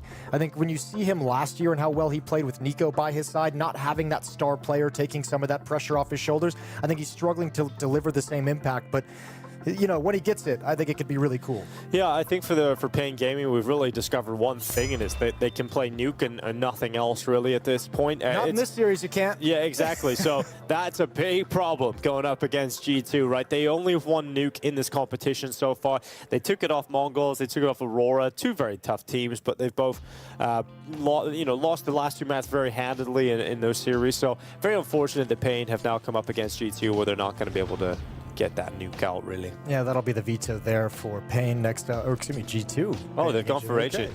So, interesting. Flip that. You've had Pain ban nuke. Flip that. For sure. Yeah. I would wager my I was gonna say my life, but I would. That's quite your life is down to a veto and Counter-Strike. That's the value of the MOUZ. Everything I was about to say, just forget about it. Inferno going to be the first map of the series. Yeah, I think the hard thing for Pain, this has been the conversation, is the nuke thing where they've won both of that, but then no map pool after that one single map in this pool. So that's the scary thing. And you have two new additions to the roster in terms of VSM, in terms of PURIA, pretty big rookies, those two guys, and just not a whole lot of maps played underneath their belts as a five-man unit to begin with. And I think we still have questions on how impactful and effective VSM and PURIA are going to be at the professional tier 1 level of play. Yeah, I think PURIA had a way better game yesterday. You know, that was something that we like to see from PURIA. He had a very tough opening day of this competition against the Mongols. But PURIA, he had his moments. He had a couple of highlight plays, you know, an ace yesterday. So, yeah, very, very good stuff from PURIA in terms of a step up from day one. But, yeah, I mean, going up against the side of G2, it's just going to be a very different story indeed. But there's the video again for you, Jason. You would have survived. I would have survived. You know, if you put that, if you did put your life on the line for this video, I would have survived. You would have survived. Oh, thank God. Okay. What a gamble that is, though. Breathe easy. All right, so it makes more sense. We got Inferno coming in as the pick of Pain, Mirage coming in for G2. I think this is just going to be a very quick 2-0, if I'm honest. Like, Inferno is a map that G2 are great on. That's Pain's pick. And then I just think there's way too much skill, and Mirage sucked for Pain Gaming. So I think it's just kind of GG. I would say two things. I would say, first and foremost, agree with you. Yeah. Secondly, I would say that's exactly what we said going into the 3D Max Heroic game earlier, in the favor of 3D Max. So take it with a grain of salt. No, we said it was going to be a quick 2-0, and we were right, Jason, in some way. If you remove all the other context. In a way, we were correct. Yeah, I mean, it's just one of those, coming into this game is like the only real way you can kind of stump for Pain to like be able to upset here is it would have to be a complete 180 a la Heroic from yesterday to today. Yeah. funnily enough, I think Heroic actually, to me at least, looked like the lesser of the two teams yesterday in the games they played. I thought Pain showed a little bit more yesterday, but still, I think G2 is just one you can't overcome. At least Heroic in that earlier series had a 3D Max who was equally struggling. G2 isn't struggling. They've just had a very hard pair of teams to start this Swiss stage. Absolutely. So now for Pain, you know, you can say they've had tough teams too, but definitely struggling. You know, MongolZ, Aurora, two tough opponents to play in your opening game, absolutely, but that happens when you're a low seed. Yeah, and you got to battle through it. And I mean, you know, also tough too, considering a team that showed us they could compete with some of the top squads at the Major in Austin last year, but obviously Pain is a very, very long ways away from that. VRS implications for this matchup between the two teams outside of the elimination from PGL Cluj-Napoca. If you were to lose, you could see Pain would jump up 6 spots. G2 would crack the top 10. They would crack the top 10. So kind of a moral victory on top of a literal victory. Yeah. If you can get it. So lots to play for as we come into this one. Mainly survival here at PGL Cluj-Napoca. It would be a massive, massive disappointment if somehow G2 even were close to losing this one. Pain know going into the server today that their expectations have to be somewhat low. They're going up against a very difficult opponent here in the 0-2 bracket. But maybe that pressure being off just a little bit more, you know, expectations are certainly lower. I'm just excited to see if we got any other map apart from Nuke that Pain are able to compete on. I think the problem for Pain is that I think the pressure that they have, you know, we can talk about the pressure from the outside, but I think the pressure they put on themselves is to get back to the level they were at last year around the Austin Major. So when you put it in that context, there's a lot of pressure. You know what I mean? Like, right, sure. You could probably sell yourself on no pressure because of the, you know, the brand new teammates coming in, not a lot of reps and everything. But this team also is kind of like, why have we kind of dropped off so far? I think a lot of the issues that Pain have is with the new additions via some Imperia. You also, if you just throw Snow into that mix, you kind of have like these like core 3 players of this team who are still sort of unproven question marks. Like Snow, you know, for his first year and a half hasn't like blown anyone's socks off, and then we had these role changes, and you start seeing him have more and more impact, but we're still not there yet. You know, like it's a good improvement. But it feels like it's not exactly what we were promised. Right, it's not where it needs. Well, not necessarily. Well, I mean, yes, true, not what we were promised, but also not where it needs to be for this team to be putting more wins on the board. Yeah. Well, I think unfortunately we have seen Snow actually have a couple of really quiet maps in this tournament as well, and you can't really have that with more responsibility being put on your shoulders. Because you become one of the more experienced players in this team at this point in terms of at least getting to play at the top level, right? It's crazy, but he is so young, but he's actually toured the world of this team now and major playoffs and big tournaments, so you got to start seeing something come back from that eventually. Yeah, everything's stacked against them though here. I mean, you have some of the most experienced players we have in professional Counter-Strike, and guys like Hunter, Heavy God is a... Oh, hello. Oh, we're back. We are back into the pistol round. G2 on the CT side, Pain on the T side. This is Pain's map pick, and it's for survival here in Cluj-Napoca. We've got Snow making his way into Banana and a jump spot to detect the play on the other side. Well, at least he's got that info. Nice decoy. Yeah, it was great work. Everything's going well so far. All according to plan. Over to the A bomb site we go, quietly walking. Decoy just blows up over at the B bomb site. Hunter's gonna get first spot. Work himself around to help defend this bomb site. Pre-aim is there, so Pius can't land the shot. It's all on Heavy God and Hunter. Yeah, Hunter's moved into the site. The USP is ready to fire off a couple of shots here. Heavy God with 2 of his own. That's Biguzera and Imperia, both getting knocked on over. It's Snow and NQZ now in a 2v3 as that bomb needs to slip away because it did not find the access to the site it was looking for. Okay, and how do G2 get this info? Oh, I think Hunter just heard the footsteps. He just saw them on the minimap. He turned his head really quick and looked down towards middle, so now it's a foot race. MOUZ and Natus, they're going to beat the cross. They'll be here for this fight. Snow and NQZ with no smoke. Yeah, MOUZ, the Joe Berettas at this kind of range, not working out for him as Snow actually gets both kills as he fires down to a CT spawn. Snow with 3 so far in this round, putting the pressure on Hunter's shoulders to clutch up 1v2. Now they're going to double up, paying it to play together and trying to limit the chances Hunter has of winning this round.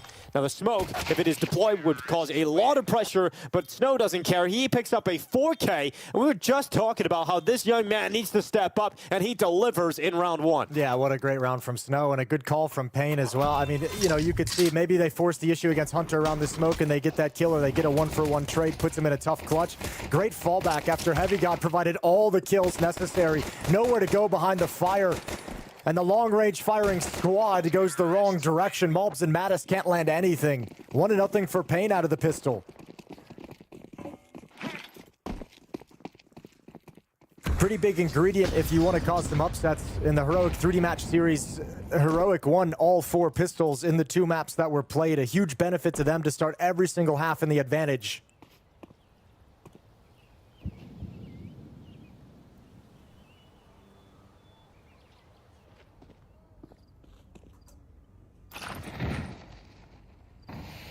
Tons of chip damage eaten by Pain in the early stages. Snow down to 49, Biggie 0 to 75. So despite an advantage in weaponry and utility, chunked down by some HP and softened up for these pistols. One smoke thrown banana. The stack is here, so they do want Pain to commit. So they're hoping that smoke isn't a dissuasion. It's more of like a... everything is by design. You know exactly what we have. We just did delay smoke. We're going to run out after this. It's your time to come in.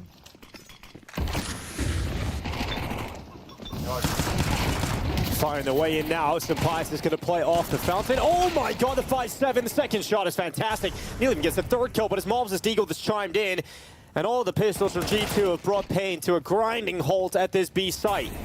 FURIA getting away with a kill on Hunter. At least 1 frag going back in favor of Pain. But with 30 seconds left, if they even try and backtrack through middle, you can see Heavy God's got that locked off. Oh, good reposition. It doesn't work out, though, as FURIA looks to the new box, and now he knows the second player's there as well. Yeah, and that means Heavy God's got to make his move. He can no longer sit back, and MongolZ is calling him over as fast as possible. Slow, 15 seconds. Oh, wow. FURIA steps it up. Headshot as well. Now he has Heavy God defined. No, FURIA, he's looking in the right direction. He's got the right read, but he's got the bomb back. He has to go for the plant. That allows Heavy God to either sit back and try and call his bluff, or now move in through banana. FURIA with a flash out. Heavy God with the AK, tracking him slowly, and Heavy God's got the headshot. FURIA with frustration bangs on the desk because he was so damn close to recovering that for Pain. He just couldn't make it happen, and G2 able to equalize the scoreline. Yeah, but that got really, really close. That's a good amount of fight in Pain, especially FURIA. The shot on the boost up back behind New Box is absolutely beautiful. But G2, they really win this round in the early going. They had you beat. They had you committed to this B bomb site hit. They had a defensive smoke deployed at the perfect moment, so you're executing through it. Just a great clutch by Heavy God. FURIA can't get back into cover in time. And the pistol round advantage lost as G2 convert the second.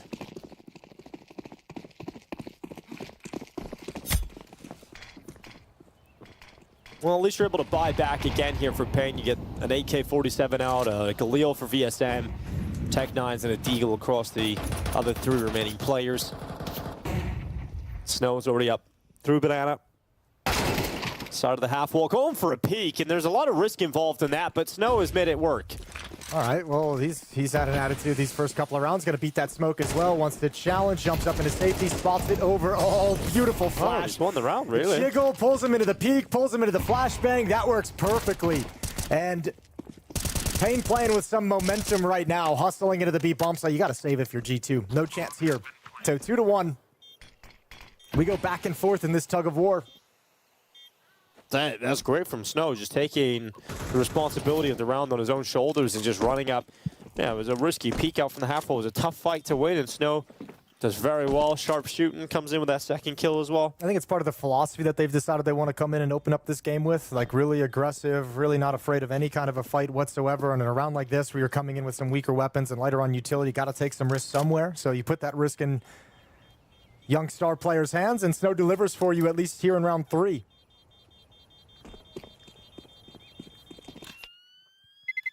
Money's going to be a little bit hurt for G2. Natus at 2,500, MongolZ at 1,500. So they'll buy, but you might drop a pistol over for utility. They're going to be hurting in terms of what they can bring into the round, but G2 will have a decent buyout on the board.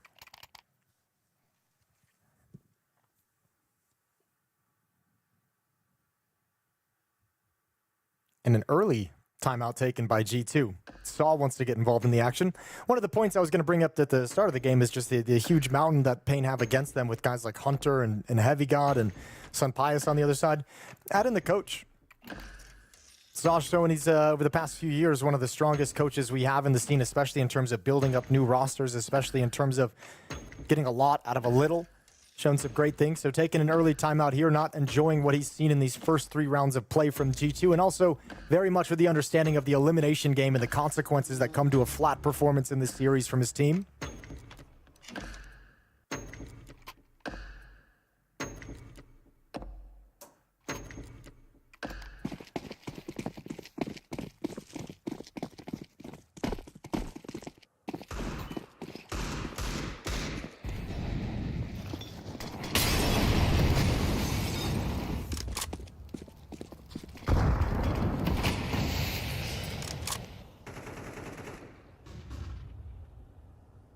Just spreading out a little bit slower this time. No charge up through Banana, just settling into it. PURIA getting into the apartments.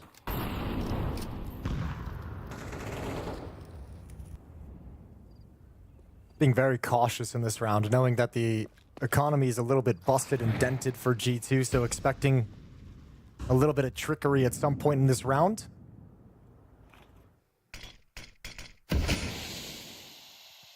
Taking top Banana with utility and looking to see the reaction. It's retake util from MongolZ, who's solo B defender. And Pain heads elsewhere.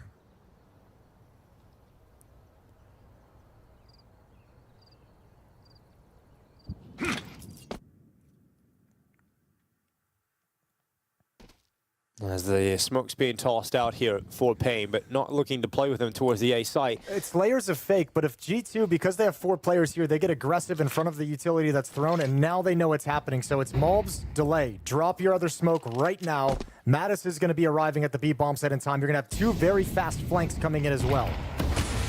Yeah, Natus with the MP9 can feel comfortable just getting to the start of that smoke and then swinging his way into the open, into the fights, and coming out on top of only 1. Heavy Gods 5-7 has also entered the kill feed, putting G2 ahead. That plant is still coming in. VSM needed that headshot, but does he expect his second player? The answer, a resounding no. So it's now PURIA with a clutch ahead of him again. Came close to winning one earlier, just about missed out, frustratingly so. And once again, it will lose it inside of the B site. So it'll be G2 to tie things up 2-2. And yeah, it's just that fake, I mean, not working out the way Pain would have hoped. It's just the extra layer that G2 has of just like the quick understanding of what situation they're in. They have 4 defenders stacked at the A bomb site. You see that execute utility coming in potentially to attack. You have library smoked off, you have left side smoked off. So you step in front of those smoke because you have numbers, and once you have the information, all your reactions are so much faster than Pain expects. Really good read, really good job grabbing intel on the map from G2. Being proactive and not sitting back on their heels, and they've tied things up, and now they've got money. They've got an op in the hands of Senpaius.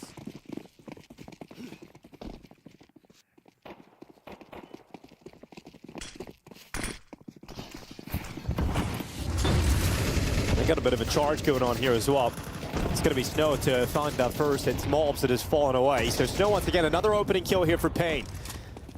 They're going to stabilize as well. They're not going to lose it. So Pain able to back away. Quicker up through top middle this time. PURIA at the front. G2's played some very tough teams on this map as well. They're very battle-tested here on Inferno. They won this map 13-8 over Vitality earlier in this event. They also lost it to PARIVISION just yesterday to put them in this situation. Senpaius a little bit too far out, catches a flashbang full in the face. And okay, Heavy God, you're good. Are you this good? Woody in the pit. He's done well. His teammates are running up top middle. Heavy God just needs to try and buy some time, stay alive, but he goes out again. He gets another kill. That is too deep, and he's way better than you could have even expected. Heavy God from the mini pit, but it might not be enough. Hunter has to clutch up. NQZ and Snow are both damaged up. There's the chance, and there's no kill. No way. As Snow collects a 3K, he's having a great game here, and all that heavy lifting from the God himself in pit, and it still wasn't enough for G2 to win the round. At some point, you know, Heavy God's too nice of a guy, but on some level, he's got to be saying, what more do I have to do? Triple kill in the pistol round from pit. They end up losing that. Triple kill in this round from pit in a 1 versus 5, essentially. And they don't win this round either. Got to be so frustrating. Great performances in an anchor roll from Heavy God, but it's all for nothing. This shot from NQZ up on top of the boxes is wild when he catches that lane player. Yeah, Snow is having a good game here, though. 9-2. Really spoke about how he's required if Pain are going to move forward with this roster. the more responsibility, experience being put on his shoulders. He's got to step up, and he is playing really well at the moment.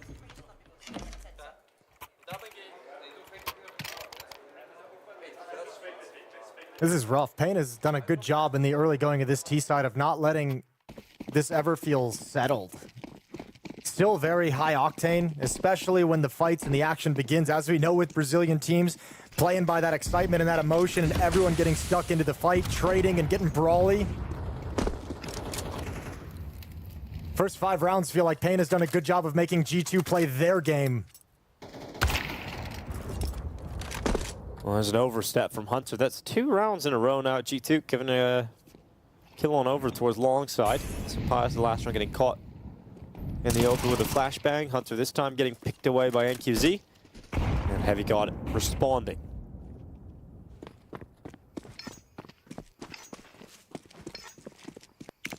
Now this stack breaking up from G2. Meanwhile, Payne starting to take control of top. Banana through the smoke. Molotov towards sandbags. Nade follow-up as well.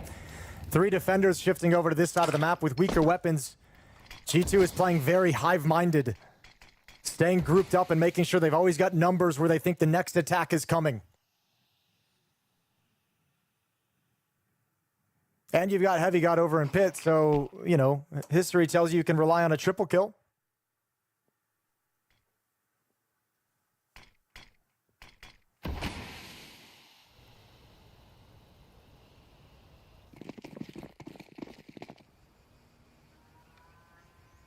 Well, Heavy God, can he do it again?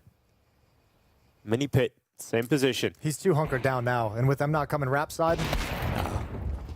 All his teammates are coming up through mid. Maybe the distraction is enough. Heavy God gets his head down. They don't check him. They don't clear him out. They don't expect him to play the same position 2 rounds in a row. And he's actually come out on top of the first kill. Now, we can't deny the bomb plan, but his teammates have now arrived. And so for once, Heavy God actually has assistance. And MOUZ's AWP chimed in. So it leaves PURIA up in the apartments. And G2 are making the most of this situation. A tight game lies in front of us as Heavy God is just so reliable. It's another triple kill. I was half joking when I said that. But all we got down, it's guaranteed, basically. Oh, Heavy God, what a force. Just to take over that bomb site in that situation, your opera calls the flank, he gets numbers for you, but nobody clears pit, nobody clears anything, just trying to hustle in. And you have to know, I mean, Heavy God is still alive on the scoreboard. Great shot with the op from MOUZ. Well, I've learned their lesson now, I'm sure. Yeah, but what a rough time to learn that lesson. I thought you would have learned it previously.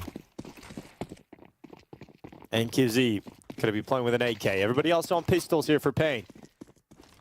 A great chance as Heavy God was trying to drop his weapons. He's so generous, he even threw his own M4 down on the ground, but he gets back to it and a little bit late to the window. And that ends up costing him. NQZ's rifles come out on top, and you've lost Heavy God at the start of the round. His powers only work in the pit. Yeah, that's true. This is his domain. Incendiary recovered for NQZ. 5-on-4 for the T side. Quiet day for the ops so far. Sunpius has his in hand.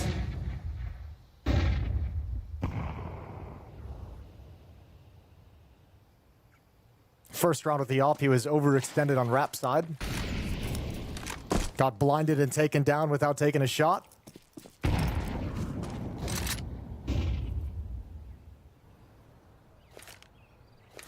Very slow round from Payne off that initial kill. They're happy to let G2 burn and use some utility before they start moving into their play.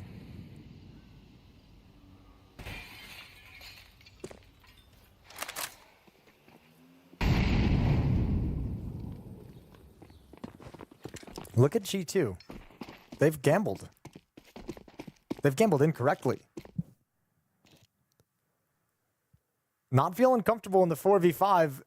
They've stacked the B bomb site as there's silence on the map. They think Payne was just waiting out a banana smoke.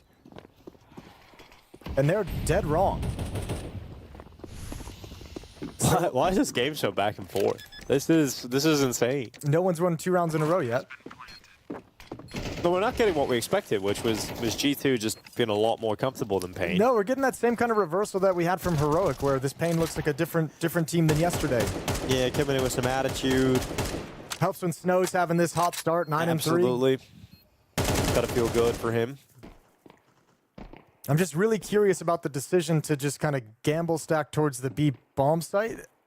Like almost like fearing the 5, like no move with the op to grab an angle, information, you could have picked one off. No moves to figure out what was happening, just kind of a blind gamble, feeling uncomfortable running out of utility in a 4v5. Terrorists win.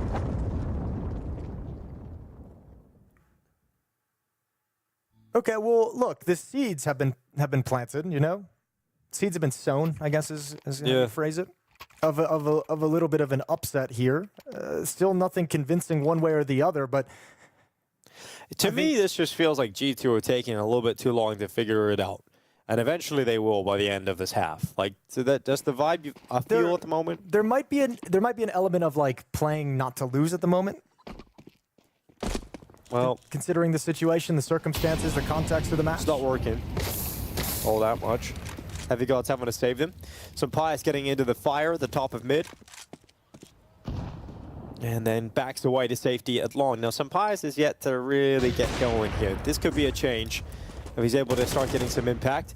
And it could be another scenario where some Pius is just knocked out without doing anything. He's 6 HP, just about surviving and getting into the site. If you're that aggressive on the open, what do you do here if you're Pain? What's the protocol? Do you try and come through the smoke and force it? You have the entire site wrapped upon, looking to cut off some rotations to make this a little bit easier before committing. Hunter is now arriving over here. He's pulled the knife going around that corner. You've also got both defenders who push down Banana are going to start flanking up middle. So these smokes clear and Pain have to go.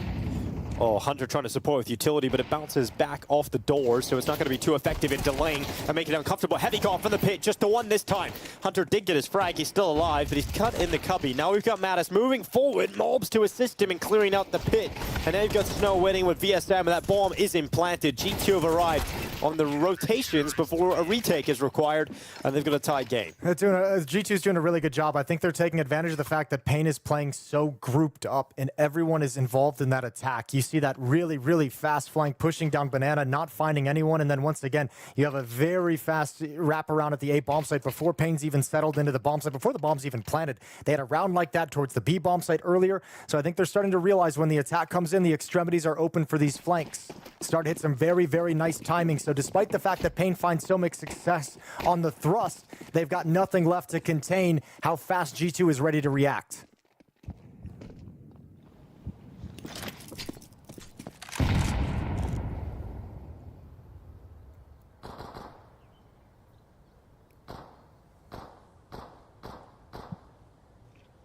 Back and forth we go. 8 rounds.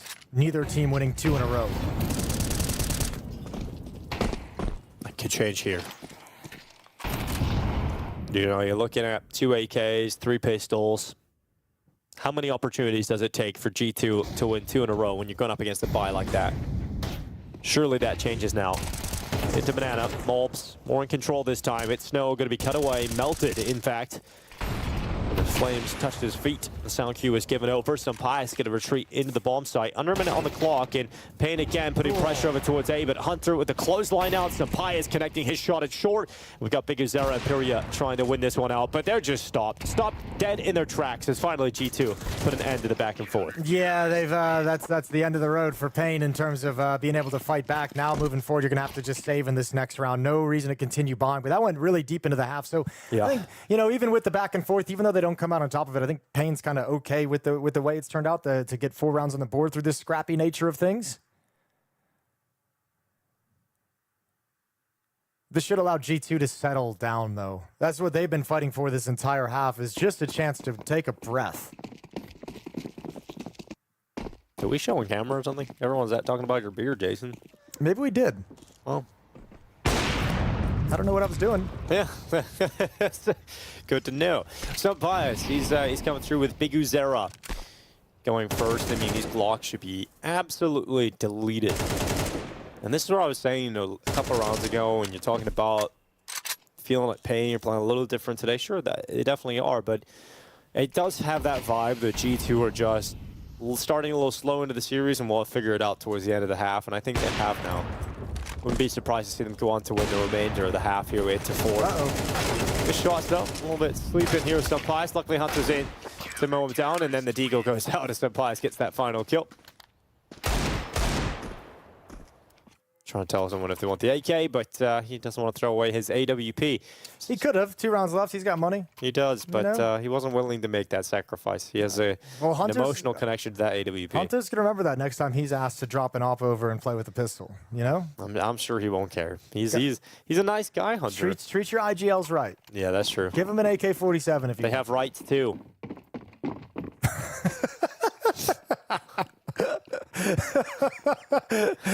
Round 11.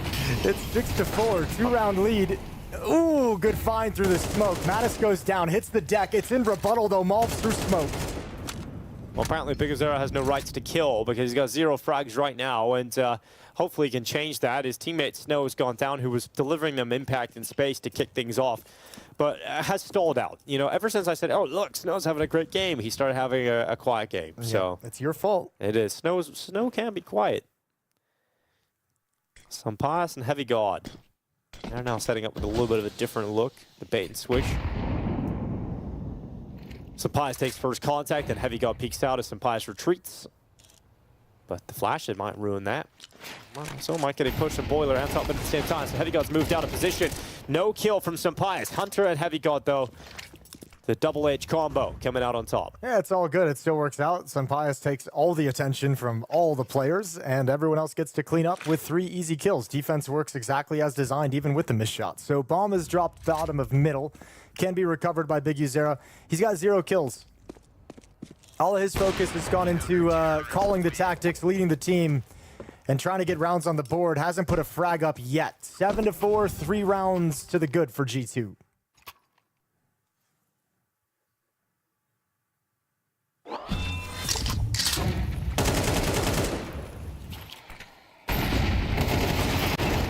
Payne have stalled out. And it's not like you're having a perfect game either here from G2. No, Sampias missing shots, mistakes being made from G2. No, but I think it's easy if you're G2 to look at this and say, you know what, we're on CT side. We lost these 4 rounds happen in this weird economic back and forth battle where we never got them. Like, once their money has been set, they haven't had any issues in these past 3-4 rounds. Exactly. You know? Was that just weird back and forth for a little while? Last round of the half, BTarena unfortunately would end it with 0 kills, 10 deaths. MOUZ ensures that and then follows up with a second kill through the smoke. He'll go again. The Tech-9 just taking down NQC as well. MOUZ is farming. A humble farmer. Yeah, very humble. Just chest out. PURIA does find Heavy God. One of the first times in this half it feels like Heavy God's someone's gotten the better of him. So PURIA has position over in pit. VSM's going to wrap the bomb around with low HP. G2 don't care. Plant the bomb if you want it. They control everything else around the bomb site, so can already start getting moving to put themselves in position for the retake. You'll bait MOUZ. He'll swing with low HP, sell the position of your opposition.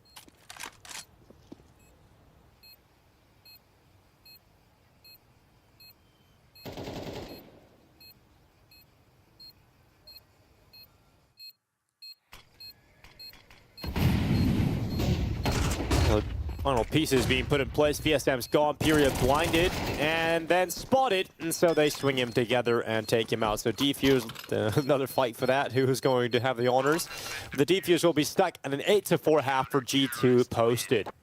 Yeah, a little bit of a warm-up, little bit of a slow start, weird money situation, odd number of rounds to be going back and forth between 2 teams, but once G2 string 2 together and get it under their belts, it's really no issues moving forward. They handle business easily to close out with 5 straight CT rounds.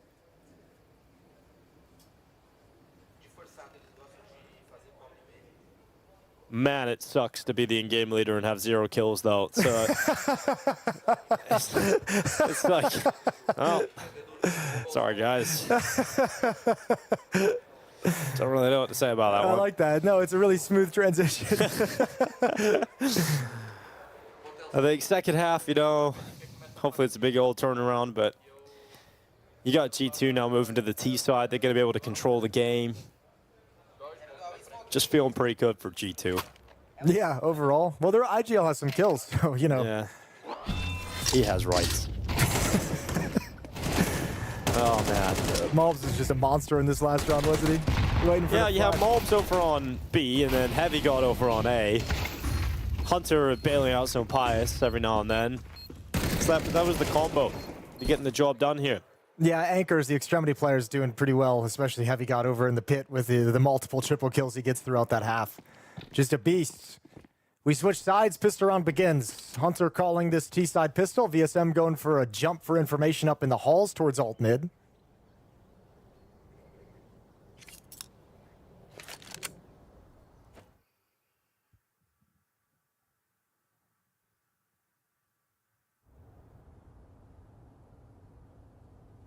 Slow pistol, but an approach for G2 towards the A-bomb site.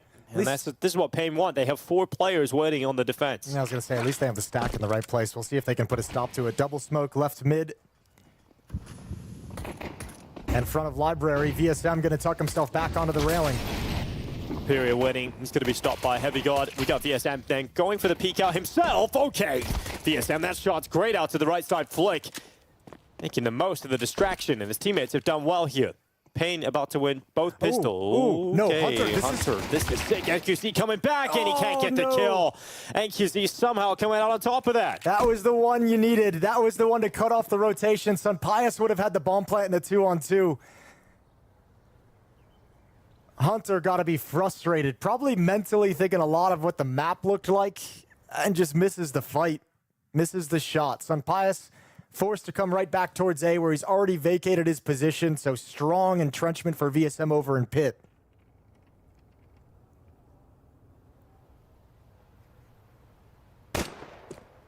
Sunpius is going to give it a good go, of course, but just so many targets along the way, and Snow makes sure that it's Sunpius that falls first.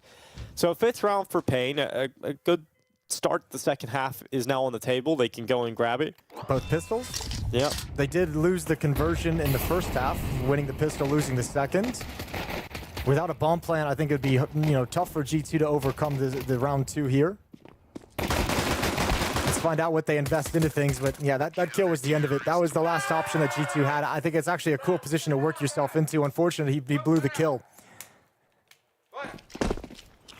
8-5. Just Glocks for G2, so should be an easy conversion for Pain.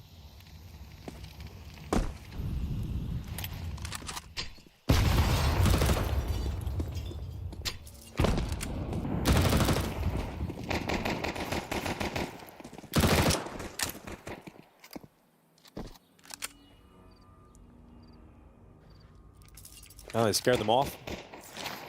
Forced them back. It's the mental image of 5 Glocks rushing you that's kind of scary. They sound worse than they are. Don't want to be the one that falls first, gets overwhelmed, and then opens up a chance. There's nothing more embarrassing, the worst feeling than being the guy who gets swarmed by Glocks and then your rifle loses your team the round. Yeah, exactly. No one wants to be in that situation. My bad, I guess. Well, you know what, Big Uzera, you know what? This is one of those rare moments at 0-11 where I'm like, yep, go hunt down some eco kills. Yeah, literally just go there you go. His first frag found onto MOUZ. Gonna start retreating. He is low in HP, so doesn't want to be traded out. Is it just me, or is his view model a little bit more normal today? I would have to see. Yeah, get back into that. I'm telling you. If he ruined his own game. It's back to normal. That might be it. He's listened to the people, and it's not worked out for him. That would be wild. VSM just sitting back in the cubby. All the kills do rain on in. It looks like it's still standard for Big Uzera. It does actually in that. What was I? It's very high and very big. What was my brain telling me? I don't know. Maybe we're just focused on the fact that Big Uzera actually going to kill him. I had to find something to get excited about in the Glock round, you know? Well, you did. And now we get into a buy round. So G2 going to be purchasing up AK-47s across the board, all 5 players with one. So let's see if G2 can just get back to winning ways right away after losing a pistol round. I like this from Big Uzera, getting aggressive all the way down. Nope, it's still ugly. All right. No wishful thinking on my part, I guess. Well, G2 with all these deep smokes from the CT side are just going to kind of hang out and chill for a moment. Follow up deep smoke down Banana. So if G2 want to come back and retake that, they're going to have to be wary of Big Uzera's position. But for the moment, while that smoke is up, they can put their focus elsewhere. Utility towards brackets to show they want to take mid. Forcing out tons of utility from the defense here.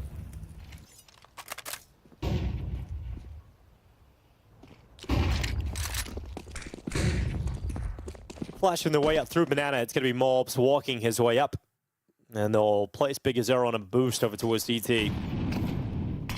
And because they used all their utility deep, they don't have anything to close down this bottleneck, this main choke point to the B bomb site. So actually G2 have a pretty comfortable first step into this execute.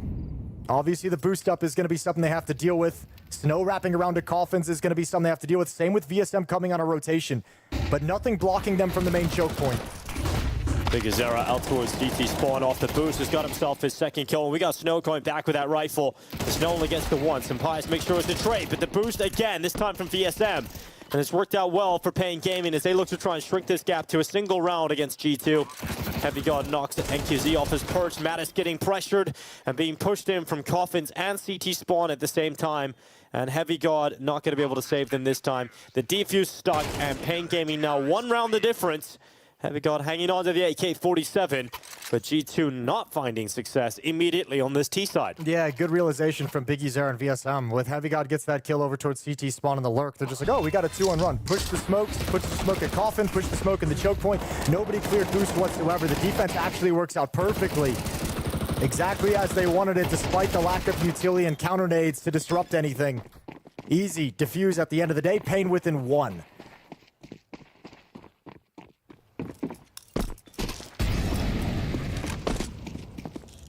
Good NQZ going for a look down mid. No peek coming out just yet, and won't be able to connect that one in the crossover towards bottom Banana. Not looking pretty here for G2's purchase, obviously with an AK and the rest on pistols.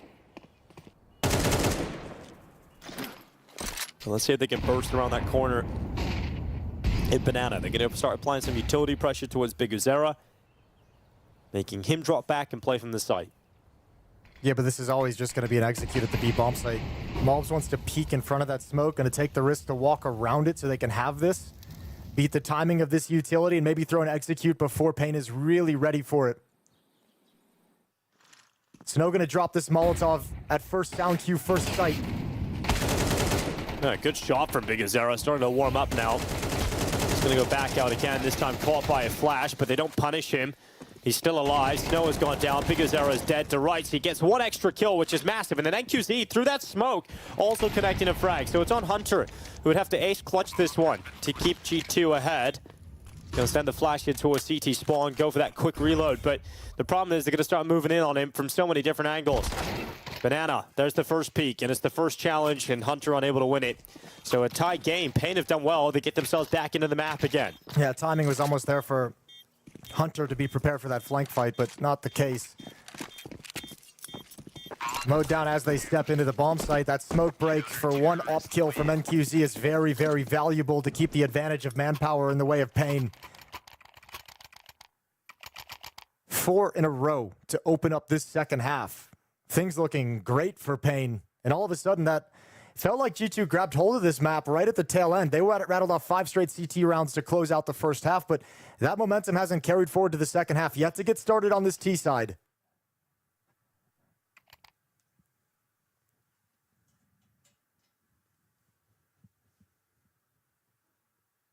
And a second timeout taken as Pain proving to be more difficult than G2 would have thought stepping into the server today.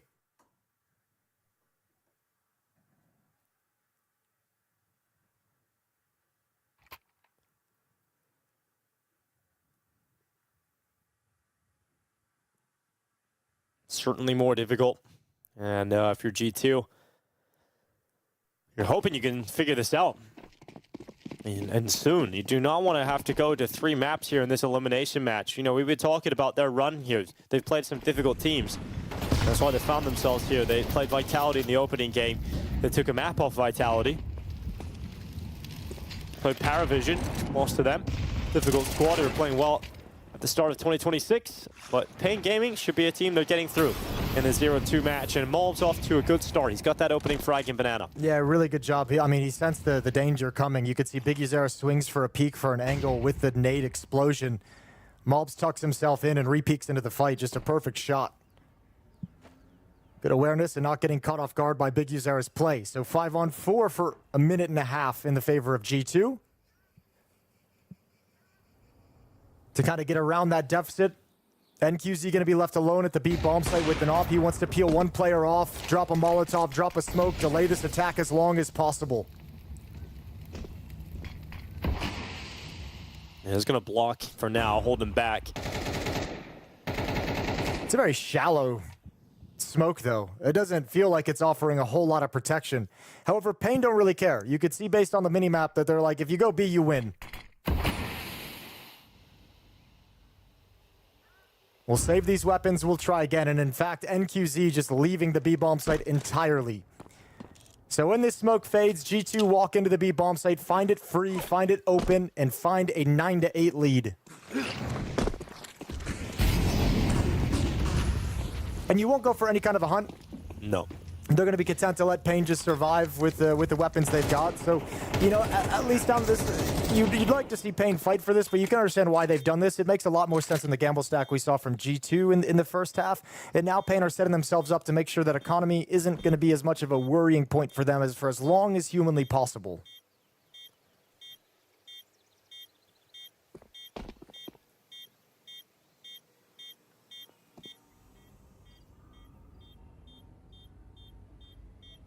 G2 just need to start stabilizing now, build this money up if they want to go on a run to close out the map.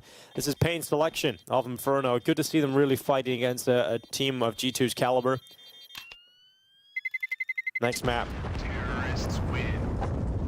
Coming up is Mirage. We've seen Pain really struggle in that one. MongolZ just absolutely wrecked them earlier in the competition.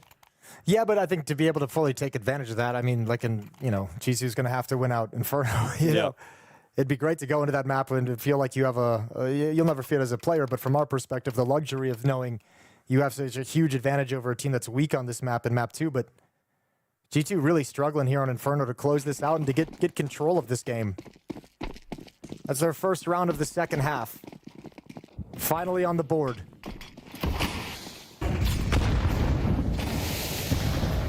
Nades flying through bottom Banana. You got G2 moving in now. Just going to be MOUZ looking for that jump. He wasn't too far off that. We'll take that space. Now MOUZ moving up to the half wall. You're always tentative because you don't know if there's going to be a flash and a swing or a barrage of utility landing towards you. Actually, that double nade doesn't do nearly as much to BTarena as I thought it would. They went a little bit deep past him. But once again, with all the Molotovs, G2 gained control of top Banana, and Hunter's just rinse and repeat. He's like, stop it. I dare you. Let's execute on them. In fact, they're going contact for now, getting in position. Utility is going to fall in place now, so a smoke to the cross. And they're trying to set up the defense, but it's too late. They just get caught off by the timing as they move in. Snow had to go huge. He does well to get a double kill. Keeps the numbers even for now as that plank comes in. But a retake is still going to be very tough here for Pain. Yeah, and I don't know how much VSM wants to actually commit himself. He's moving in quite deep at the moment. Smoke is up, so he has an option to retreat, but I don't know if Pain is super motivated to risk it all in this kind of a 3-on-3. I want to see if VSM can create the opportunity to go for this, and actually now lining up as if they're just going to execute a retake. They might just commit right off the back of this util. Well, they start to move in. It's heavy call, but that kill VSM is gone. And so they have thrown themselves at this. The body is being thrown at the problem, but not coming out on top. It is G2 to remove every weapon from Pain Gaming. No save allowed in that department. And 10 rounds picked up as G2 finally break double figures. That's kind of the free round that Pain bought themselves by saving in the previous one. All those weapons hit the deck. They've got to rebuy, so spend that cash that they kind of bolstered by making sure they didn't lose it in the previous. But you don't have that luxury anymore. That's the one safety net you kind of created for yourself. From now on, you got to make really smart decisions of the odds of those kind of even man retakes 3-on-3 at these bomb sites that are so difficult to get back into.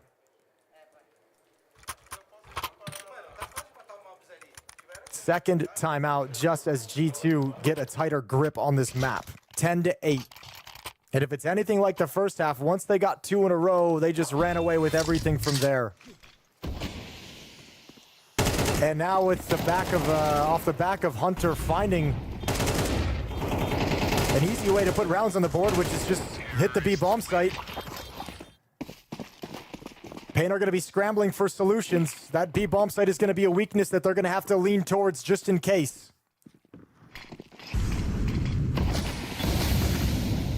Got that jump up on top of the half wall. Snow going to be in position, blinded and held back, and retreats in behind the smokes. Going to be finding the success he was hoping for early in Banana. G2 not giving that opportunity. Instead, they're going to be placing Natus up into the bedroom, boosted onto the balcony for quick access, and a silent attack as no one from Pain is here to detect it. And Kizzy's going to be smoked out, so his vision now severed. He can no longer find impact in the way he would have hoped. And G2 got into the motions. They've got top mid control for now. That smoke break coming in. And then Kizzy not seeing anything on the other side. And quiet as well, so no real information from Pain. They know there's bodies close by towards middle, but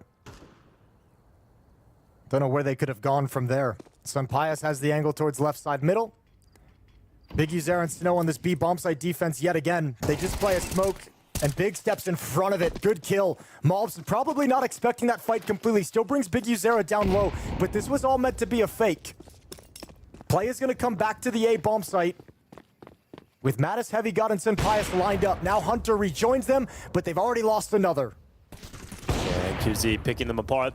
Sunpius at least getting one frag back here, but G2 still the player deficit with 25 seconds left. They've got to force one player out of the site. VSM now joining to make it 2 inside of this A-bomb site. And G2, where's the move? Where's the deciding factor? Well, there's Hunter getting the kill on VSM, and now NQZ's under pressure, misses his shot. They need this kill, and G2 have got it just in time. They clear out the site, their plant is coming through, and Big Azera to go down at Library. It was looking like Pain had a chance right up until the finish line. And then G2 make them trip and fall. All the advantages were in favor of Pain, but G2 dig deep. G2 using the whole clock as well, making Pain really feel the pressure as this round comes dwindling. Snow can't go for this whatsoever. Gonna stick around in Library, maybe grab some exit kills as they try and leave their position. There's one. Actually, hold the phone. There's enough time. If he could get that kill clean, might have been able to press the issue with this kit, but gonna bail out now. G2 3 in a row, getting up to 11. And that 3 in a row gives them a 3-round lead. 2 away from closing out the opening map of this series. Yeah, really stretching out now, our G2. Stretching out this lead versus Pain.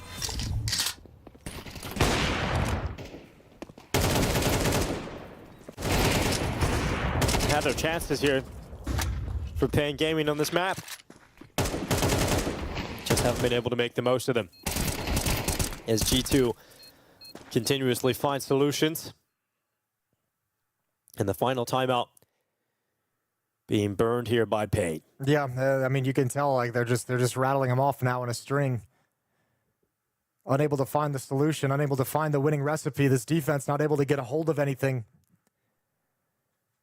And once G2 just figured out that they could just lean on that B bomb site, take control of Banana, kind of march all the way up, get the entire staging ground for free to execute, to walk in contact, so much room to work with. Ever since that became a problem for Pain, they haven't been able to lock down this attack.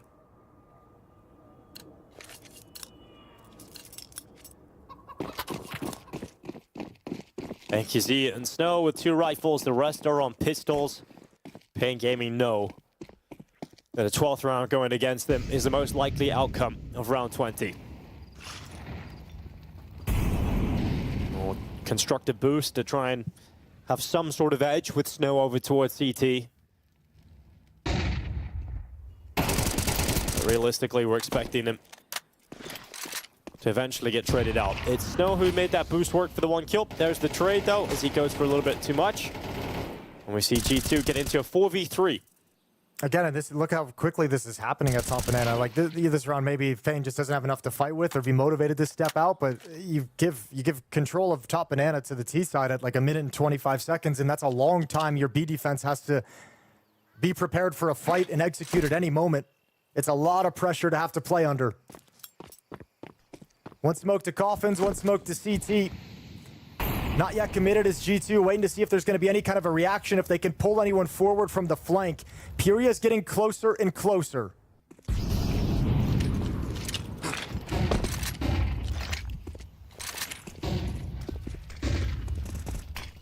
Heavy Guard now running in. NQZ re-smoked again. Held behind a gray screen. As that plant comes through, some Pius putting it down front coffins. The denial of the plant will not come through. The banana fight is important, and Matis has collected it. PURIA is removed, and another smoke down for CT cancels out any chance of Pain winning this one. They do a decent job at keeping it competitive throughout, but now they realize it is done. Yeah. It is going to be map point for G2. That re-smoke is brutal, but I mean, think of it this way. Like, this is also the problem with giving up banana so easily without too much resistance. Is G2 throws a pump fake. They throw CT spawn smoke, they throw coffin smoke, and then they wait for 10 to 15 seconds for the reaction. If any counter nades are going to come, if anyone's coming from the flank. And then they re-smoke, coffin smoke, and CT spawn smoke. And then once they get in and Mattis clears the flank, he throws that third so you actually got into the bomb site and got control of banana and marched into the site without having to use any utility. It unfortunately had this story written all over it, where Pain are going to be competitive to a point. G2 going to figure it out. And good starts in both halves here from Pain, but then G2 stabilize and pull through. And again, overtime is possible, but it just needs to be like a perfect run now from Pain just to get that overtime, and that just feels very difficult to live in that world. You'd need like a Snow or a Big Uzera, like triple kill in banana, or like an NQZ op sequence to like ignite this team and get that energy back in that Brazil just seems to lean upon so much for these kinds of situations. And really, I think G2 is, a lot of this half, they've been leaning so heavily on the B bomb site. They haven't had to do too much out of these executes.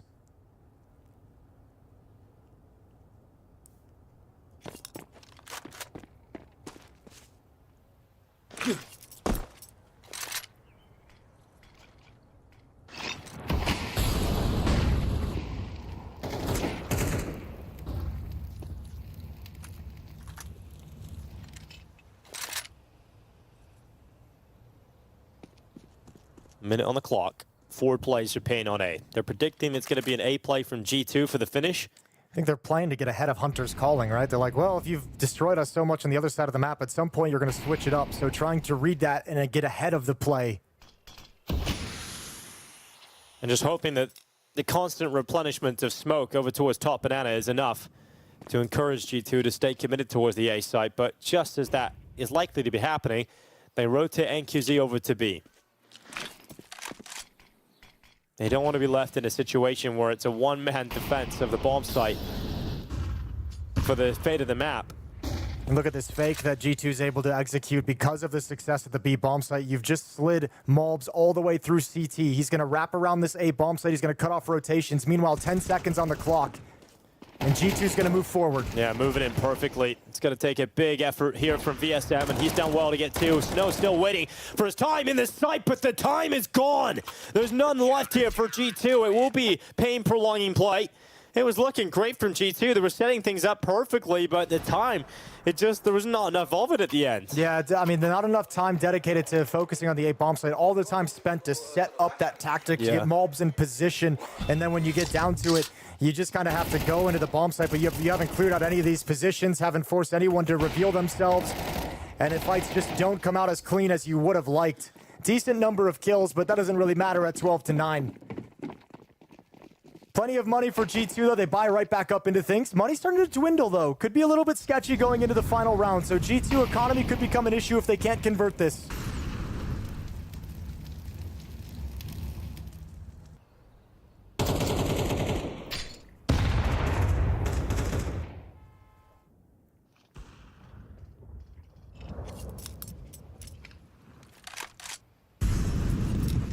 If I'm VSM in this round, though, in the back of my head, I'm so ready to get on my horse and head over to the B bomb site. With how this half is played, VSM going out for the peak. And he's come out of the archway. It's going to be a kill here for Mattis, backing away to safety.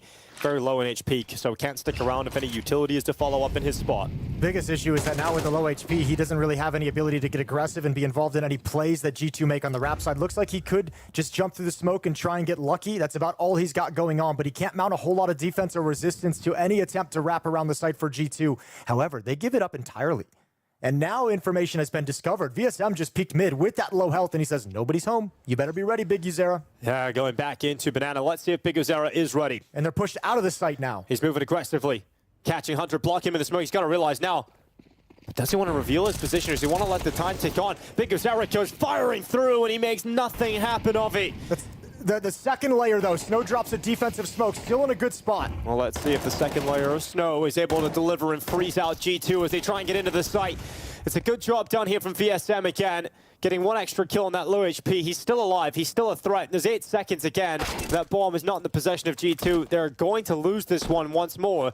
And we're looking at 12 to 10. Heavy God needing to be careful here as well. It doesn't want to die after the time, so just hiding away inside of the church. But this is happening. Painter's still in this game. Yeah, I think this is G2. These rounds so tactical. Both of them coming down very, very late. When you're actually attacking into the bomb site, sub 20 seconds on the clock in these last 2 rounds. And Payne's loving that. This looks really silly, looks really stupid from Big Uzera, but he's willing to make a silly, aggressive play because he's got a second teammate coming over to the B bomb site. So again, finding information, he's hoping he goes at least 1 for 1 there. Doesn't happen, but you've still passed all the intel over your teammates to be prepared for the fights. Payne's still in this. Yeah, smiles on their faces still as they believe that they can pull this one back into overtime. It's going to come down to 1 round because you've only got Heavy God who saved the AK. Everybody else is on pistols. There's going to be 1 more round towards the B bomb site. There's got to be down the end considering how much success G2 found there. But now it feels telegraphed, right? If you go back to the B bomb site in the last round of the half, that feels like the most obvious call you could make. Doesn't make it bad. You just got to hope it's effective. Big Uzera spamming down. Need to be careful he doesn't give MOUZ a chance to move around on that half wall as that smoke fades. They're just actually going to run it. G2 putting the pressure on now. Big Uzera getting out of position just in time. Getting further and further back over towards first oranges. Big Uzera laying down some bullets, but only getting 1 kill. And that's an opening for G2 into the site. HP's in a bad place. I don't know if G2 has enough to close this out. Heavy God, that AK better sing. So Paz puts the bomb down. There's another weapon available. Heavy God has made it work for that further kill here on Snow. It comes down to a retake here for Payne to try and force this into the last round of regulation. Otherwise, it's going to be a heartbreaking finish to Inferno. They've done so well to stay in this fight, but now G2 hoping they can win it with the weaker guns. They move forward, and Heavy God is singing the song of death with his AK. Is now NQZ left alone inside of the site, fighting on multiple fronts. And eventually, that third player is just too much to handle, and G2 will break through. A much more difficult map than they would have anticipated, but they get the result nonetheless. Inferno falls in their favor, and they're 1 map away from survival here in Cluj-Napoca. That's a heavy carry performance from the Heavy God, including this last round. He's got the only rifle, the Hero AK-47, delivers 3 kills across that round played, including his huge stance. Here's one from the pistol in the first half. CT side was a beast in pit. What a great map played from Heavy God, who's the main reason why G2's coming out of this with a win, because there was a lot of difficulties. Yeah, he was definitely Heavy God today. This was incredible. I mean, just fantastic work across the board from Heavy God, but G2 overall, I mean, Inferno is a map we talk about being in their wheelhouse, being a comfortable affair for them. They beat Vitality on it 2 days ago. Yeah, exactly. So you show that they can get to a world beater level, like the top of the world. And then you get games like this where it just feels a little flat throughout that first half, having to figure it out towards the end. Heavy God saving them a number of times, and then honestly it looked like they were choking it away again here at the end of regulation, and Heavy God steps up once more. Yeah, it wasn't pretty, it wasn't clean. G2's not going to point at this as a map they particularly are proud of what they were able to showcase, but you got it done. You know, T-side was a little bit rough, and those games are going to happen. You got to give Hunter credit. Yeah, you might, not enjoy some of the calls you saw, but the fact you're able to call yourself out of that, leaning again towards the B bomb site, which was just the recipe, but everywhere else on the map was a struggle for G2 today, but at least you were able to find that solution time and time again. Yeah, absolutely. 27 kills there for Heavy God. He finishes on. Fantastic work. You can see it was patchy. It was a patchy game. You know, it wasn't like that back and forth. First half played very weird. Yeah, and then just a bit of patchy form there from both teams going into that one. Payne at the start of the second half, a good start, and G2 just about figuring it out, and obviously a lot because of this guy right here, Heavy God. Oh my God, look at those triple kills in the first half. 4 of them. 4 of them across the entirety of the first half. He was carrying and keeping G2 alive during that back and forth affair for the first 8 rounds of the first half. And then obviously closing it out with yet another triple kill right in the final 23rd round. Yeah. Well, Heavy God going to be very happy with his individual performance. G2 get the job done on Inferno, even if it was labored. Is now paying one map away from elimination. We'll see if they can bounce back on Mirage, or if G2 are surviving another day here in Romania.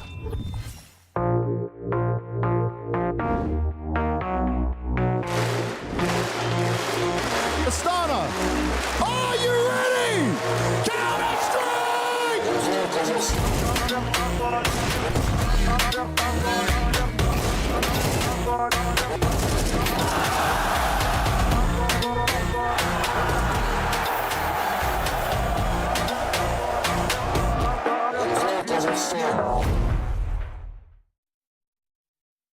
She said she loves you. But she can't love me. But I love you. Look, I know my man's going crazy. I gotta break on myself, I amaze me. Like I'm back in the 80s. I won't play window anymore. What's going on? Play your role. 1xBet. The human body was built to move. Not trapped at a desk in one singular posture for 12 hours a day. It's time your chair evolved. This is Secret Lab Titan Evo. Ergonomically engineered for you. Gamers, hybrid workers, artists. Backing your every move.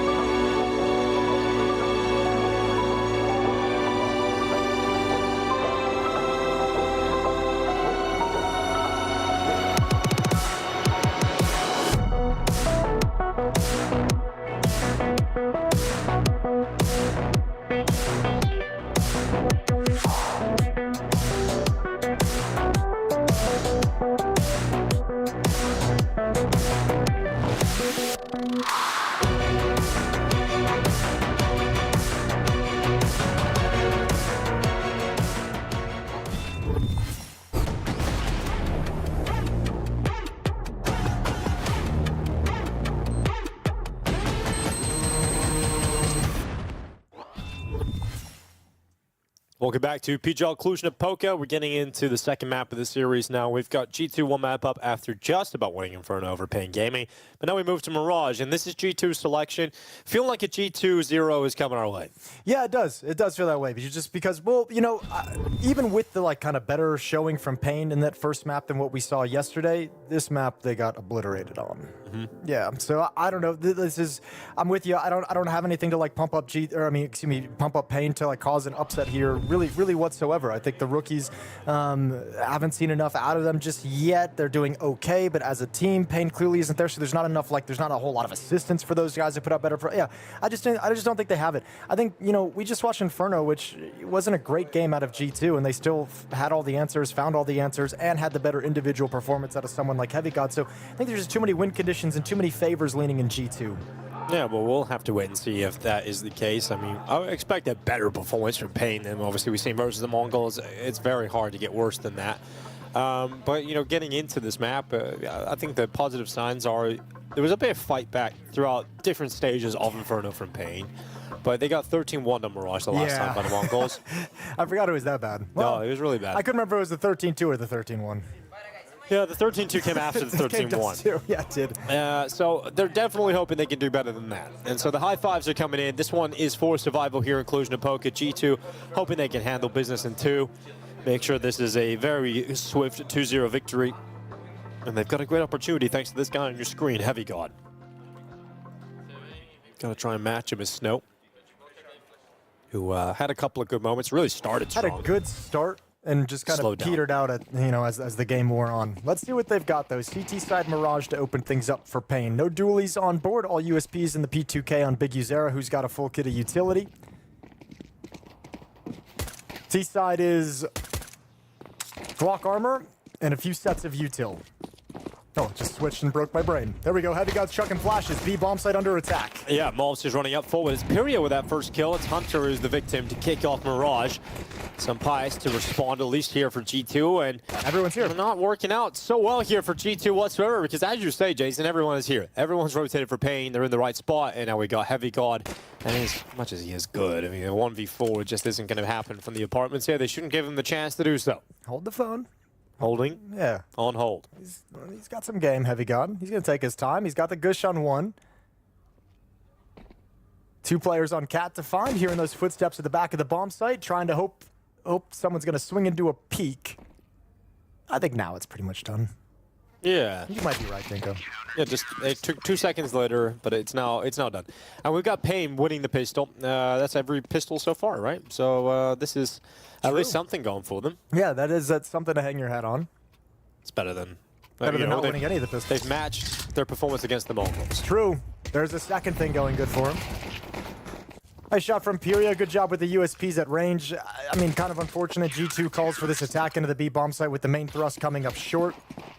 Defense with those USPs is positioned perfectly for it. Everyone's at a distance. Everyone's at a range. Glocks can't compete.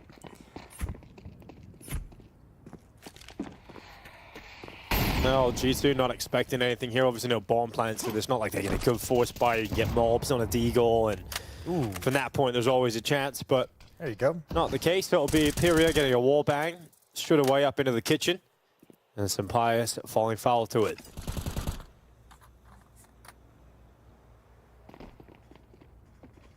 And falling back, and I guess, yeah, they got a deagle on mobs, so you might as well give some time, see if he can get you a pick, see if he can get you a kill, take some economy away. Hunter's going to come through this smoke. Eventually, probably to his death, VSM over the top. So while this round kind of finishes up, we do have the final series of the A stream today has gotten started. That last series was a little bit extended. FURIA Falcons going on over on the A stream. That's very early on, 5-2 in the first map, so throw that up onto a second monitor while we finish up here at G2 and Pain.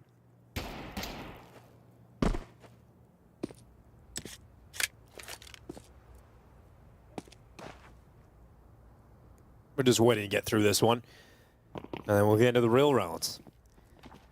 MOUZ on a deagle. I said anything's possible when he's on a deagle, but not the case this time around. NQZ gonna drop him. Have he got it range with a Glock? All right. He always has to get one, doesn't he? Yeah, he's just gonna win something for you.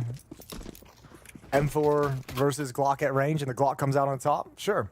2-0. AK is being brought forward by G2 now. Get into the high-octane rounds.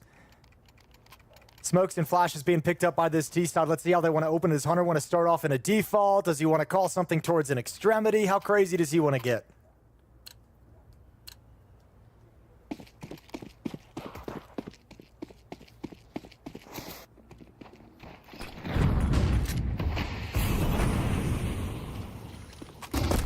Well, so far, just the default. You'll have Heavy God playing over towards ramp. 2 players out top middle.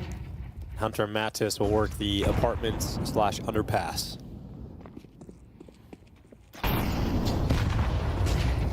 Pius going to support MongolZ with some util. Flashes up, give him a chance to fight that short player.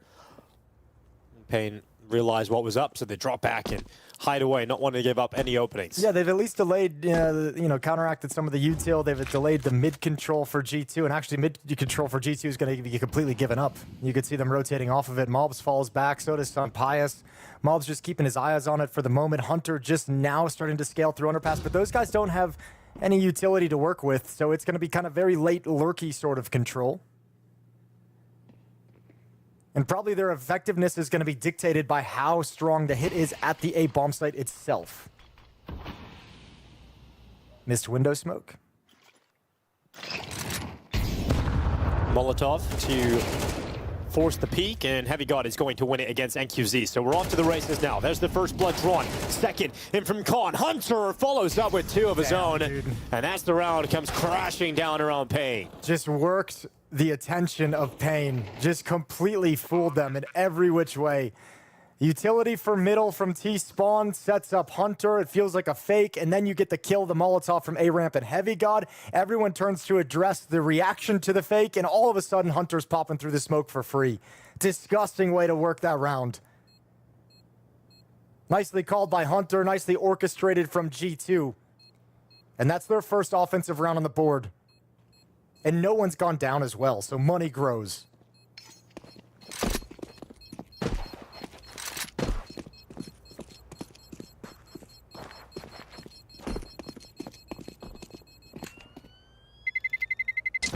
Terrorists win.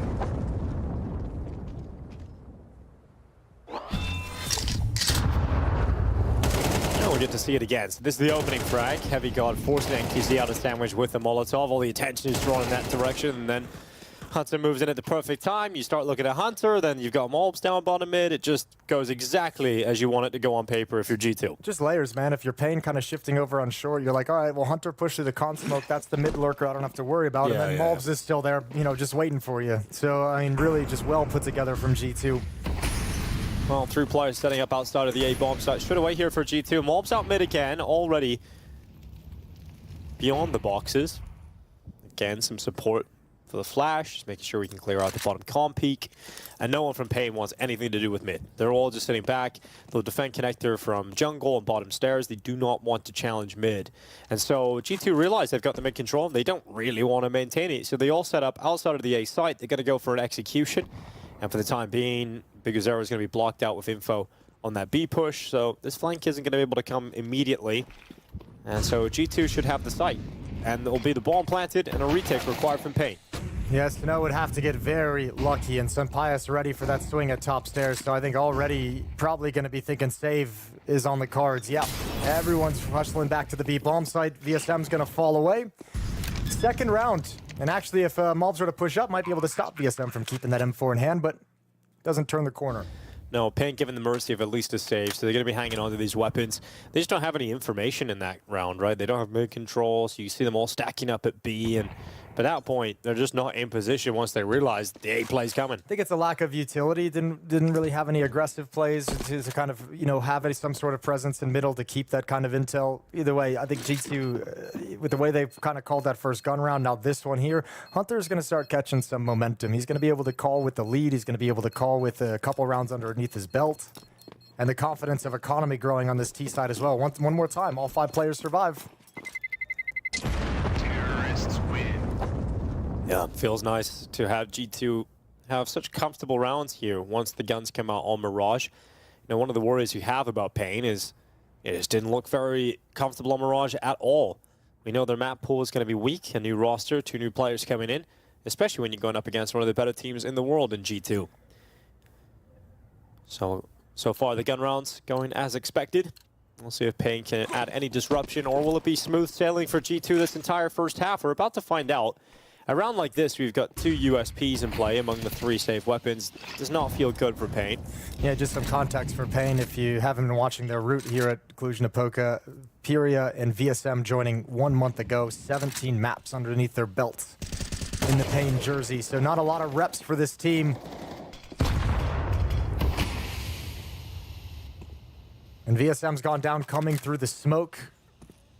It's one of those situations where when you come into a match like this against a team like G2 as Pain and you don't have all these reps, like you already have such a strong sense of being the underdog. So again, that push from VSM, you can be highly critical of it, but everyone is already realizing how far behind they are, even at a 2-2 scoreline, and like trying to make plays that are gonna give you an advantage, try and make some plays that's not really orchestrated. Especially when you add in the addition of the inexperience and the younger players of younger in terms of time in Tier 1 teams, VSM and PURIA. Yeah, younger careers maybe, like in terms of experience at this level. But Natus going to be smoking out the window. Speaking of young careers at the level, he is hoping for a deep run here in Cluj. Currently set an elimination game, and we've got MongolZ walking all the way up through connector. Oh, nearly getting back to it, but it's Natus' job. There's just a wave of G2 players just crashing down upon the defense here of Pain. That rifle on the first kill gets shot out like way far back and way into the open, can't be recovered. 3 rounds in a row of 5 players for G2 surviving. Yeah, money is so good. G2 not breaking a sweat. Sampaio's gonna have an easy kill. Oh, have you just wrecked him? No. No, it's even easier now. He's not even looking at him. So there we go. Sampaio goes ahead, gets himself the frag and the lead here for G2. Money back for Pain. It's not enough to get the AWP out for NQZ here.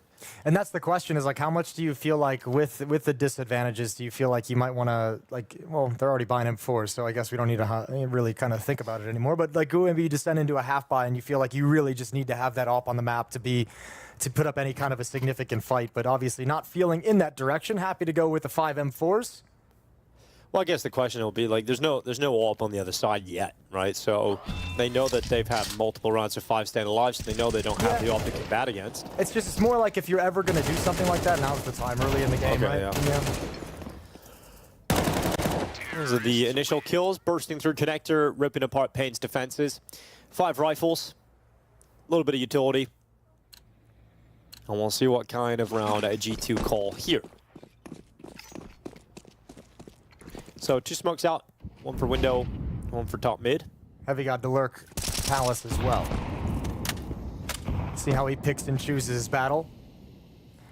Gonna be channeling his inner Rops in this round.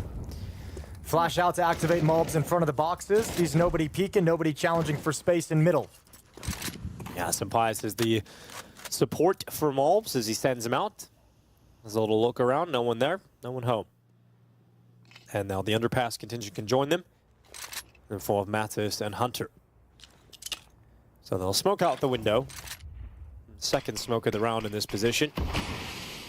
CT side have got PURIA up in the ladder room. He's just waiting to see if he can get contact. But with that smoke continuously landing in his face, he can't really help out. And this is a move Hunter loves, right? Loves to get inside of the window here in Mirage. Playing the fade of that smoke. You can see Pain going to be very aware of it. Whether or not they're going to be able to deal with it is a whole different question, but Hunter's currently in the meat in the sandwich. Oh, good reaction from VSM, nice and quick. Swings out a little bit wider, holds the line 1 more, but then everything goes G2's way after the fact. So you got kills, but haven't been able to maintain the advantage they've provided you. Everyone is blind inside this site, and QC comes out on top, but too much to handle, too much chaos. Yeah, BTarena now arriving. Going to feel frustrated if he doesn't give this a go, so he's going to step up for the clutch and take Natus down immediately. Knows the position of Sampaio. He's going to block him out inside of connector, keep him pinned in that spot. Move out, switches to the AK for that instant headshot as well. Applying pressure to Sampaio. That plant is for connector. BTarena just going to go to it. Going to hold it. Going to stick it. Going to try and pull it all the way here with no kit on his back. The kit sits in sandwich, but the 10 seconds favors him. Sampaio is not going to go for it.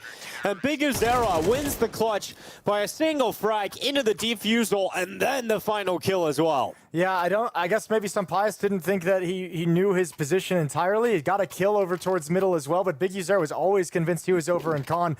So Sampaius just kind of calling the bluff and saying, you're not going to stick this defuse, and quite obviously, he did. And the kill for a little bit of extra salt in the wound. So BigUzer keeps things tied at 3, but money's still not pretty. 4 players do go down in that campaign for Pain. And right, it's not a sustainable way of winning rounds either for Pain, but they'll take what they can. That's a good one from BigUzer. Nate going to go down into the ramp, doing as much damage as they can. Snow gets the opening frag, and then MOUZ to trade it. Being a little bit more disruptive now, Pain. Or at least trying to be. Yeah, trying to have some of these aggressive plays. Smoke fades at top mid. Sampaius sliding in. Oh, it's a leg shot. FURIA brought down to 15. Hunter yet again coming through the underpass, but he's going to call the troops back towards middle. Heavy God and MOUZ slide away from the A bomb site to join up with him.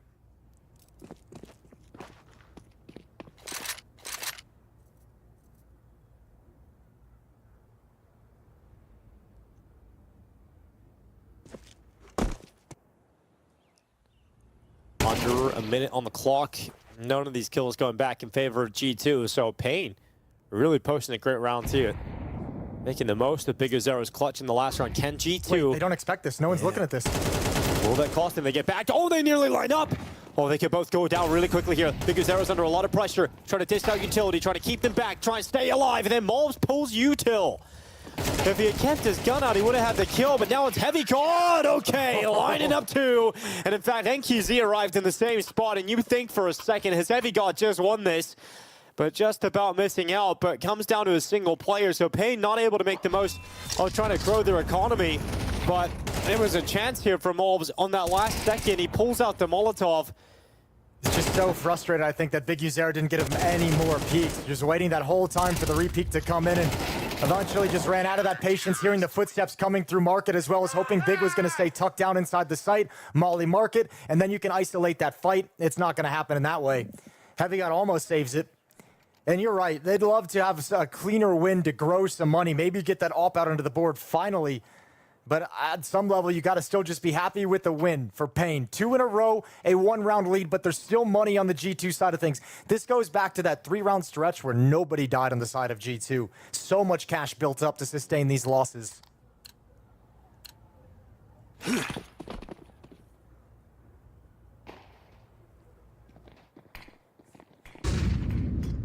Well, smoke out to the window. Things off.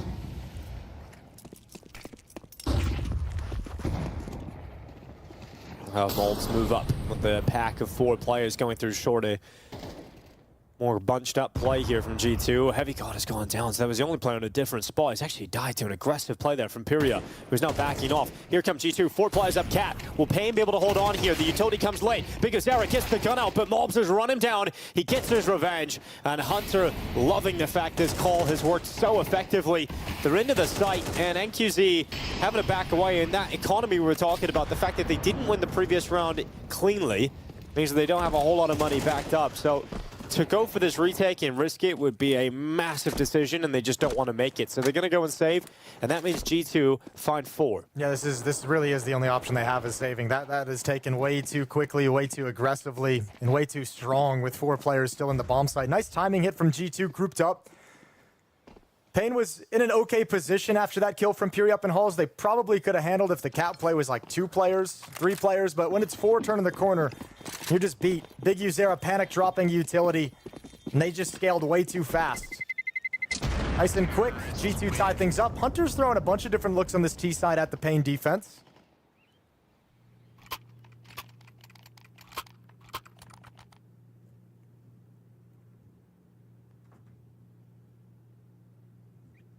But unlike Inferno, we haven't seen them yet grab hold of this.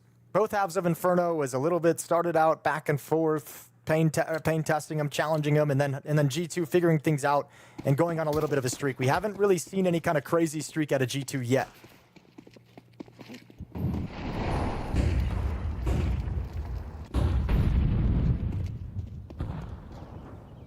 And Hunter's simplified things. Yeah, he's had enough of just spreading out in this default. Let's have a couple of direct hits back to back. was so effective in the last round, hoping for the same. It was all through Cat in the last round. This time it's all through the apartments, and Natus being sent out, opening a death ball his way forward. Natus not really getting much done here, though. Not able to find the access, but MOUZ certainly will. And then Hunter chimes in as well. So that's the strength of G2. They can go, okay, let's just bunch up. Let's just use our firepower, use our skill, and let's just barrage the bomb site. And once again, the timing of that hit comes into where Pain can't challenge them as they're in the halls, as they're jumping out and landing on the ground. Once G2 is able to wrap around that bomb site, you've just got no chance. Because of the pace and the aggression to it from G2, Pain defenders had to sit back initially and let them have that kind of a space. And even when the rotation arrives, you're just boxed in. You don't have enough real estate to work with that many defenders. Back-to-back really strong attacks into the B bomb site from G2. One through Catwalk, now one through Halls. It's regained them the lead at 5-4. And maybe this is that moment I was just talking about where G2 hadn't really grabbed hold of this map. This could be the round. Money's a huge issue still for Pain.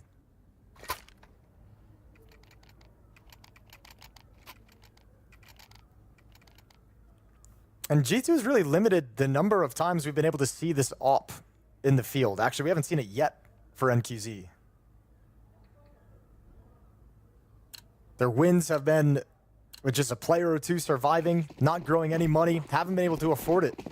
So quite a luxury for G2 just running around Mirage, not having to play against an AWP for 9 rounds now. Make it 10, actually, including this one. Another one. He's just doing it again.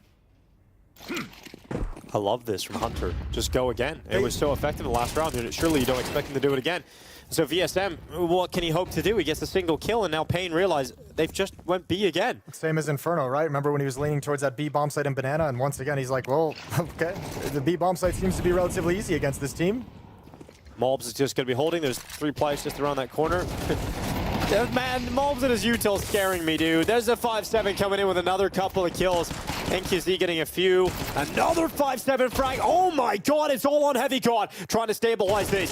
G2 was so clean, it was so effective. Bomb isn't even planted, but Heavy God is so goddamn reliable. Again, G2, bit of a panic station, but Heavy God keeps things chill. Safe pair of hands. You're exactly right. G2 just felt way too secure in that position up against pistols, thinking they can farm up some ecos, being just a little bit overconfident. Yeah, MOUZ might have like nade privileges revoked. Yeah. You are not getting any grenades next round, MongolZ. Yeah, like, man, you're good with the AK. You kind of suck with nades. Just don't buy them. Stop jumping in the open with nades, You can please. drop them now. Give them to me. Yeah, well, 6-4. You've got G2 pulling away, but the AWP has now come out here for NQZ. He earned it. Has been spotted. Will it change anything? In position over at Ticket. VSM steps inside the smoke. So awkward. Oh my lord. Oh my gosh. Okay, everyone's doing a little twirl, a little dance around each other. I don't know how no one has died in that engagement, actually. That's insane. Pretty good nade, though. There we go. He gets the nade damage. Nade license back. Ooh. Weird exchange. Both players, actually, they come out kind of even. 55 for VSM, 52 for MOUZ.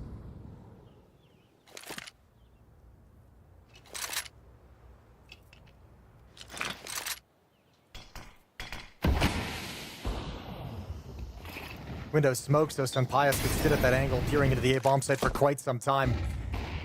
Now G2's changing up the position of attack. Leg shot onto Hunter, but the AWP is taken down. It took so long to get it out, and the AWP has nothing to say in round 11. VSM with a flash and a charge. It's going to be VSM to come out on top of the kill on Natus. Big Zera also finding some success here for Pain, as Snow is still a threat. Heavy God finally arriving out of Palace. And is Heavy God once again going to be the difference here for G2. He's got his teammate in Sunpius at the bottom of the stairway. Yeah, but Sunpius looks a little uncomfortable in this position. Surely heard the drop down. Oh, he's going to be looking for it. Heavy God's got that kill. Missed shot from Sunpius, so it has to be Heavy God. So he goes to get that bomb. Seconds. He knows where the last player is. Heavy God going to start backtracking, thinking about that plan, but the whole time he's thinking the fact he could just win it on the kills. And Heavy God is just smurfing on the server today. It's literally just Heavy God. This is insane. Well, you know, he hits tab, he sees it's Furia, and he's like, oh, it's just the rookie that they're sending up against me. So he's like, he doesn't even, he just swings for the fight. Heavy God. Yeah, he's trying to get the advantage of closing the gap on the default bomb plant while Heavy God's actually planting, but the stick never comes, and then he's out in the open, way overexposed. Heavy God just a monster from this position, taking his time, peeking out, grabbing a kill, disappearing again, finding a new timing to do the same thing, rinse and repeat, until you got 4 kills and a round victory. 7-4 in the favor of G2. Well, G2 have Heavy God to thank for this half going so well for them. They easily have gone the other way in a lot of these rounds. Sampaius getting put under a lot of pressure, but he's handling it. He gets another kill. FURIA was just a little bit too much to handle, just with the constant waves of players appearing. Yeah, but once again, Sampaius just making himself a small target. One pick, tuck into the corner, make them kind of scale and chase you, make them kind of expose themselves to the danger of MOUZ re-peek. Even though he goes down, he gets a double kill, sets MOUZ up for a pair of his own. Final round of this half is clearly and obviously going to be in the favor of G2.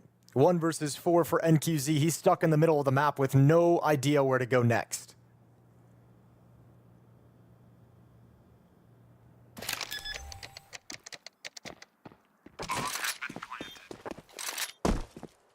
Well, last round of the half. Let's see where NQZ decides to try and re-enter the site from. For the murder hole. And death at the hand of Natus. So 8-4 lead here for G2. Looking to stay alive in Cluj-Napoca. Yeah, put themselves in a good position after that first half. Again, not the best day of Counter-Strike out of G2, but leading the way. Got to give Heavy God a big hug after this, I think, everyone. Yeah, he's had a wonderful day, hasn't he?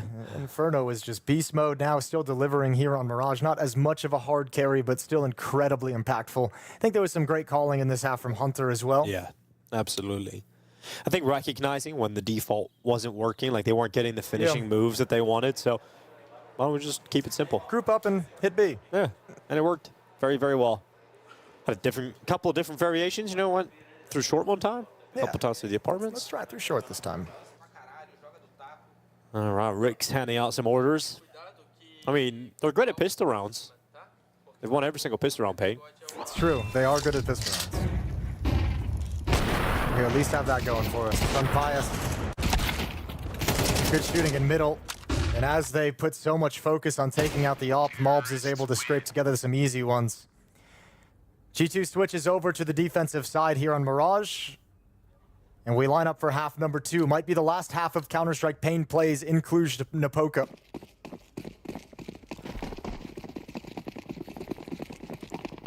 Well, Payne head off to the B-bomb site, and there's going to be a lot of G2 players here.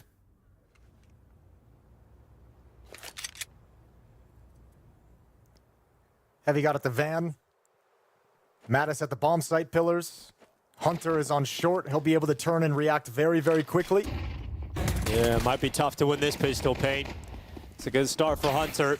Snow is gone. Good response from FURIA. Heavy God is being sneaky inside of the smoke. His teammates are all going down, though.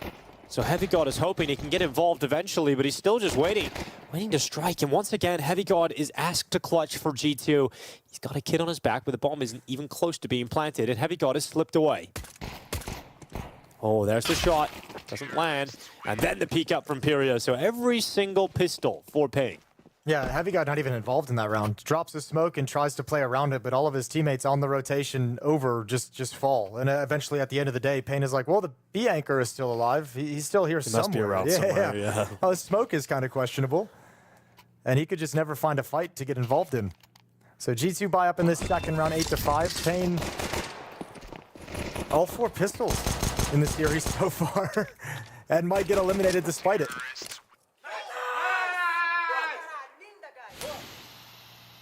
Oh, bringing some energy and excitement after winning the pistol, but it's a forced buy back here for G2. Yeah, want some tags from these scouts. Sampaius and Heavy God each with 1. Sampaius has his at ticket. Heavy God, much like the pistol, positioned over at van. They're going to come right at him again, so a chance for Heavy God scout to get some tags, but he gives up the deeper angle. He's looking to set up Hunter, boost it up inside the bomb site. Get 1 or 2 tags, and have them be easy cleanups. Yeah, it's Natus that has got himself the first couple of frags here on the 5-7. It's NQZ VSM with kills of their own, but it's Hunter. Look at this. I can't believe Silent he did that. And doesn't pull the trigger. Wants to let them come in. Oh, he's going to deny. That bomb plant doesn't get a second kill. I mean, the risk was there, but absolutely had the chance to drop a low HP player in VSM. NQZ never took his eyes off market doors. He's like, I'm watching this. This is my job, and I'm going to watch it, and he will find success. So NQZ, fair enough, gets both kills there. Hunter's going to feel like that's a missed opportunity to win the round. Yeah, I mean, I can't believe he just held his trigger, because I would think normally you'd grab that, and he can hear them wrapping around. If NQZ had ever just glanced over to his right, you would have seen Hunter's MP9 sticking out, right? That's why I was like, oh, I can't believe he didn't make this play a little bit earlier. Good kills from Natus. 5-on-3, but the rebuttals are all there. Once again, it felt like G2 in the right position, stacked up at the right bomb site. Great plays with the boost up into the site, and the production just not there to match the great call.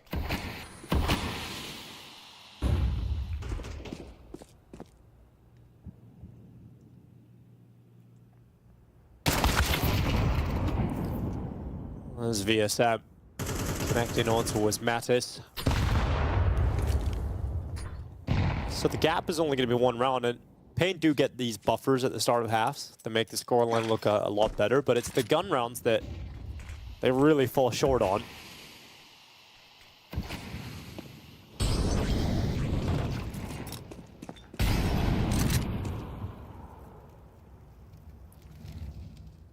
It's their turn to walk up catwalk quietly. G2's all here, though. Yeah, moving on up. G2 do have a stack. I guess it's the best case scenario for them, but even then, it's handled by Pain. Some pass hoping for a tag, but ends up just getting body bagged instead. All right, 8-7. Guns are going to come out now for G2. Force buys don't really net a whole lot, even despite giving themselves a good chance in the second round. But now you have the op out in the hands of Sunpius. M4 is being picked up from FAMAS on MOUZ, so he can have some utility. Just touched on Pain doing a good job getting started in these halves with pistol round wins, but gun rounds feeling firmly in the favor of G2 once money starts getting flush on both sides. So let's see what they can do here to start this out. Pain looking to tie things up at 8.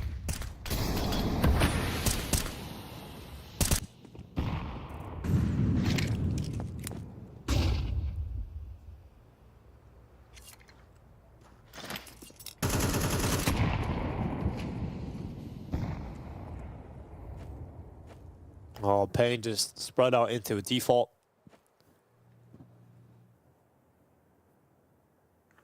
Biggest error in Snow down in the underpass.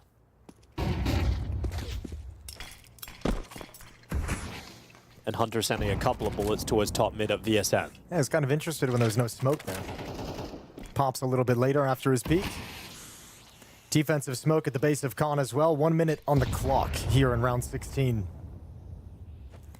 4 players for Pain in mid with this control, and G2 happy to play containment.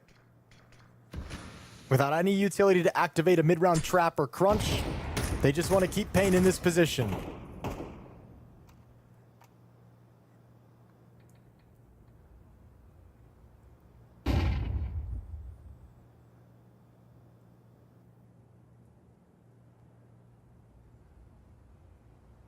Well, smoke fade to top con. 30 seconds remaining on the clock. It's going to be some pie straight away onto VSM. Snow will send his molly down in towards jungle. Natus with a quick double here. Biguzera, NQC, both gone.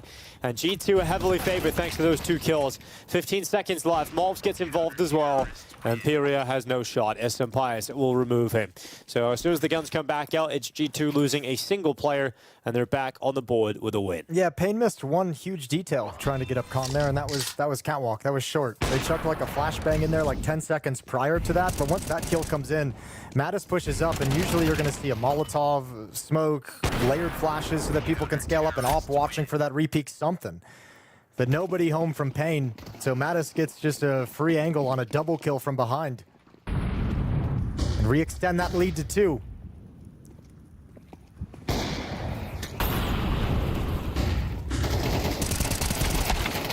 The push out, and it's going to be Biguzera and PURIA. We take a couple of kills with him. Heavy Guard continues to move on out. They say 3v2, all of a sudden Pain, a couple of seconds into this round really, have got themselves in a better spot. Yeah, interesting. Okay, very aggressive to try and stop any kind of a mid play. G2 just swung right out of the gate. off of utility as fast as possible. VSM brought low, but with the silence now in the middle of the round, it's going to be really hard. I don't think like Sunpius with an AWP isn't going to want to go for any crazy aggressive peeks. Heavy God is going to position himself over towards the B bomb site. It's going to be really hard for G2 to figure out where to position themselves to come back in this scenario. And Sunpius, utility, the timing couldn't have been worse. That was for Palace to show as if they were bolstering the A defense. Heavy God's going to have a chance. This is the bomb carrier, and he knocks him down immediately. Comes back for more. Again, Heavy God. A doable situation for him.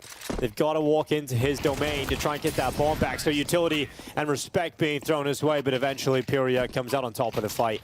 And we do see the score go to 8 here for Pain. A difference of 1 round again. Problem this time is money's going to be an issue for G2. So timeout taken. This one makes sense. They've got 3 players that can buy, 2 players that are right on the edge. So wanting to talk things over, and if you invest here, I don't think you'll have the AWP. Sunpius might be able to get it without head armor. Yes, indeed, he will. No nades either. So they do want the AWP, and him buying that implies that it's going to eventually be a full buy for G2 out of this. But they will run out of money if they lose this one. This is a great opportunity for Pain to not only tie things up, but take advantage in terms of the money inside the server. And then you can steal a lead away right at the end and see if you can turn that into an upset victory here on Mirage. Second map of the series.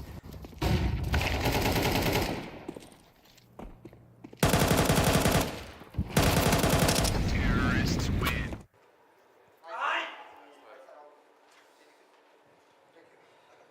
It's not going to be easy on the way out here for G2.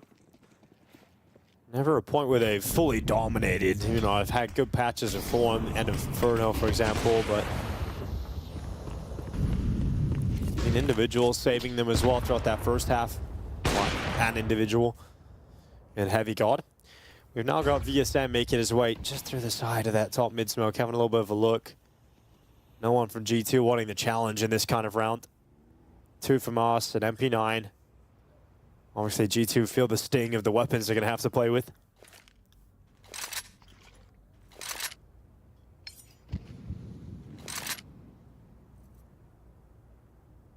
Well, Sunpius is here with the AWP. Exactly what you'd want. Lean towards the B bomb site. You've got Natus up in the ladder room. Heavy God's over on short as well. He can turn to help out and support Sunpius when contact is made. So the question becomes, is Pain going to try and use Connector as a bit of a fake with Big User? Or are they going to try and scale up short to pincer this bomb site? Here comes the flashes and the push. Sunpius trying to stop them as they come on out. Goes for the no-scope, not able to connect, and eventually taken down by NQZ. So Sunpius is out of there, but the rest of his teammates are delivering what they can. And G2 do find themselves at a 4v2, but it must be a retake because that bomb gets planted. NQZ on the bench really needed to connect that one. Going to be frustrated, so he's going to go and search for it elsewhere. Oh my Has lord. the scope up at the market. There's 2 players doubled up. And this is ambitious from NQZ. It's aggressive. Better not miss. Exactly. No room for error, and he misses, and so he's dead. And so the round will likely now fall completely in favor of G2. PURIA is going to do what he can. Need to have a shot there as well as the site, but G2 grab themselves 10 rounds. So up to double figures now. Yeah, they do just enough on that initial B hold. Doesn't provide a whole lot of stopping power. Sunpius with a miss and then picked off. Heavy God was able to cover him on a cross in front of the bomb site, but just enough is done to allow the other players the extremities of that. Natus does a good job holding on towards middle, where he gets his MP9 kill. Clearing things out to make sure that Heavy God has all the safety in the world. That's half the attack eliminated. And eventually they're able to mop up Pain and get this defuse.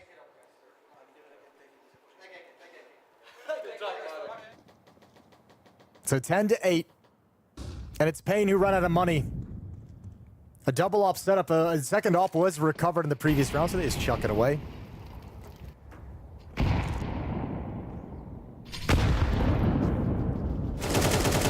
11 rounds should come in quite comfortably here. It's all about limiting casualties, making sure Heavy God doesn't get overrun, but he'll be fine. He'll be absolutely fine here. 2 kills, immediately carving up that attack, or the attempted attack. And another step closer to what feels like inevitable victory for G2. Yeah, it does feel like they're just kind of steadily, slowly marching towards it, and it's a matter of time. Pain haven't given us the sense yet that they can work enough gun rounds to come out on top of this. They would need 5 gun rounds to win the map, and they might even just be fighting for overtime after this next one. Another investment here for Pain in a timeout. All-important round. Elimination game. An 0-2 match in this Swiss system in the group stage of PGL Cluj-Napoca. And it's Pain at the moment, staring directly into the eyes of elimination, 2 rounds away from being knocked out of the event.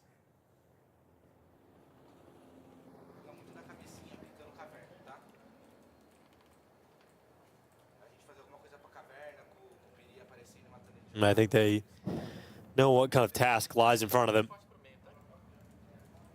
They've come to this event, they've been vocal about the fact that they're going to take some time to get all on the same page. They're kind of figuring things out, and their map pool isn't fully fleshed out. There's things they absolutely need to work on moving forward. But right now, it's not enough. And G2, a couple of rounds away from staying alive here in Cluj-Napoca.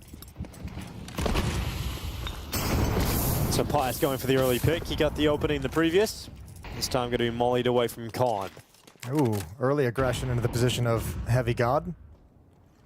I don't know if he spotted that. Does drop a grenade and change his position, so maybe he did see FURIA stepping through the smoke for a challenge. Big Vincere and Snow working underpass towards Khan. They've just couldn't pass the scope of St. Pius.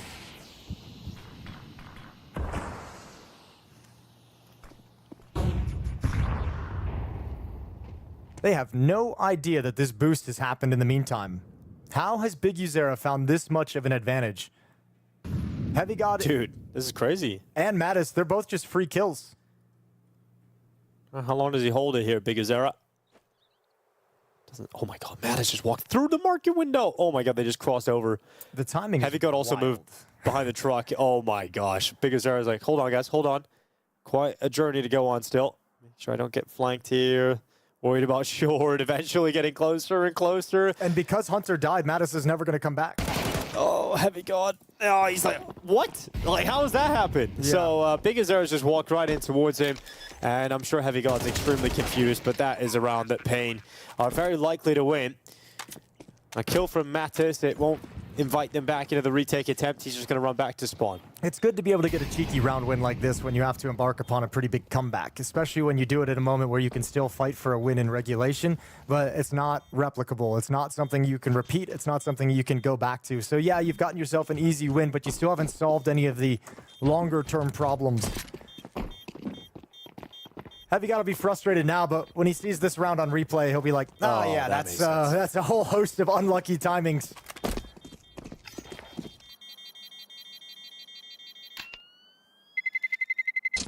Terrorists win.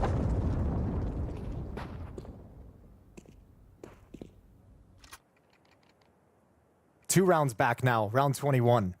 Op in the hands of St. Pius still.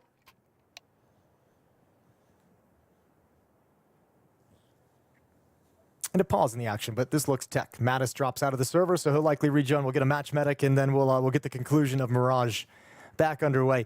I'll say this, you know, I think we'll probably leave this event with a fair bit of criticism with what Pain has kind of looked like so far, but I'm happy today to see them put up a fight. Again, like as a bare minimum.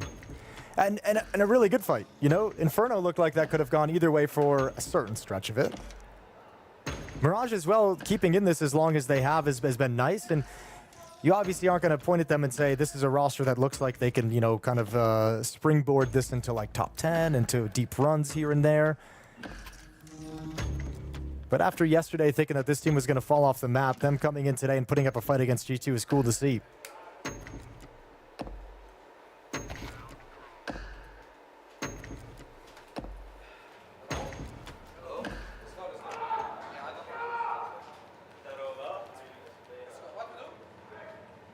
Interesting seeing G2 struggle, I guess, if you want to take the other perspective. A team that we want to see start placing in these semifinals, quarterfinals, deep runs at events, upsetting some of the top dogs. They've shown us good games against some of the top teams. Seeing them struggle here is a little bit of a blow, but you know what? At 0-2, just get the job done. Just move on to the next one. It's the story of Swiss system is you get so many chances, so on some level we can forget and forgive easily under performances. Just win the game and move on to the next stage and get better each and every time. So tech issue concludes. Natus back in the server, underway into round 21.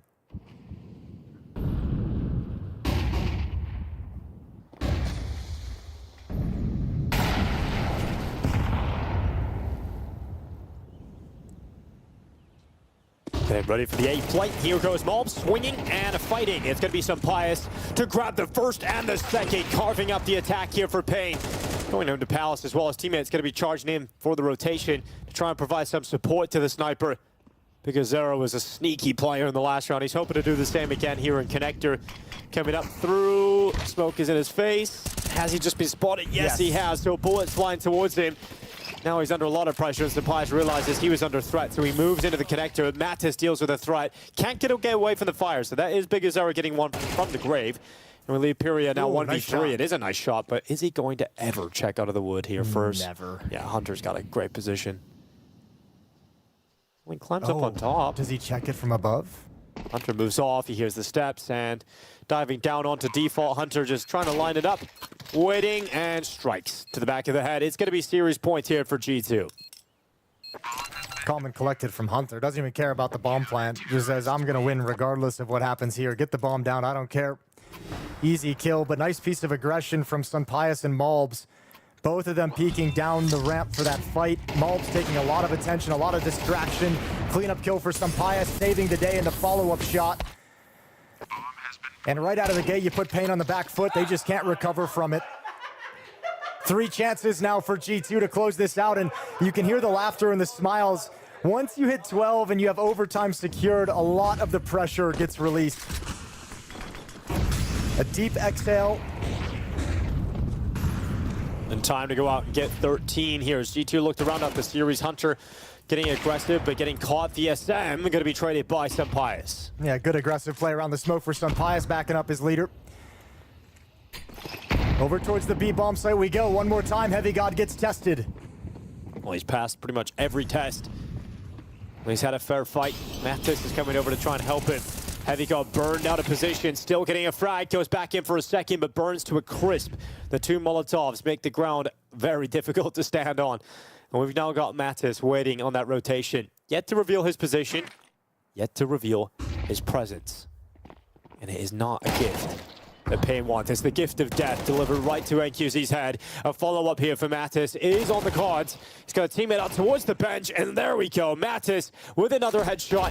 He's got some Pius coming in, but it's Big Zero trying to keep his team in Romania, here in Cluj-Napoca. Big Zero will fall, and Pain fall out of the competition. Eliminated 0-3, and it will be G2 who survive with a 2-0 win in the series. Again, not the best Counter-Strike we've seen G2 put out there, but a win is a win. They get a move on to the 1-2 campaign, keep their hopes alive here in Romania.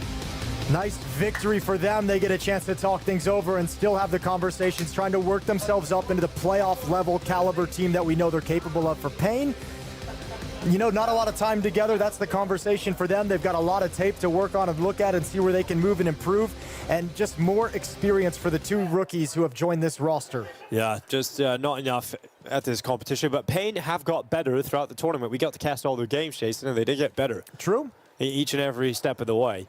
But not good enough, and a difficult opponent. I think all 3 opponents are very difficult. You start with MongolZ, and you get Aurora, and then you're 0-2 games against G2. Yeah. So they never really catch a break, but Pain obviously not at the level this competition requires right now, and need to head home and put a lot of work in to get up to level again. You can see it in Snow's face there too. It's like, yeah, you can have all that conversation around 2 new players coming in, only a month of time. They haven't even really got a lot of reps on a lot of different maps, but still on some level, when you're one of these players, like, you feel like there should be like a default that you start at regardless. And I think Pain is even missing that kind of bare minimum expectations they have for themselves is the frustrating part for them.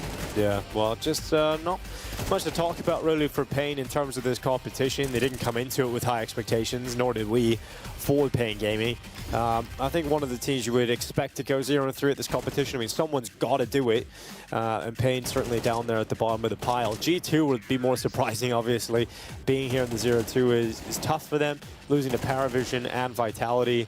Tough teams, especially, you know, Vitality obviously, but PARIVISION have been a surprise team. They come out of the woodwork towards the end of last year at that major in Budapest. The team that should probably be seated a little bit higher, but it probably hasn't caught up quite yet to how good they've been playing recently. So that's a tough one to get lined up in if you're G2. Yeah, so the bounce back game was tough. So now they've got to go on a run and facing elimination every stage of the way. But I do feel like G2 have got enough in them to make it into the playoffs. This isn't the team today that showed their top level or even anything close to it. Yeah, today wasn't the best G2 we've ever seen, but we know it's there. And again, you just survive for the next one and see if you can find that G2 in the time off you have before your next match begins, before your next match is drawn, even as the other stream's still ongoing. 13-9 on Mirage and a 2-0 victory to eliminate Pain from the tournament. G2 survive. Another good map from Heavy God as well. Gets the MVP for today. He had a crazy day, didn't he? Yeah. He had like 28 kills or something on Inferno. Yeah, 27, I believe, and 17 here. So really impressive stuff from Heavy God. Really important clutch moments being picked up from him in both maps, and he'll be the standout player as expected.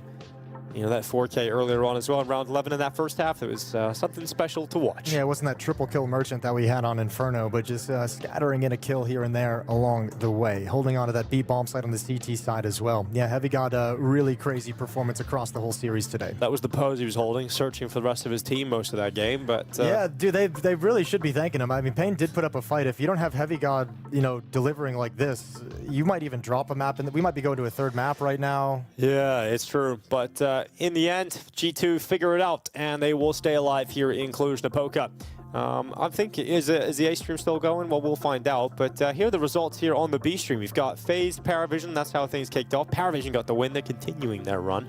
FUT Esports with the win over Astralis, a 2-0. Banged them out, really. Yeah. 3D Max, a disappointing exit for them. 0-3 in the competition. Heroic surviving to fight another day. And G2 getting the 2-0 win over Pain. Yeah, A stream is still ongoing. In fact, it's an overtime on the very first map between FURIA and Falcons. So we're going to go turn that on as soon as we get done here. Yeah, that sounds exciting. Falcons versus FURIA in overtime, map 1. Make sure you go over and catch that action. But for us, we're finished here on the B stream for another day. We'll be back for one more day of B stream action tomorrow. So make sure you join us, same time, same place. We have plenty more Counter-Strike coming your way.